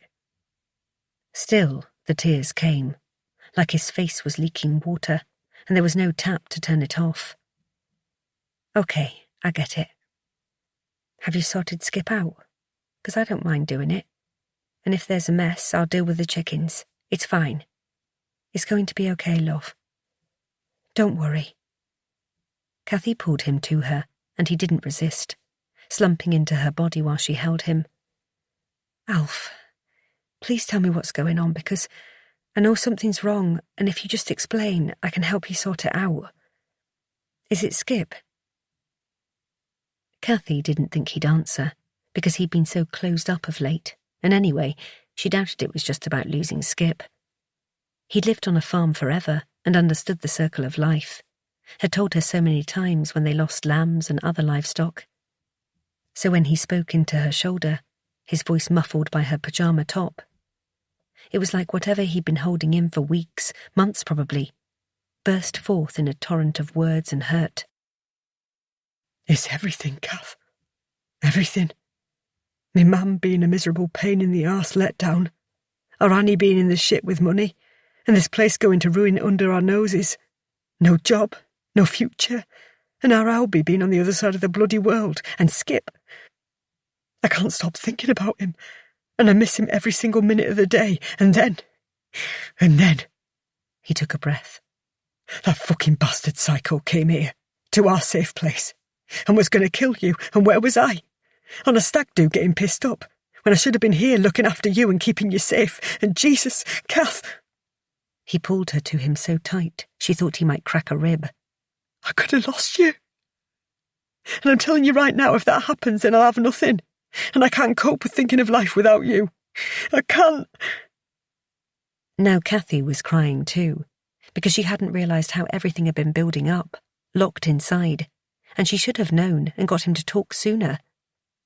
Her mum had been right, and she'd ignored the signs and been so absorbed in her own issues she'd failed the man she loved. Shame washed over her, and then determination stepped in because she was going to put it right. It was her turn to look after Alfie now. She had to be his safe place. Alf, let's go inside, and I'll make us a drink, and then we can have a proper talk and decide what to do. Because we can sort this. How are you feeling? I promise.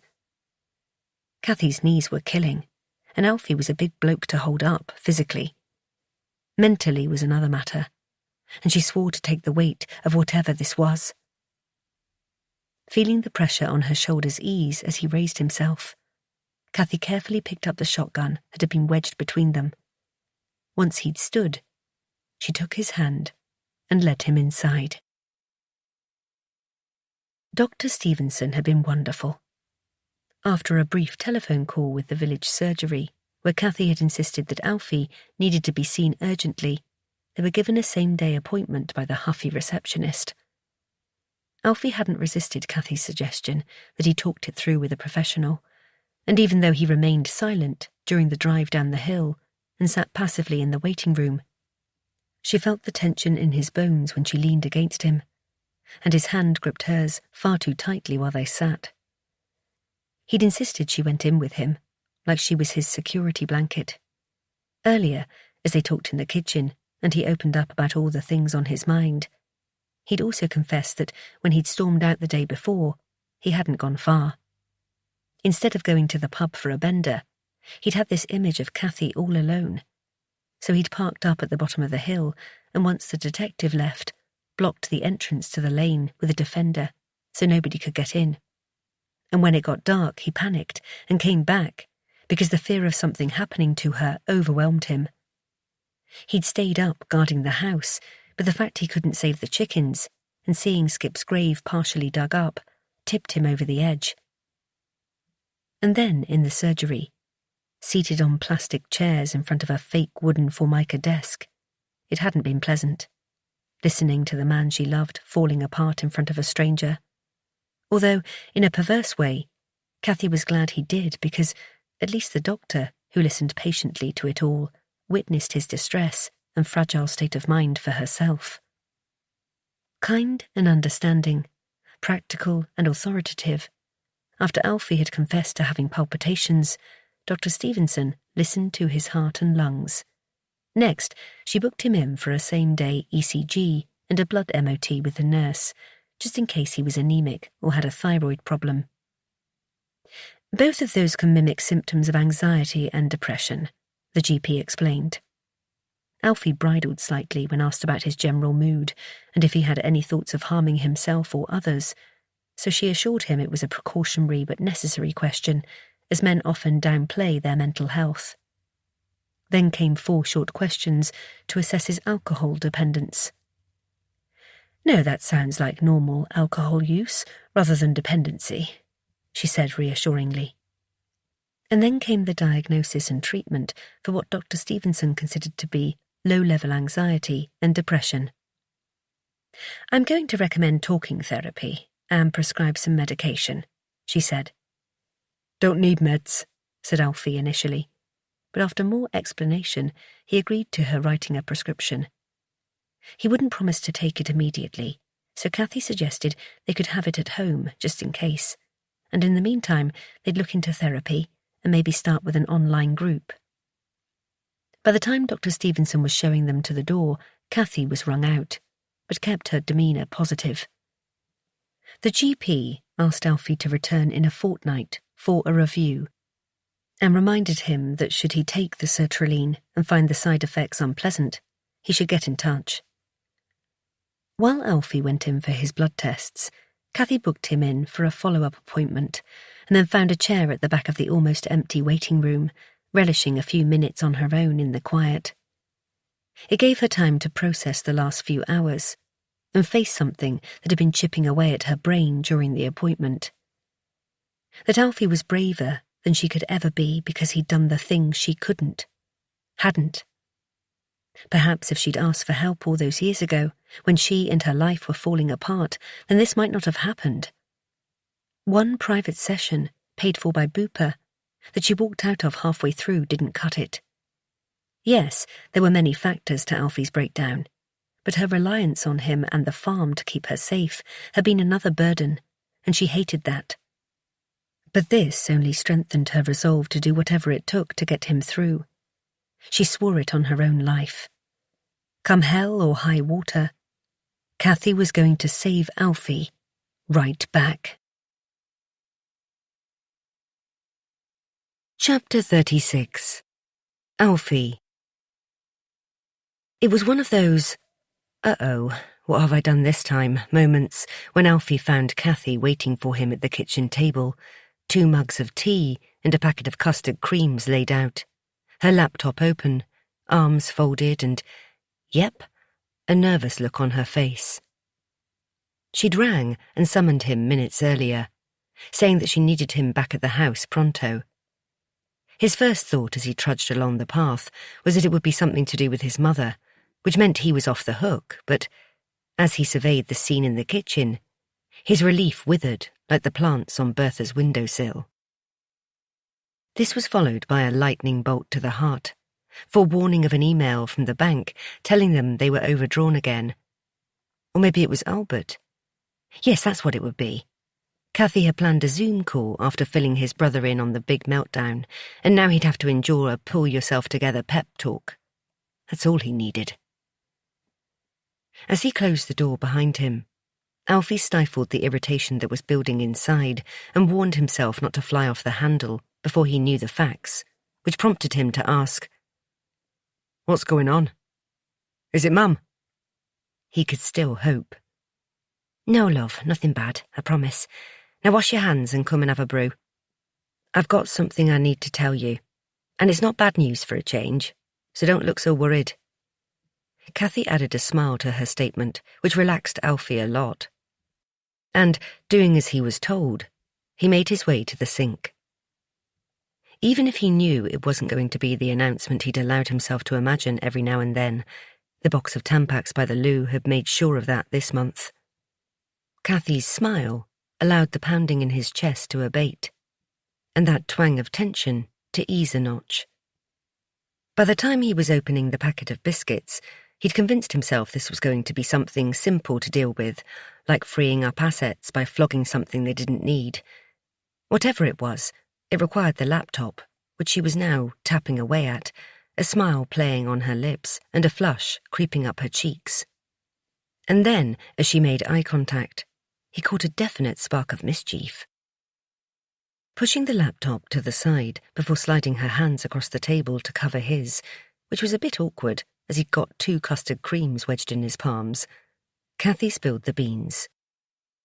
"Okay, so I don't want any arguments because I've made my mind up and arranged it all. It has been no mean feat, I can tell you, because of your mum mainly, but I'll come to that in a bit." She came up for air, swallowed, and then squeezed his hands even tighter, with no regard for the biscuits whatsoever. "I've decided what to do with the money Mum and Dad gave me, and we're going on holiday, and not just a 2-week all-inclusive to Turkey or Greece or somewhere like that." At this point, Alfie closed his mouth, then opened it to protest. No way was she wasting her money. "Kathy, no! We agreed that it'd be emergency money, for if we get in the shit with the bank again. And you know, for tests and stuff, important things. Not a fancy holiday." But when she raised her hand and gave him the "don't interrupt" stare, he backed down and let Kathy explain, because he was no fool. "Shush, okay? And don't spoil it, because it's nearly killed me keeping this a secret. So, as I was saying, you and I aren't going on a fancy package holiday. It's a trip of a lifetime. Fully sanctioned by Mum and Dad, who are over the moon about it. The tickets are booked, and everything is in place here at the farm, and this time next week, me and thee will be on our way to Thailand, Malaysia, and then, wait for it, we're going to stay with Albie, who was actually more excited than me, if that's even possible. So, what do you think? This is the trip you dreamed of, Alf, The one your dad wanted you to take and something you deserve and need right now. Say something, please, because you're making me nervous. It didn't sink in. Not really, not at first. They were just words and places and names. But slowly the sounds Cathy was making turned into dreams becoming reality. Seeing in his mind's eye a face he missed so badly, a brother he could touch, sand that he'd feel beneath his toes and an ocean he'd swim in. All because of this woman seated opposite who was holding her breath like her life depended on it, waiting for his reaction. In the seconds before he put his head in his hands, Cathy leapt from her chair and rushed around the table, wrapped her arms around his shoulders, because when it came, there was only one way he could express how he felt. Thank God for the person who invented kitchen paper, because he and Cathy had gone through at least half a roll as he'd sobbed like a child. He was making a bloody habit of it lately, and she'd followed suit, hopefully knowing his were happy tears and not because he was shit scared of flying. He'd got into a right lather over a blink-and-you'll-miss-it flight to Amsterdam for Dave's stag. Now he was going halfway round the world. After pulling themselves together enough to blow their noses, Cathy flicked the kettle on to make a fresh brew, and while they waited for it to boil, she explained, "It was Mum who made me realise that I've been selfish. And before you object, I have, Alf. I'd shut myself off from the outside world as much as possible. And while I've been living my best isolated life up here on the hill, you've been struggling, and I became complacent in my care of you. You saved me when I needed it, and just like Julia Roberts said to Richard Gere, because we're obviously dead ringers for the pair of them, it's my turn to save you right back." Alfie reached over and twisted his fingers around hers. "But that money—" "Alf, stop. We need to do this now. I'm not leaving that money in the bank to make zero interest while we plod on here, waiting for your mum to die. And that sounds bloody awful, doesn't it? But that's precisely what we are all doing. Marking time, and it's not good. Bad karma, negative energy, or whatever you want to call it. I just know it's not doing our mental health any good being around someone who is so bitter and twisted that she's poisoning all of us. So we either get away for a while and have some fun and recharge our batteries, or we just pack up and leave for good before she sends us to the loony bin. Or maybe she'll end up there, and we spend the rest of our days visiting someone who can't make up her mind if she hates our guts or wants to save our lives." Alfie knew that every word was true, and he was glad that Cathy hadn't sugarcoated it. But he did have one major concern, well, two really. "But what about you? Will you be able to deal with airports and crowded places? The way I've been lately, I'm not exactly what you'd call bodyguard material, bloody crying at the drop of a hat. I got all emotion about that advert where the goats are stuck on the edge of a cliff the other day. Proper upset me, that did. So if you have a meltdown at check-in, what if I have a panic attack in the departure lounge and need a paper bag to puff into?" Cathy gripped his fingers tightly. "Alf, stop. We will be fine, I know we will. And you know why?" "Why?" "Because I'm pissed off with being scared. And I'm not going to let my fear of the outside world hold us back anymore. I will not be a prisoner in my own home and allow the evil people to win. I've done a lot of thinking, and it was seeing you in such a state that brought it all home, because what happened to me, the cause and effect, had turned you into a prisoner too. The devastating effect that night had on so many people, the ripples that touched all those lives, is so wrong. And for us at least, it has to stop. I've hidden myself away up here, thinking that the bad people wouldn't find me, and look what happened.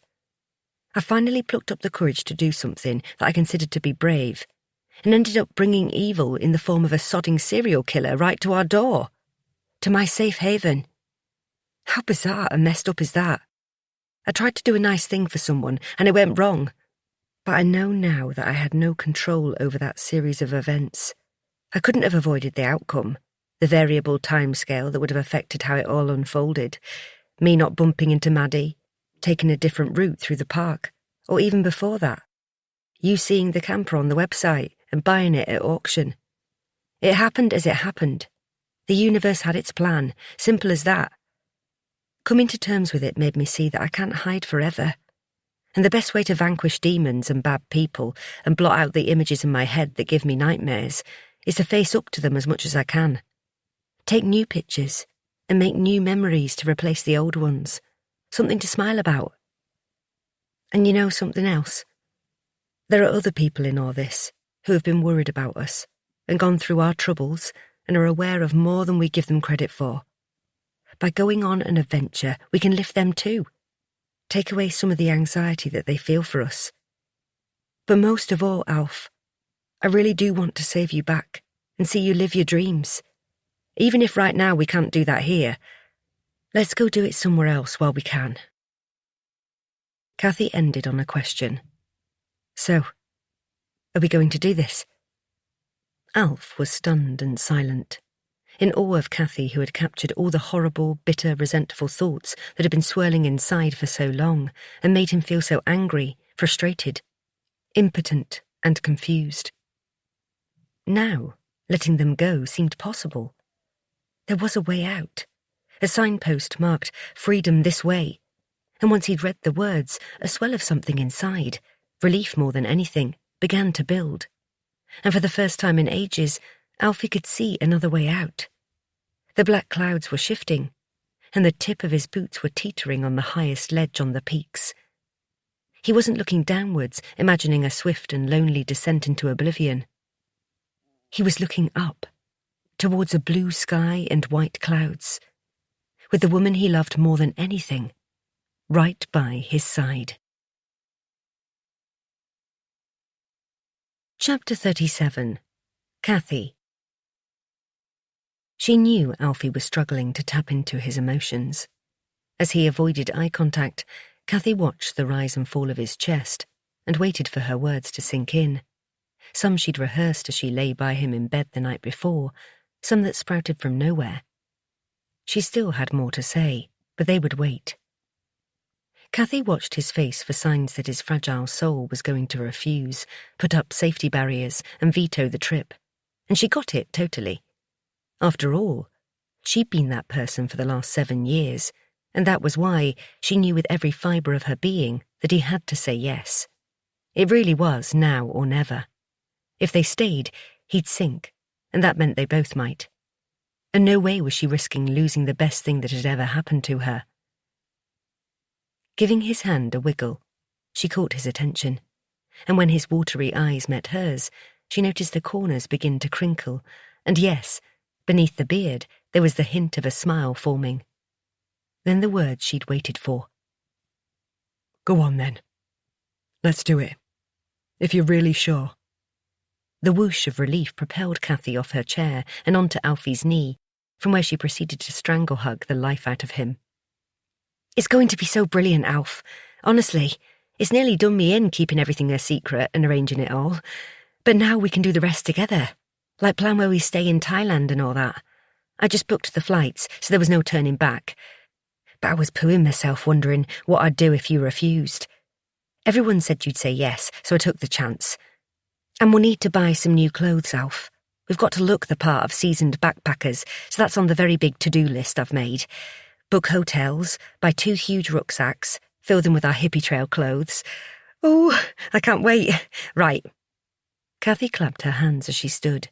"More tea, then we can get cracking." Before dazed Alfie could get a word in, she was sprinting across the kitchen towards the kettle, turning once to give him a wink. As she plopped tea bags into mugs, Cathy pondered that if she could see auras, there would be a swirling mass of bright colours surrounding Alfie, not a grey or black or smudgy brown in sight. The question, when it came, after he'd nipped for a wee, and as she poured boiling water onto the tea bags, was the one Cathy knew he'd ask first, so she'd made damn sure she'd covered every angle of it. "Cathy, love, what about my mother? She won't be pleased at all. And who's going to look after her? She can't manage by herself, and our Annie won't step in. Not that I blame her." Bringing the mugs to the table, Cathy resisted the urge to feel smug as she answered, "Don't fret, my love. I've arranged it all."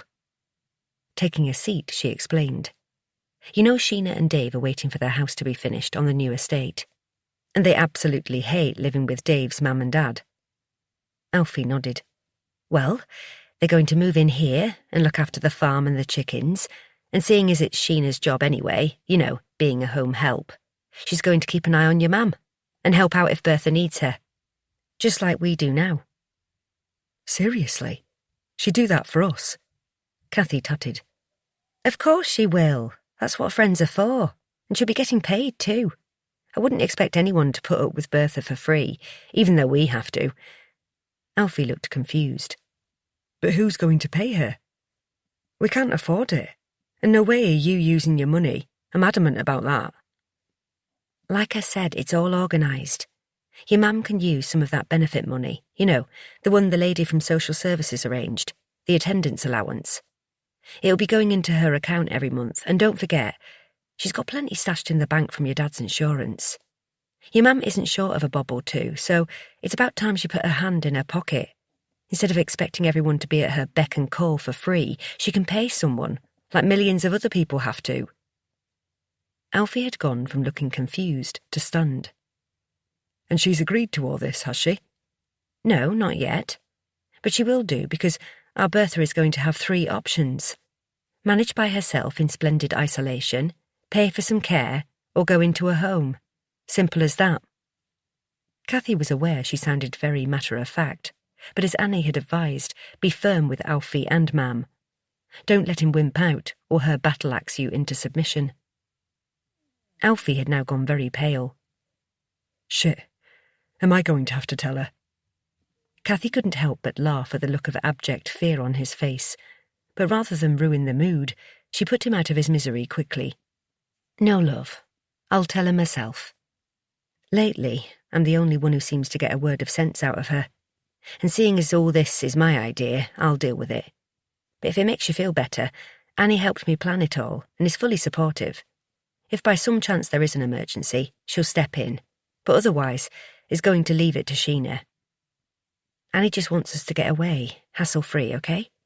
But that's why I wanted to tell you first, before Bertha, because I knew if she got wind of it, she'd spoil the surprise out of spite, and then lay a massive guilt trip on you. Alfie nodded. Bloody Nora. She's not going to be happy, is she?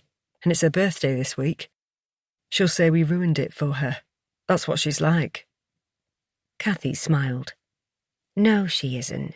But she's done her fair share of making people unhappy, and sometimes karma comes and bites you on the arse. And yes, I know she'll use her birthday to make us feel worse, but we'll deal with it. And I've got her a nice present that might make her smile, so don't fret. Thanks, love, for offering to tell her. She has a way of messing with my head, and I can't be dealing with her right now. I don't think she'll like the idea of Sheena and Dave moving in either. You know she can't stand Sheena, and thinks Dave is a bit simple, always has done since we were kids. The horrible names she called him, even when we were at infant school. I remember her telling me and Albert that if he was hers, she'd have sold him to the circus, or left him outside an orphanage. How sick is that? Cathy cringed, remembering the very similar vile words that had cut Annie to the quick months before. Yes, it is sick, but sometimes I wonder if Bertha just likes to shock us, and it's all bluster. But anyway, don't dwell on stuff like that, not today. At that, Alfie just grunted and sipped his brew. So, as I was saying, Sheena can dish it out and give as good as she gets, so she's a match for Bertha. Apparently, she's used to dealing with worse clients than your mam, if that's even possible. She doesn't stand for any nonsense, but at the same time really loves her job, and you can just tell she likes spending time with her clients. So you never know, her and Bertha might become besties. Imagine that. Another grunt and a raised eyebrow from Alfie told Cathy he wasn't convinced, and neither was she, to be fair. Sheena also gave me a few little gems that might persuade Bertha to see it from our perspective. Basically, that living in the comfort of your own home with someone to come and clean, do your washing, and cook your meals is preferable to a pokey room at Daisybank Rest Home in the village with set meals, communal dining, and bingo on a Friday followed by chair aerobics. I reckon even your mam will see sense over that. Well, rather you than me. But I will come with you, for backup, if it'll help. Alfie took another sip of his brew, while Cathy chuckled, knowing that it was the last thing he wanted to do, go into battle with Bertha. "Nope, I'd rather do this myself. As long as you promise not to listen to any of her mind games when she starts playing the violin and giving you a guilt trip. Enough is enough, and it's not like we're abandoning her. She'll be well cared for. Better than some poor old folk in this country, that's for sure. I promise I won't let her get to me. And you're right. She'll be fine if Sheena is around, and you never know, she might warm to Dave after all these years. Miracles do happen. Look, I found you." Cathy rolled her eyes at that, but at least he was still on board. No way was Cathy giving Bertha the chance to scupper things, which was why she had to keep Alfie away from her as much as possible, and she had one more thing up her sleeve that would hopefully make damn sure he didn't lose his nerve. "And I have 2 more surprises for you." Cathy's heart beat faster, knowing how much fun the next bit would be. Raising his eyebrows, Alfie said, "I don't think I can take much more today. But go on, what else have you been up to?" Well, the first one is quite simple, really. Albie is FaceTiming us later, so we can get all giddy about the trip and make some plans. But now we have to get Annie on the line. She'll be dying to find out what you think. Hold on. Cathy slid the laptop across and tapped the Messenger app and waited for the screen to show the faces she knew had been waiting at the other end. Within seconds, Annie and Joe appeared, Annie's excitement zapping down the line as she spoke. "Have you told him?" "Oh, you have. Just look at his little chufty face and red cheeks. Are you happy, Alf? It's been killing us all waiting to tell you." Alfie opened his mouth to answer, but before he could, Eliza and Ezra bounded into the room, interrupting the grown-ups. While they piled onto Joe's knee and Annie hoisted Eli onto hers, Eliza whispered something into her dad's ear. Joe laughed and said, "Go on then, you tell him." Eliza's big bug eyes and smile took up all the screen. "Uncle Alf, guess what? Just guess. Go on, you'll not believe it, but it's true."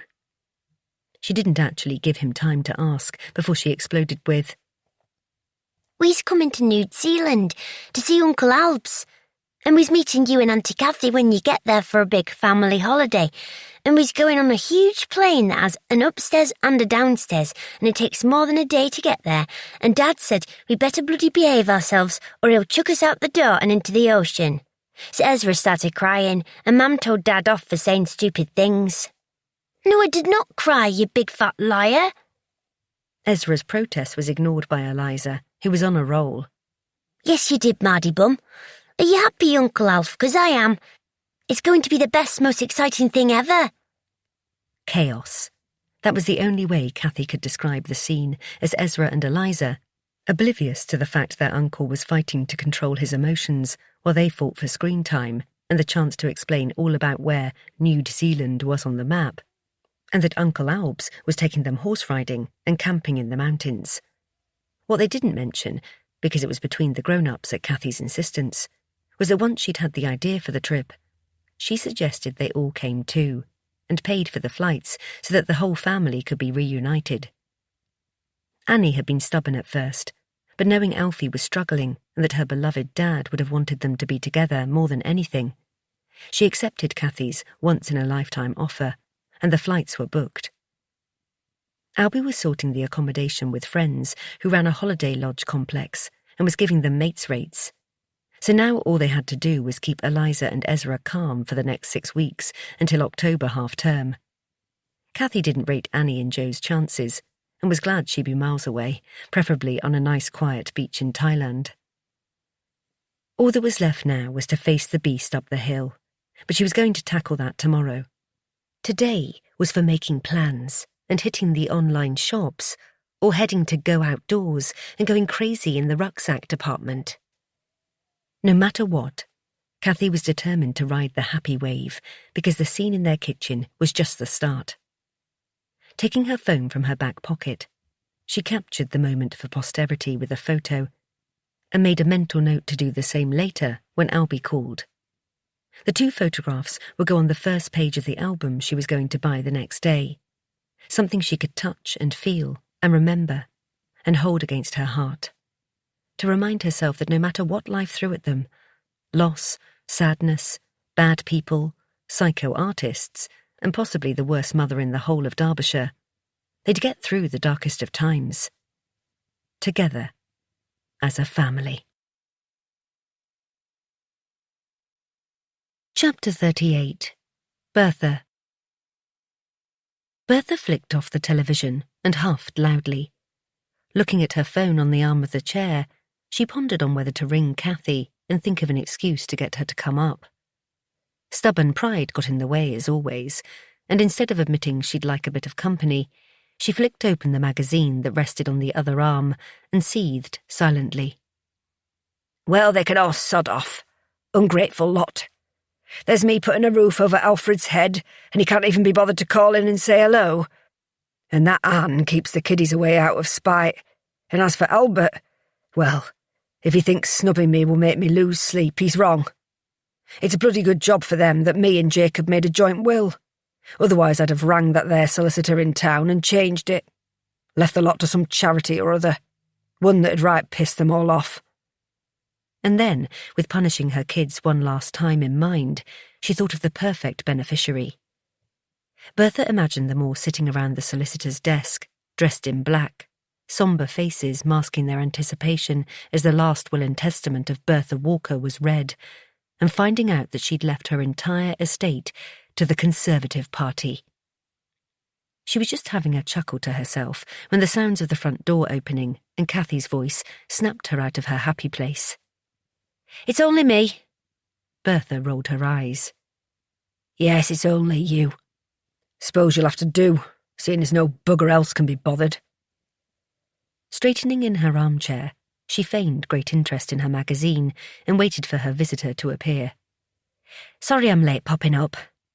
Cathy placed her load on the kitchen table as she explained. We had a lie-in for a change, and I treated Alfie to a cooked breakfast. I see you've had your porridge. Good. It's much better for you than a fry-up. But I got you a nice cream cake assortment, and some pasties from Greg's. Naughty but nice. Bertha forced a smile as Cathy winked and made her way over to the sofa opposite and began plumping cushions and stacking magazines. I'll just have a quick tickle round the kitchen, then I'll make us a nice brew. Tea or coffee? Tea in the pot if you're stopping. And I might as well have a cake, seeing as you made the effort. Of course I did. Anything to make the almost birthday girl crack a smile? Cathy finished faffing and went back into the kitchen, humming the birthday song, which was bloody annoying. It's not my birthday till Friday, and anyways, I don't hold with making a fuss. Now's special about being as old as I am. I'll be gone soon, and then you can all have a proper celebration. Bertha folded her arms and huffed, knowing deep down her erudite words were true, even if she did wonder now and then if anyone would actually miss her when she popped her clogs. Yes, I know it's on Friday, and if you behave yourself, maybe Annie will let the kids come up and give you a card. And of course me and Alfie will pop in, unless you fancy coming down for tea. I'll make you something nice, whatever you want. Bertha tutted. I'll have a think on it and see how my legs are. I'm not going in that wheelchair contraption or pushing that stupid frame thing either. And that's before you suggest it. I'm not a cripple yet. It was Cathy's turn to huff as she put her hand on her hip and attempted a stern look at Bertha. Not that it did any good, because everyone knew Cathy didn't have it in her to be tough. Not with anyone. Whatever you say, Grumpy Guts. Just have a think if there's anything special you'd like. As long as it's not offal, I'll cook it, okay? No tripe or liver. It makes me feel sick. Right, kettle on. Cake, natter. Won't be a tick. Cathy got on with faffing under Bertha's watchful gaze, and it was as she observed the laying out of cakes and warming of the teapot, she realised there was something else. Bertha couldn't put her finger on it, like the lass was nervous, a bit too bright and chirpy, as though she had something to say or on her mind. Far too jolly. Bertha couldn't remember her being like this before. Cathy always seemed relaxed, especially after the daft lass convinced herself they'd formed a bond. A secret, perhaps. Bertha twisted further in her chair to get a better look at Cathy as she pottered about, clattering dishes in the sink, squirting fairy liquid, opening cupboards, and storing the shopping she'd brought and humming again. That was getting right on her nerves. Bertha considered herself good at reading people. She'd always known when one of her three had something to hide, and never failed to get it out of them in the end. Shifty little bastards they were, like when Anne and Albert hid the rabbit in the barn. Bertha soon put a stop to that. Yes, Cathy was definitely on edge. Might be she'd heard something about that bloody nutter. Bertha wondered if they'd let him out, but that was impossible because he'd pleaded guilty, and once the court doodahs were over, he'd be stuck in jail for the rest of his life, or so the coppers said. Well, if that lowlife ever showed up there again, Bertha would take the gun to him this time. No messing about. Never had time for trespassers, especially mental ones. Perhaps Alfred had had one of his funny turns. He was a soft lad at times, and just remembering the state he was in when he got back from Amsterdam made her shake her head in dismay, and disgust that he'd even been there in the first place, full of prostitutes and diseases, and he'd be riddled with the clap now. She blamed that stupid Dave for suggesting it in the first place. She'd never liked him, and told Cathy to make sure Alfred got a shot of penicillin, just to be on the safe side. No wonder Alfred went all daft in the head, probably from too much beer and sex. Oh, and that wacky-backy that you could buy in the corner shop. Bertha didn't know what the world was coming to, and the sooner she was with Jacob, away from head cases and sex-mad drug addicts, the better. Bertha reckoned Alfred might have been hallucinating, or still under the influence. That's why he took it all so badly, thinking that Cathy might have been murdered and Bertha was going to get locked up for whacking the mad bloke with a shovel.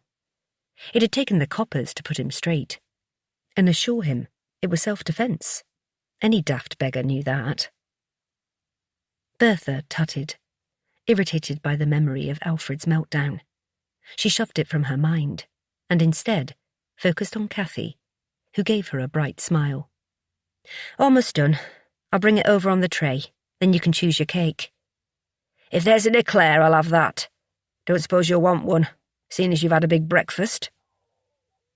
No way was she sharing her cake. Thanks for listening. Before we move ahead, take this peaceful moment to simply be. This free audiobook continues shortly.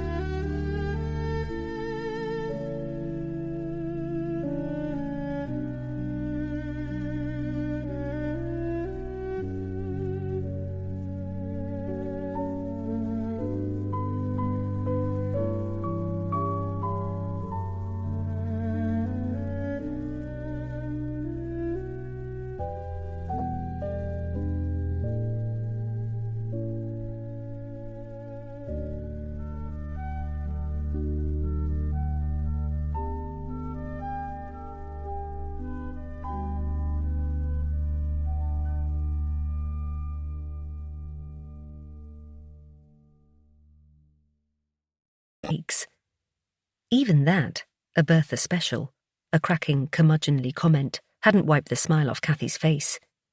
Maybe she was losing her touch.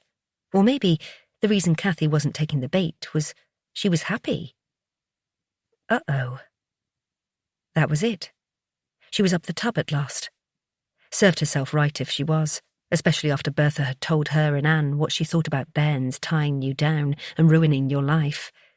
But then again, nobody took any notice of what she said. Like when she'd seen the photos in the paper. The one she kept hidden under the cushion of her armchair that she'd take out and have a look at now and then. It also gave her immense pleasure having it there because, when she broke wind, his face was directly under her bottom. Simple pleasures were always the best. Front page news it was.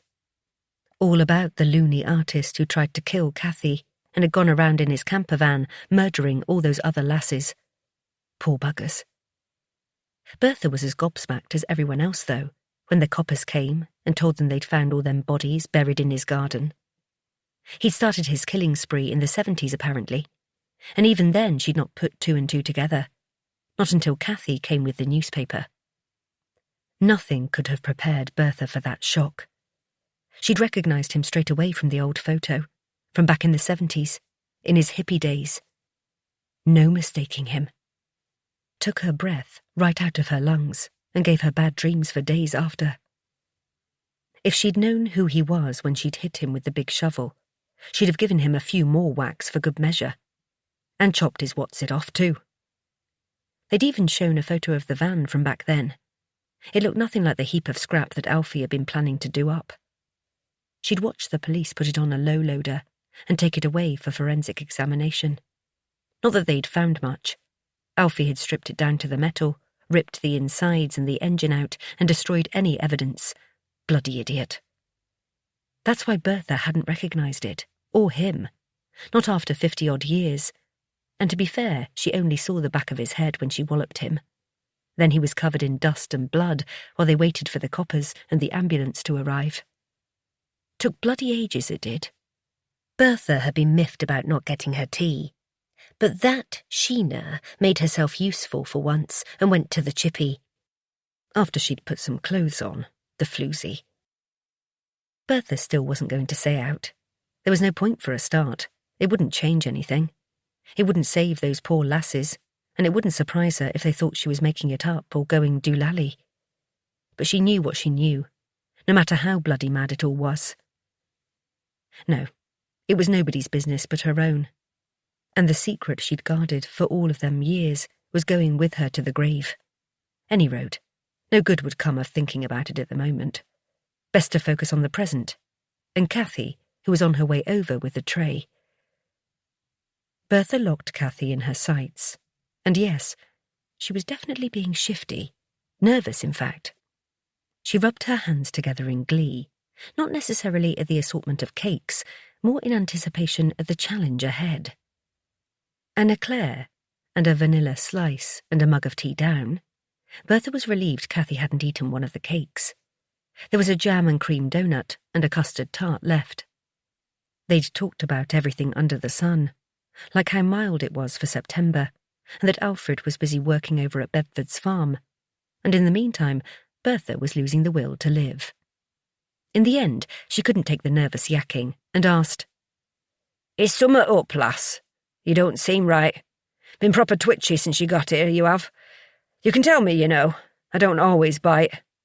And thanks to them cakes, I've been fed." Bertha thought a bit of levity might encourage the loosening of lips, so when Cathy's eyes widened and she sucked in a breath, Bertha knew she was on the money, and a big announcement, or even better, a confession, was on the cards. After shuffling in her chair to get comfy, she waited impatiently for Cathy to spill the beans. Chapter 39. Cathy. Their afternoon tea and cakes session had gone so well that Cathy was contemplating saving the big announcement for the next day, or even the one after that. However, being well and truly caught in Bertha's headlights made wimping out a non-option. She had to get it over with, and today was the day. Sucking in a deep breath before responding to Bertha's question, Cathy began with a compliment. "You don't miss a trick, do you? Actually, there is something I need to talk to you about while Alfie isn't around." "Oh, aye. What's he done now? Been a lazy beggar, I expect, just like his brother." No, nothing like that. But as you know, he's not been right for a while. And after he got... Cathy was wary of saying anything that would encourage Bertha to put Alfie down. "A bit overwrought the other week. Well, I've been trying to think of a way to cheer him up." Bertha rolled her eyes, huffed and folded her arms under her ample bosom, but thankfully kept her pursed lips firmly closed. Cathy prayed for strength, then ploughed on. "Anyway, and please don't get annoyed or worried because I've thought of everything and there's a solid plan in place." She paused to gauge Bertha's pre-announcement reaction and steel herself for the big moment. On seeing the set-in-stone expression, Cathy just went for it. "I've booked me and Alfie a holiday. Well, it's more of a once-in-a-lifetime trip because we'll be gone for a few months, seeing as we're going to the Far East, and also..." Cathy knew this bit wouldn't go down well. "To see Albie in New Zealand. I think it's just what Alfie needs to perk him up, and it's been his lifelong dream to go backpacking, so that's what we're doing." Silence. Absolute and utter silence, accompanied by a cold, hard glare, followed Cathy's big reveal, and as she waited for Bertha to react, her heart pounded so badly. Eventually, the mothership spoke. "And how long is a few months exactly? Is that some poncy way of dressing up the fact that you're leaving for good? Like that lazy arse Albert, abandoning a crippled pensioner in the back of Beyond while you two go off finding yourselves on the other side of the world?" Jesus Christ, talk about dramatic. Cathy thought it, but didn't say it. This was more or less the self-centred reaction she'd imagined when rehearsing this speech. Cathy's "No!" came out a bit louder and more emphatic than intended, and made Bertha start. "It's not forever. But the joy of backpacking is going where the mood takes you, and I don't want to limit our time with Albie because Alpha's missed him a lot, and so have I." "Aye. Just like Albert was supposed to be going for 6 months and look what happened there. Them New Zealanders must be a bit stuck for decent workers if they're letting him extend his visa every 5 bloody minutes, that's all I can say. Or has he finally found a lass that'll put up with him? Is that it? He's all loved up. About time, too. We're starting to think he might be one of them gays. But then again, over my dead body would one of my sons turn out like that. Proper walkers they are. Men through and through." Cathy sighed, not wanting to discuss Albie's love life because there'd be murders. And she didn't want to go back around the houses with the "you're the sodding reason why he left in the first place" argument. So she changed tack. "I have no intention of settling overseas, as I've missed my parents." She swallowed first and crossed her fingers. "And you too much. But Alfie is my top priority right now, and as I said earlier, I've put things in place to make sure you and the farm are well cared for while we're away. So there's absolutely no reason to be worried or get your knickers in a twist, okay?" "What the bloody hell do you mean by that? Put things in place. I'm not a bleeding invalid or going gaga. So if you think you're going to shove me in one of them homes for oldies, you better think again." Cathy tutted. "Well, that's funny, because 2 minutes ago you were accusing us of abandoning a crippled pensioner in the back of Beyond. So make your mind up, Bertha." It was Bertha's turn to tut, and when she'd unfolded her arms, Cathy noticed her fingers tapping the arm of the chair, and her right foot kept the beat. A sure sign an explosion was on the cards. But first came a question. "So, I take it you're going to enlighten me, explain how you're going to run my life while you're off enjoying yours. Oh, and while you're at it, how have you managed to afford a fancy holiday? I thought you two were skint, which, I'd like to remind you, is why I'm kind enough not to charge you rent for your lodgings in my house." Cathy wasn't expecting that little gem, hence why her mouth was making an O shape. She was momentarily stumped for a comeback. Her gobsmacked brain was on pause, perhaps knowing that right now wasn't the time to lose her shit. Nor was it the time to point out that due to the two-faced injured party seated opposite, Alfie had lost his livelihood, And not just that, remind Bertha that it was his home too. And that dear, sweet Jacob had always insisted that his sons and Cathy were to regard it as such. Not just that, they paid all the bills, council tax, water rates, everything, and maintained the property. Cathy was livid. When her brain kicked into gear, the voice of reason inside her head advised caution. Because the next part was even more pivotal than the opening gambit. If Bertha rebelled in any way, Cathy knew there was a chance Alfie would cave and call off the trip, so she had to get this right. Staring Bertha the beast in the eye, Cathy straightened her spine and got on with it. The tiny cottage lounge-cum-kitchen had never felt so small, and Cathy was sure the walls were closing in. Or was that because her ribcage was doing the same thing, crushing her heart and making her feel a bit panicky? She was desperate to flee into the safety zone of the kitchen, away from the death ray glare that was burning holes into her head. Get a grip. You've said it now. Ride the storm for Alfie's sake. When finally she spoke, Bertha's voice dripped a lethal concoction of sarcasm, anger, obstinance, and yes, Cathy heard a hint of jealousy. So let me get this right. Your mum and dad gave you a big fat cheque and now, instead of doing something sensible with it, you're treating yourself to a fancy holiday. Buggering off while I sit here on my own, and not even the offer of a day at the seaside. Bertha paused to warn Cathy off interrupting. A raised finger was all it took. And to add insult to injury, you've arranged for that slapper Sheena to look after me, and I'll have to pay for the privilege.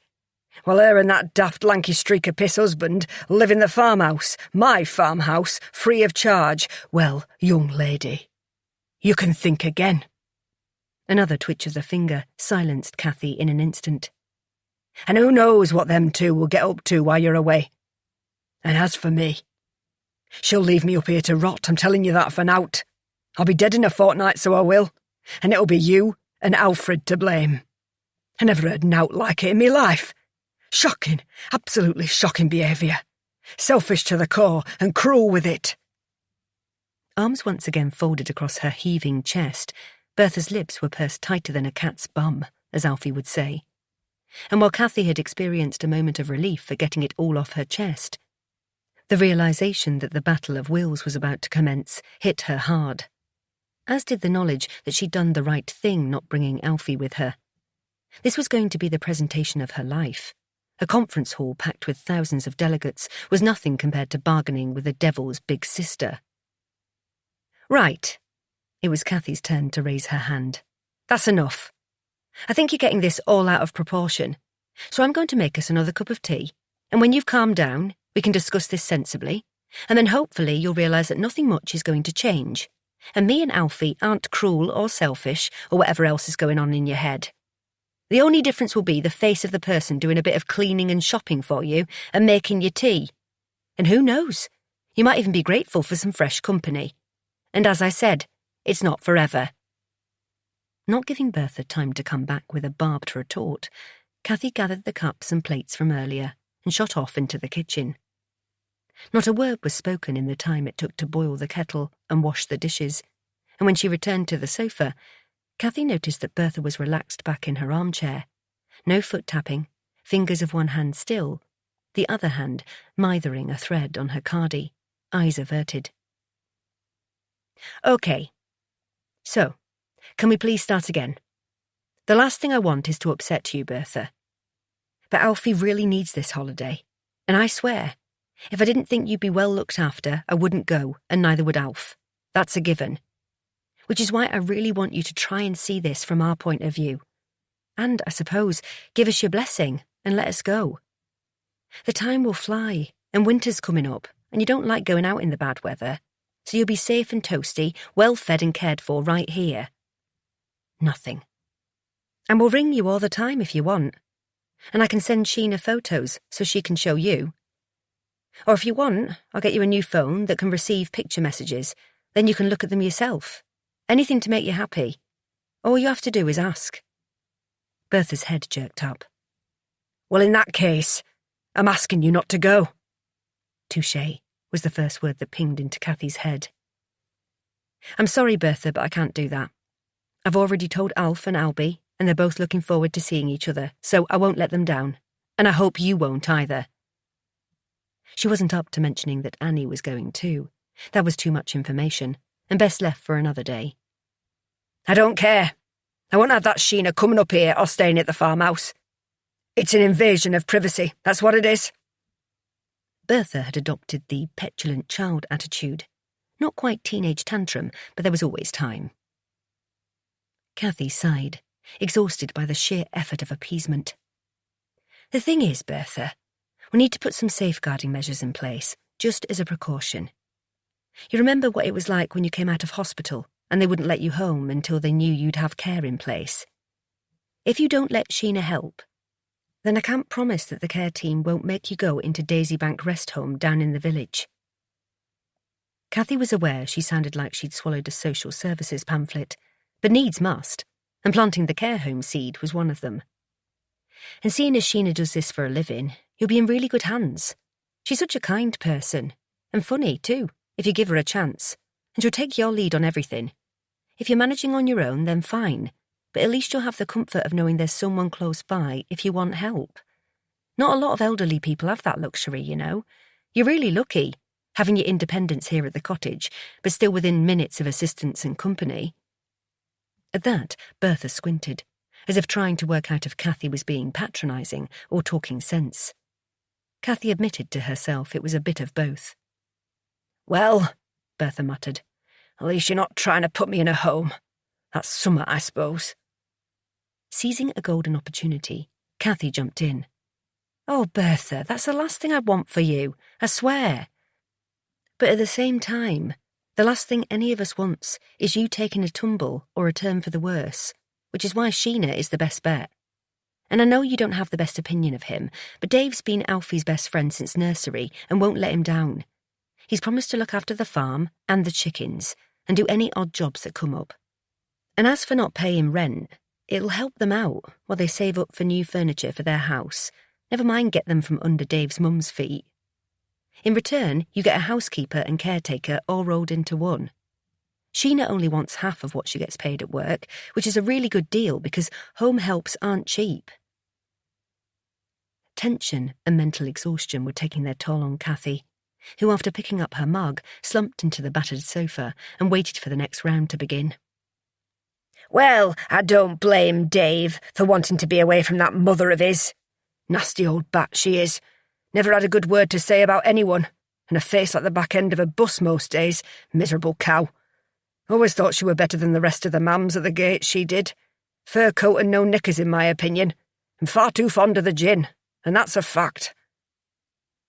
The irony of Bertha's analysis wasn't lost on Cathy, and she averted her eye from the half-bottle on the side, and the brimming ashtray by Bertha's chair.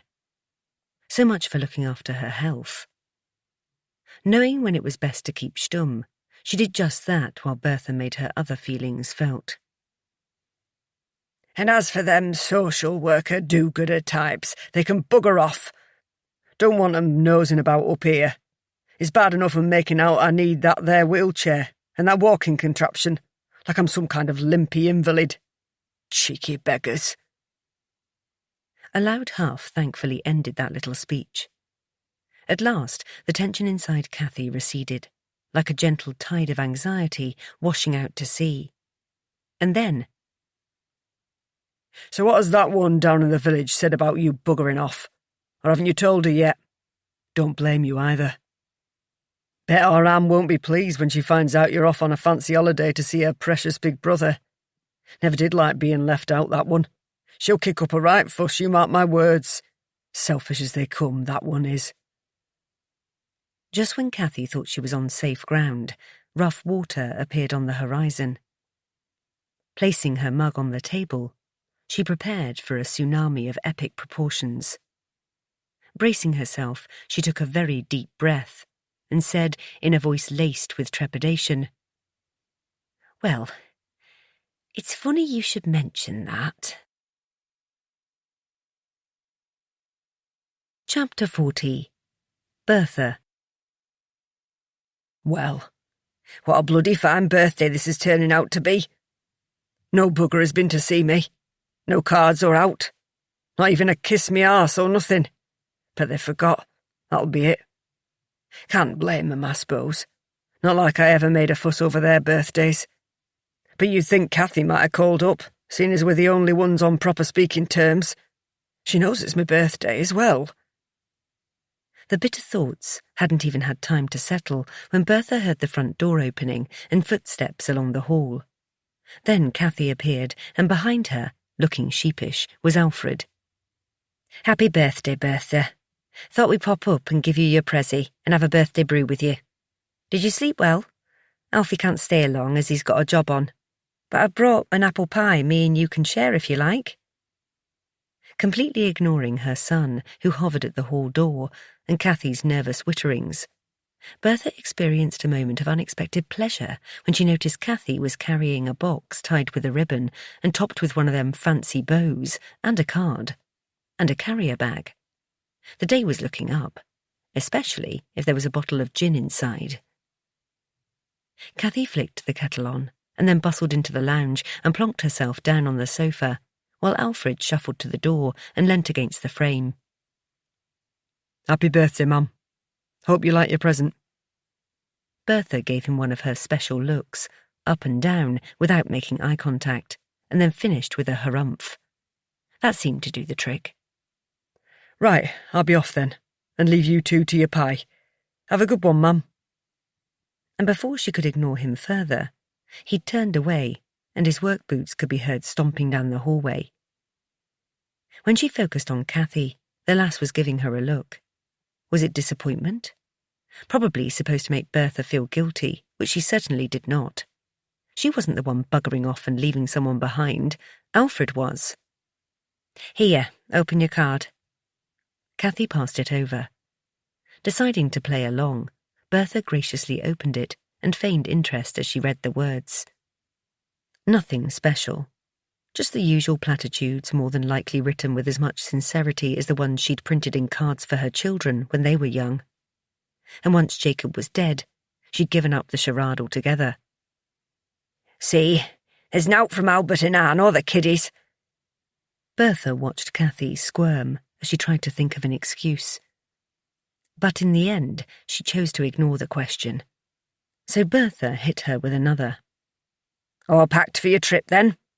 Cathy nodded. Get in there. Now, here's your prezzy. I hope you like it. I found it online, specially. What, so it's second-hand?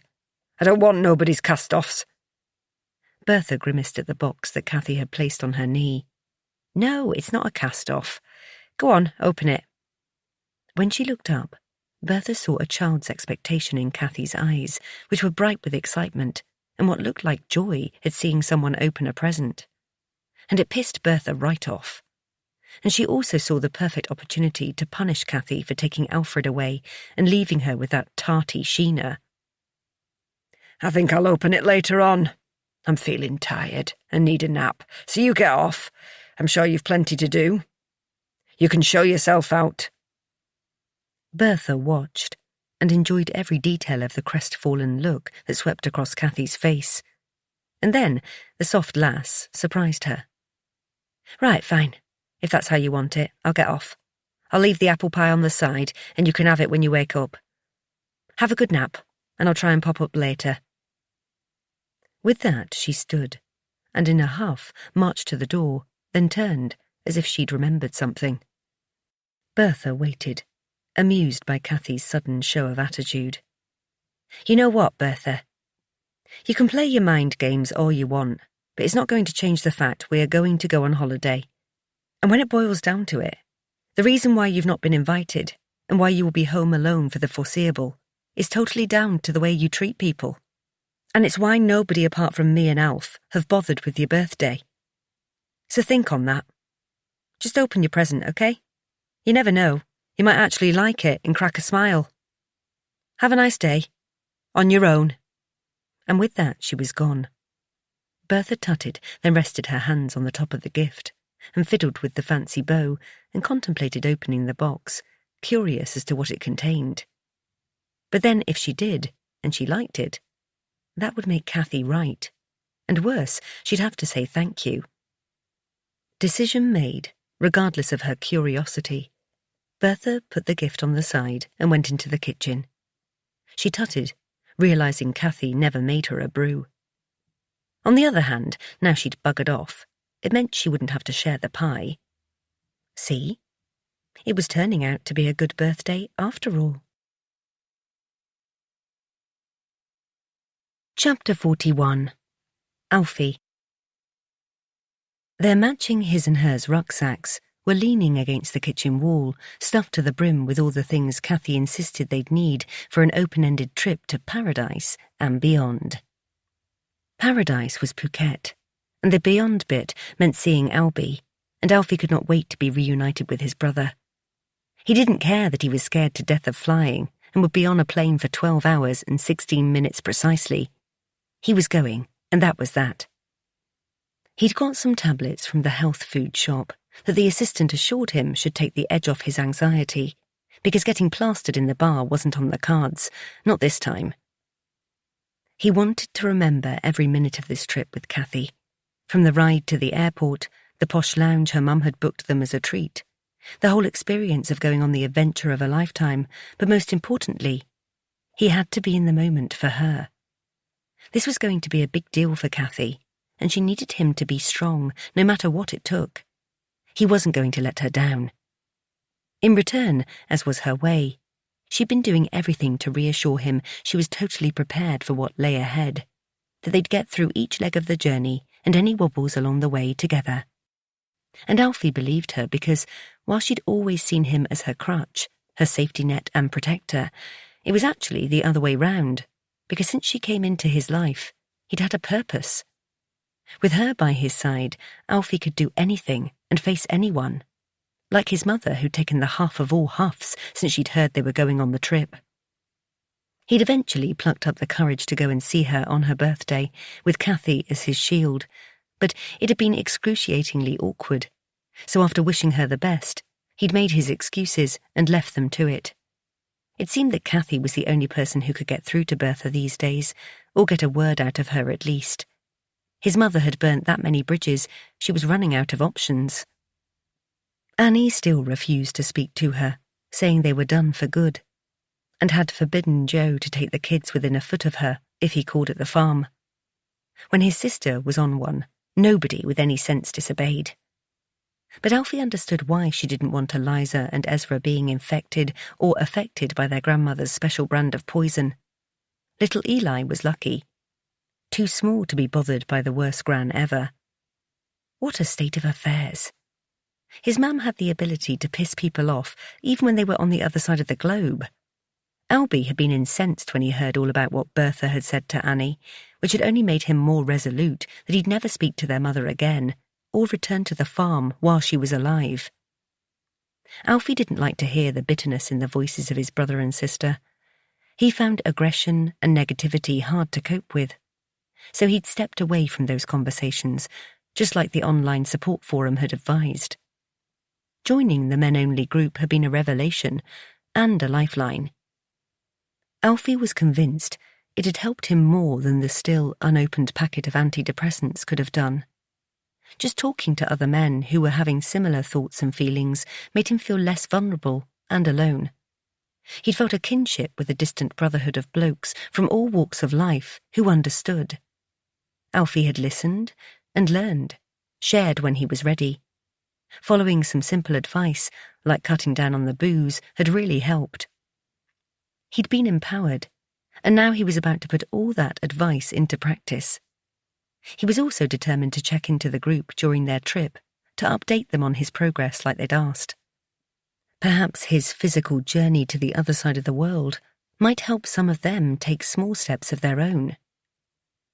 His moment of reflection was disturbed by the sound of Cathy bounding down the stairs after her third and final check of the house. She'd been fussing around for days, making up one of the larger bedrooms for Dave and Sheena, dusting, polishing, hoovering like her life depended on it, and bleaching the bathroom like she and Alfie had the plague. "Right, all done. Did you have a wee like I told you to? I've just put bleach down the loo, so you better have." Cathy stood with her hands on her hips, scrutinising Alfie. "Yep. Safety we're all done, boss. Alfie saluted, but kept to himself the fact he'd not followed orders.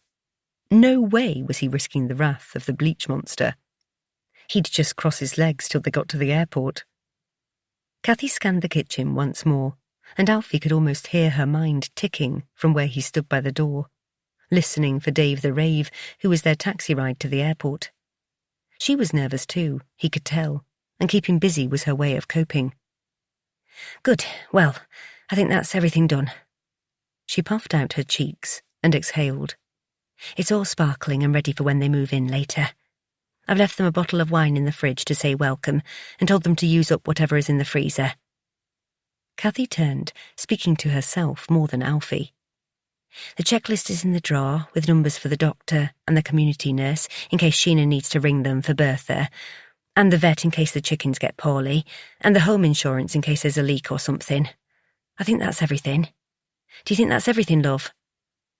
When she turned and saw Alfie's amused expression, she smiled too. He opened his arms wide and she scooted across the kitchen to let him fold her in a hug as he whispered, I think that's everything. Mr. and Mrs. Rave are going to be okay, and the house will be too. We've got this, so try to relax.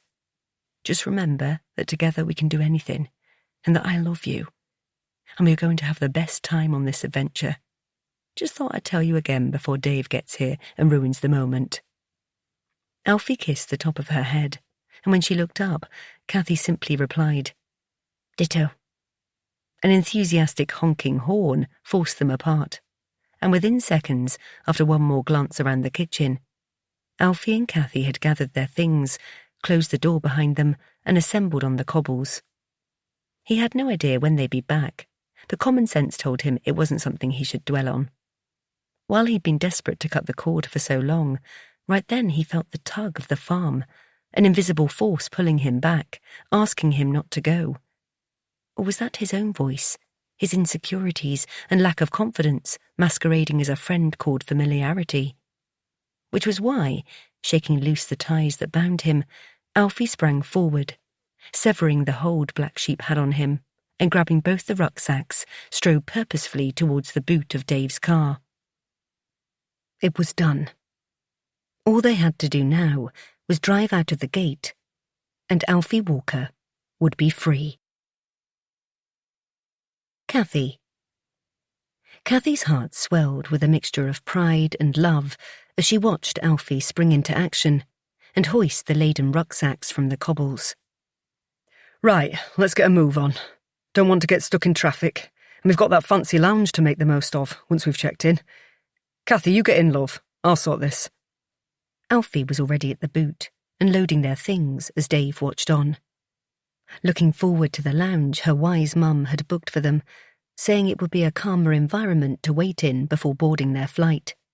Cathy reminded herself to take a photo of them lording it up. It'd make her parents smile, and after all, without them, none of this would have been possible. She was about to do as Alfie said and had opened the car door, when something caught her eye further up the track. Her heart lurched when she homed in on Bertha. No, not now, not today. Please don't spoil this moment for us. They'd said their strained goodbyes earlier that morning. She and Alfie had gone to say farewell, and on the walk towards the cottage, Cathy had repeatedly prayed that Bertha wouldn't unleash one of her bitter diatribes and upset Alfie. She needn't have worried, because where he was concerned, Bertha continued to snub him as she'd done ever since the trip was mentioned, with tuts, shoulder shrugs and silence.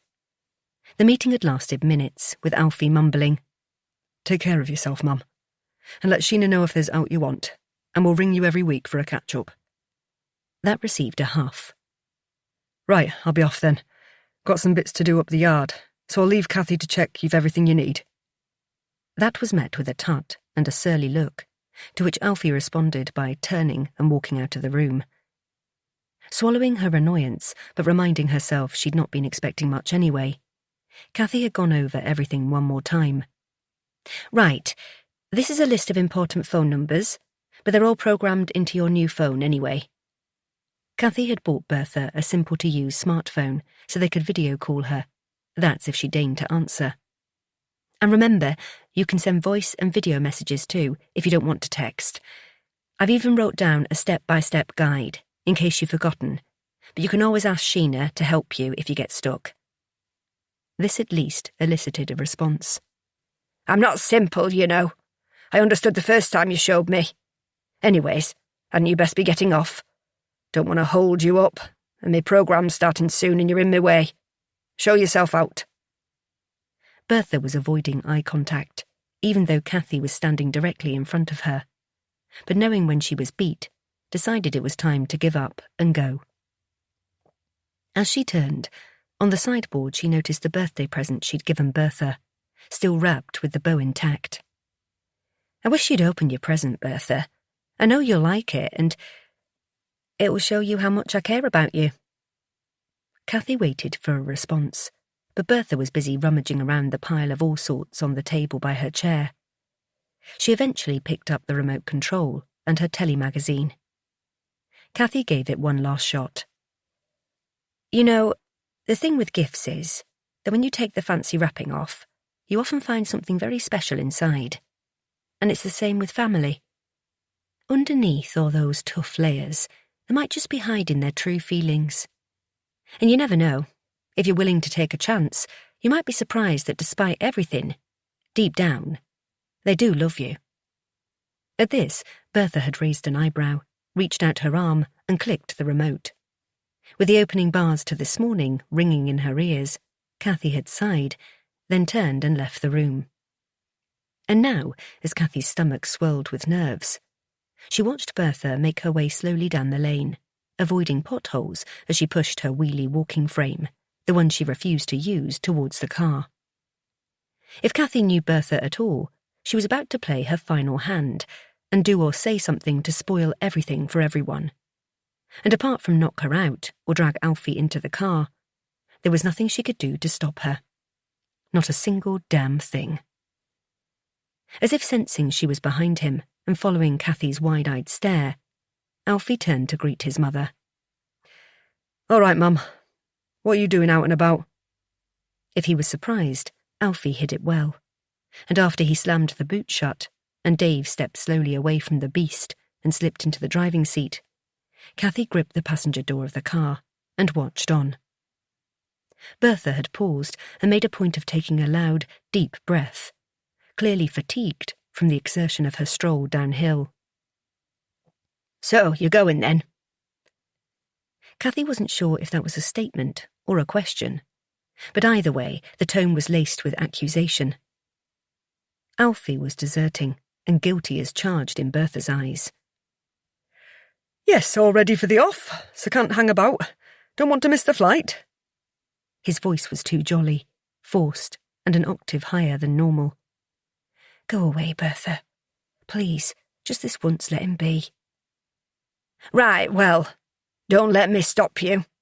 Just wanted to say bye. She held Alfie in her sights, gripping the arms of the walking frame as if daring him to go. All right. Well, like I said before, you take care and we'll see you soon. No, you shouldn't have said that, Alf. But it was too late. Aye, let's hope so. Can't be promising I'll be here when you get back, though, can I? You cow. At that, Alfie was rendered speechless, unlike Bertha. And if you will, say hello to Albert from me, seeing as I haven't heard a word from him since he left. Give him me best. And I hope you all have a nice time together when Anne and the kiddies join you.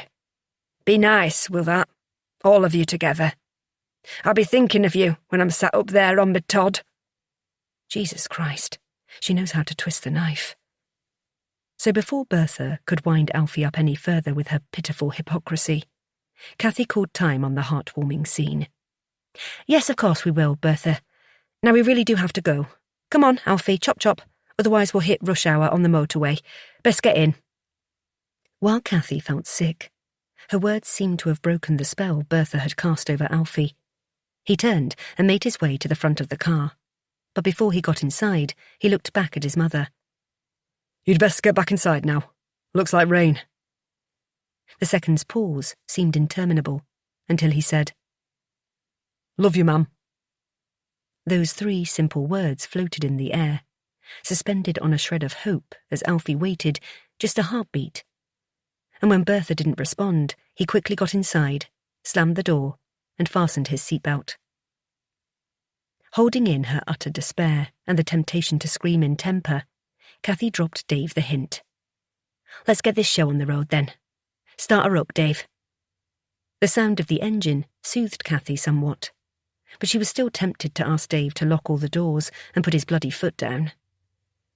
As the car finally began to move towards the gate, and then bank gently to the left and down the hill, Cathy focused on the scene ahead, the one she'd fallen in love with on that first morning at Black Sheep, the dark and craggy twin peaks on either side of the valley, the silver lake below, and in between, endless pale blue sky. Forcing herself not to cry, telling herself she'd be home soon, and her beloved farm would be waiting for her, Cathy also forbade herself to turn and say "à bientôt" as she'd planned. No way would she give Bertha what she wanted. The satisfaction of being the star of the scene she'd set so well, where a lone elderly woman leant heavily on her walking frame in a desolate, abandoned farmyard before an empty home. Instead, Cathy committed the view through the windscreen to memory, just like she had the first time she saw it. The late September sun was dropping behind the peaks to the west, casting a gentle golden glow across the moors, mirroring the warmth in her heart that swelled with love for Alfie.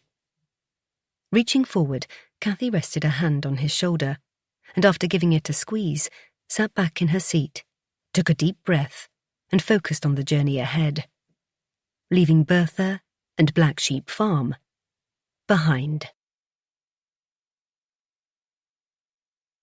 Chapter 42. Cathy. The captain had just given them their ETA and local weather report. The temperature outside was 10 degrees, quite normal for a grey Manchester afternoon in November.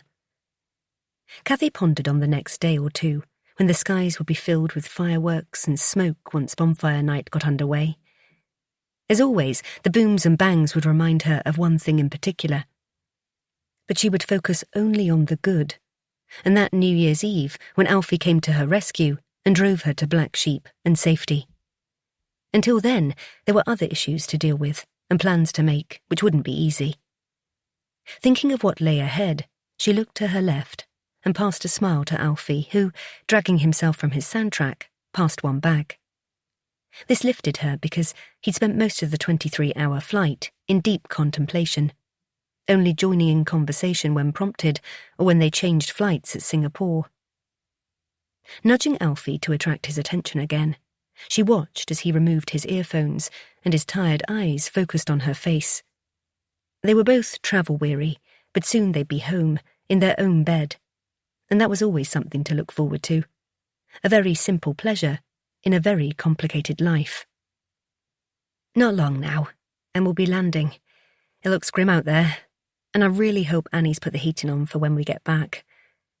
Alfie took her hand. I'm sure she will have. And if we're lucky, the chippy will still be open. Then we can pick something up on the way through the village. I fancy pie and chips, and peas, and gravy, and a sausage. The thought of food always cheered Alfie up, and Cathy couldn't help laughing at the memory of all the delicious and exotic meals they'd eaten over the last couple of months. Yet here he was looking forward to a chippy tea. Deciding to pack everything away for landing, Cathy left Alfie to plan his tea and folded away her iPad case.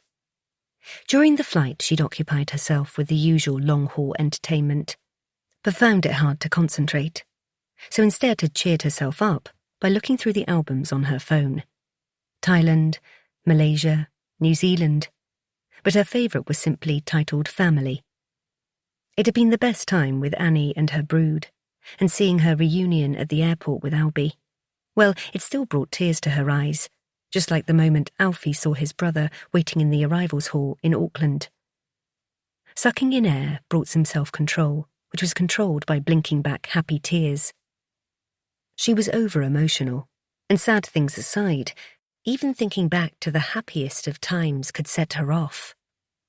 It was those memories of them all being together again, and how hard it was when they had to say goodbye to Annie and her lot that had given Albie food for thought. In the days after Annie's departure, they'd talked it round the houses, the three of them, and as much as Cathy had wanted to beg him to come back, she and Alfie had agreed that it had to be his decision, and they couldn't put any pressure on him one way or another. What had irritated them all, Annie especially, was the fact there were two huge obstacles stopping Albie from coming home to the family, the niece and nephews, the farm, his friends in the village he'd grown up in. He'd admitted to missing them all like a limb. The stumbling blocks were Pride and Bertha. But now those obstacles had been removed, and Albie was free to return to Black Sheep. Turning her head to the right, Cathy observed Albie, who had pushed his face closer to the window, watching the Cheshire Plains below. He was hoping to spot the Jodrell Bank Observatory, with its Lovell telescope, and as he'd pointed out landmarks during the flight, she likened him to a kid on a school trip, wanting to be the one who spotted Blackpool Tower first and got 10p off the teacher. Throughout the trip from Auckland, it had been Albie who'd buoyed them, been their unofficial guide and leader, assuming the role that had always come naturally to him, keeping their spirits up, remaining practical, kind and tactful when Alfie needed him to be. When Annie rang to give them the news about Bertha, 5 days before they were due to fly home, it had come as an immense shock, followed by waves of so many different emotions. A school of jumbled feelings that they'd all expressed openly, and none of them surprised Cathy at all. Albie was stoical and pragmatic, booking himself onto the same flight as Cathy and Alfie, while liaising with Annie, who was organising things at home. Alfie went to pieces. It was Sheena who'd found her, poor thing, but she'd assured Annie, who then related the scene to the others, that it looked like she'd just fallen asleep in her chair in front of the telly. It was some time before bedtime, as she was dressed in her pyjamas and dressing gown, slippers on her feet. There was a cold mug of tea by her side and half a piece of toast, which she religiously had every night for supper. It had a bite mark, and Sheena said it had made her feel glad that she'd had something to eat before she went. Cathy had smiled at that, because it was a nice thought. There was another thing that, when she heard it, rocked Cathy in a way she'd still not come to terms with. It had made her cry private tears and hurt her heart at the same time as giving her great comfort. Somewhere in between the two remained a ball of confusion, but that was Bertha all over. It seemed that on the table by her comfy chair was a pile of wrapping paper and an opened box. On Bertha's knee was an old vinyl album by someone called Donny Osmond, and on the top a tag that said, "To Bertha, I didn't forget. Happy birthday, with love from Cathy. Kiss." Sheena had wondered why, after refusing to open it for so long, Bertha had asked her to fetch it over and leave it on the table. Apparently, every time Sheena dusted it, she'd suggested Bertha, "Just bloody open it," to which she received the usual tut and, "Mind your own business." For some reason, the night she passed, after Sheena helped her get ready for bed and made her supper, as she said goodbye, Bertha asked for the gift, saying, "My legs are bad, and I feel a bit jiggered." And for the first time ever, she'd thanked Sheena. "Ta for me supper, lass, and doing me bits and bobs. Show yourself out." Sheena was beside herself when she found Bertha the next morning, saying she should have known something wasn't right, and that in her own odd way, Bertha was saying goodbye. Annie had assured her that decoding Bertha Walker would test the most beautiful minds of MI5 and Bletchley Park, and the main thing was that she'd gone peacefully after tea and toast, and finally opening a very strange pressie from Cathy. Once again holding in her tears, determined to get through the next few hours without blubbing, be it for Bertha or the man who sat to her left. Alfie was convinced his mother knew she was going to die and would never see him again, and like Sheena, he thought he would have realised if only he'd listened properly on the day they said goodbye. Then what? That's what Cathy had asked him. Would he have stayed at Black Sheep and missed out on the happiest time of their lives? Missed out on filling pages and pages of their photo album when they got home. Not played cricket on the sand with Eliza and Ezra and Eli. Missed out on horse riding through the bush with Annie. Camping under the stars beneath Mount Cook with the whole family. Seeing the kids squeal with delight when they visited Hammer Springs thermal pools. Both she and Albie had told him, Annie too, that Bertha was messing with his head that day at the farm, and was still doing it even though she was gone. He had to stop allowing her access, for his own good. He got it, but a lifetime of game-playing and mental abuse at the hands of what Kathy could only describe as a master narcissist wasn't easy to shake off. And it might take years before Bertha's influence and the scars she'd inflicted faded away. Seeing the aircrew swinging into action guided Kathy's mind away from Bertha, and as the rest of the passengers prepared for landing, alerted by Kathy's fussing with her bag, Albie dragged himself away from the window and leant forward to speak to Alfie. I want the same as you, bro, and a fish. I've dreamt about a chippy tea from Po Fong's for ages. They better be open now you've mentioned it, otherwise I'm going to be devastated. What are you having, Kathy? Chips and gravy as usual for our veggie warrior? Or you could go mad and have curry sauce for a change. Albie rubbed his stomach and gave her a wink. Resting her head against her seat, Kathy smiled. This was what she'd longed for, but didn't dare believe in. The three of them back together again. Brotherly banter, 2 sets of muddy work boots by the kitchen door, and a chippy tea round the big pine table. Chapter 43. The funeral dust had settled, and after doing right by their mother, the Walker family were about to gather around the kitchen table to discuss what happened next. There was a pot of tea at the ready, wearing one of Kathy's knitted cozies, and homemade pies were warming in the oven, giving the room a comforting ambiance.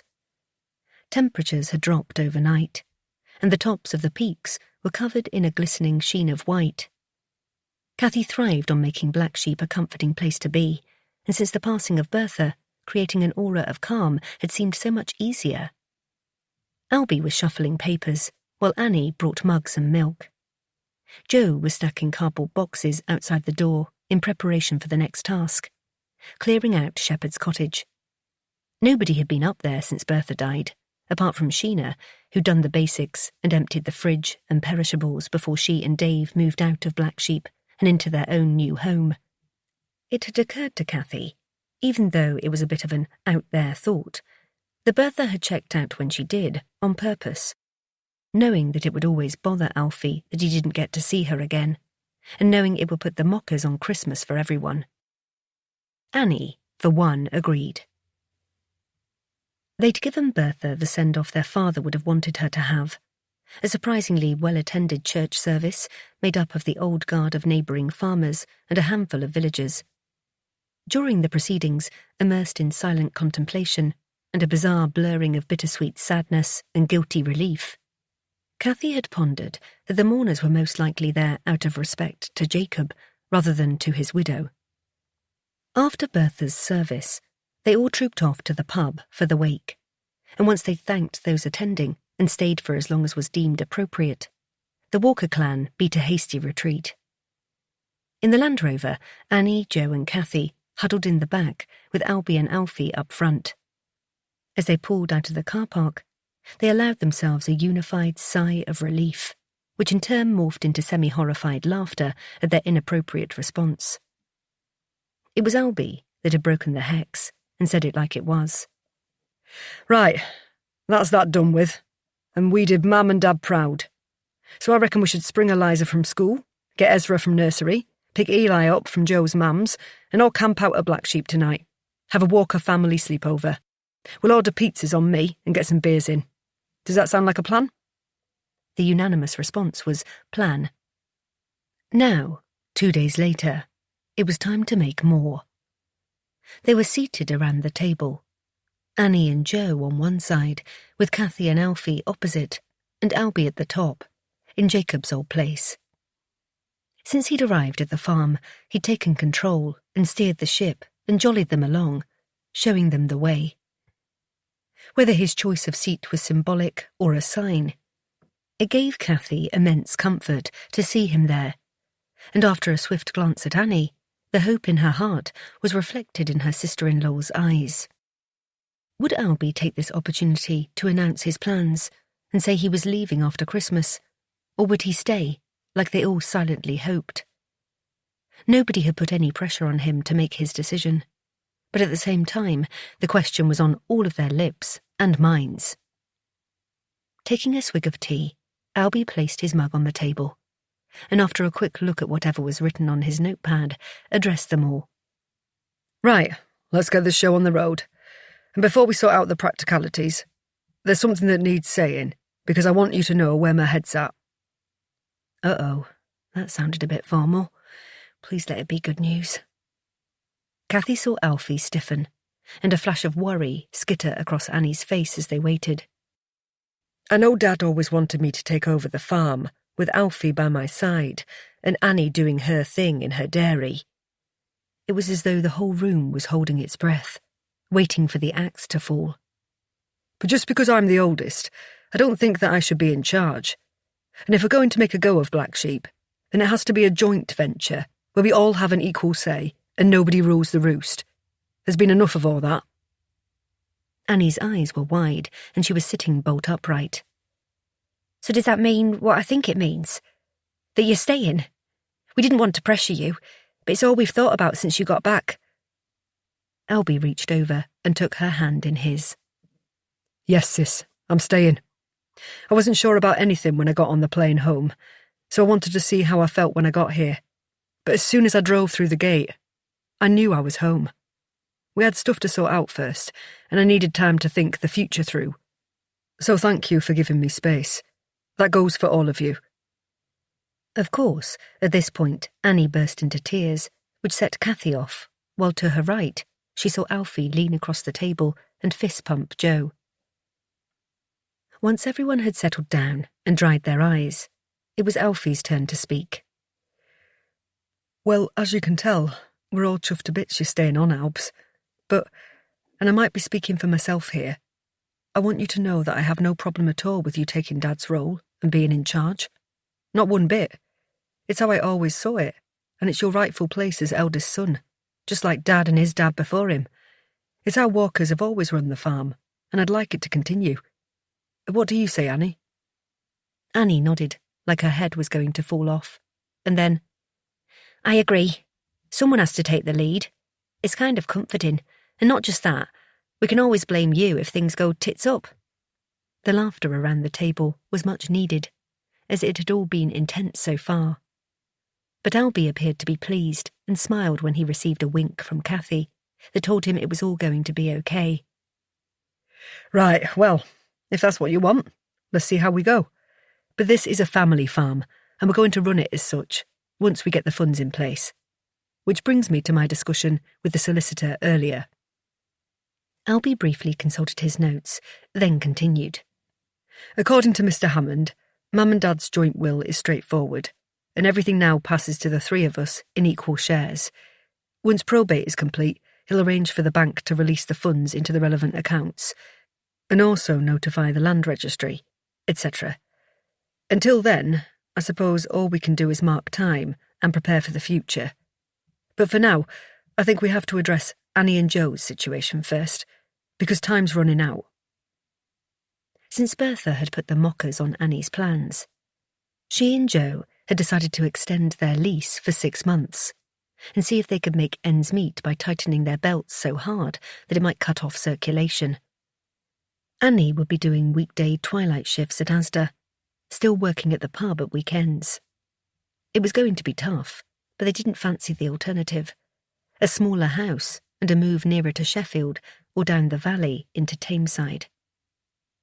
At this juncture, Cathy dived in. Well, the offer is still there, for you all to move in here like we planned. She omitted to mention that Annie's nemesis was no longer around to make things difficult. And even with Albie back home, there's still plenty of bedroom space if Ezra and Eli share and Eliza has the smaller box room. Can you get out of the new lease, though?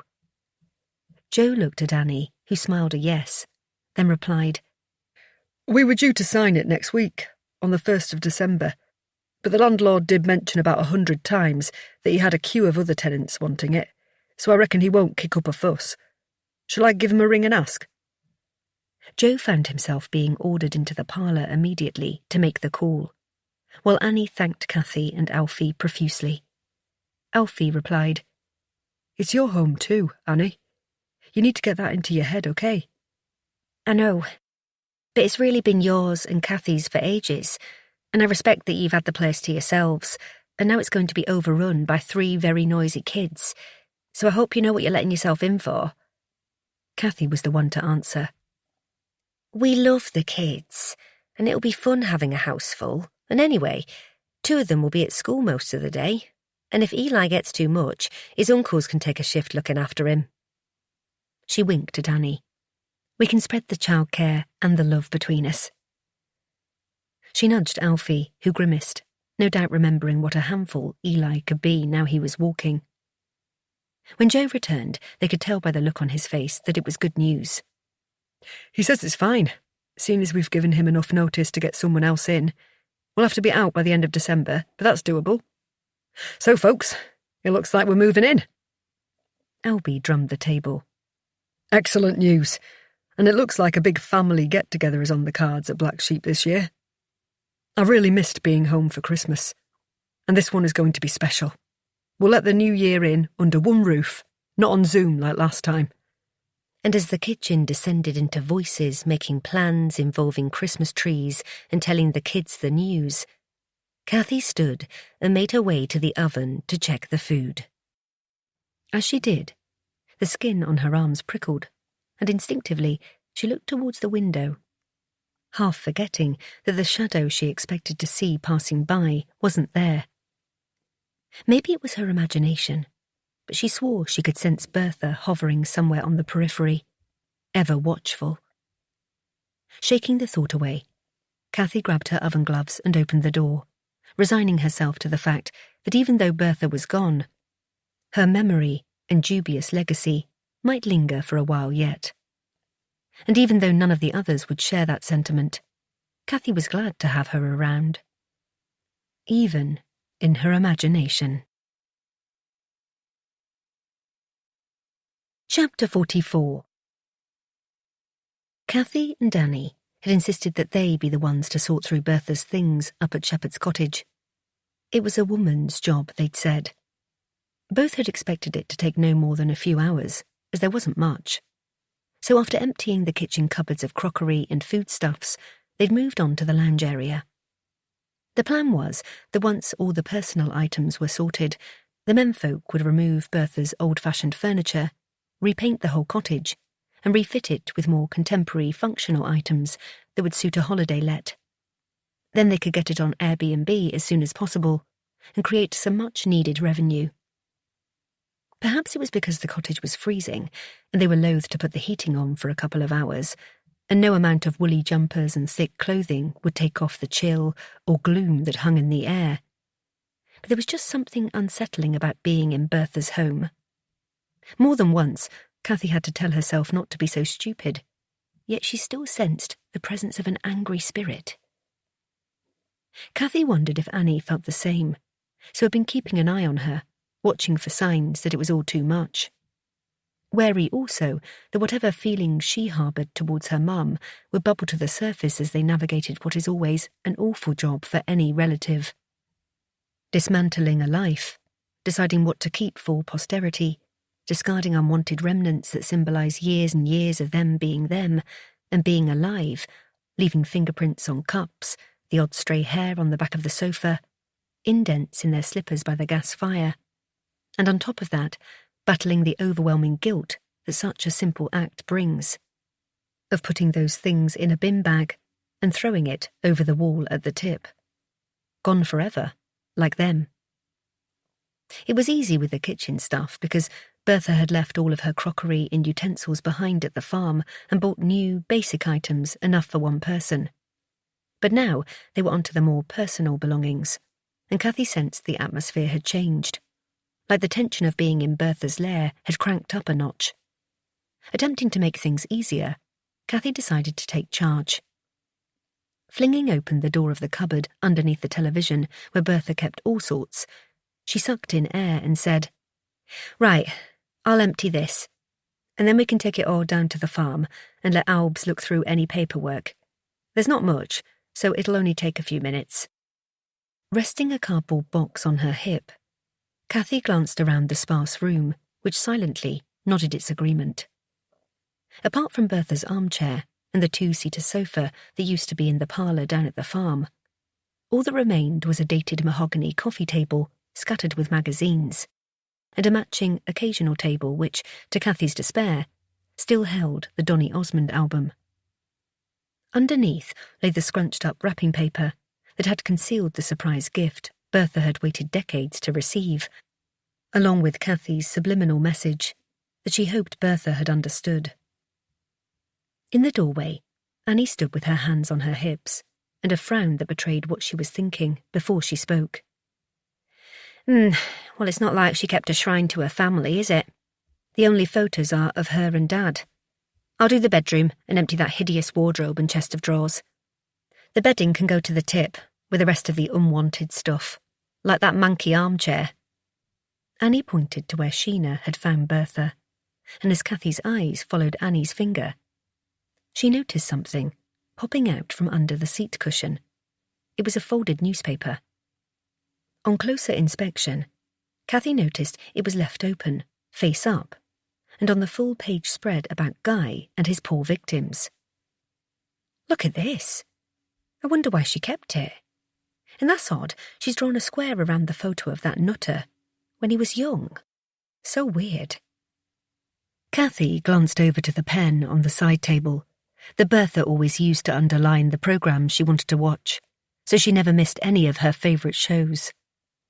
When she looked up, she was met by Annie's raised eyebrow and an unsurprising comment.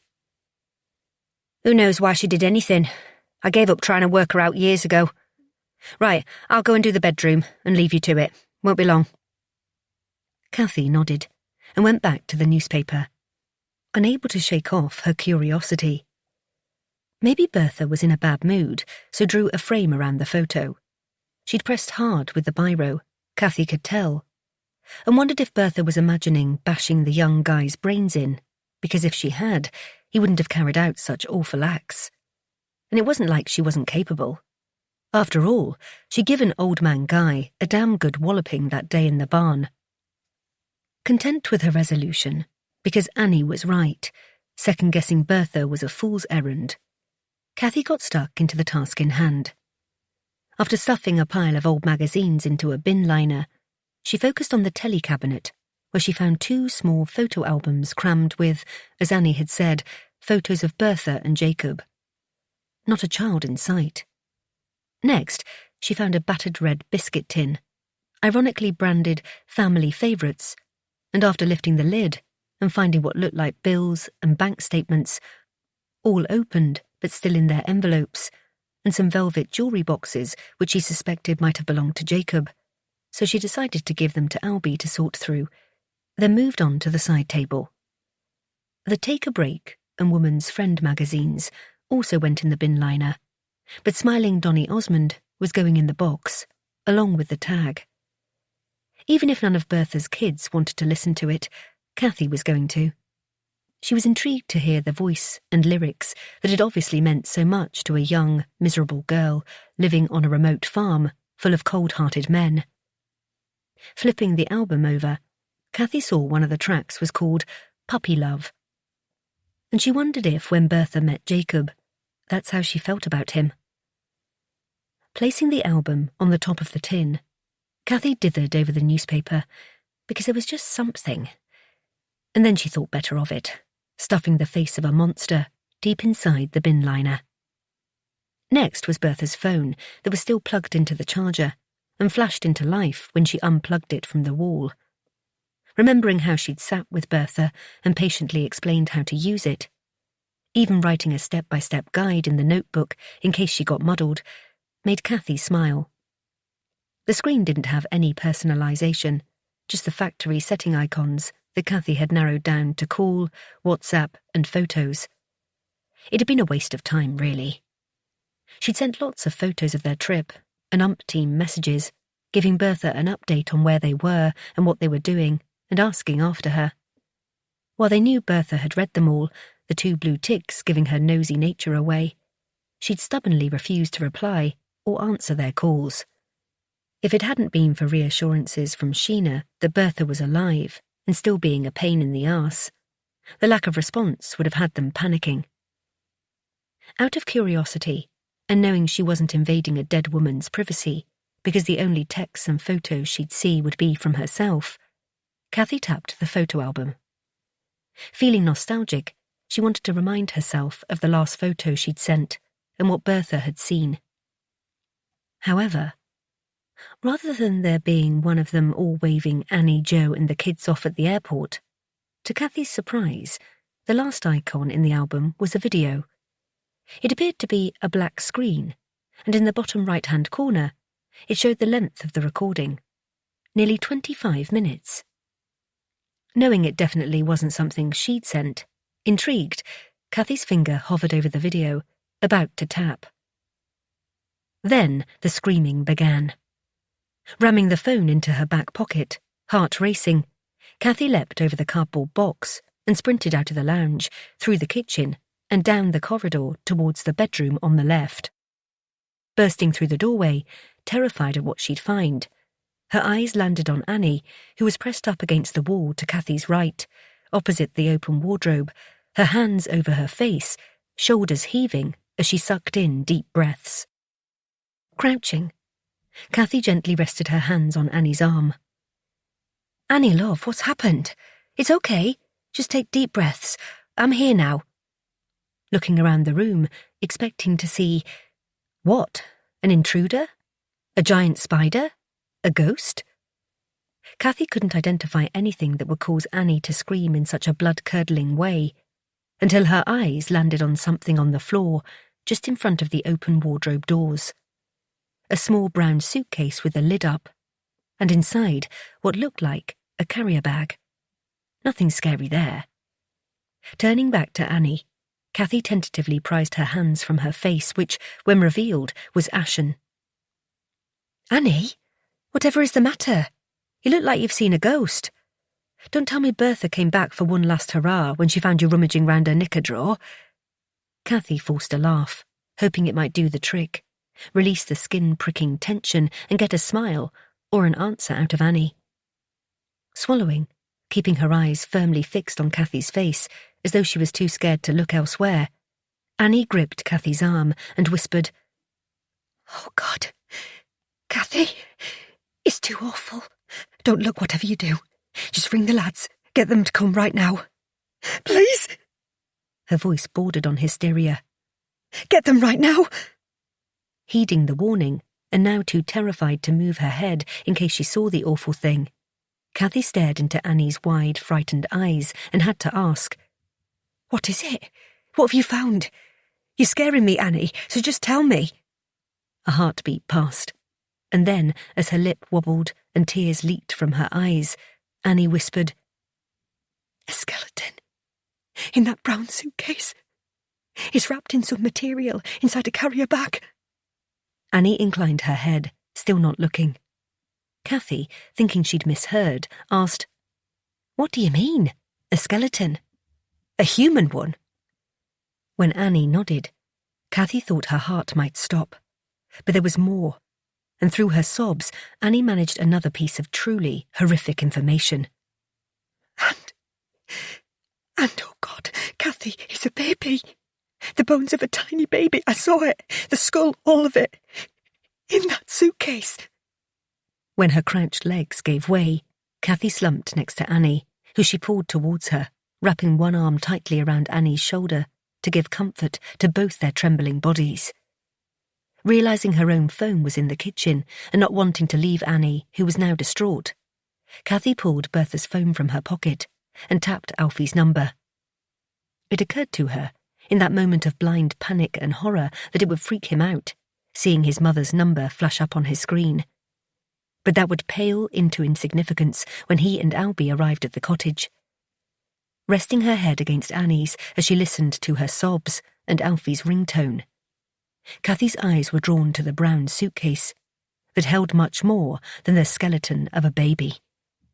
It held a secret, and it was one that only Bertha could tell. Chapter 45. They were all huddled around the fire in the parlour. Outside, the wind and rain lashed at the windows, while the slate-grey clouds shrouded the farm in gloom, as if they needed any more of that. Even though it was only just past midday, it felt like early evening. The glow from the logs did nothing more than focus their eyes on something warm and bright, and deepened the shadows that lurked in the corner of the normally cosy room. Creeped out, Cathy stood and went over to the sideboard, and flicked on the lamp, and then another by the door, and instantly the ghouls in her mind vanished. Taking her seat on the sofa opposite Joe and Annie, Cathy wrapped her hand around Alfie's. He responded with a firm squeeze. To her left, in the armchair facing the fire, sat Albie, his face sombre and lost in thought. They all were. Cathy was just about warming up and had stopped shaking, while poor Annie looked dreadful, wrapped in a blanket and scrunched into Joe, who was as shell-shocked as everyone else. His mum was minding Eli for the morning, but had now been enlisted to collect Ezra from nursery and Eliza from school, and would keep them at hers for as long as necessary. Not that she knew the real reason she'd had to step into the breach, and instead they'd invented a family crisis, the nature of which was yet to be decided. One thing that was for sure, they weren't going to tell her what Annie and then her brothers had seen inside the suitcase. It was the first thing Albie had said when they got back to the farm, and placed it reverently on the kitchen table. This stays between us, okay? Until we decide what to do. Up at the cottage, Cathy hadn't dared look inside, knowing she'd have nightmares about it forever. But just listening to the exclamations of, "Jesus Christ!" and "What the fuck?" had been enough to sear an image onto her brain. One of a tiny baby skeleton, wrapped in a cotton dress, and hidden inside a Woolworths carrier bag, locked in the brown suitcase for many years. Cathy was trying to erase the picture from her mind when, to all their surprise, from underneath her blanket and the crook of Joe's arm, Annie spoke in a dreamlike voice, as though she'd woken in the night and wasn't quite awake yet, desperate to get a nightmare out of her system. I didn't notice it at first because it was right at the back, and hidden by a blanket and underneath piles of old jumpers. I realised straight away it was the one Dad always used to refer to when he told us how he and Mam eloped that day at the market. He said that all she had was a tatty brown case and a carrier bag of belongings hidden inside one of those wheelie trolleys. When I found it, it was zipped shut and buckled tight, and I thought that when I opened it, I'd find some old love letters, which would have been a shock, as I don't think Dad was the writing type. Or old photos, something like that. I couldn't believe it. When I looked inside the bag and unwrapped the fabric. Shush, love. Don't go over it. It'll upset you again. Joe rubbed Annie's arm, and his words seemed to sink in, and she fell back into her silent state. Alfie spoke next. What I want to know is whether the baby was in the case when she brought it here, or if she had it when she was with Dad, which means it's our brother or sister, which is just sick. Cathy answered. She was only just 17 when she met your dad, and, from what she told me in the hospital that night, had led a really sheltered life on the farm. Sounded like her dad more or less kept her there as an unpaid housekeeper, so I doubt she'd had a boyfriend before Jacob. Which means the baby was Dad's, and for whatever reason, she hid it and kept it a secret. And the only reason anyone would do that is if... Albie faltered, then dragged his hand across his face, unable to say the words. Annie did it for him. If she killed it on purpose. That's what you're thinking, isn't it? I am. I bet we all are. Cathy, what do you think? She hated being under scrutiny, but this wasn't the time for shying away from the truth, not when it was something as serious as this. And as the memory of a late-night conversation floated into her consciousness, a chill trickled slowly down Cathy's spine. Well, for a start, I don't like speaking ill of the dead. And we have to remember that your mum isn't here to defend herself or explain the circumstances. Cathy paused. The voice of a sleepy woman, high on painkillers, drifted on the wood smoke. And she wished the words would float up the chimney and over the peaks so she wouldn't have to say them out loud. I've never told anyone the truth about it. Not even my Jacob. Especially my Jacob. And then, I did it for Jacob because I loved him, and having bairns is a wife's duty, they reckon, and I didn't want to disappoint him. Then, when they came along, I hated sharing him with them, and I hated them because he loved them more than me. But, Annie prodded, expecting an answer from the person who'd been closest to Bertha. Taking a breath, Cathy ignored the notion she was betraying Bertha, and instead remained loyal to the living, who desperately needed answers. I can't help thinking about that conversation we had when she was poorly in hospital, and at the time I assumed it was the strong painkillers they'd given her, because she was hallucinating and thought her mum had been to see her. Cathy swallowed, nervous now because she'd never divulged the more hurtful elements of the conversation with Bertha, and instead had focused on the things she'd said about her dad and brothers. Damage limitation and family relations had guided her decision, especially knowing how fractured Annie's relationship with her mam was at the time. But now, Cathy had to tell them everything and relate the whole conversation as she remembered it. Looking Annie in the eye, Cathy told them the truth. A hush had once again fallen on the room as 3 siblings and a silent husband contemplated Bertha's words. Albie eventually broke the dark spell. So that proves it. At some point, she managed to conceal her pregnancy from Dad, and when the baby was born, she got rid of it. Alfie threw his head back against the sofa and closed his eyes, as if to block out the reality of his brother's words. Christ, she was a monster, wasn't she? Cathy's stomach churned with nerves, because despite the evidence saying otherwise, she still needed to defend Bertha, and no matter how dreadfully she'd behaved in life, surely she deserved the benefit of the doubt, so, risking the wrath of Annie, she spoke for the one person who couldn't do so herself. But we don't know that she, killed her baby. We weren't there. And what if she was depressed or scared? Albie shook his head and asked, Scared of who? Not Dad, that's for sure. Because he was a gentle giant and adored Mam. Everyone knew that. And don't forget what she said to Annie's face about never wanting her, especially a girl. He looked around the room and was met by nods and murmurs of agreement. And like Cathy told us, she didn't want kids in the first place and preferred it to be just her and Dad. The only reason she gave in was probably to please him. So it makes sense that possibly after Annie, she had another baby that she got rid of.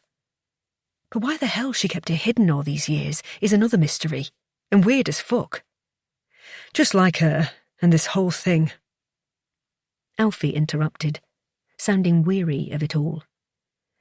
Well, that's something we'll never know. So maybe we should focus on the practicalities. Like, what the hell are we going to do now? Do we have to report it to the police? And then what? Have a burial or something? Because we can't just leave the poor thing like that, can we? What good will telling the police do? Albie's voice sounded sharper now. Maybe it was strain, but it was clear that the legal route wasn't on his agenda. They can't bring him or her back to life, or lock Mam up for infanticide, because that's probably what we're dealing with here. And I don't know about everyone else, but the last thing I want is this getting out and the Walker name in the farm being dragged through the mud. No matter what we thought about Mam. Her and Dad were well respected around here, and I can't bear the thought of people gossiping about them. Alfie agreed. Albs is right. A police investigation won't change what's happened, and we'll be the ones to suffer in the long run. And I, for one, have had just about as much as I can take of Mam's behaviour, and how it affected us all our lives. So I say, it stops here. Today. Annie spoke next, directing her question towards Albie. So what do you suggest we do? With the suitcase? And come to think of it, Mam's ashes when we get them back. We've not even talked about that. When he answered, Albie's voice was laced with anger. Well, right now, I feel like putting them in the wheelie bin. But let's focus on the innocent for now. We can sort out what to do with Mum later. Alfie spoke next. Agreed. I think we should give that baby a respectful burial, somewhere on the farm. They never had the chance to grow up as one of us. But the least we can do is keep them here, close by us, as part of the family they never had. What do you all say? Will it bother you, being reminded of whatever our mother did, and knowing what's buried there? Or do you think we should put them together? Alfie searched everyone's faces and waited for an answer. I don't know about Mum. The way I see it, she didn't want the baby anyway, and only kept the body close to protect her secret. As for the baby, we could put it... them, I hate saying it, up with the pets, under the tree. We loved all our dogs and cats. Albie's suggestion was received by unanimous nods of approval. And my rabbit that she killed too. Annie was getting angry again. Just the mention of the rabbit made Cathy squirm, so she attempted to alleviate the growing tension in the room. I think a burial up by the elm tree, with all the pets you've loved, is perfect, and we can mark it with something special. None of us are religious, and plenty of people have humanist ceremonies, so we can have one of our own. I could look online to find the right words to say, and maybe, Albie, you could read them, as head of the family. What's most important is that we do right by that little baby, and somehow show them love and respect, and try to put all the other stuff behind us. Cathy felt Alfie's hand on her back, a gentle touch that meant he agreed, and whilst it was reassuring, the gesture threatened to break her resolve. Needing to compose herself, she stood. I'll go and make us all another drink while you talk it over, because it's a lot to take in. And I don't think we should make any snap decisions about what to do with Bertha, either. With that, she gathered the empty mugs, and the clanking of pottery against the backdrop of hush made her want to escape even more. Leaving them alone, Cathy made her way to the kitchen, and after depositing the mugs in the sink and filling the kettle, she turned and faced the thing her eyes had avoided on entering the room. Walking slowly over to where the suitcase lay on the tabletop, she placed the palm of her hand on the lid and spoke to the tiny thing that lay inside. I'm so sorry for whatever happened to you, little one. But I promise that we will say goodbye to you properly, and I will come up and see you lots to say hello. I won't forget about you, I swear. I hope you're happy wherever you are, and know that your brothers and sisters would have loved you very much. And so would I. Wiping away a tear, Cathy was about to return to the sink, when Bertha's phone caught her eye, and she remembered the out-of-place video from earlier. Picking up the phone, she opened the photo album, and without overthinking it, tapped on the blackened image and pressed play. Seconds later, she was racing back down the hall towards the parlour, and after she burst through the door, causing everyone to jump, she held up Bertha's phone, and to 4 sets of startled eyes, said, You need to listen to this. It's a message. From your mum. Walking into the centre of the room, she placed the phone on the coffee table, took a seat next to Alfie, and then pressed play. After some rustling noises, loud tuts and a sigh, the room was filled with one very recognisable voice. Bertha Walker was about to speak to her family for one last time. Chapter 46. Bertha. I've been buggering about with this bloody fandangle contraption for ages, on account of losing that bit of paper what Cathy left instructions on. But any road, I reckon it's working now. I'm not doing a proper video with my face showing, because all I could see were me double chin and up me nose. She'll have to make do with listening instead. I'm not the best at reading and letters, so I didn't want to make a fool of myself writing all this down. So I fancy this'll be the best way of saying goodbye. Right then. I expect by now you'll have found my suitcase, and if you haven't, you need to go and look in my wardrobe. It's at the bottom, at the back covered with a blanket. See, I know I've not been the easiest to live with, and no doubt you all hate me guts. But I can't go without saying I'm sorry for what you'll find in that case, and explaining why it's there. I expect you're thinking all sorts about me, and I wouldn't blame you. Best I start at the beginning, I suppose. And by that I mean before I came to live at Black Sheep with your dad. I've always split my life into two parts, you see. Before I met him, and after. Before were crap. Living with a nasty bunch of men in the middle of bloody nowhere. My dad was too handy, with his fists. And my brother's not much better. And have vicious tongues on 'em too. When me mum was alive, things were different, and I was loved. I was happy. I even went to school. But once she were gone, I was good for nowt but cooking and cleaning, and being used as a punch bag when me da had too much to drink. He blamed me, you see, for Mam dying, because I were what they called a time-of-life baby, and by all accounts she were never right after she had me.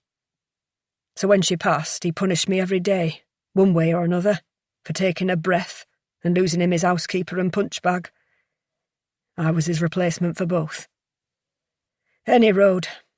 After Mam, I rarely went to school and spent most of the day alone, keeping house. I didn't have any friends because nobody would come up to the farm. It were a shithole, no matter how hard I tried to keep it clean and tidy. And once I left school, they all forgot about me. Then one afternoon, everything changed with a knock at the door. My life and my future. I were a naive 15-year-old at the time. Nowt but a little lass. It was the middle of a boiling hot summer, 1973, and I was so fed up, being on my own on a dingy farm. So when I heard tapping on the farm door, my heart lifted. I knew straight away it would be a stranger wanting milk, one of the campers from the site down the lane. Da had a sign on our gatepost saying we sold fresh milk daily, and it was my job to fill up the bottles and take the money. Maybe I was hoping for it to be some kids, sent up by their parents, who I could make friends with. When I opened the door, I got the shock of my life, because there on the step was the spitting image of Jim Morrison, all bare-chested and tanned, his long curly hair flowing down his shoulders. I thought he was the most beautiful thing I ever saw in my whole life. I remember his voice to this day, like treacle or hot chocolate, smooth. He was posh, like the man who read the news on the BBC. But instead of being stern and formal, Jim Morrison was polite and friendly, and he smiled like he meant it when he asked if he could buy a pint of milk. I asked him to wait while I fetched it, and took my time because I didn't want to let him go. When I got back, he passed me the money, but didn't leave like I expected him to, and instead he started to chat, asking me about the farm and who worked there, and what I did. I think he knew I was shy, so did most of the talking. But I was so desperate to keep him there that I forced myself to answer, and soon I told him everything about me. It was like I couldn't shut up. And when he asked how old I was, I said 16, and he believed me. I also noticed how he kept looking at my legs, which were bare and tanned from working outside in the yard. I was wearing some cut-off shorts and a used-to-be white T-shirt. And as we talked, he seemed to be admiring the whole of me, which was something new and exciting. He told me he was from the other side of York, a student, studying law, and was on his way south to a music festival. Cheltenham, a place I'd never heard of, let alone visited. I tried to act all clever, like I knew what he was talking about. I didn't dare admit that my musical knowledge was based on Top of the Pops, and my first and only love was Donny Osmond. I bravely asked him how long he was staying, and he explained that his van had broken down and one of his travelling friends was fixing it. Once they'd found the part he needed, then he'd be on his way. Even though I'd only just set eyes on him, the thought of him leaving made me sad. So when it was time for him to go, I made up an excuse to walk with him. Said I was going to see a friend, and the campsite was on the way, and I could show him a shortcut through our woods. I've no need to explain to you what happened after we stopped a while in a shady spot under the trees.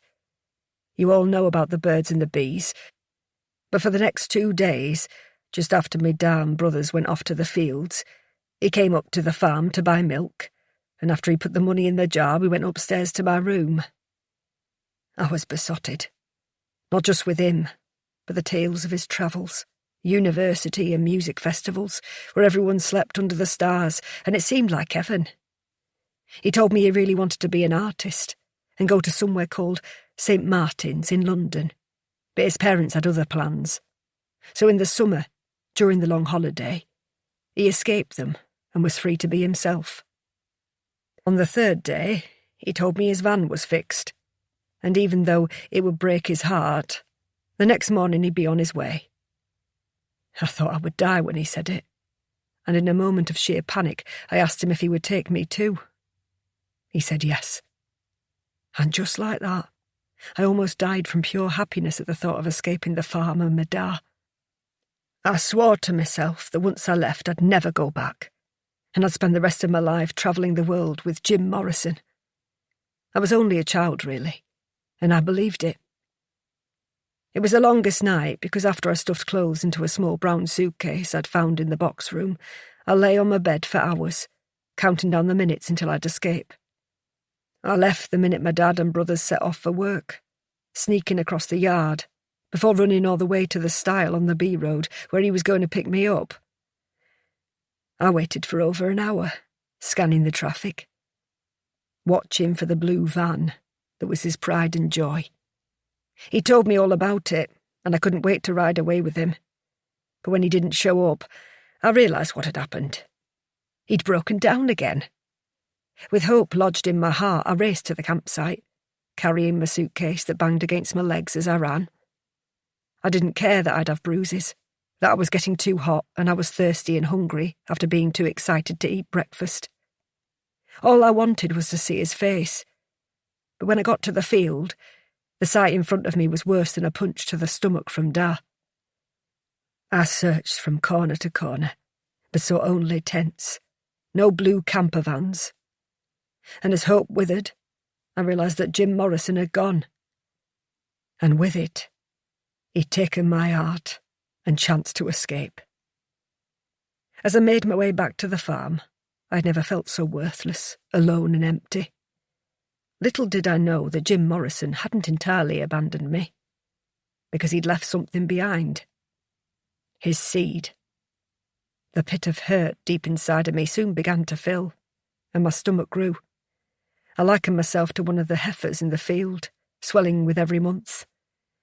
I found some of Mam's old dresses, and I worried that Da would notice and tell me to take them off.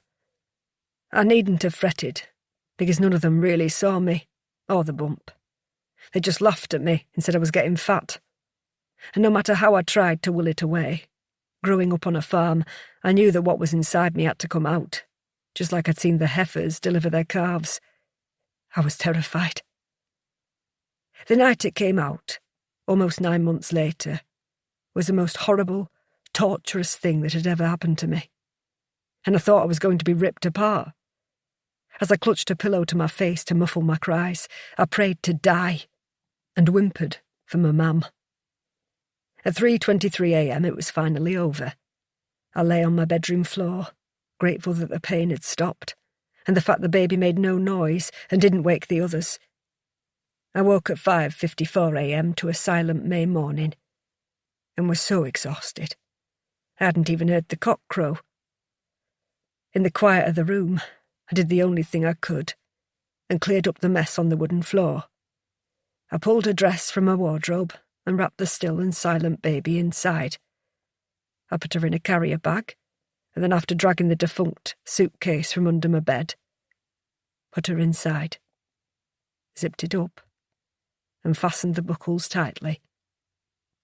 Then I hid it in the bottom of my wardrobe and closed the doors, shutting out the past 9 months and Jim Morrison.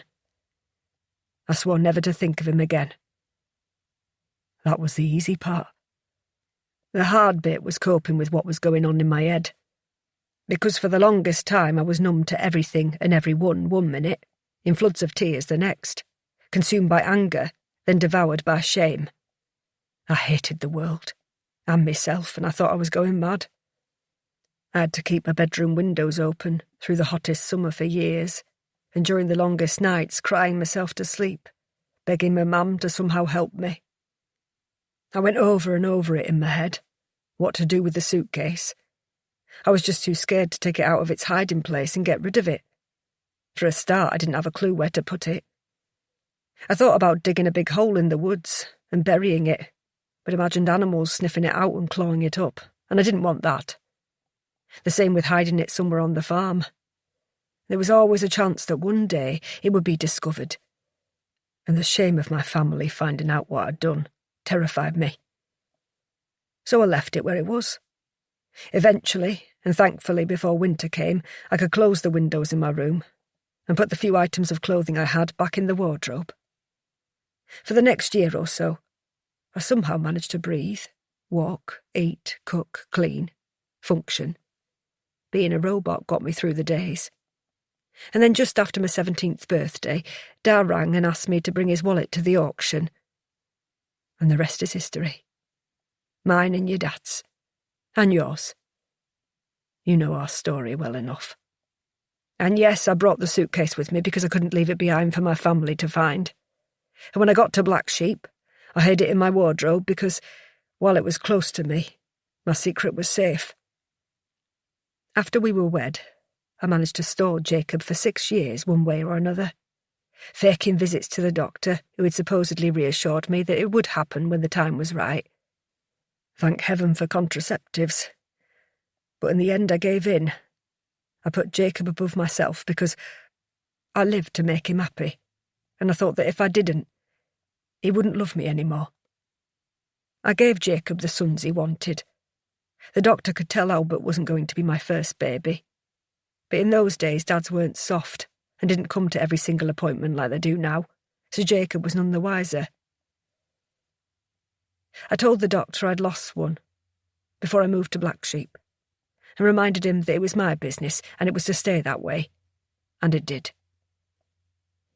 Of all the bad things I've done and said, this is the one that has weighed heavy on me, ever since the day I gave birth in my old bedroom. That's why before I go, I had to make sure that when you found the suitcase, you didn't carry my burden onwards. I hope now you understand why it's there. Chapter 47. Kathy. It was impossible to listen to more, because Alfie was distraught, and not one of them had dry eyes. Annie looked like she was set in stone, her alabaster face streaked with tears as she stared at the phone, and gripped a scrunched, soggy tissue in one hand, the other clutching onto Joe. It was Albie who pressed the pause button, knowing that there was more to come because the video hadn't ended. Kathy was relieved. They needed a few moments to process what Bertha had told them about a secret part of her life. But at least now they understood some of what had made Bertha tick. Albie held a knuckle to his mouth, biting down as if to give him strength or help him hold it together. Wiping her own eyes and face with the sleeve of her jumper, Kathy sniffed and took deep breaths, while beside her, Alfie sobbed. Placing her hand on his back, she let him get it all out while she tried to take it all in. As she'd listened to Bertha's story, Kathy's skin had prickled at the mention of her Jim Morrison look-alike, and then his yearning to be an artist. But it was the mention of a blue camper that drove home the possibility that 50 years after they first met, fates had collided. Was it really Guy who'd called at Bertha's home all those years before? Could he have been on his way to another summer killing spree? Did Bertha swerve being murdered like the other women? Perhaps that was the key word. Women. All the others were older, and Bertha was just a child. A shiver rippled through Kathy's body with her next unbidden thought, because something inside her told her that Guy always knew Bertha wasn't really 16, and had used an innocent and vulnerable young girl. God, how she hoped he'd get his brains bashed in while he rotted in prison, because that's what he deserved. They would never know for sure if it was him, because Bertha never said his name in the video. Although one thing she was sure of, it definitely wasn't Jim Morrison that came calling. No, the evidence pointed right at Guy, because why else would Bertha have marked his photo in the newspaper? and when Alfie bought the camper van, it had the original blue paintwork, and the logbook confirmed it. It was covered up when it arrived, and Alfie had sanded it all down straight away, so even if she had seen it on one of her early morning skulks around the farm, she wouldn't have known it used to be blue, and had no reason to suspect who once owned it. And then another thought. How must Bertha have felt when she realised who the man she'd whacked with the shovel was? It was so like her to keep it all to herself. The same way she'd locked the painful parts of her past away, hidden deep inside, for her entire adult life. It was then, in a blinding moment of clarity, that Cathy realised what Bertha's message really meant. It was her way of setting them free, from the secret she'd hidden at Black Sheep Farm and the tainted memories they had of her. And there was something else that made Cathy's heart ache with love and such bittersweet realisation. That Jacob had taken Bertha away from a terrible life, and those bad memories of things a young woman had wanted to forget was their connection. Cathy's and Bertha's. Black Sheep Farm, Jacob and his son, had given them the most precious of things. Sanctuary. Looking around the room at her shell-shocked family, Cathy wondered what was going on in their heads, but didn't dare ask, because she wasn't sure what they'd say. She hoped they'd find it in their hearts to forgive Bertha for some of it, or at least try to understand the complex person that gave life to them, despite everything she'd been through and everything she got wrong afterwards. When Albie coughed, all eyes turned his way as they waited for him to break the silence. Well, that were a bloody shock, and it's going to take a while for it all to sink in, that's for sure. Are you okay, Annie? You look like you've seen a ghost.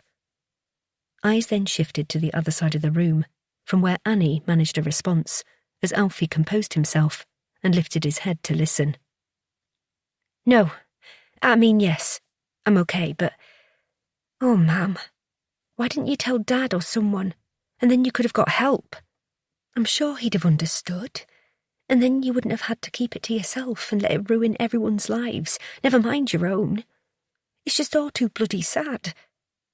Annie was talking softly to the phone screen, as though Bertha was listening. Cathy spoke next. She was compelled to, whether it was the right time or not. She owed it to Bertha, for the moments they'd shared at the hospital when she'd attempted to tell Cathy her deepest secret, and also to the memory of an innocent little baby. Well, now we know the truth about what happened to your Mam when she was no more than a child, and that the baby was a little girl, your sister. I think she needs to be recognised properly, which means we will have to tell someone in authority, no matter how awkward it is. She deserves a name. You could pick one you all like, and we can bury her properly on the farm and mark her grave. We can't just put her in a cardboard box with the pets. Your poor Mam didn't know what to do for the best all those years ago. She was probably in shock and in a state of grief. It must have been horrendous, so at least we can put that right for her and the baby. Sorry if I'm speaking out of turn, but I feel really strongly about it. Cathy swallowed down a sob and breathed, meeting the eyes of the others. Annie replied instantly. Cathy, you're not speaking out of turn at all, and I agree. We have to do the right thing now we know the real circumstances. And I feel terrible about thinking that Mam could have... you know. Alfie agreed. Me too. So we should do what Cathy says. Make things right. Albie? Everyone's eyes turned to the eldest. It's true. She would have been our sister, and that makes her family. So we'll register her properly, her birth and death, and give her a name. Our name, Walker. And sob what anyone thinks. Annie wiped her eyes, her lips wobbling as she spoke, but managing to keep a grip on her emotions, as she nodded towards the phone and asked Albie, Was that it? Did she say any more? Albie tapped the phone screen. It says there's a few more minutes. Annie sat forward, staring at the phone in Albie's hand. I want to hear the rest. I need to know what else she said. Doesn't everyone else? Cathy nodded and turned to Alfie. Love, do you want to listen, or is it a bit too much? We get it if it is, don't we? She looked up to see everyone nodding, but hoped he'd say yes. It's fine. Let's listen. I'll be okay. Alfie sat up straight, as though he was preparing for bad news or a judge to send him to jail. Cathy grabbed his hand and prayed it was neither, that the last words they'd hear from their mother wouldn't break her children's hearts all over again. As Albie nodded and went to press play, Cathy spoke silently to a woman who held the future in the palm of her hand. You've got one last chance, Bertha. So please, don't let them down. Chapter 48. Bertha. So there you have it. The next part is simple, really. When I moved up here to Shepherd's Cottage, the suitcase came with me, so I could keep my secret safe. Then we had all that palaver with the lunatic, and it got me thinking about the past and people I wanted to forget. Not just that, either. See, lately, I've not been feeling too good, especially at nights, and as much as I tried to ignore them, I know the signs. Thing is, I don't reckon I've got long left on this earth, which is a bit of a bugger because I'm not at the end of Bridgerton yet, and I really want that chubby lass to get with the snooty fella, even though he gets right on me nerves. Any road. I've realised it's impossible to protect my secret forever, and it's too late to get rid of it, being bad on my legs and all that. Which is why I've told you about it now. Stupid, really, that I'd left it so late. But I thought I had plenty of time, but don't we all? At least you know the truth, in case I peg it in my sleep. Better safe than sorry, eh? So now we've got all that bother out of the way, there's a couple of things I need to say before I bugger off to meet your dad. I'm right looking forwards to seeing him again. And me mum, that's a fact. And these past few days I felt them both close, like they're waiting for me, so best get a shuffle on. Which reminds me, I know I made a fuss about your dad's ashes, and even though I didn't want him sprinkled up on the moor with the sheep shit, after thinking on it, and if you can be bothered, I'd like you to do the same with me. Otherwise feed me to the chickens, they'll eat out. Now, what else is there? Oh yes, the biscuit tin. I know you all resent me for being a tight-fisted bugger these past years, but I knew you'd get it all in the end. But to make up for some of it, if you look in the tin, there's some things of your dad's that I'd like the lads to have. Nowt special, as he weren't one for fancy stuff, but his granddad's pocket watch is in there, and his medals from the Great War, which your dad were right proud of, as you know. And there's his old watch, a Timex, and it still ticks because I wind it up regular, and his wedding ring. It's up to you who gets what, but I know you'll treasure them. I didn't have nowt of me mum's, just a photo, but I do have me wedding ring, and I'd like our Anne to have that. It's my pride and joy is that ring. My marriage is my greatest treasure, so I'd like Anne to look after it. I'll understand if she doesn't want to, but maybe Joe will make an honest woman of her one day. It's about bloody time, and that's a bloody fact. There's some bits of jewellery in the box what my Jacob gave me, and I'd like Cathy to have something too, because she's been a kind lass to me, even though I never said it. We're a bit the same, her and me. I was thinking on it the other night, going over stuff in me head. You see, my Jacob came and got me that day, saved me from me da, and being a skivvy. He brought me here to Black Sheep and gave me a proper home and respect, and most of all, he made me feel safe. Our Alfie did the same for Cathy. He went and got her that night when she were proper fed up, and brought her home to a safe place. We both found sanctuary at Black Sheep, even though it were for different reasons. Any road, I'm getting soppy in me old age, and we can't have that, can we? Right, best get on, before I forget what I wanted to say. Whatever you do, don't throw me woolly socks out, because that's where I keep my money. In the bottom drawer in my bedroom, rolled up inside, is mine and your dad's pension money, and whatever we didn't tell that greedy bloody taxman about, didn't have out to spend it on, really, apart from ciggies and gin, and that bloody lottery, which is a waste of time. So I kept it there in me socks. There's a tidy sum, and it should tide you all over till you get your inheritance. Maybe you can take the kiddies out somewhere nice, and Cathy can get her bits and bobs looked at proper, Bloody NHS is crap, so don't be waiting on them. Oh, that reminds me. Kathy, thank you very much for me present, which you'll be surprised to hear made me smile. Seeing Donnie's face again was a proper treat, and the fact you remembered I wanted it all of them years ago meant a lot. It also got me thinking about what you said at the time, about family, and if you look underneath the wrapping, you'll be surprised what's waiting for you.